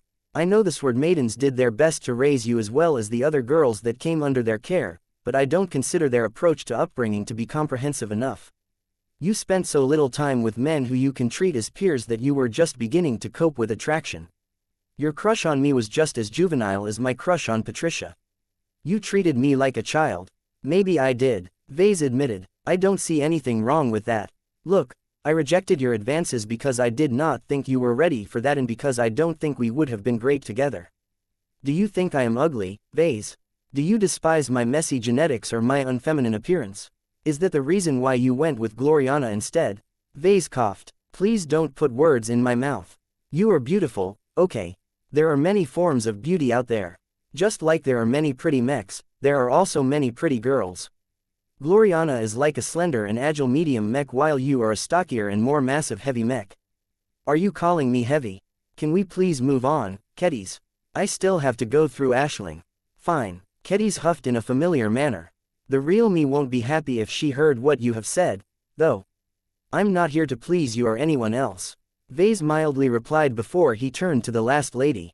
As for you, Aisling, my repulsion towards you is quite simple. You deprived me of my freedom. You forced me to go along with you.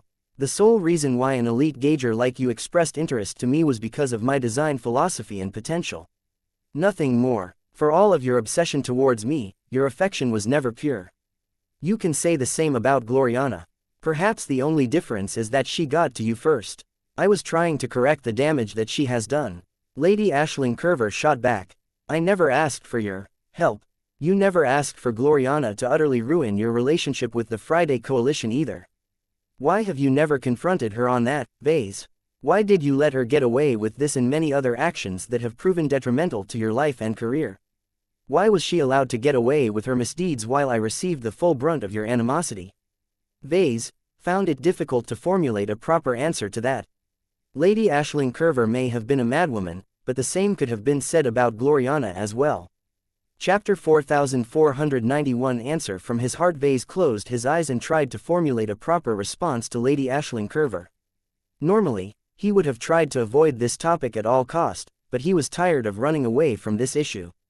The specter of Aisling was hardly the only person who questioned the wisdom of hooking up with Gloriana. Plenty of clansmen and outsiders had asked the same question, and he never managed to form a coherent reply. However, now that he was being cornered by 4 female ghosts, Vase had no choice but to process his feelings on the matter and supply an answer that came from his heart. Gloriana is an intense woman, he began. She is a passionate woman. She knows what she wants and is decisive in her actions.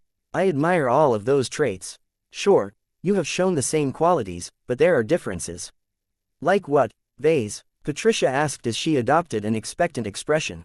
He glanced at Iris for a moment. We had chemistry, for one. Something just clicked between us in a way that never happened when I met you. My impression of you was that you wanted to use me for your own ends and that your obsession towards me is only skin deep. And how is Gloriana any different? Gloriana is more willing to respect my demands and readily agrees to compromise with me on many matters. Vase retorted. She truly treated me as an equal. Sure, there are times when she behaves as if she is better than me, her heart is in the right place. That's not enough, Vase. I know, I wasn't finished, Aisling. Look, my impression of Gloriana was fairly bad at first, but she steadily addressed many of the points that I objected to the most. She didn't always succeed in that, but she had been nothing but earnest in her attempts to change herself for my benefit. What happened over the years since we started our relationship has largely matched my expectations. Neither of the 4 women looked convinced as of yet. They still stared at him with the judgmental eyes that seemed to be intrinsic to females. Go on, Aisling urged. I never got the impression that you would ever get better, Aisling. You were like a force of nature that would not bend to anyone's will. You wanted me for my design philosophy, but you also looked down on me as a poor and powerless writer, isn't that right? My status would have never been able to measure up against yours. You were the proud direct disciple of Master Huron of the most powerful coalition partner of the Friday Coalition. That boosted your ego to an insane height. Please tell me the truth. Would you have ever respected me as your equal or your superior once I became better at my job? The woman who was supposed to be dead in reality became troubled all of a sudden. She clearly wanted to defend herself, but she wasn't really allowed to cover up her faults. If a specter couldn't be honest in this mysterious dream sequence, then why should Vase be held to a higher standard? Exactly, Vase pointedly said. I don't know whether I properly figured this out at the time, but my instincts have never led me astray. For one reason or another, Gloriana vibed with me. Her forceful actions appealed to me in a strange way. While I like a gentle woman like any other man, I cannot deny that I have an attraction to more assertive women as well. Not everyone has the same tastes, you know. We all have our quirks, and I suppose my attraction towards a woman like Gloriana is one of my many strange traits. I can't help it, this is just who I am.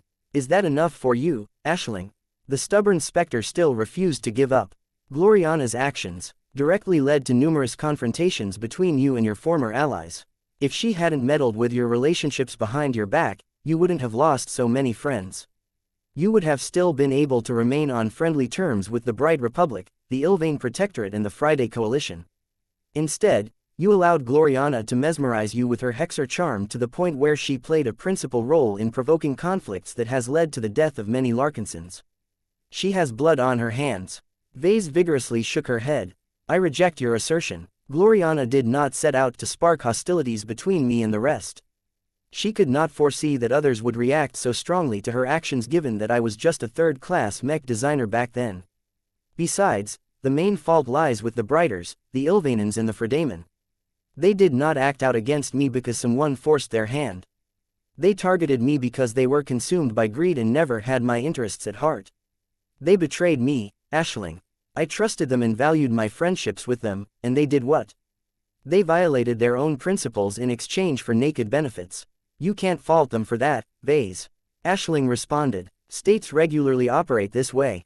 You of all people should know about the hard choices that leaders must take in order to serve and protect the citizens that are depending on them.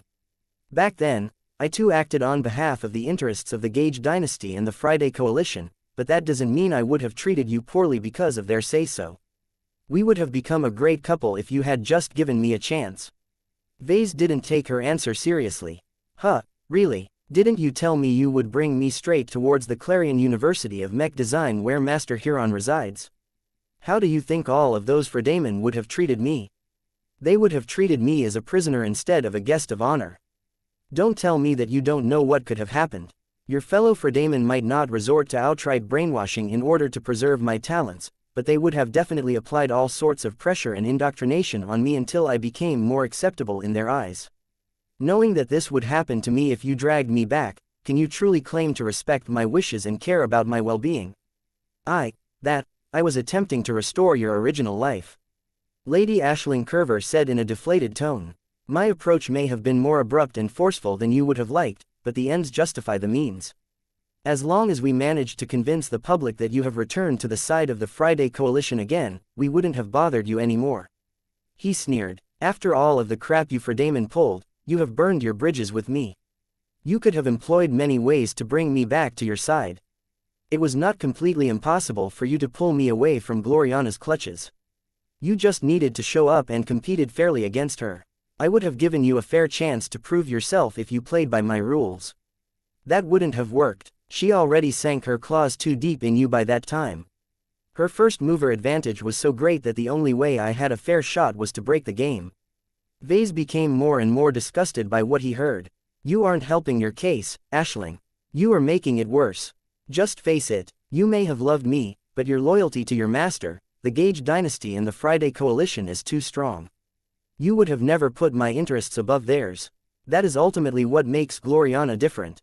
Even though she was an avid hexer, she has readily submitted to my demand of breaking off from every other state so that we will no longer be beholden to any government. He felt more comfortable about this situation as he squared his thoughts. In that sense, this confrontation had done a lot of good to him. His arguments might not entirely pass muster, but as long as they calmed the restlessness in his heart, that was enough to satisfy his needs. This dream sequence was ultimately about resolving his own uncertainties. He had no obligation to obtain the approval of all of the ghosts of his past. You get it now. Kedis smiled at him. Right or wrong doesn't matter. Everything is fine as you are certain about the choices you have made. We are here to help you, even if it looks as if the opposite is taking place. I get it, he told her before he addressed all of the women at the same time. I think I am almost done here. I have one last thing to say to you all. Like you, I am a mech designer. Like you, I care about my design philosophy and my work. The swordmaster among the women rolled her eyes once again. Here he goes again. He's about to make another pedantic statement. I am being serious, Kedis. My work and my life is centered entirely around designing mechs. Almost every decision I make is at least indirectly related to mechs. I judge my actions on whether it will help me or hinder me in my journey to design a better mech. When I met Gloriana and found out about her design philosophy, I became attracted by the prospect of cooperating with her. It is just so obvious for us to work together, and since we were both eager and willing to collaborate on joint projects, it was a match made in heaven. That made the women look upset, but Vase didn't care about their feelings. Our initial collaborations largely proved how well we were able to work together. The fact that we held opposite design philosophies did not pull us apart. Instead, we recognized and valued each other's strength and worked hard to compensate for each other's weaknesses. The results of our efforts were massive improvements over the mechs that we have previously designed. I became happy. Gloriana became happy as well. While I don't think it is necessary for two mech designers who synergize well with each other to marry each other, I do not object to this practice. As mech designers, the other women should certainly be able to understand his argument. Enough, Vase said with a tone of finality. Begone, ladies. I appreciate you all for clearing the fog in my heart, but you have served your purpose. He was tired of getting jerked around by this dream sequence. Since when did he passively accept someone else's arrangements? This was his life. No one was allowed to steer him in a direction of their own choosing. Only Vase had the right to set his own course. Perhaps the dream sequence listened to his demands, because the scene finally changed. His four old flames blissfully disappeared. Vase took in his new environment. He appeared to be hovering in space at the moment. The planet down below looked familiar to him. It took only a few seconds for him to identify the planet he was orbiting at the moment. Just before he uttered the name, the surface began to change. Large clouds of sand and dust broke out from the surface. They appeared in various places and began to sweep across the landmasses in a slow but inexorable path. Cities became engulfed while countless human lives perished during the time the Sandman race had broken through every form of resistance and engulfed the economic heart of the Bright Republic. Bedtime, Vase still remembered the day he witnessed this tragedy. It affected him so much that he even named his factory ship and flagship after the planet where he essentially earned his first pot of gold. Beautiful, is it not? A smooth and elegant voice spoke up from behind. Even though Vase was floating in space without any obvious footing on his feet, he smoothly managed to turn around to face an individual that he couldn't recognize in the slightest. I can count the number of CFA officers that I have met in person with one hand. Vase stated despite the lack of air in his current environment. Can you introduce yourself, sir? The man wearing a resplendent CFA officer uniform made a shallow bow. I would be glad to, Mr. Larkinson. I am Captain Zonrad Rees. I have the privilege of commanding the Babylon Excavator, a reconnaissance cruiser operating under the auspices of the Common Fleet Alliance in the Red Ocean. Okay. Chapter 4492. A random CFA officer. Vase took a good look at the CFA officer that was floating a small distance away from him in this illusionary space landscape. The man carried himself around as a snobby, high-born fleeter. Vase had encountered this demeanor enough times to know that it was a common trait among the officer corps of the mighty Common Fleet Alliance. The Mechers already came across as elitists who thought they were better than the so-called space peasants and lesser galactic citizens, but the fleeters took it on a whole new level. Whereas the MTA at least made the effort to stay in touch with normal human society, the CFA existed as a detached state within human civilization. There were much fewer channels for humans to get in touch with the CFA. No one among the common folk had any chance to apply for a job aside from the highly insular and nomadic spaceborne clans. All of these factors and more had caused the people who worked for the Common Fleet Alliance to come across as enormous douchebags who expected everyone else to obey their directives without question.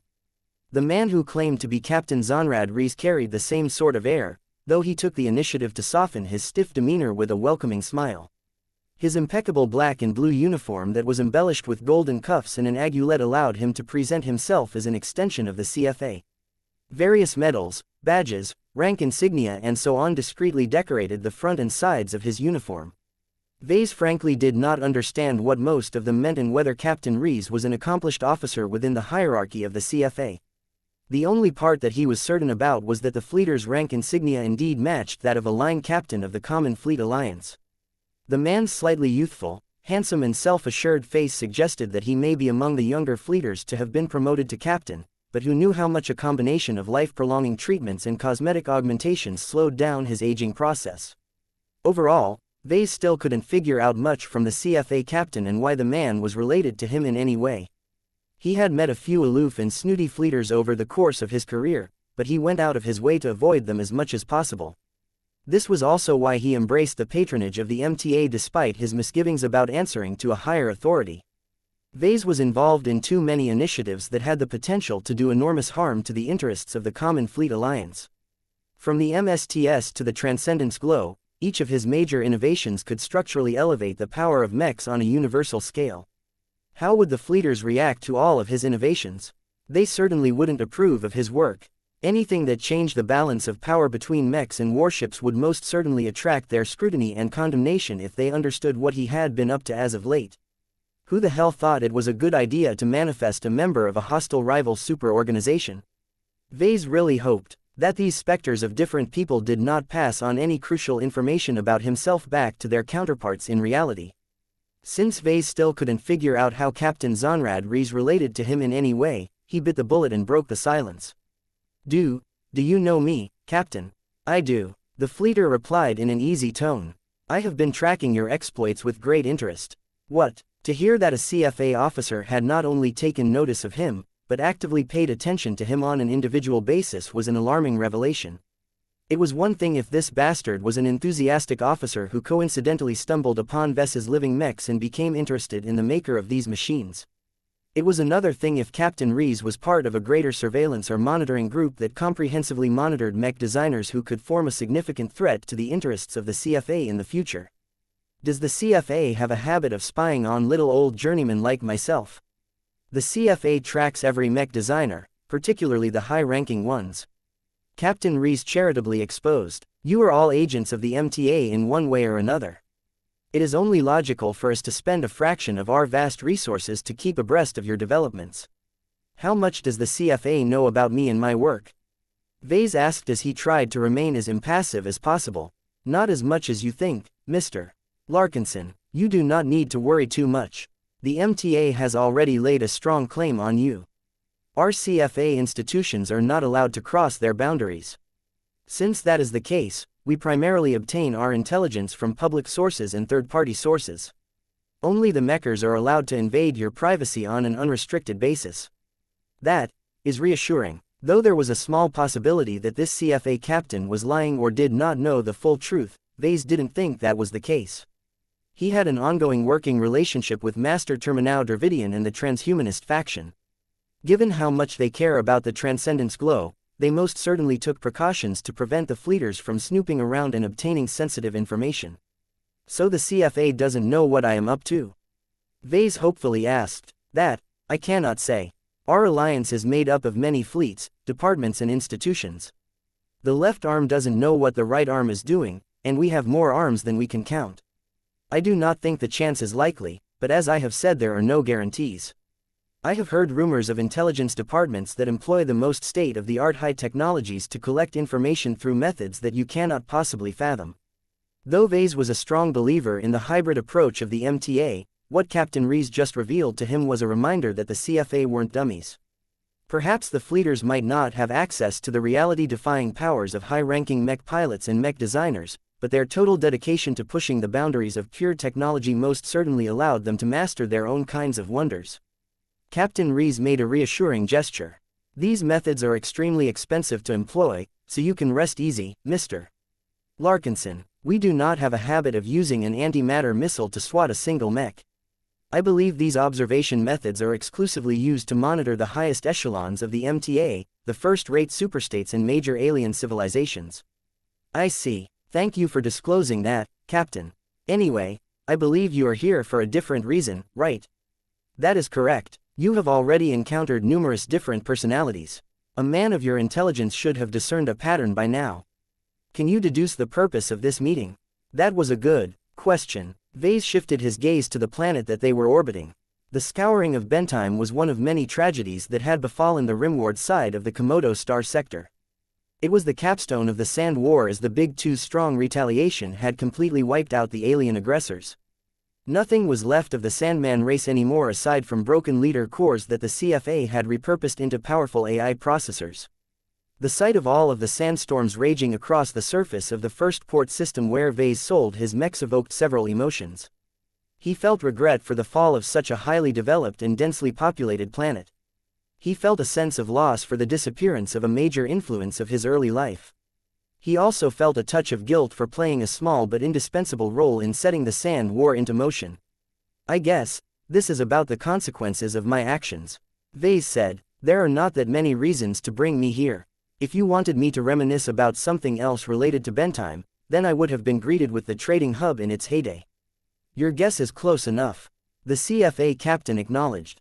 Let me show you more of your handiwork. Bentime disappeared. In its place came another planet that Vase didn't recognize. The only thing the two had in common was the fact that the Sandman fleets overcame all resistance and managed to land their enormous fleets composed of countless sentient sand particles to engulf the surface. 6 billion humans dead, Captain Rees announced. Another populated planet came into view. 1.3 billion humans dead. A smaller and more rural planet appeared. 27 million people dead. A lunar colony showed up next.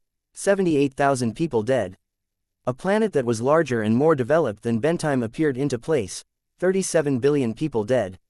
On and on, the environment changed to show a succession of planets that turned from lush or highly urban paradises into desert globes. The Sandmen left nothing intact in their wake. Their hunger and desire for resources was destructive to a degree that essentially turned them into living weapons of mass destruction. It would have been fine if the Sandman race knew its place and conscientiously respected the border of human space. Yet now that they had egregiously sand-blasted so many population centers across a sector-wide scale, the Big Two eventually had to step forward and put a stop to this naked assault on humanity. As Vase continued to watch random planet after random planet getting resetted into ecological blank slates, his heart and emotions grew numb at the sights. The slideshow of genocide and massacre was so excessive that Vase no longer had the stomach to track the total loss of human life. It was too much, that was for certain. He didn't want this show to go on any further. What is the point of showing me all of this? Vase impatiently asked. Will you continue to show me each and every individual planet that has befallen the same fate? I'll be stuck here forever if that is the case. Captain Reese did not look impressed. He swept his gaze towards the next populated planet that got showered by sand. The fault for this lies with you, Mr. Larkinson. You are merely being confronted by the consequences of your reckless actions. Are you not responsible for releasing the hybrid artificial intelligence and Sandman Admiral known as Sigrund into the galaxy? You should have known how much of a threat a sentient, rogue AI poses to human civilization. It's not my fault, Vase vehemently insisted. Look, all of this is really sad and all, but I have nothing to do with it. The chain of events that has led to this outcome is so exaggeratingly long that you can't put any of the blame on me. I was just a trivial apprentice mech designer at the time. I was forced to serve in the Mech Corps and was subsequently assigned to the Flagrant Vandal Mech Regiment, which subsequently had to complete a secret mission. If you should blame anyone for provoking the disaster, you should lay the guilt at the leaders who truly set these events into motion. Captain Reese chuckled in a manner that was patronizing. Interesting response. I see that your habit of pushing the blame onto others is as alive as ever. Who bears the greatest guilt for provoking the Sand War, then? Not me. It's Sigrund, right? I don't know why that insane Sandman AI decided to bring his race on a suicidal collision course with humanity, but he is definitely the entity that has turned the Sandmen from a bunch of slackers into warmongering aliens. I have nothing to do with that crazy AI.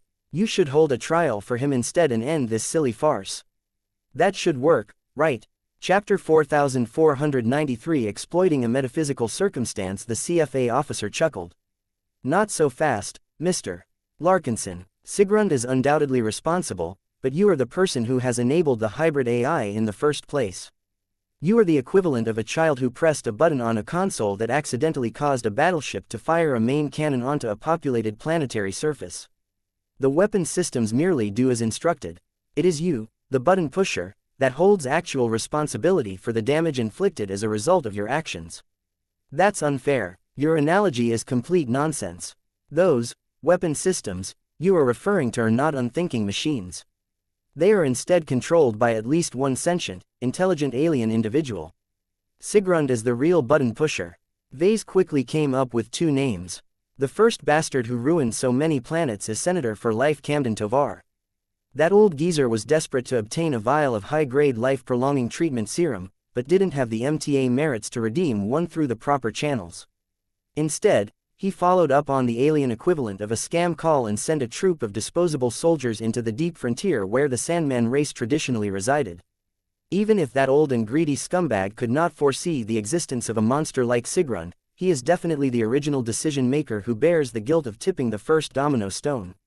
Captain Reese weighed this argument but shook his head shortly afterwards. His hands are stained with blood. There is no doubt about that. However, his guilt does not absolve yours, Mr. Larkinson. You were in a position to stop or prevent multiple states from getting wiped out in their entirety, but instead you decided to act in your own self-interest, which inadvertently doomed more than a quadrillion human lives. You can deny your culpability for these crimes all you want, but it is through your hand that all of these life-bearing planets have died en masse. I reject your description. Vase stubbornly crossed his armored arms. You can spin the tragedies of Sand War in so many different ways. What you say might be true, but only if you look at it from a specific angle. It just so happens that I completely disagree with your stance. I may have been closer to the action, but I was just a single cog in an enormous machine. How can you possibly expect me to exert any agency over my actions? I was drafted by the Bright Republic's Mech Corps at the time, so I had no choice but to follow orders and complete the mission to the best of my ability. Are you saying that is wrong, Captain? Is the CFA in the habit of allowing its subordinates to disobey direct orders and deliberately sabotage their assigned missions? That was a clever argument. Captain Reese could pretend as if he was a harbinger of justice all he wanted, but Vase knew quite well that the CFA had far more blood in its hands. The fleeter responded with an acknowledging nod. You have made a decent point. The CFA's hierarchy must be respected. Officers have the ability to disobey their instructions, but only under a strict set of narrow rules. To be frank, I am opposed to the blind respect towards authority and lack of flexibility in our organization. While that may have held the CFA together over the centuries, many developments have taken place that leads me to suspect that we are not adapting fast enough to respond to the threats that are approaching from multiple directions. Vase looked surprised. That is, a rather progressive take on the situation. I did not expect to hear that from a fleeter. I am not an average fleeter. Captain Rees grinned at Vase. I truly wish that my real self is here at the moment. He could make excellent use of the information that I currently bear. Would you like to make contact with him after you have concluded your ordeals? You can contact me directly and without attracting the attention of the Big Two by sending a specific code to this address. The CFA officer projected a galactic net address as well as an entire page that was composed of random numbers, letters and symbols. Vase grimaced at the sight. I don't have a habit of colluding with the CFA. Besides, do you think I'm a fool who knows nothing about spycraft? I also see no reason why I should send an encrypted message to a remote stalker. Who knows how many of my secrets you are attempting to leak to your principal? Captain Rees did not admit his guilt but waved the encrypted message away. Fine, then, just send a random message if you wish. The contents of your letter are of no consequence as long as my real self is able to deduce that it comes from you. He will question you why you have learned about him, but I am sure he will be happy to open a dialogue with you. Even he is able to tell that you are a mech designer that will wield great influence over the mech industry and human society in the future. No offense, Captain Rees, but don't you have a job to do at the moment? Vase grew impatient again. You're supposed to be judging me for my sins or something. I don't think this dream sequence will be happy if you keep taking advantage of this special moment to help your original self. The CFA officer smiled. You are correct. Do not reject this opportunity. You will need all of the allies that you can get in the Red Ocean. My real self may be a part of the CFA, but that does not mean he rejects what Mechs and the MTA stands for. If you talk to him, you will find that he is more open-minded than other fleeters. Sooner or later, you will grow influential enough that you will attract greater scrutiny from us. Would you prefer to be monitored by a hardliner who detests Mechs with every fiber of his being, or would you rather be handled by a more supportive element of the CFA? You make a good point. I will consider your offer. Avoiding the CFA all the time was not a permanent solution. Although Vase relied on the MTA to shield him from probes, sooner or later he would become too prominent to hide the full implications of his expanding works. If Vase managed to build a bridge with an arm of the CFA, then he would not only be able to understand the powerful naval organization's stances a lot better, but also have the option to negotiate deals with the help of an insider. Let us get back on track, Captain Rees said and waved his arm across the surrounding space. Seeing that you refuse to admit culpability towards the massive death toll of the Sand War, let us move to a different war that is much more directly related to your actions. The surroundings changed to show a cityscape that was engulfed by fires, explosions and lots of fighting. Vase initially wondered where he was, but soon noticed several mobs of armed and angry heavy-gravity variant humans fighting against each other. Hardly any of them looked like professional soldiers. They all appeared to be civilians that had just picked up a weapon or two before proceeding to run out into the streets and fight against any dwarf that belonged to the other side. The scripture doesn't lie. Vulcan is a human, a fanatic claimed as he lifted up a small totem of Vulcan in the guise of a human in one hand and recklessly fired his laser rifle with his other hand.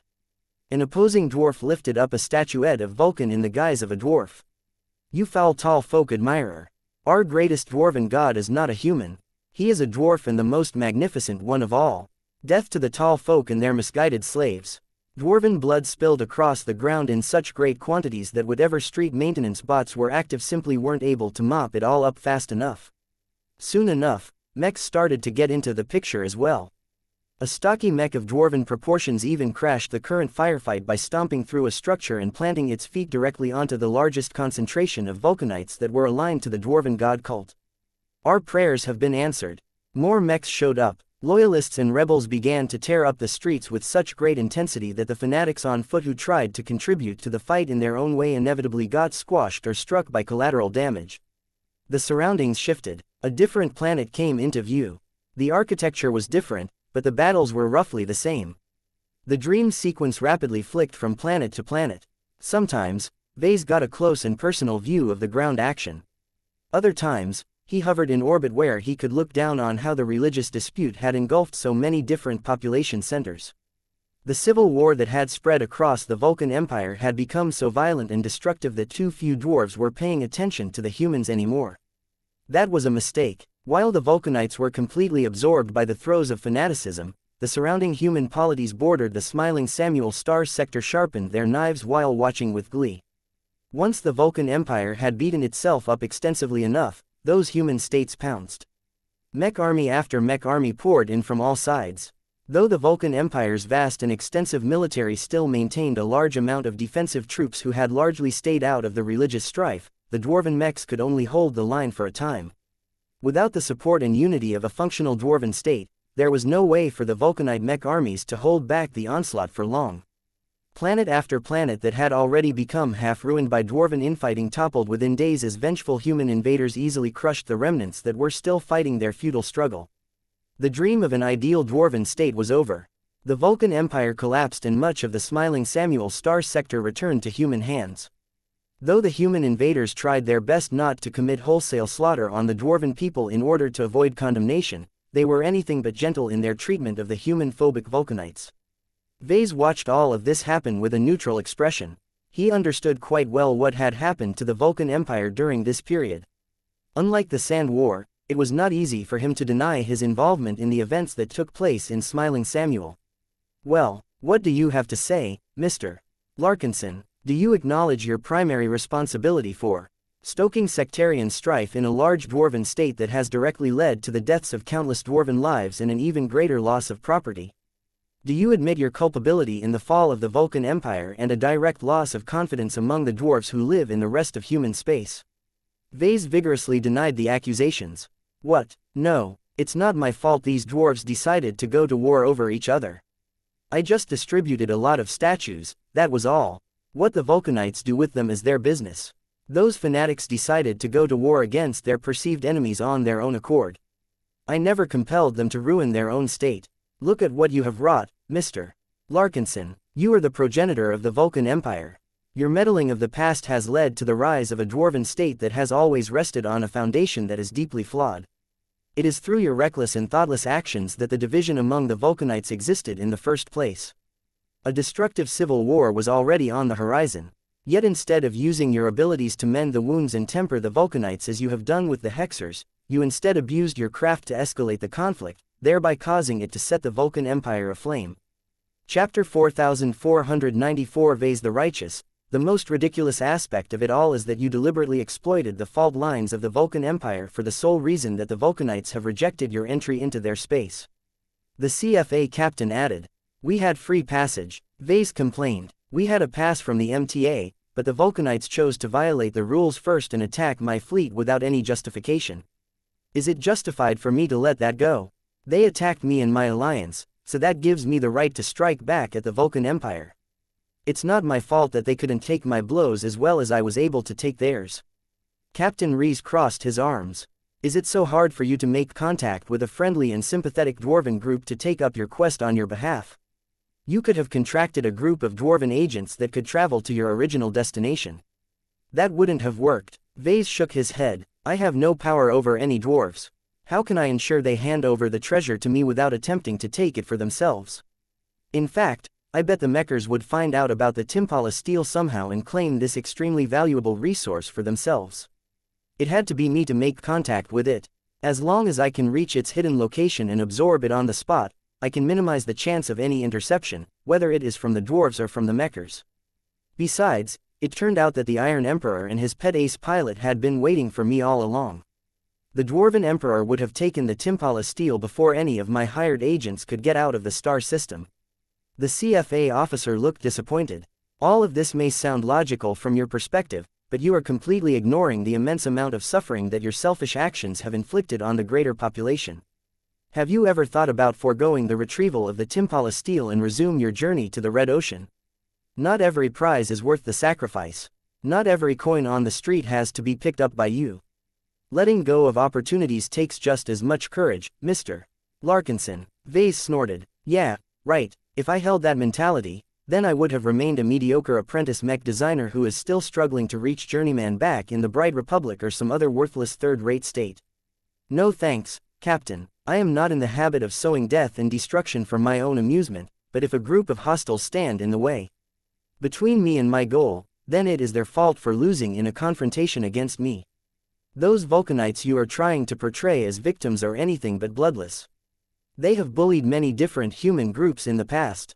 They shouldn't complain when the tall folk that they have disparaged and attacked so many times decided to answer their provocations. Captain Zonrad Rees threw a disbelieving look at Vase. Have you forgotten about your role in founding the Vulcan Empire in the first place? The surroundings changed to show the mines of Dasala X. It showed how a mining camp underwent upheaval as the dwarven rebels broke out and fought against the human camp guards. Using Ryan Aiden as your puppet, you directly agitated and fermented rebellion against the owners of this underground mine. Captain Rees continued, while it is noble for you to lend your aid to the cause of these underprivileged dwarves, you did so in the ugliest fashion possible. You used that devil tongue of yours to fill their minds with crude and anti-human propaganda that you don't even believe in. You even dressed yourself up as Vulcan, the god of mechs, dwarves and craftsmanship. After all of the damage you have done to the Vulcanites, you even had the audacity to hijack the center of their faith and claim it as your own. Do you feel no shame, Mr. Larkinson? Despite the CFA officer's thunderous tone, Vase did not feel guilty in the slightest. The events that took place around him might as well be a drama show in his eyes. He waved his arms around the current environment. Look at these dwarven rebels. Do they look as if they could become founders of a powerful all-dwarven state one day? No reasonable person would have thought that these bunch of barely literate, uneducated dwarven mining serfs would succeed in toppling not just one, but every other state in the smiling Samuel Star sector. And that matters because, don't play coy with me, Captain. Vase sneered, I only had suspicions before, but now that I have a better understanding how the MTA operates, I am 100% certain of my guess. The Vulcan Empire is nothing but an experiment. An experiment? Vase nodded with certainty, yes. A powerful official from the association took advantage of the dwarven rebels that arrived with a sample of Timopala steel in their hands and facilitated the ambitions of the escapees. Every step of the way, those bumbling dwarven fools received just the right help to advance their cause but not enough to expose the meddling from an MTA official. Eventually, the dwarven rebels succeeded in their cause and founded the Vulcan Empire, but it is not through my hand they succeeded, but that of an arm of the MTA. So your answer to this matter is that the Mech Trade Association is responsible because they oversee the smiling Samuel Star sector and regulate it as necessary. That is not a strong argument, Mr. Larkinson. The MTA oversees every region of human space. It is part of their mandate. The conspiracy theory you are espousing may be plausible enough to be true, but you were the person who granted the dwarves their first strong objects of faith. You should have known those weak dwarves wouldn't have been able to divest themselves from the radical beliefs that you have imparted into their heads. I sincerely doubt the MTA cannot handle a bunch of dwarves. Vase retorted, the mastermind had every opportunity to steer the Vulcanites into a moderate direction, but instead encouraged them to become more radical about their anti-human beliefs. If anything, you should look to accuse this fellow for setting up the Vulcan Empire to fail. All I did was help a bunch of captive dwarves break out of their prison planet. What they did after that is none of my business. Is that your answer to this entire affair, then? You continue to stick to your tried and true solution of passing off responsibility to other scapegoats, thereby completely denying your own culpability in the process. Vase proudly nodded, yup, hey, if it works, it works. Look, I admit that I may not have behaved as neatly as I could have, but I was practically working under duress. The system practically pushed me into obtaining the Timpala steel at all cost. If anyone or anything deserves to bear the ultimate fault, it is the mech designer system. It is the system that pushed me into this life. It is the system that pulled me into Ryan Aiden's mind when I just wanted to enjoy a calm and relaxing mastery experience. It is the system that wordlessly blackmailed me into fetching the Timpala steel that it had initially found. In the end, it was the system who benefited the most from this disaster. Quote. The CFA captain did not even deign to respond to such an absurd line of reasoning. Very well, Conrad Rees eventually said, since you are adamant about admitting your guilt on these affairs, let us address an issue that is more directly tied to your work. The surroundings changed to show a random space battle in an unknown star system. Vase initially didn't know what the fight was all about, but he quickly figured out that a powerful group of aggressors were assaulting what appears to be a civilian refugee fleet. While the latter possessed a sizable escort, the attacking force happened to possess a clear advantage. The reason why the attackers gained the upper hand was because they fielded living mechs while the defenders of the refugee fleet did not have that privilege. Vase could see how desolate soldiers worked to stiffen the hearts of mech pilots as they launched attacks against harmless vessels that were filled to the brim with ordinary people. He could see how a group of ferocious piranhas surrounded the flagship of the refugee fleet. Their oppressive and disorienting glows paralyzed and disabled most of the crew, allowing the vessel to be captured intact. "Hey, that's a good tactic. I should note that down," Vase whispered to himself. The scene changed again. This time, it showed the invasion of a planet by a hostile state. Planetary invasions were often brutal, especially when the local citizens armed themselves to resist the incoming occupiers. Yet as the residents of the captured areas commenced their noble opposition, the pacifiers designed by Vase showed up whenever an incident occurred. The rebels who fought desperately against the violent and murderous invaders fell into artificial tranquility as the pacifiers swooped in and doused the surroundings with their glows. Though not all of the rebels ceased their struggle, enough of them had lost will to fight, causing them to become easy pickings. Similar scenarios came into view. Vase saw on and on how different groups of customers made use of living mechs for purposes that were less than honorable. "Okay, I get what is going on," Vase flatly said. "Are you attempting to lay the guilt of their crimes on my feet?" Captain Rees nodded. "Do you not feel any responsibility for their actions? You may not be the man who pulled the trigger, but you are still the person who handed the actual culprits weapons that are far too destructive for their own good. Do you not see the parallels between what you are doing and what has led to the end of the Age of Conquest? Humanity back then almost ruined itself due to wielding too much power than they are equipped to handle. Your unbridled hunger and desire to design mechs that are more combat effective than your previous works will lead to consequences that are so dire that entire wars will be fought with your living mechs as a catalyst. Do not even get me started on your other inventions that have an even greater chance to detonate humanity." Vase huffed and shook his head. "You should have started with this to begin with. What you are talking about is small fry compared to what you had brought up earlier. If I follow your line of reasoning, then pretty much every mech designer should resign from their jobs and work in amusement parks or something. Ha, the human race is a violent race. War and conflict is rooted in our bones. If I don't develop the weapons that humanity craves, then someone else will. Even if the mech industry disappears overnight, then people will just go back to building and using warships on a massive scale again. I don't know about you, but if I had to choose between mechs or warships to feed humanity's addiction to warfare, I would pick the former within a heartbeat." What a lazy answer. Instead of admitting to the damage that your products have wrought by making them widely available, you instead lean on the argument that warships are worse. It's true, right? Both are harmful. Vase chuckled. What do you expect us to do, then? We can't fight with nothing. Humanity needs to maintain an effective means to fight against hostile alien races. Even if you limit the use of mechs and warships to the big two, that does not remove the need for mech designers such as myself. There are other, more benevolent mech designers that can do the heavy lifting." Captain Rees stated. "You are not needed. The mech industry is already oversaturated with mech designers. Why not pass on this responsibility to more capable hands? You already have a habit of passing off your guilt in a similar fashion. I refuse to step aside because I am on the side of humanity." Vase seriously responded. "I have only glimpsed a hint of the greater threats that you have mentioned earlier, but that is enough for me to conclude that human civilization will likely come under existential threat in the future.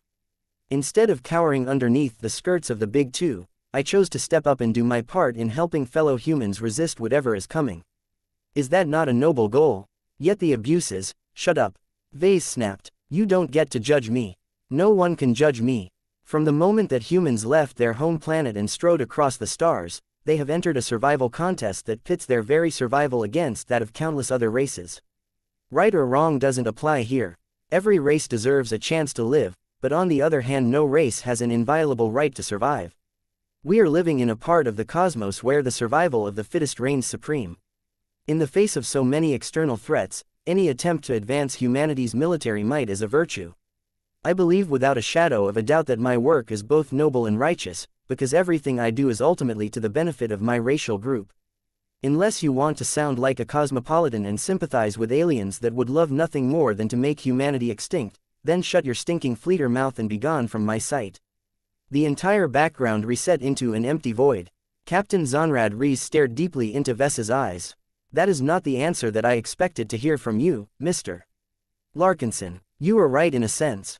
Right or wrong are irrelevant in many cases. The only variable that matters is power. If you are convinced that you are working on the side of humanity by arming its soldiers with ever more powerful and effective mechs, then that is your choice. Just know that your work may not always be what humanity needs anymore. If there comes a point where your mechs causes more harm than good in human society, I hope you will not break yourself by struggling over the hard choices that you have to make at that time. With that, the annoying CFA officer finally disappeared. I hope this stupid ride ends soon. I'm more than tired of ghosts trying to question my principles. Vase muttered under his breath. He could feel that this ride was finally nearing its end.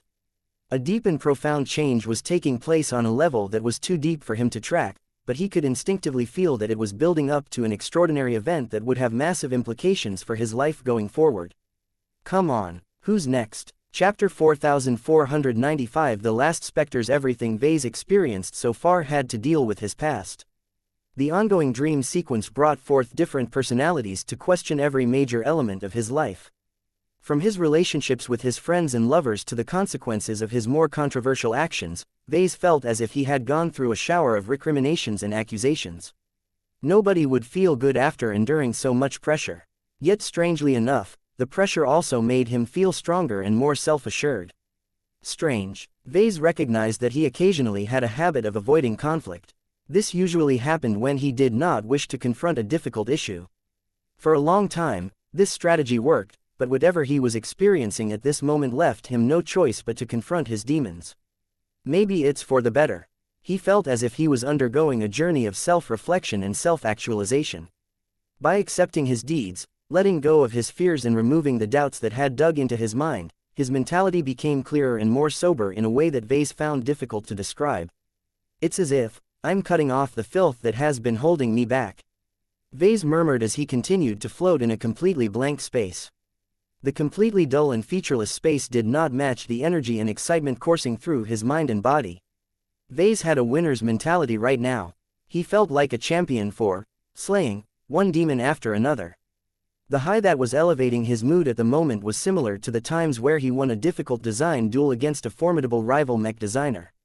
Certainly, the more rational part of himself recognized that his answers were less than ideal. They would not pass muster to everyone, as evidenced by the lack of agreement from specters such as that of Melinda Larkinson. So what? Vase already figured out that this unexplainable mental examination was mostly if not entirely about himself. The only person I need to convince is me. Vase patted the chestplate of his illusionary unending regalia. As long as I am okay with it, everything is fine. There was no higher authority that he needed to answer to. He rejected the existence of gods and prayed to no one. If he had any faith to speak, please like and follow the Cultivation Audiobooks channel of, then it probably revolved around the power of humanity. Humans are individually weak by nature, but any of them can ascend step by step until they become akin to gods. Since Vase aimed to ascend to the same level one day, there was no reason for him to submit or surrender to any of the pretenders that claimed to hold dominion over reality. Any pretender god that attempted to impose his own rules or morality to Vase would have no ground to stand on. There was no chink in the armor or weak point that could be exploited. Vase only had faith in himself and his works. There was no point for him to gain the approval of the masses either. Though he recognized how indispensable it was for him to conform to the society which he professed to serve, he rejected the notion that it was necessary for him to answer to the mob. Whether it was the Larkinson clan, the Golden Skull Alliance, the Hex Federation, the MTA or other large organization, Vase only cooperated with them because it was in his best interest to maintain those relationships. Although he did not want to ruin his friendships and turn his back on the people who helped him out, he knew from personal experience that once a relationship was no longer beneficial for either side, it was best to cut any ties before a regretful incident took place. The cosmos is big. There are countless different groups and people in the old galaxy and the new frontier for me to associate with. The more powerful I become, the more I am able to gather like-minded people by my side. I will never have to give up my autonomy if the people I care about support my endeavors. This was one of the reasons why he chose to found the Larkinson clan. If he didn't do so, then he would have either found himself isolated or forced to rein in his dreams and ambitions. As Vase recalled his earlier talks with different specters, he found that he did not regret anything he said. He spoke from his heart and he wholeheartedly stood by his statements. Perhaps he might not have the courage to repeat everything he said in front of other people in reality, but as long as he was able to convince himself of his own sincerity, then he remained internally consistent. Maybe that's the point of it all. Vase idly guessed. Just like how expert pilots must cast aside all doubt and refine their will into a unidirectional force, I must also get my act together. This was why he was wondering what came next. He already addressed all of the major doubts that he had tried to suppress. Whatever else was left shouldn't be important enough to merit a serious discussion. He did not have to wonder for much longer, because the surroundings finally started to shift. The blank space made way for a view that looked down at the entirety of the Milky Way and its satellite galaxies.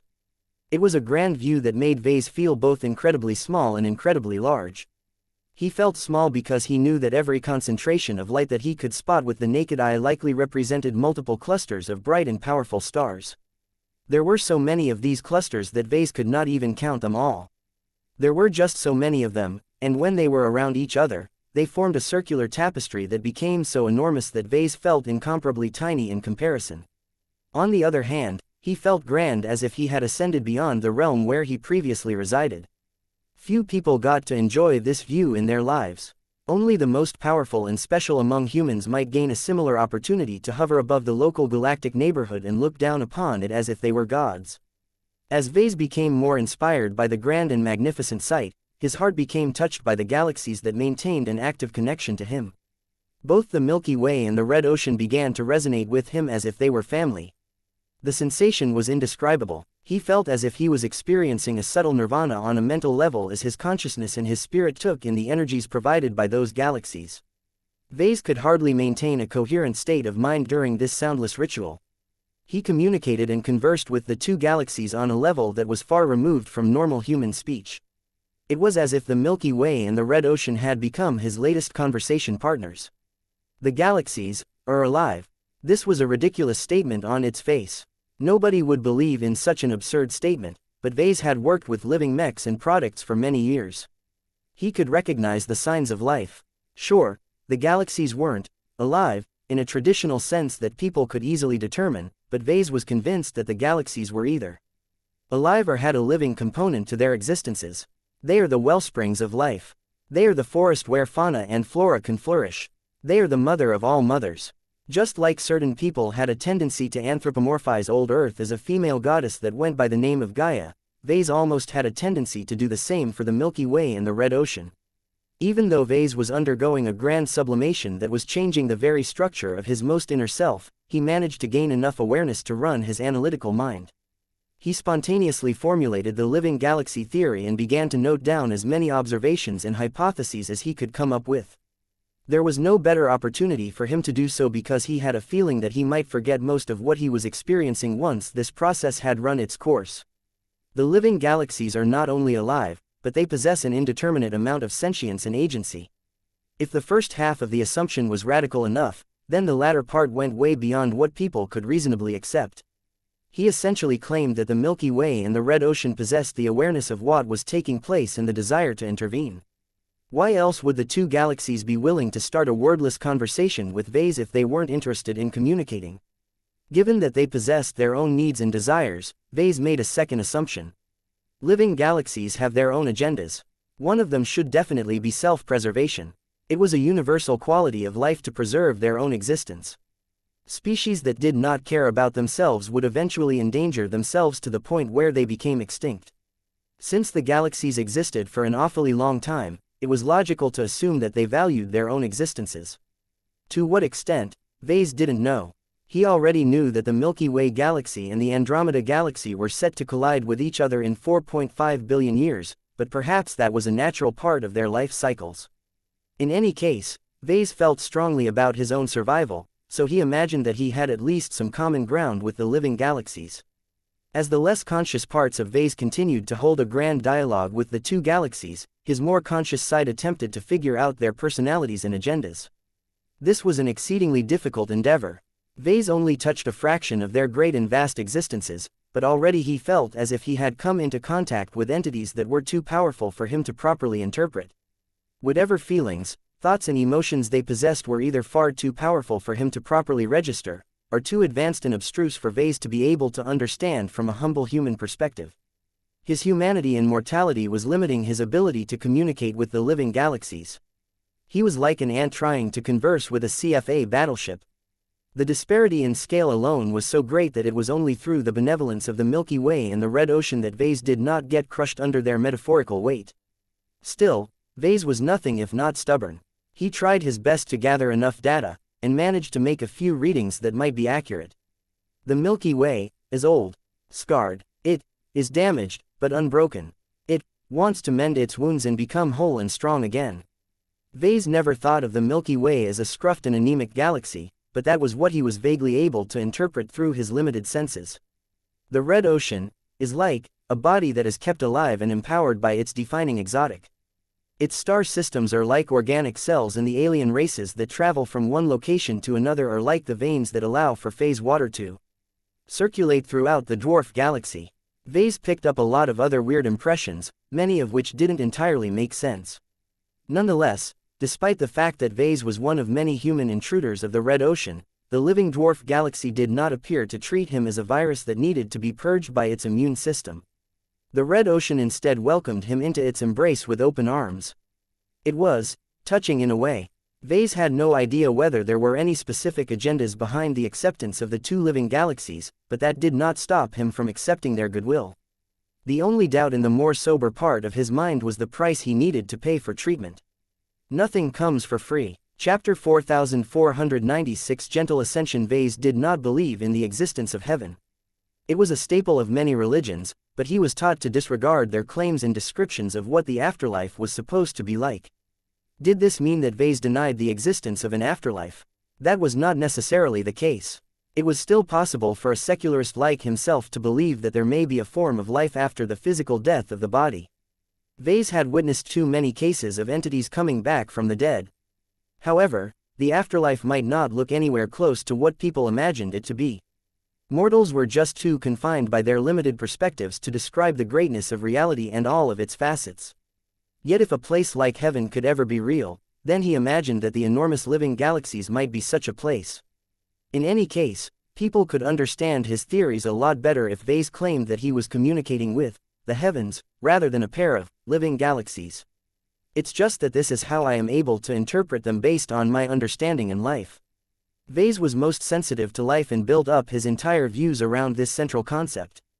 If Gloriana ever went through a similar experience, then she might perceive the galaxies as intricate machines that were far closer to perfection than anything smaller.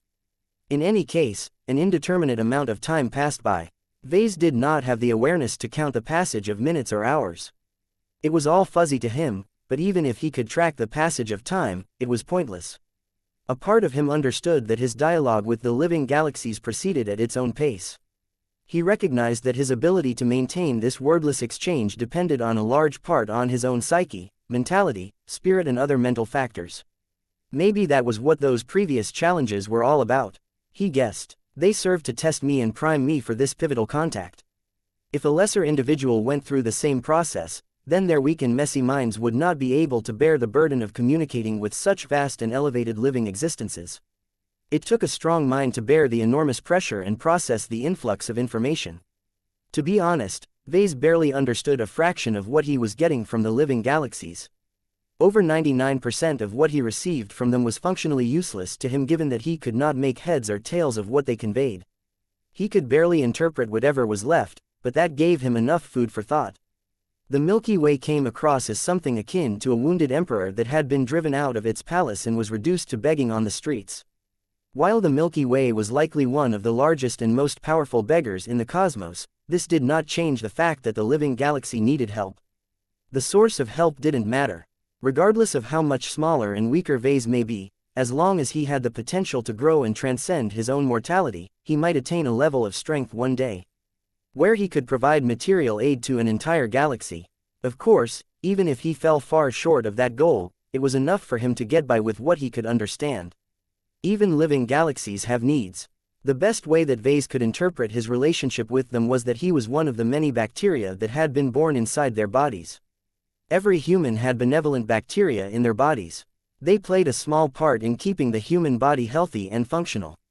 A single bacterium might not be able to do anything meaningful to a body that was countless times greater, but a large group of them could still make a significant difference. What was significant about his current state was that he was a bacterium who had mutated from the rest of his ilk. He became more powerful and was increasingly able to affect the state of the enormous human body where he resided. Mutations weren't always good. Cancer usually occurred when body cells malfunctioned and started to replicate uncontrollably. Vase was also transcending his original role as just one tiny cog in an immense machine. Perhaps this was what his current experience was all about. He was enduring one final test to see whether his mutation allowed him to be able to keep his identity as a benign influence or whether he became harmful all of a sudden. Vase had the vague idea that this test was supposed to be far more difficult than it should. As much as Vase was happy about his mental state, he did not have any illusions about its development. He should have been far from qualified to receive so much pressure and converse with entities that were far too massive for him to behold. It doesn't make any sense. The belief that he wasn't ordinarily qualified to handle so much power became stronger. For some reason, the living galaxies were giving him preferential treatment. They could have exerted a tiny fraction more pressure on him, and that would have strained his mind to the point of breaking. Instead, these vast and powerful existences meticulously controlled the expression of their endless might to a level where Vase could endure their power. Vase tried to figure out the reason why he was having it so easy. Is it because I employed some of the theories and methods imparted by the Orvan ritual sacrifice altar enlightenment fruit? He shook his head. That couldn't be it. The enlightenment fruit did contain knowledge that referenced a bond to the Red Ocean as a whole or something, but much of that was dressed up in superstitious language. Maybe not all of those crazy statements were nonsense. Yet even then, the Orvans all talked about how terrible it was to harmonize with the dwarf galaxy that they were a part of. Many of the ones that survived the experience but received too many injuries in the process claimed that they had fallen short at this junction. Maybe it's the system again. That made the most sense. The specter of Carlos Shaw already mentioned that the system had actively intervened to make this entire trip less dangerous. It also fit with the spiritual ascension upgrade track that Vase had recently chosen. These were exactly the kinds of situations where the system had to fulfill its purpose. Maybe this is one of the most important factors why I can bear the pressure of two living galaxies at once. I'm not just enduring the pressure of the Red Ocean at the moment. I'm also communicating with the Milky Way. That was odd. Why was he talking to two living galaxies at the same time? Shouldn't a single one suffice? Vase vaguely recalled that he interacted with the Milky Way galaxy when he advanced to Journeyman. This caused him to develop a connection with the Milky Way, though Vase wasn't clear about the nature and the properties of this bond. The reason why the Red Ocean had joined the party was because he had traveled to it. Since he was undergoing an unknown ascension process in its territory, it was logical for the living dwarf galaxy to get involved. This is anything but normal, though. As Vase continued to receive a continuous influx of information, the nature of his exchange with the living galaxies slowly started to shift. It took a while for him to figure out the nature of this change. I'm starting to get energy instead of information. Vase felt as if his body, his mind and his spirituality were starting to get hot and stuffed with lots of energy that was far too potent for him to bear. He started to get worried. He was pretty sure that he would blow up if more and more energy started to fill up his entire being. Yet before he could come up with a way to cut this extraordinary process short, he felt as if the vast majority of all of this excess power was being shunted to an entirely different location. Vase silently sighed in relief and tried to figure out where all of those energies were going.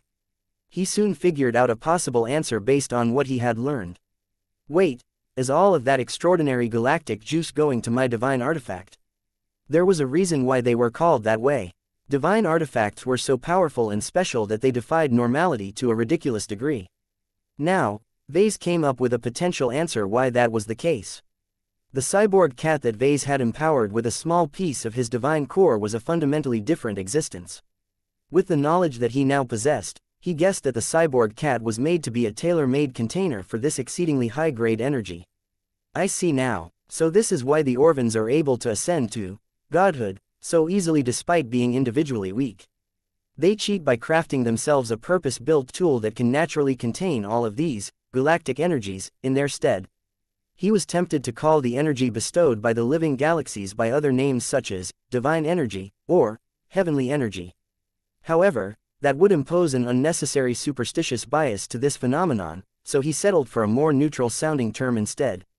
Vase could feel the changes taking place outside of this mysterious illusionary space.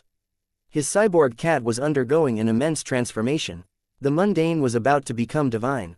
Though Vase himself was not receiving much of the benefits right now, this was okay since his divine artifact acted as an intermediary of sorts. Vase could slowly absorb the powerful galactic energies or whatever when he became strong enough to absorb all of that might. The channeling of energies slowed down. Vase could feel that his divine artifact was nearing saturation. There was little point in pumping his relatively small cyborg cat with more galactic energies than it was equipped to handle. He momentarily felt a lot of regret for one of his past choices. A larger divine artifact could have absorbed a lot more of this galactic energy. I doubt there will be many opportunities to obtain so much of this high-grade energy. He had already made his choice, though.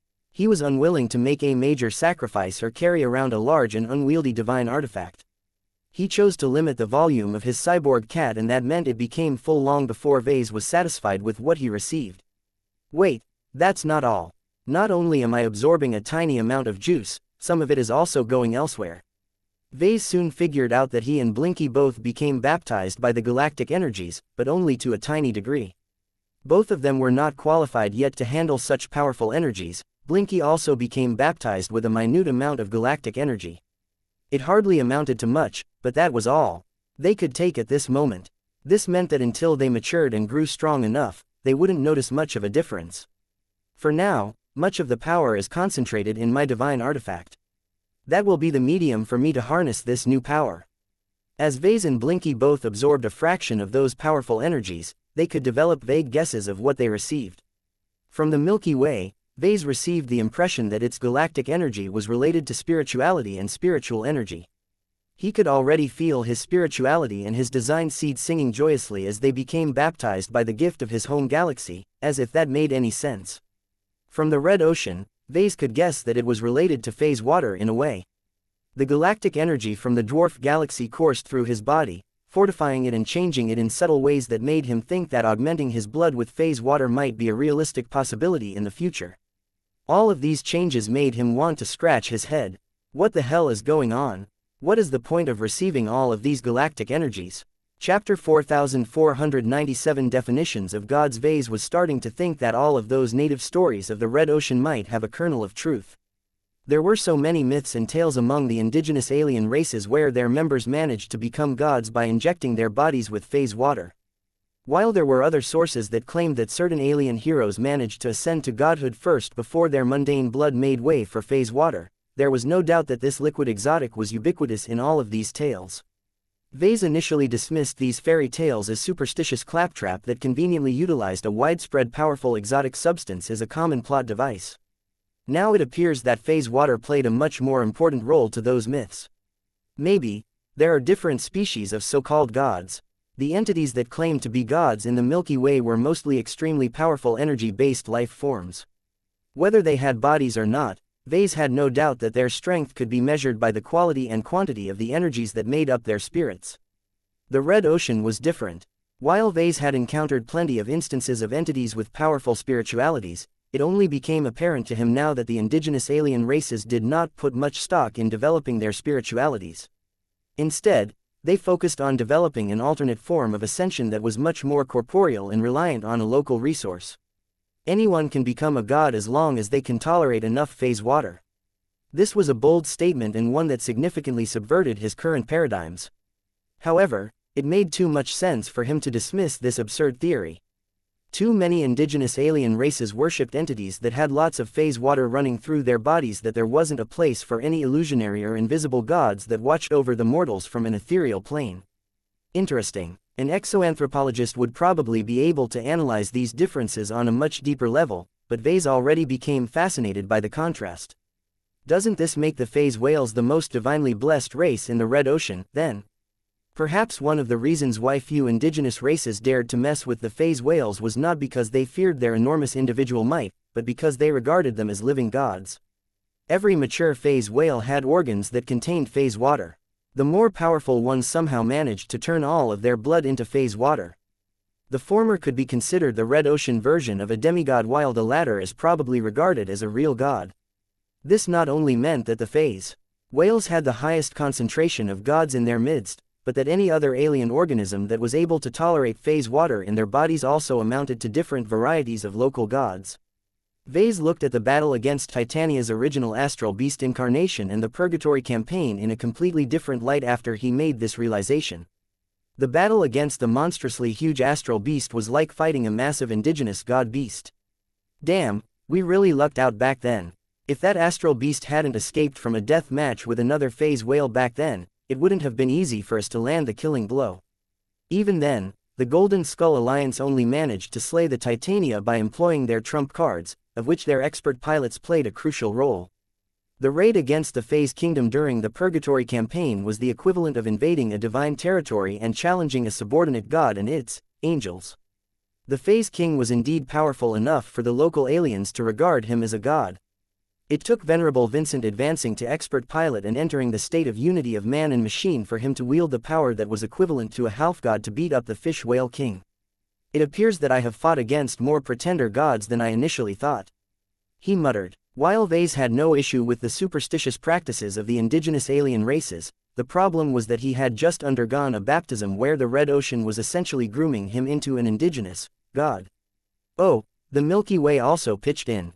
It was simultaneously setting him up to become an old-school god, like the Unending One or the powerhouses from the Five Scrolls Compact.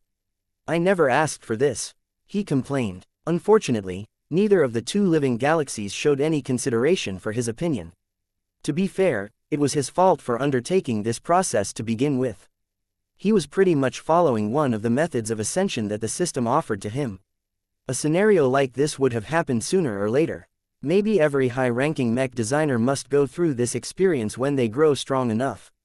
He guessed. The only question was whether this was a trial and an opportunity that took place when advancing to the rank of Master Mech Designer or Star Designer. Vase already began to experience strain in his head. Damn it, this is going to mess up my progression.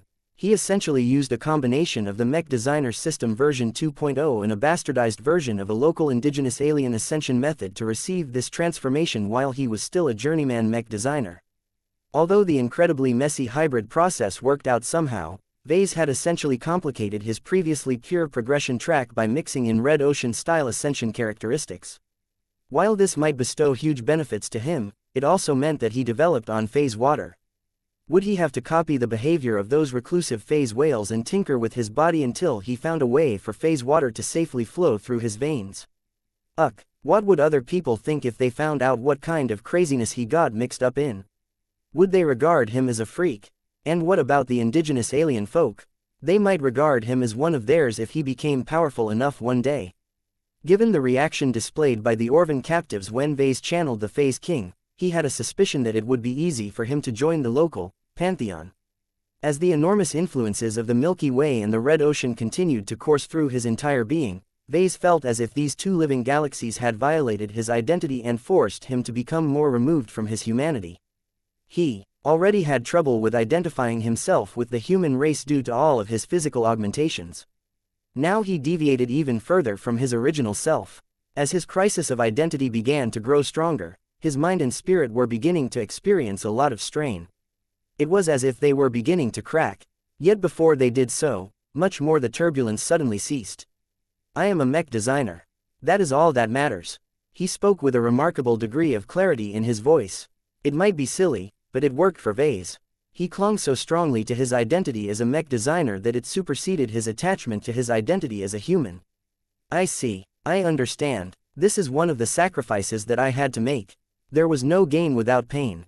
Vase received a life-changing baptism of two different galactic energies. That was probably far more than most individuals ever got to experience. Though the relatively compact size of his divine artifact limited his intake, he still had to shed different pieces of himself. Perhaps he had already started to do so from the beginning of the entire dream sequence. His talks with Carlos Shaw and Marcella Bollinger were about letting go of old resentments. They were also about reconciling with his past so that he no longer felt the need to avoid it as much as possible. His argument with Melinda Larkinson was about doubling down on his commitment to subject his family and clan to difficult challenges, knowing that many people would die as a consequence. His group talk with the 4 women was about making peace with choosing Gloriana over any other alternative. He developed a greater love and appreciation for what his current wife brought to his life, despite knowing that marrying a hexer would introduce a lot of intercultural conflict in his relationship. His talk with Captain Zonrad Rees was about deflecting the enormous amount of guilt accumulated by many different circumstances connected to his work and actions. He did not deny that abuses and injustices took place, but he considered them a necessary price to pay to serve a greater goal, one of which was ensuring the survival of the human race. It was profoundly ironic to Vase that he had to give up a part of his humanity in his next and last dialogue. Whatever the case, each different instance represented a step in a mystical transformation process. After going through so many changes, his baptism was complete. I am born again. It was difficult to describe his current mood and state. He still looked like the same Vase as before on the surface, but only he knew that he was fundamentally different. Before he entered this dream sequence, he could still claim to be a mortal who just happened to be good at designing mechs. He wasn't sure whether he could truthfully say these words after all of this was over. Perhaps, I'll become a god who just happened to be good at designing mechs instead. He did not object to this idea as much as before. It didn't matter what race or type of existence he was turning into as long as he could still design mechs. The excellence of his products would be the tickets that ensured he retained the acceptance of the human race. I bet that many god pilots and star designers are struggling with the same issue. They were already so far removed from their human roots that they could easily leave the confines of human civilization and strike out on their own, much to the detriment of the rest of humanity. This was why it was so important for them to retain their anchors to human society and remain involved by contributing to their original race. Just as he contemplated more about the importance of maintaining ties to humanity, the dream sequence abruptly ended. What? He was back in the sacred hearth that was in the middle of the sacred temple. His return to the system space happened so nonchalantly that Vase struggled to adjust to the new situation. He soon noticed that he was holding something powerful that also happened to register as another part of himself.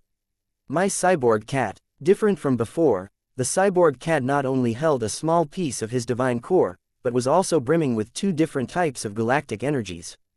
Those powerful high-end energies had already changed and transformed his initial work in many ways. This process was still ongoing, but he could see that his small divine artifact was struggling to contain the galactic energies. Not only that, he began to feel as if something massive and powerful was beginning to form above his head. Vase looked up at the ceiling and noticed that the middle of the roof actually featured a hole. I did not know that was there. Normally, the false sky of the system space generally showed pleasant weather with relatively clear skies. Now, dark and ominous storm clouds had gathered. As the clouds continued to roil, a lot of potential energy started to form. The sight caused Vase to recall a particularly ominous event. Vase had witnessed the appearance of an unexplainable lightning storm during the creation of the Superior Mother. Now, his intuition told him that he and his cyborg cat were about to receive the same treatment. He immediately unfolded and sealed his helmet in order to insulate his body from electric shocks. Why? He did not have any clear answers why this was happening. Perhaps it was because he had broken the rules and forced himself to ascend through an unusual method, thereby committing a grave taboo. Oh, come on, you could have issued a fine if you wanted to punish me. Why would you go straight to corporal punishment? That's so uncivilized. Crack. Vase suddenly became shocked by an enormous lightning bolt that completely bypassed his unending regalia and directly struck his actual body. Fortunately, his cyborg cat somehow attracted most of the power of the lightning bolt, though Vase had been forced to toss his divine artifact from his grasp as a consequence. Just as Vase got over the initial pain, another large lightning bolt coursed through the open roof. Not again. Chapter 4498 Primordial Justice. Crack. Hey, cut it out already. Crack. How come you have so much energy? Your attacks are getting stronger. Crack. Didn't I already pass my tests? I'm not guilty. I proclaimed myself free from blame for any misdeeds that I am only tangibly related to. It's not like I personally pulled the trigger on over a quadrillion people. Crack. Yeouch. You know what? Screw you. Who are you, anyway? Are you some arbiter of justice? Well, I don't recognize your authority over me. I never signed up to be judged by you and your stupid criteria to determine guilt. You don't even have a mechanism for me to lodge any appeals. What a dumb and primitive justice system.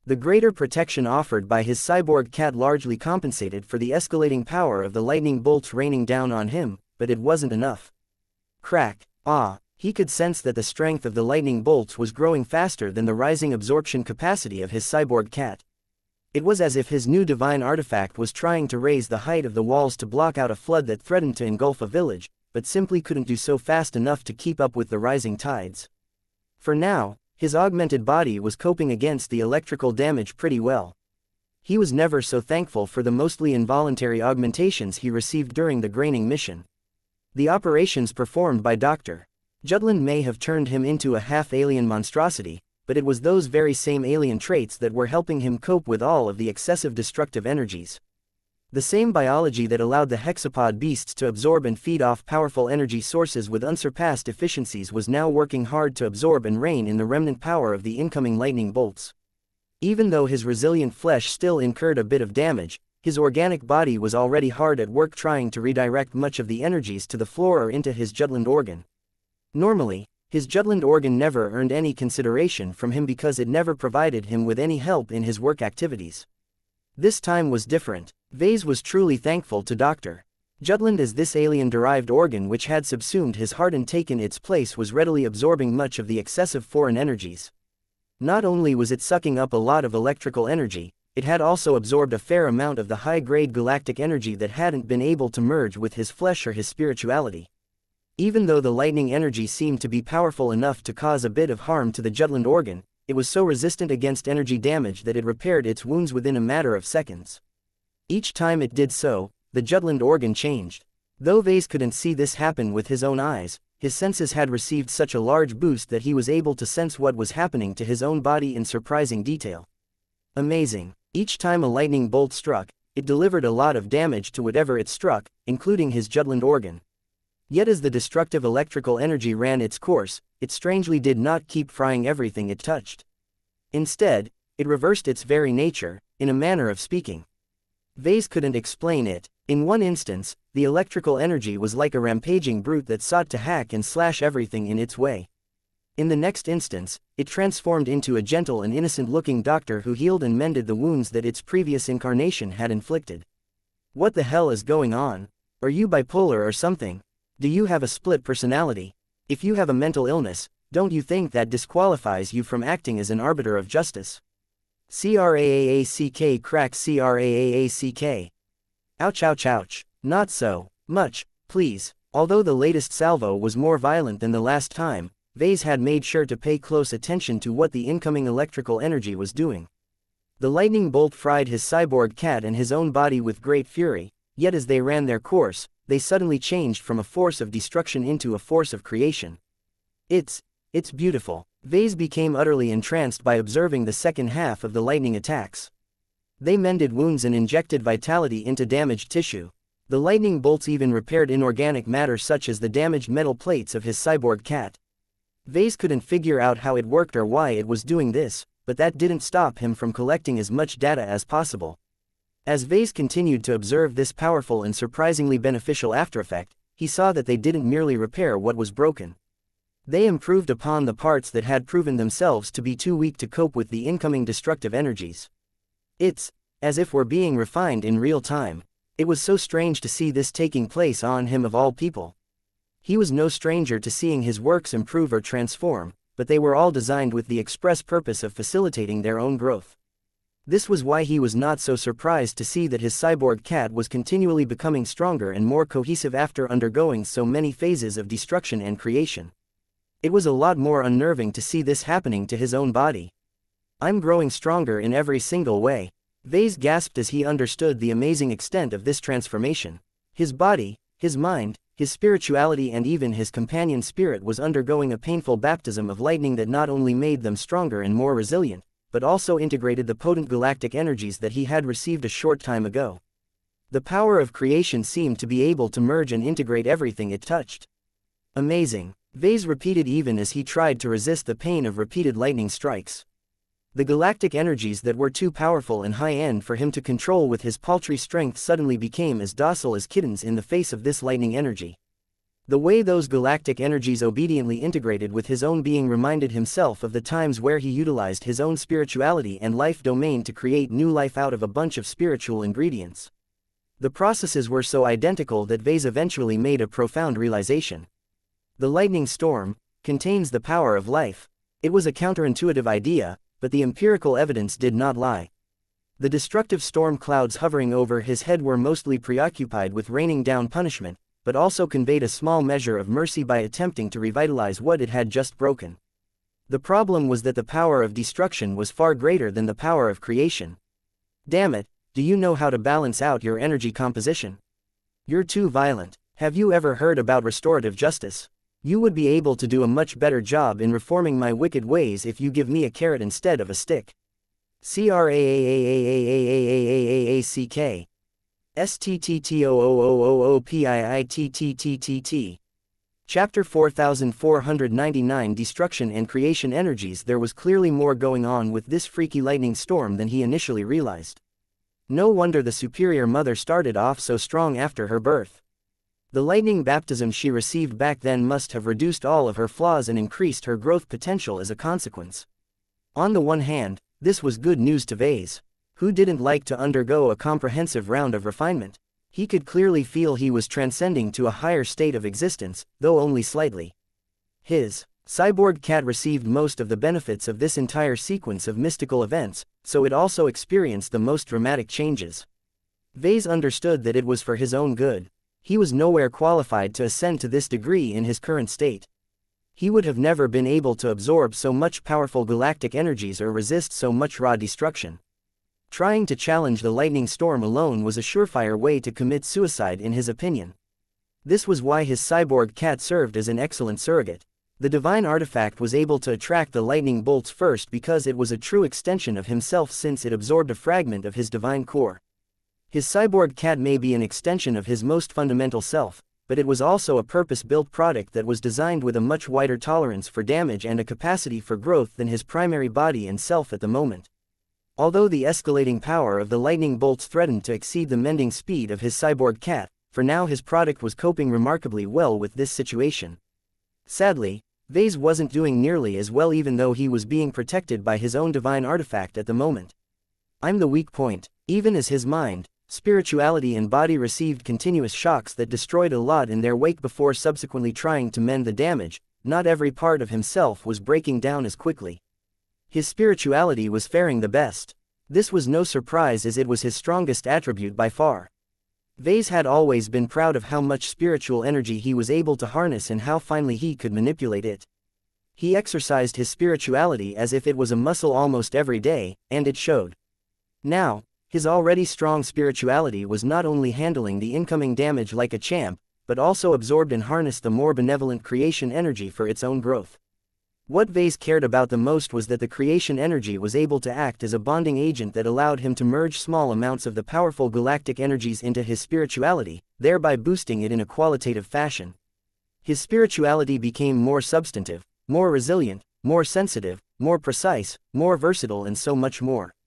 Though a part of him regretted that he wasn't receiving as much of a boost as his cyborg cat, he would take what he could get. As long as he was able to survive his current ordeal, his upgraded spirituality would definitely allow him to boost his subsequent works to a much greater degree. His mind also received a large upgrade. He was no stranger to stressing out his mind or pushing it to its limits. The large amount of design work he engaged in was intellectually stimulating and always forced him to exercise his problem-solving capabilities. Although his mind wasn't coping as well against all of the incoming damage, it was still able to maintain a stable equilibrium. The damage his mind sustained did not exceed its capacity to repair itself with the help of the incoming creation energy, at least for the time being. He wasn't sure what would change after it survived this violent baptism, but he expected his productivity to soar after this. His ability to design products and conduct research should see massive improvements because of a massive boost in mental capacity and cognitive functions. It's as if my mind is becoming a more powerful processor. His precious intelligence-related augmentations had already allowed him to perform complex calculations in his mind. The boosts he was receiving right now would supercharge this aspect along with all of his other existing advantages. It's a pity that my flesh isn't able to keep up. He sighed. Crack. As another lightning bolt smacked his cyborg cat and his body, he felt as if his brain was literally frying as his relatively vulnerable brain tissue was receiving way more damage than he could cope. Although his body and more specifically his jugular organ successfully managed to divert much of the current away from his most vital organs, there was simply too much destructive energy to spare his fragile brain from getting fried. I'm literally losing brain cells with every strike. Crack. Ah, it was a profoundly painful and distressing experience. His mind needed the support of his brain in order to function. The rest of his body wasn't coping so well either. Even his jugular organ that was best equipped to absorb all of the incoming energies was beginning to push closer to its limits. Vase didn't really care about most of his body. Just like his sawed-off leg, he could make use of many different technological solutions to regrow or replace his missing limbs. What he couldn't replace as easily was his brain.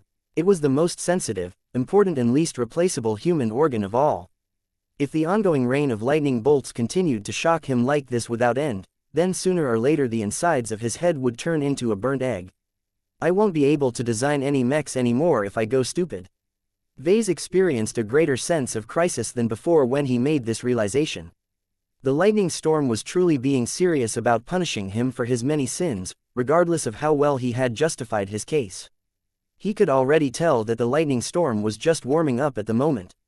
It hadn't even gotten serious yet because this mystical authority decided that Vase bore the blame for the deaths of so many humans and dwarves that he needed to be taught a lesson. Okay, I will behave more carefully and stop acting as recklessly as before. Is that what you wanted to hear? Crack. I will try my best not to trigger any cataclysmic wars that end up depriving quadrillions of people of their lives.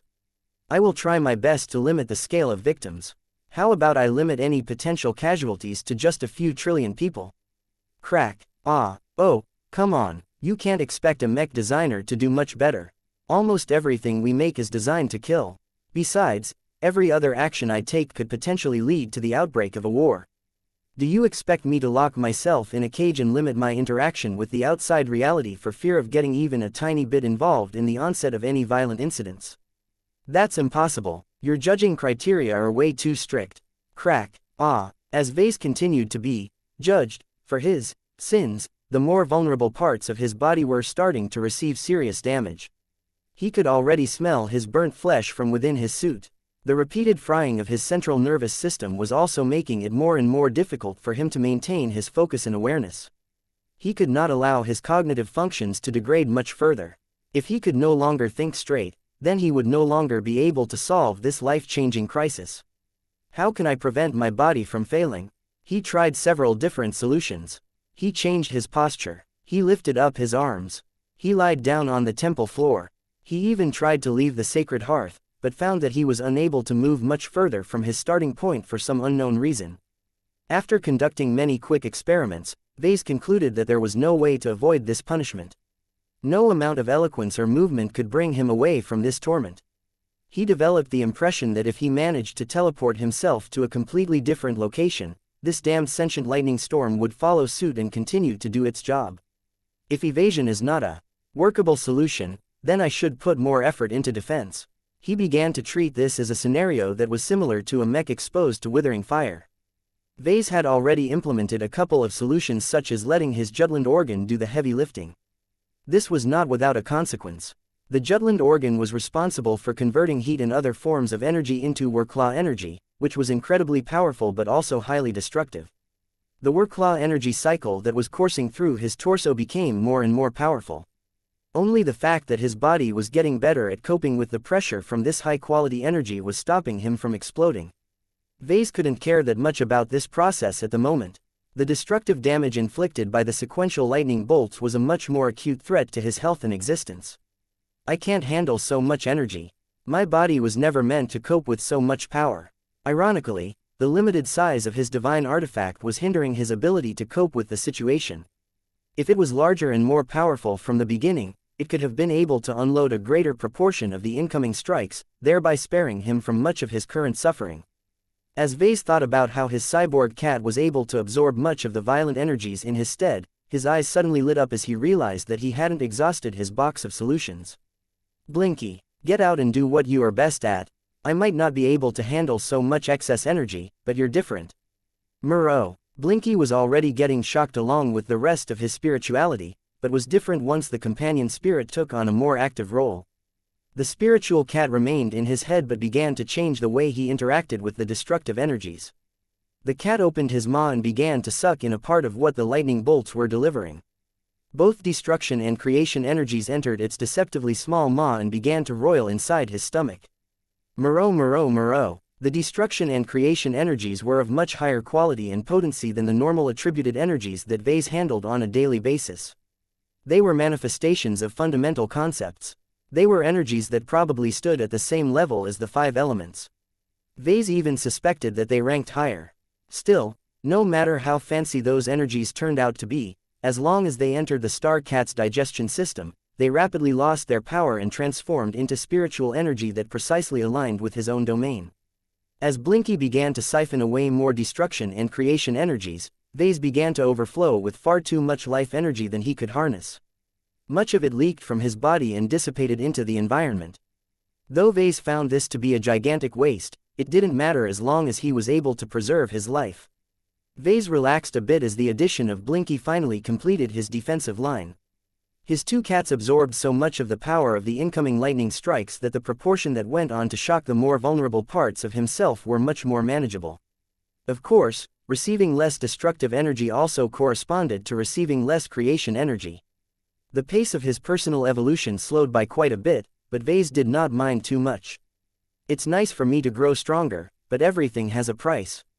I don't have enough money to pay for the full treatment, so I can only settle for the budget option instead. His body was way too fragile to cope with anything stronger, especially if this lightning storm was determined to continue to rain down punishment for a long amount of time. Vase would rather play it safe and reduce the incoming energies to a more tolerable level to ensure he could preserve his life at the end. While he was doing a lot better after putting Blinky to work, he frowned when he noticed that the power of every subsequent lightning bolt continued to grow a little stronger. If this goes on, then my current measures won't be enough anymore. I need to prepare another solution. Chapter 4500 Rapid Problem Solving. The lightning baptism continued. Vase and his incarnations continued to grow stronger in ways that made him fearful of how much of his original self would be left at his end. Although he had already made peace with the fact that he had sacrificed his humanity, the depth and scope of the transformations went way beyond anything he could have anticipated from the start. He did not believe the scope and magnitude of punishment by lightning was normal by any means. The reason why it was so much bigger and more destructive was because Vase had lived a more eventful life than most entities despite his relative youth. It also doesn't help that I never received any proper warning.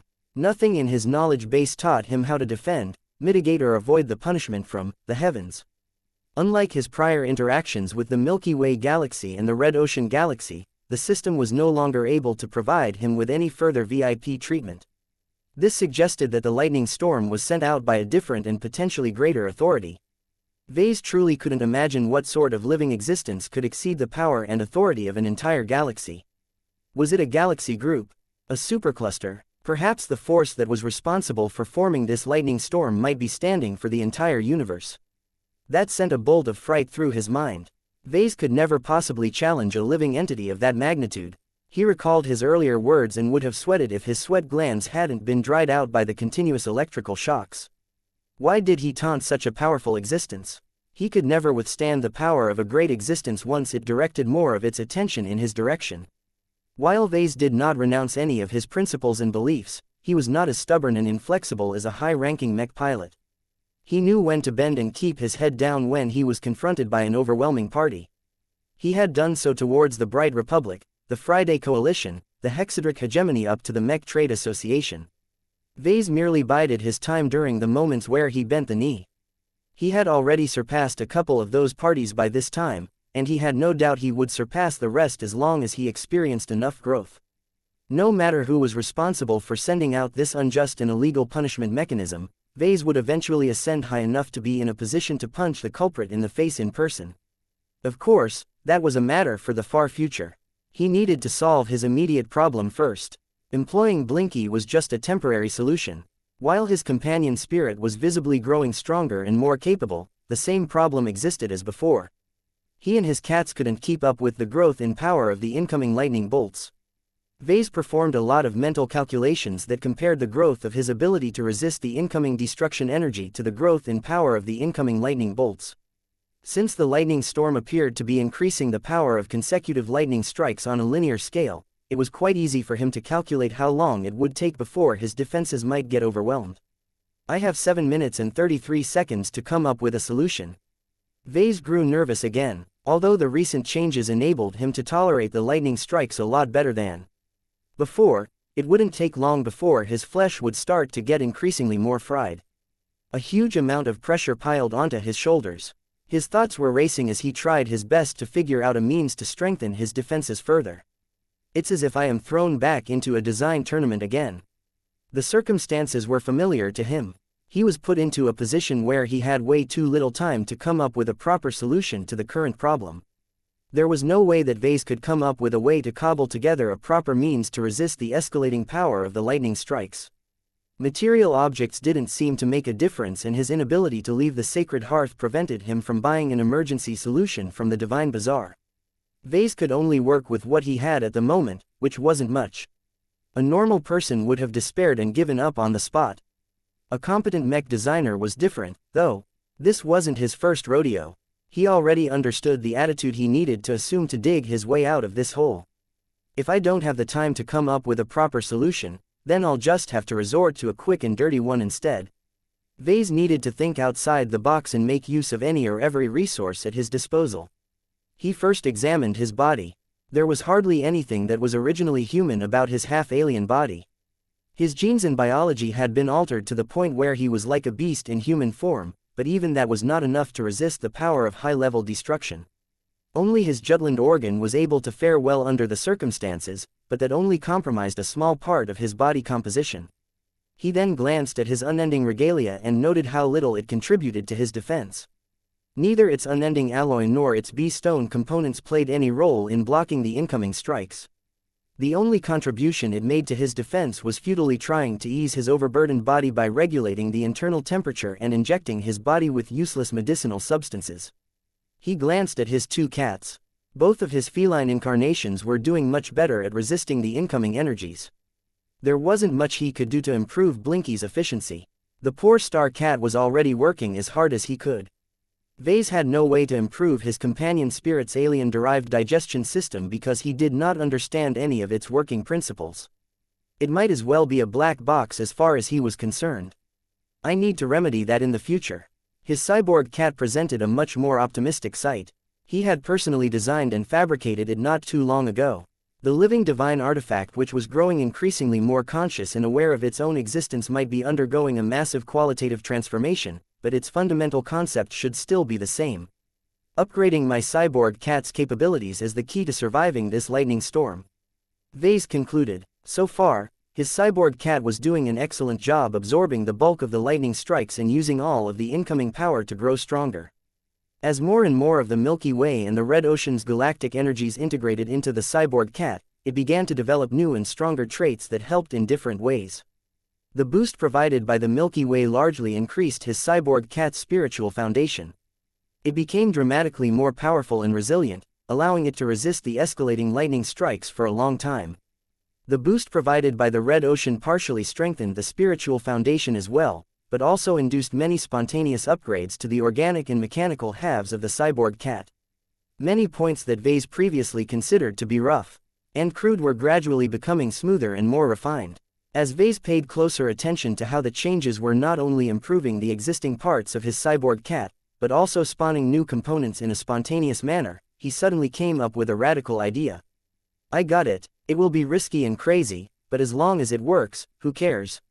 Vase transmitted the command to disengage his body from his unending regalia. Once he hopped out and tried to maintain his balance on one foot by leaning onto his hollow armor. He waited until he got struck by another lightning bolt to confirm that he wasn't incurring more damage. Now that he confirmed that his situation hadn't changed all that much, he proceeded with the next steps. He first retrieved a backup knife from one of the hidden weapon holsters of his unending regalia. Now that he had a sharp blade in his hand, he carefully dropped his body to the temple floor and lay in a prone position. He activated a command to his smart uniform that caused it to part in the middle and expose his torso. At this time, he transmitted a silent command to his unending regalia that prompted it to activate a projection of the current state of his body. This was no ordinary mirror image, though. It was a wireframe model that showed exceptional detail of all of his internal organs. Tiny information panels showed various essential pieces of data. Vase studied the wireframe model and the data carefully.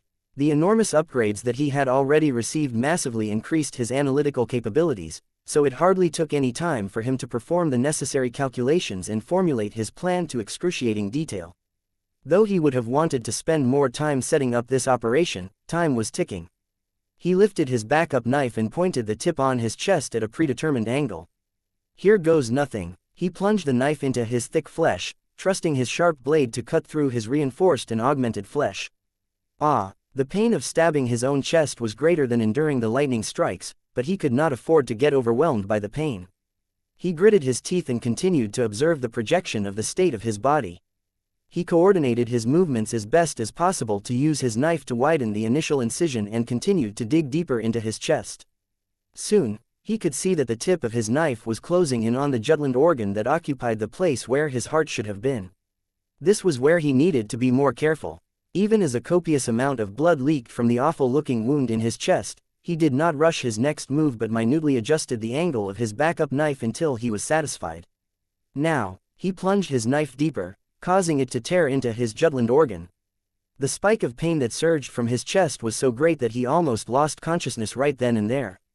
It took a lot of willpower and determination for him to maintain his wits under these circumstances.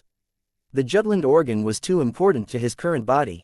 Damaging it in any way had major repercussions and might actually cause it to stop functioning entirely. The only reason why he built up the courage to operate on himself like this was because his body received a regular influx of creation energy. Even now, the remnant power of the lightning strikes were working hard to stem the bleeding and close up the wounds that he had just made.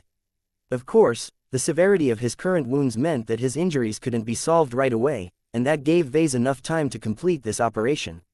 Vase made another painful stab and finally managed to slice off a small but significant slice of his own Jutland organ. He wheezed a lot harder. His body weakened considerably after sustaining such major wounds, but Vase was confident it would be able to pull through under these exceptional circumstances. He had to wiggle his knife at different angles in order to pull out the slice of his own Jutland organ out of his own body. As soon as he pulled out his blade with a part of his own organ resting on the blade, he raised it up as if he was presenting a plate. Bon appetit! His cyborg cat dove down and ate the Jutland organ piece in a single bite. Vase had designed his cat so that anything it ate would enter his biological belly, where it could break down any organic matter and either use the nutrients to upgrade its biological components or void it all out of its backside. Fortunately, his cyborg cat did not consider his own flesh to be a waste product. Soon after eating its first meal, the living divine product began to glow brighter as his heart underwent a substantial transformation. With the help of the massive amounts of creation energy that it was receiving from the lightning storm, the cyborg cat was rapidly able to grow its own Jutland organ that was completely adapted to its own biology. Meanwhile, Vase continued to wheeze as his wounds were being mended at an accelerated pace due to the energies he received. As his flesh began to mend, he could even see that they were changing into another form that made his body a lot more compatible with phase water. The galactic energy originating from the Red Ocean was beginning to make its mark on his being, causing him to resemble the indigenous alien races to a much greater degree than before. Vase had mixed feelings about these changes. Though he could definitely sense that his body had grown a lot stronger and capable of surviving grievous wounds like the one he had just inflicted upon himself, he also feared what might happen if others found out about his radical physiological mutations. "I've gone native," he complained. Chapter 4501 Distorted Equity, ha ha ha ha. Crack, ha ha ha ha ha ha. CRAAAACK, ha ha ha ha ha ha ha. Crack crack crack. Vase had beaten the game. He opened his arms and welcomed the bolt of lightning raining down from the skies. The bolt struck his cyborg cat first and immediately lost much of its strength. Then it passed through Blinky's intangible body. Despite his immaterial nature, the cat managed to swallow and digest much of the weakened lightning bolt. Whatever was left after passing through these two cat-shaped filters struck Ves's body with the force of a heavy wind. Though his body could definitely feel the shocks coursing through his mind, body and spirituality, the destructive energy trying to inflict ruination on him failed in their purpose. His strongest parts of himself bore the brunt of the assault with nary an injury. This forced the destruction energy to put its focus on his weak points. More and more of it pooled towards his brain, his internal organs and all of the other delicate and fragile bits of himself. The attacks were incessantly cunning and impossible to evade. An extremely powerful source provided automatic guidance to the lightning bolt attacks so that they always tried to seek out the path of least resistance. As Vase endured repeated lightning strikes, he figured out more and more of its rules and properties. The strength of the attacks that filtered through his defensive lines no longer fried his brain cells to an unacceptable degree. He was able to retain his full faculties under the current load. In fact, the constant injection of creation energy and the integration of the galactic energies from the Milky Way and the Red Ocean upgraded his cognitive functions with each passing minute. He could maintain more parallel trains of thought. He could memorize a lot more data points than before. He could accelerate his thinking speed with effort. He could make more observations whenever he looked at something. His ability to think and process information was constantly moving further and further away from the human baseline. It was rather scary how comprehensively he was improving. Not just his brain, but even his modified Archimedes Rubel bio-implant was undergoing a qualitative transformation after getting injected with creation energy. Vase became increasingly more fascinated with the existence and the wondrous properties of creation energy. He had a feeling that calling it creation energy was a disservice to its true nature. Vase simply did not have the theory and the observation ability to analyze it on a deeper level. He could only behold its surface appearance and deduce its workings by looking at all of the changes it had brought in its wake. It's so familiar, though. It was definitely related to the spiritual energy attributes he was familiar with. It displayed a lot of familiar characteristics that Vase was accustomed to when he manipulated his own life-attributed spiritual energy. At the same time, it also showcased characteristics that Vase associated with universal life energy. This became most evident when he looked at how the creation energy handled his self-inflicted injuries. As his open wound on his chest started to course with unnatural lightning and other energies, the power of creation not only mended what was broken, but conjured matter without repurposing it from the other parts of his body. Vase could see how it only took a relatively small quantity of creation energy to produce brand new organic cells. His injured and diminished Jutland organ slowly became whole as organic tissue slowly grew out of the injured side. Not only did this regeneration restore what was missing, but also strengthen a vulnerability that allowed the injury to happen in the first place. Evolution was taking place in real time as guidance from either an unconscious part of himself or the entity responsible for the lightning storm caused his Jutland organ to develop numerous new mutations. One of those biological changes entailed the formation of a thin but hard bone covering that enveloped the entire Jutland organ. No longer would a powerful stab from a sharp weapon be able to nick the Jutland organ without impunity. Vase became both horrified and fascinated by these changes. Though he accepted these modifications because they were helpful to his own survival, he was put off by how little control he had over the entire process. The creation energy did not ask for his explicit approval. The creation energy did not listen to his input. The creation energy did not give him a chance to supply his own designs or specifications. Instead, it acted like a rogue human augmentation surgeon. Just like Dr. Jutland, the creation energy or its guiding intelligence implemented far-reaching operations that radically changed his body as well as the more intangible parts of himself. The only reason he didn't freak out and try to resist the intrusive changes with all of his might was because he recognized that this was ultimately a benign process. An upgrade is an upgrade. Whether it comes from me or another developer is not too important at the moment. Ideally, he would like to exert precise control over every augmentation of himself. He was tired of letting others change him against his will. The current circumstances left him with no other choice, though. If the creation energy did not do its job, then his body, mind and spirituality wouldn't be able to grow strong enough to keep pace with the gradually improving strength of the ongoing lightning punishment. How come you are still ramping up after all of this time? Aren't you tired of raining down so many lightning bolts? How much energy are you willing to waste on poor little me? Vase asked the dark and stormy clouds. Craack. Can you communicate in a way that is different from striking me with your energy? Craack. The more lightning bolts rained down on him, the more he could understand the possibilities and limitations of creation energy. Vase found it odd that it did not appear from the beginning, but only came into existence after the incoming destruction energy had done its job and inexplicably transformed into its polar opposite. This phenomenon reminded him of the theory of yin and yang that his eldest sister Helena had once talked about. According to her, opposite elements shared an intricate relationship. They were two sides of the same coin, and were therefore able to cooperate with each other in ways that sounded counterintuitive. I don't have the theoretical background to explain why all of this is happening. This frustrated him as he was a curious mech designer by nature.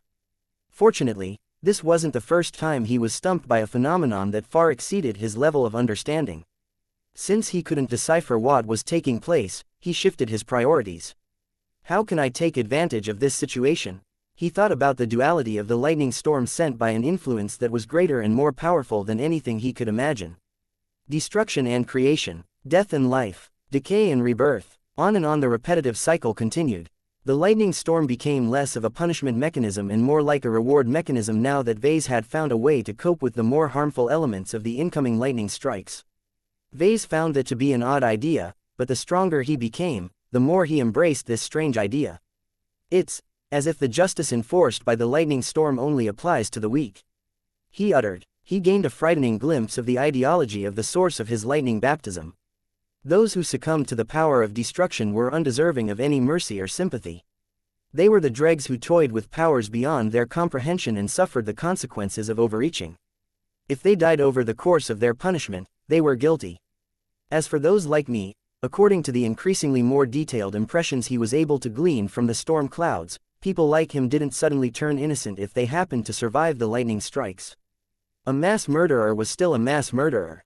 However, there was a sense of respect towards those who could endure the lightning baptism. As long as Vase was able to pull himself through this inescapable judgment, the authority behind the lightning storm would absolve him from any guilt. The underlying message was fairly clear. The rules no longer apply to the strong. It was a profoundly flawed and primitive stance to his modern sensibilities, but a part of him resonated with this idea. Besides, the fact that the lightning storm adhered to this ideology was an advantage to him at the moment. Vase just had to make sure that he remained strong and competent enough to take whatever this lightning storm could throw at him in order to earn his absolvement. While he was a lot more confident than before in his ability to survive this ordeal, he was not satisfied with sitting back and letting the lightning strikes shock his body as if he was submitting himself to a particularly unorthodox electric massage technique. I can do more with this. He frowned. When Vase replaced the mindset of an unjust victim with the mentality of a mech designer, he began to view the current processes from a different perspective. The lightning storm is acting like an engine of evolution. Vase affirmed. The destruction component of the lightning bolt is like a force that weakens my entire being, with a special emphasis on my weak points.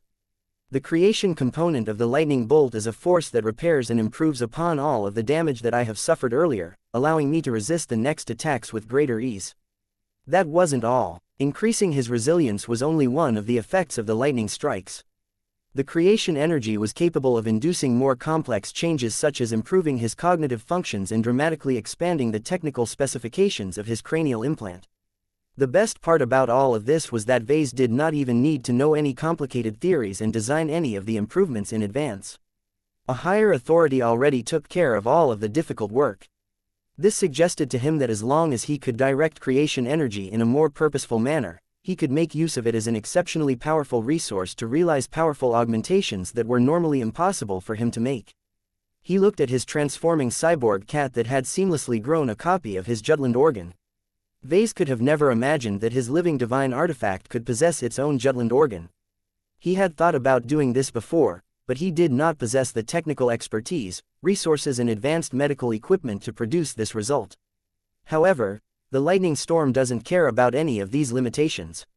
It is so powerful and so mutable that it can produce anything it needs on the spot. To the weak, it is the most terrible engine of destruction. To the strong, it is the most wonderful engine of creation. Vase became fixated on the latter as he made a powerful realization, one that shocked him more than all of the lightning strikes he endured. This is the closest manifestation of the legendary mech touch that I have ever experienced. Each lightning bolt that struck him from above was like a celestial tap from a giant and unnaturally long finger. Each moment of contact was like a brief workshop session. Each shocking experience made him stronger and more capable. A grin appeared on his face. If this is the case, What if I can hijack the workshop where I am being worked upon? What if I exert more control over my ongoing evolution process? He had already confirmed that it was possible for him to do so.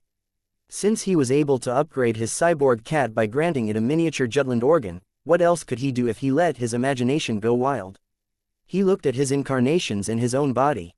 When he analyzed himself through Gloriana's perspective, he spotted countless different shortcomings and suboptimal implementations.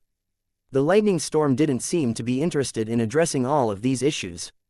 It was capable of doing so much, but its lack of greater intent meant that it was squandering far too much of its potential. No more. If you won't put your power to good use, then I will. His passion and his imagination became stoked by all of the possible changes he could make. I'm going to need more tools.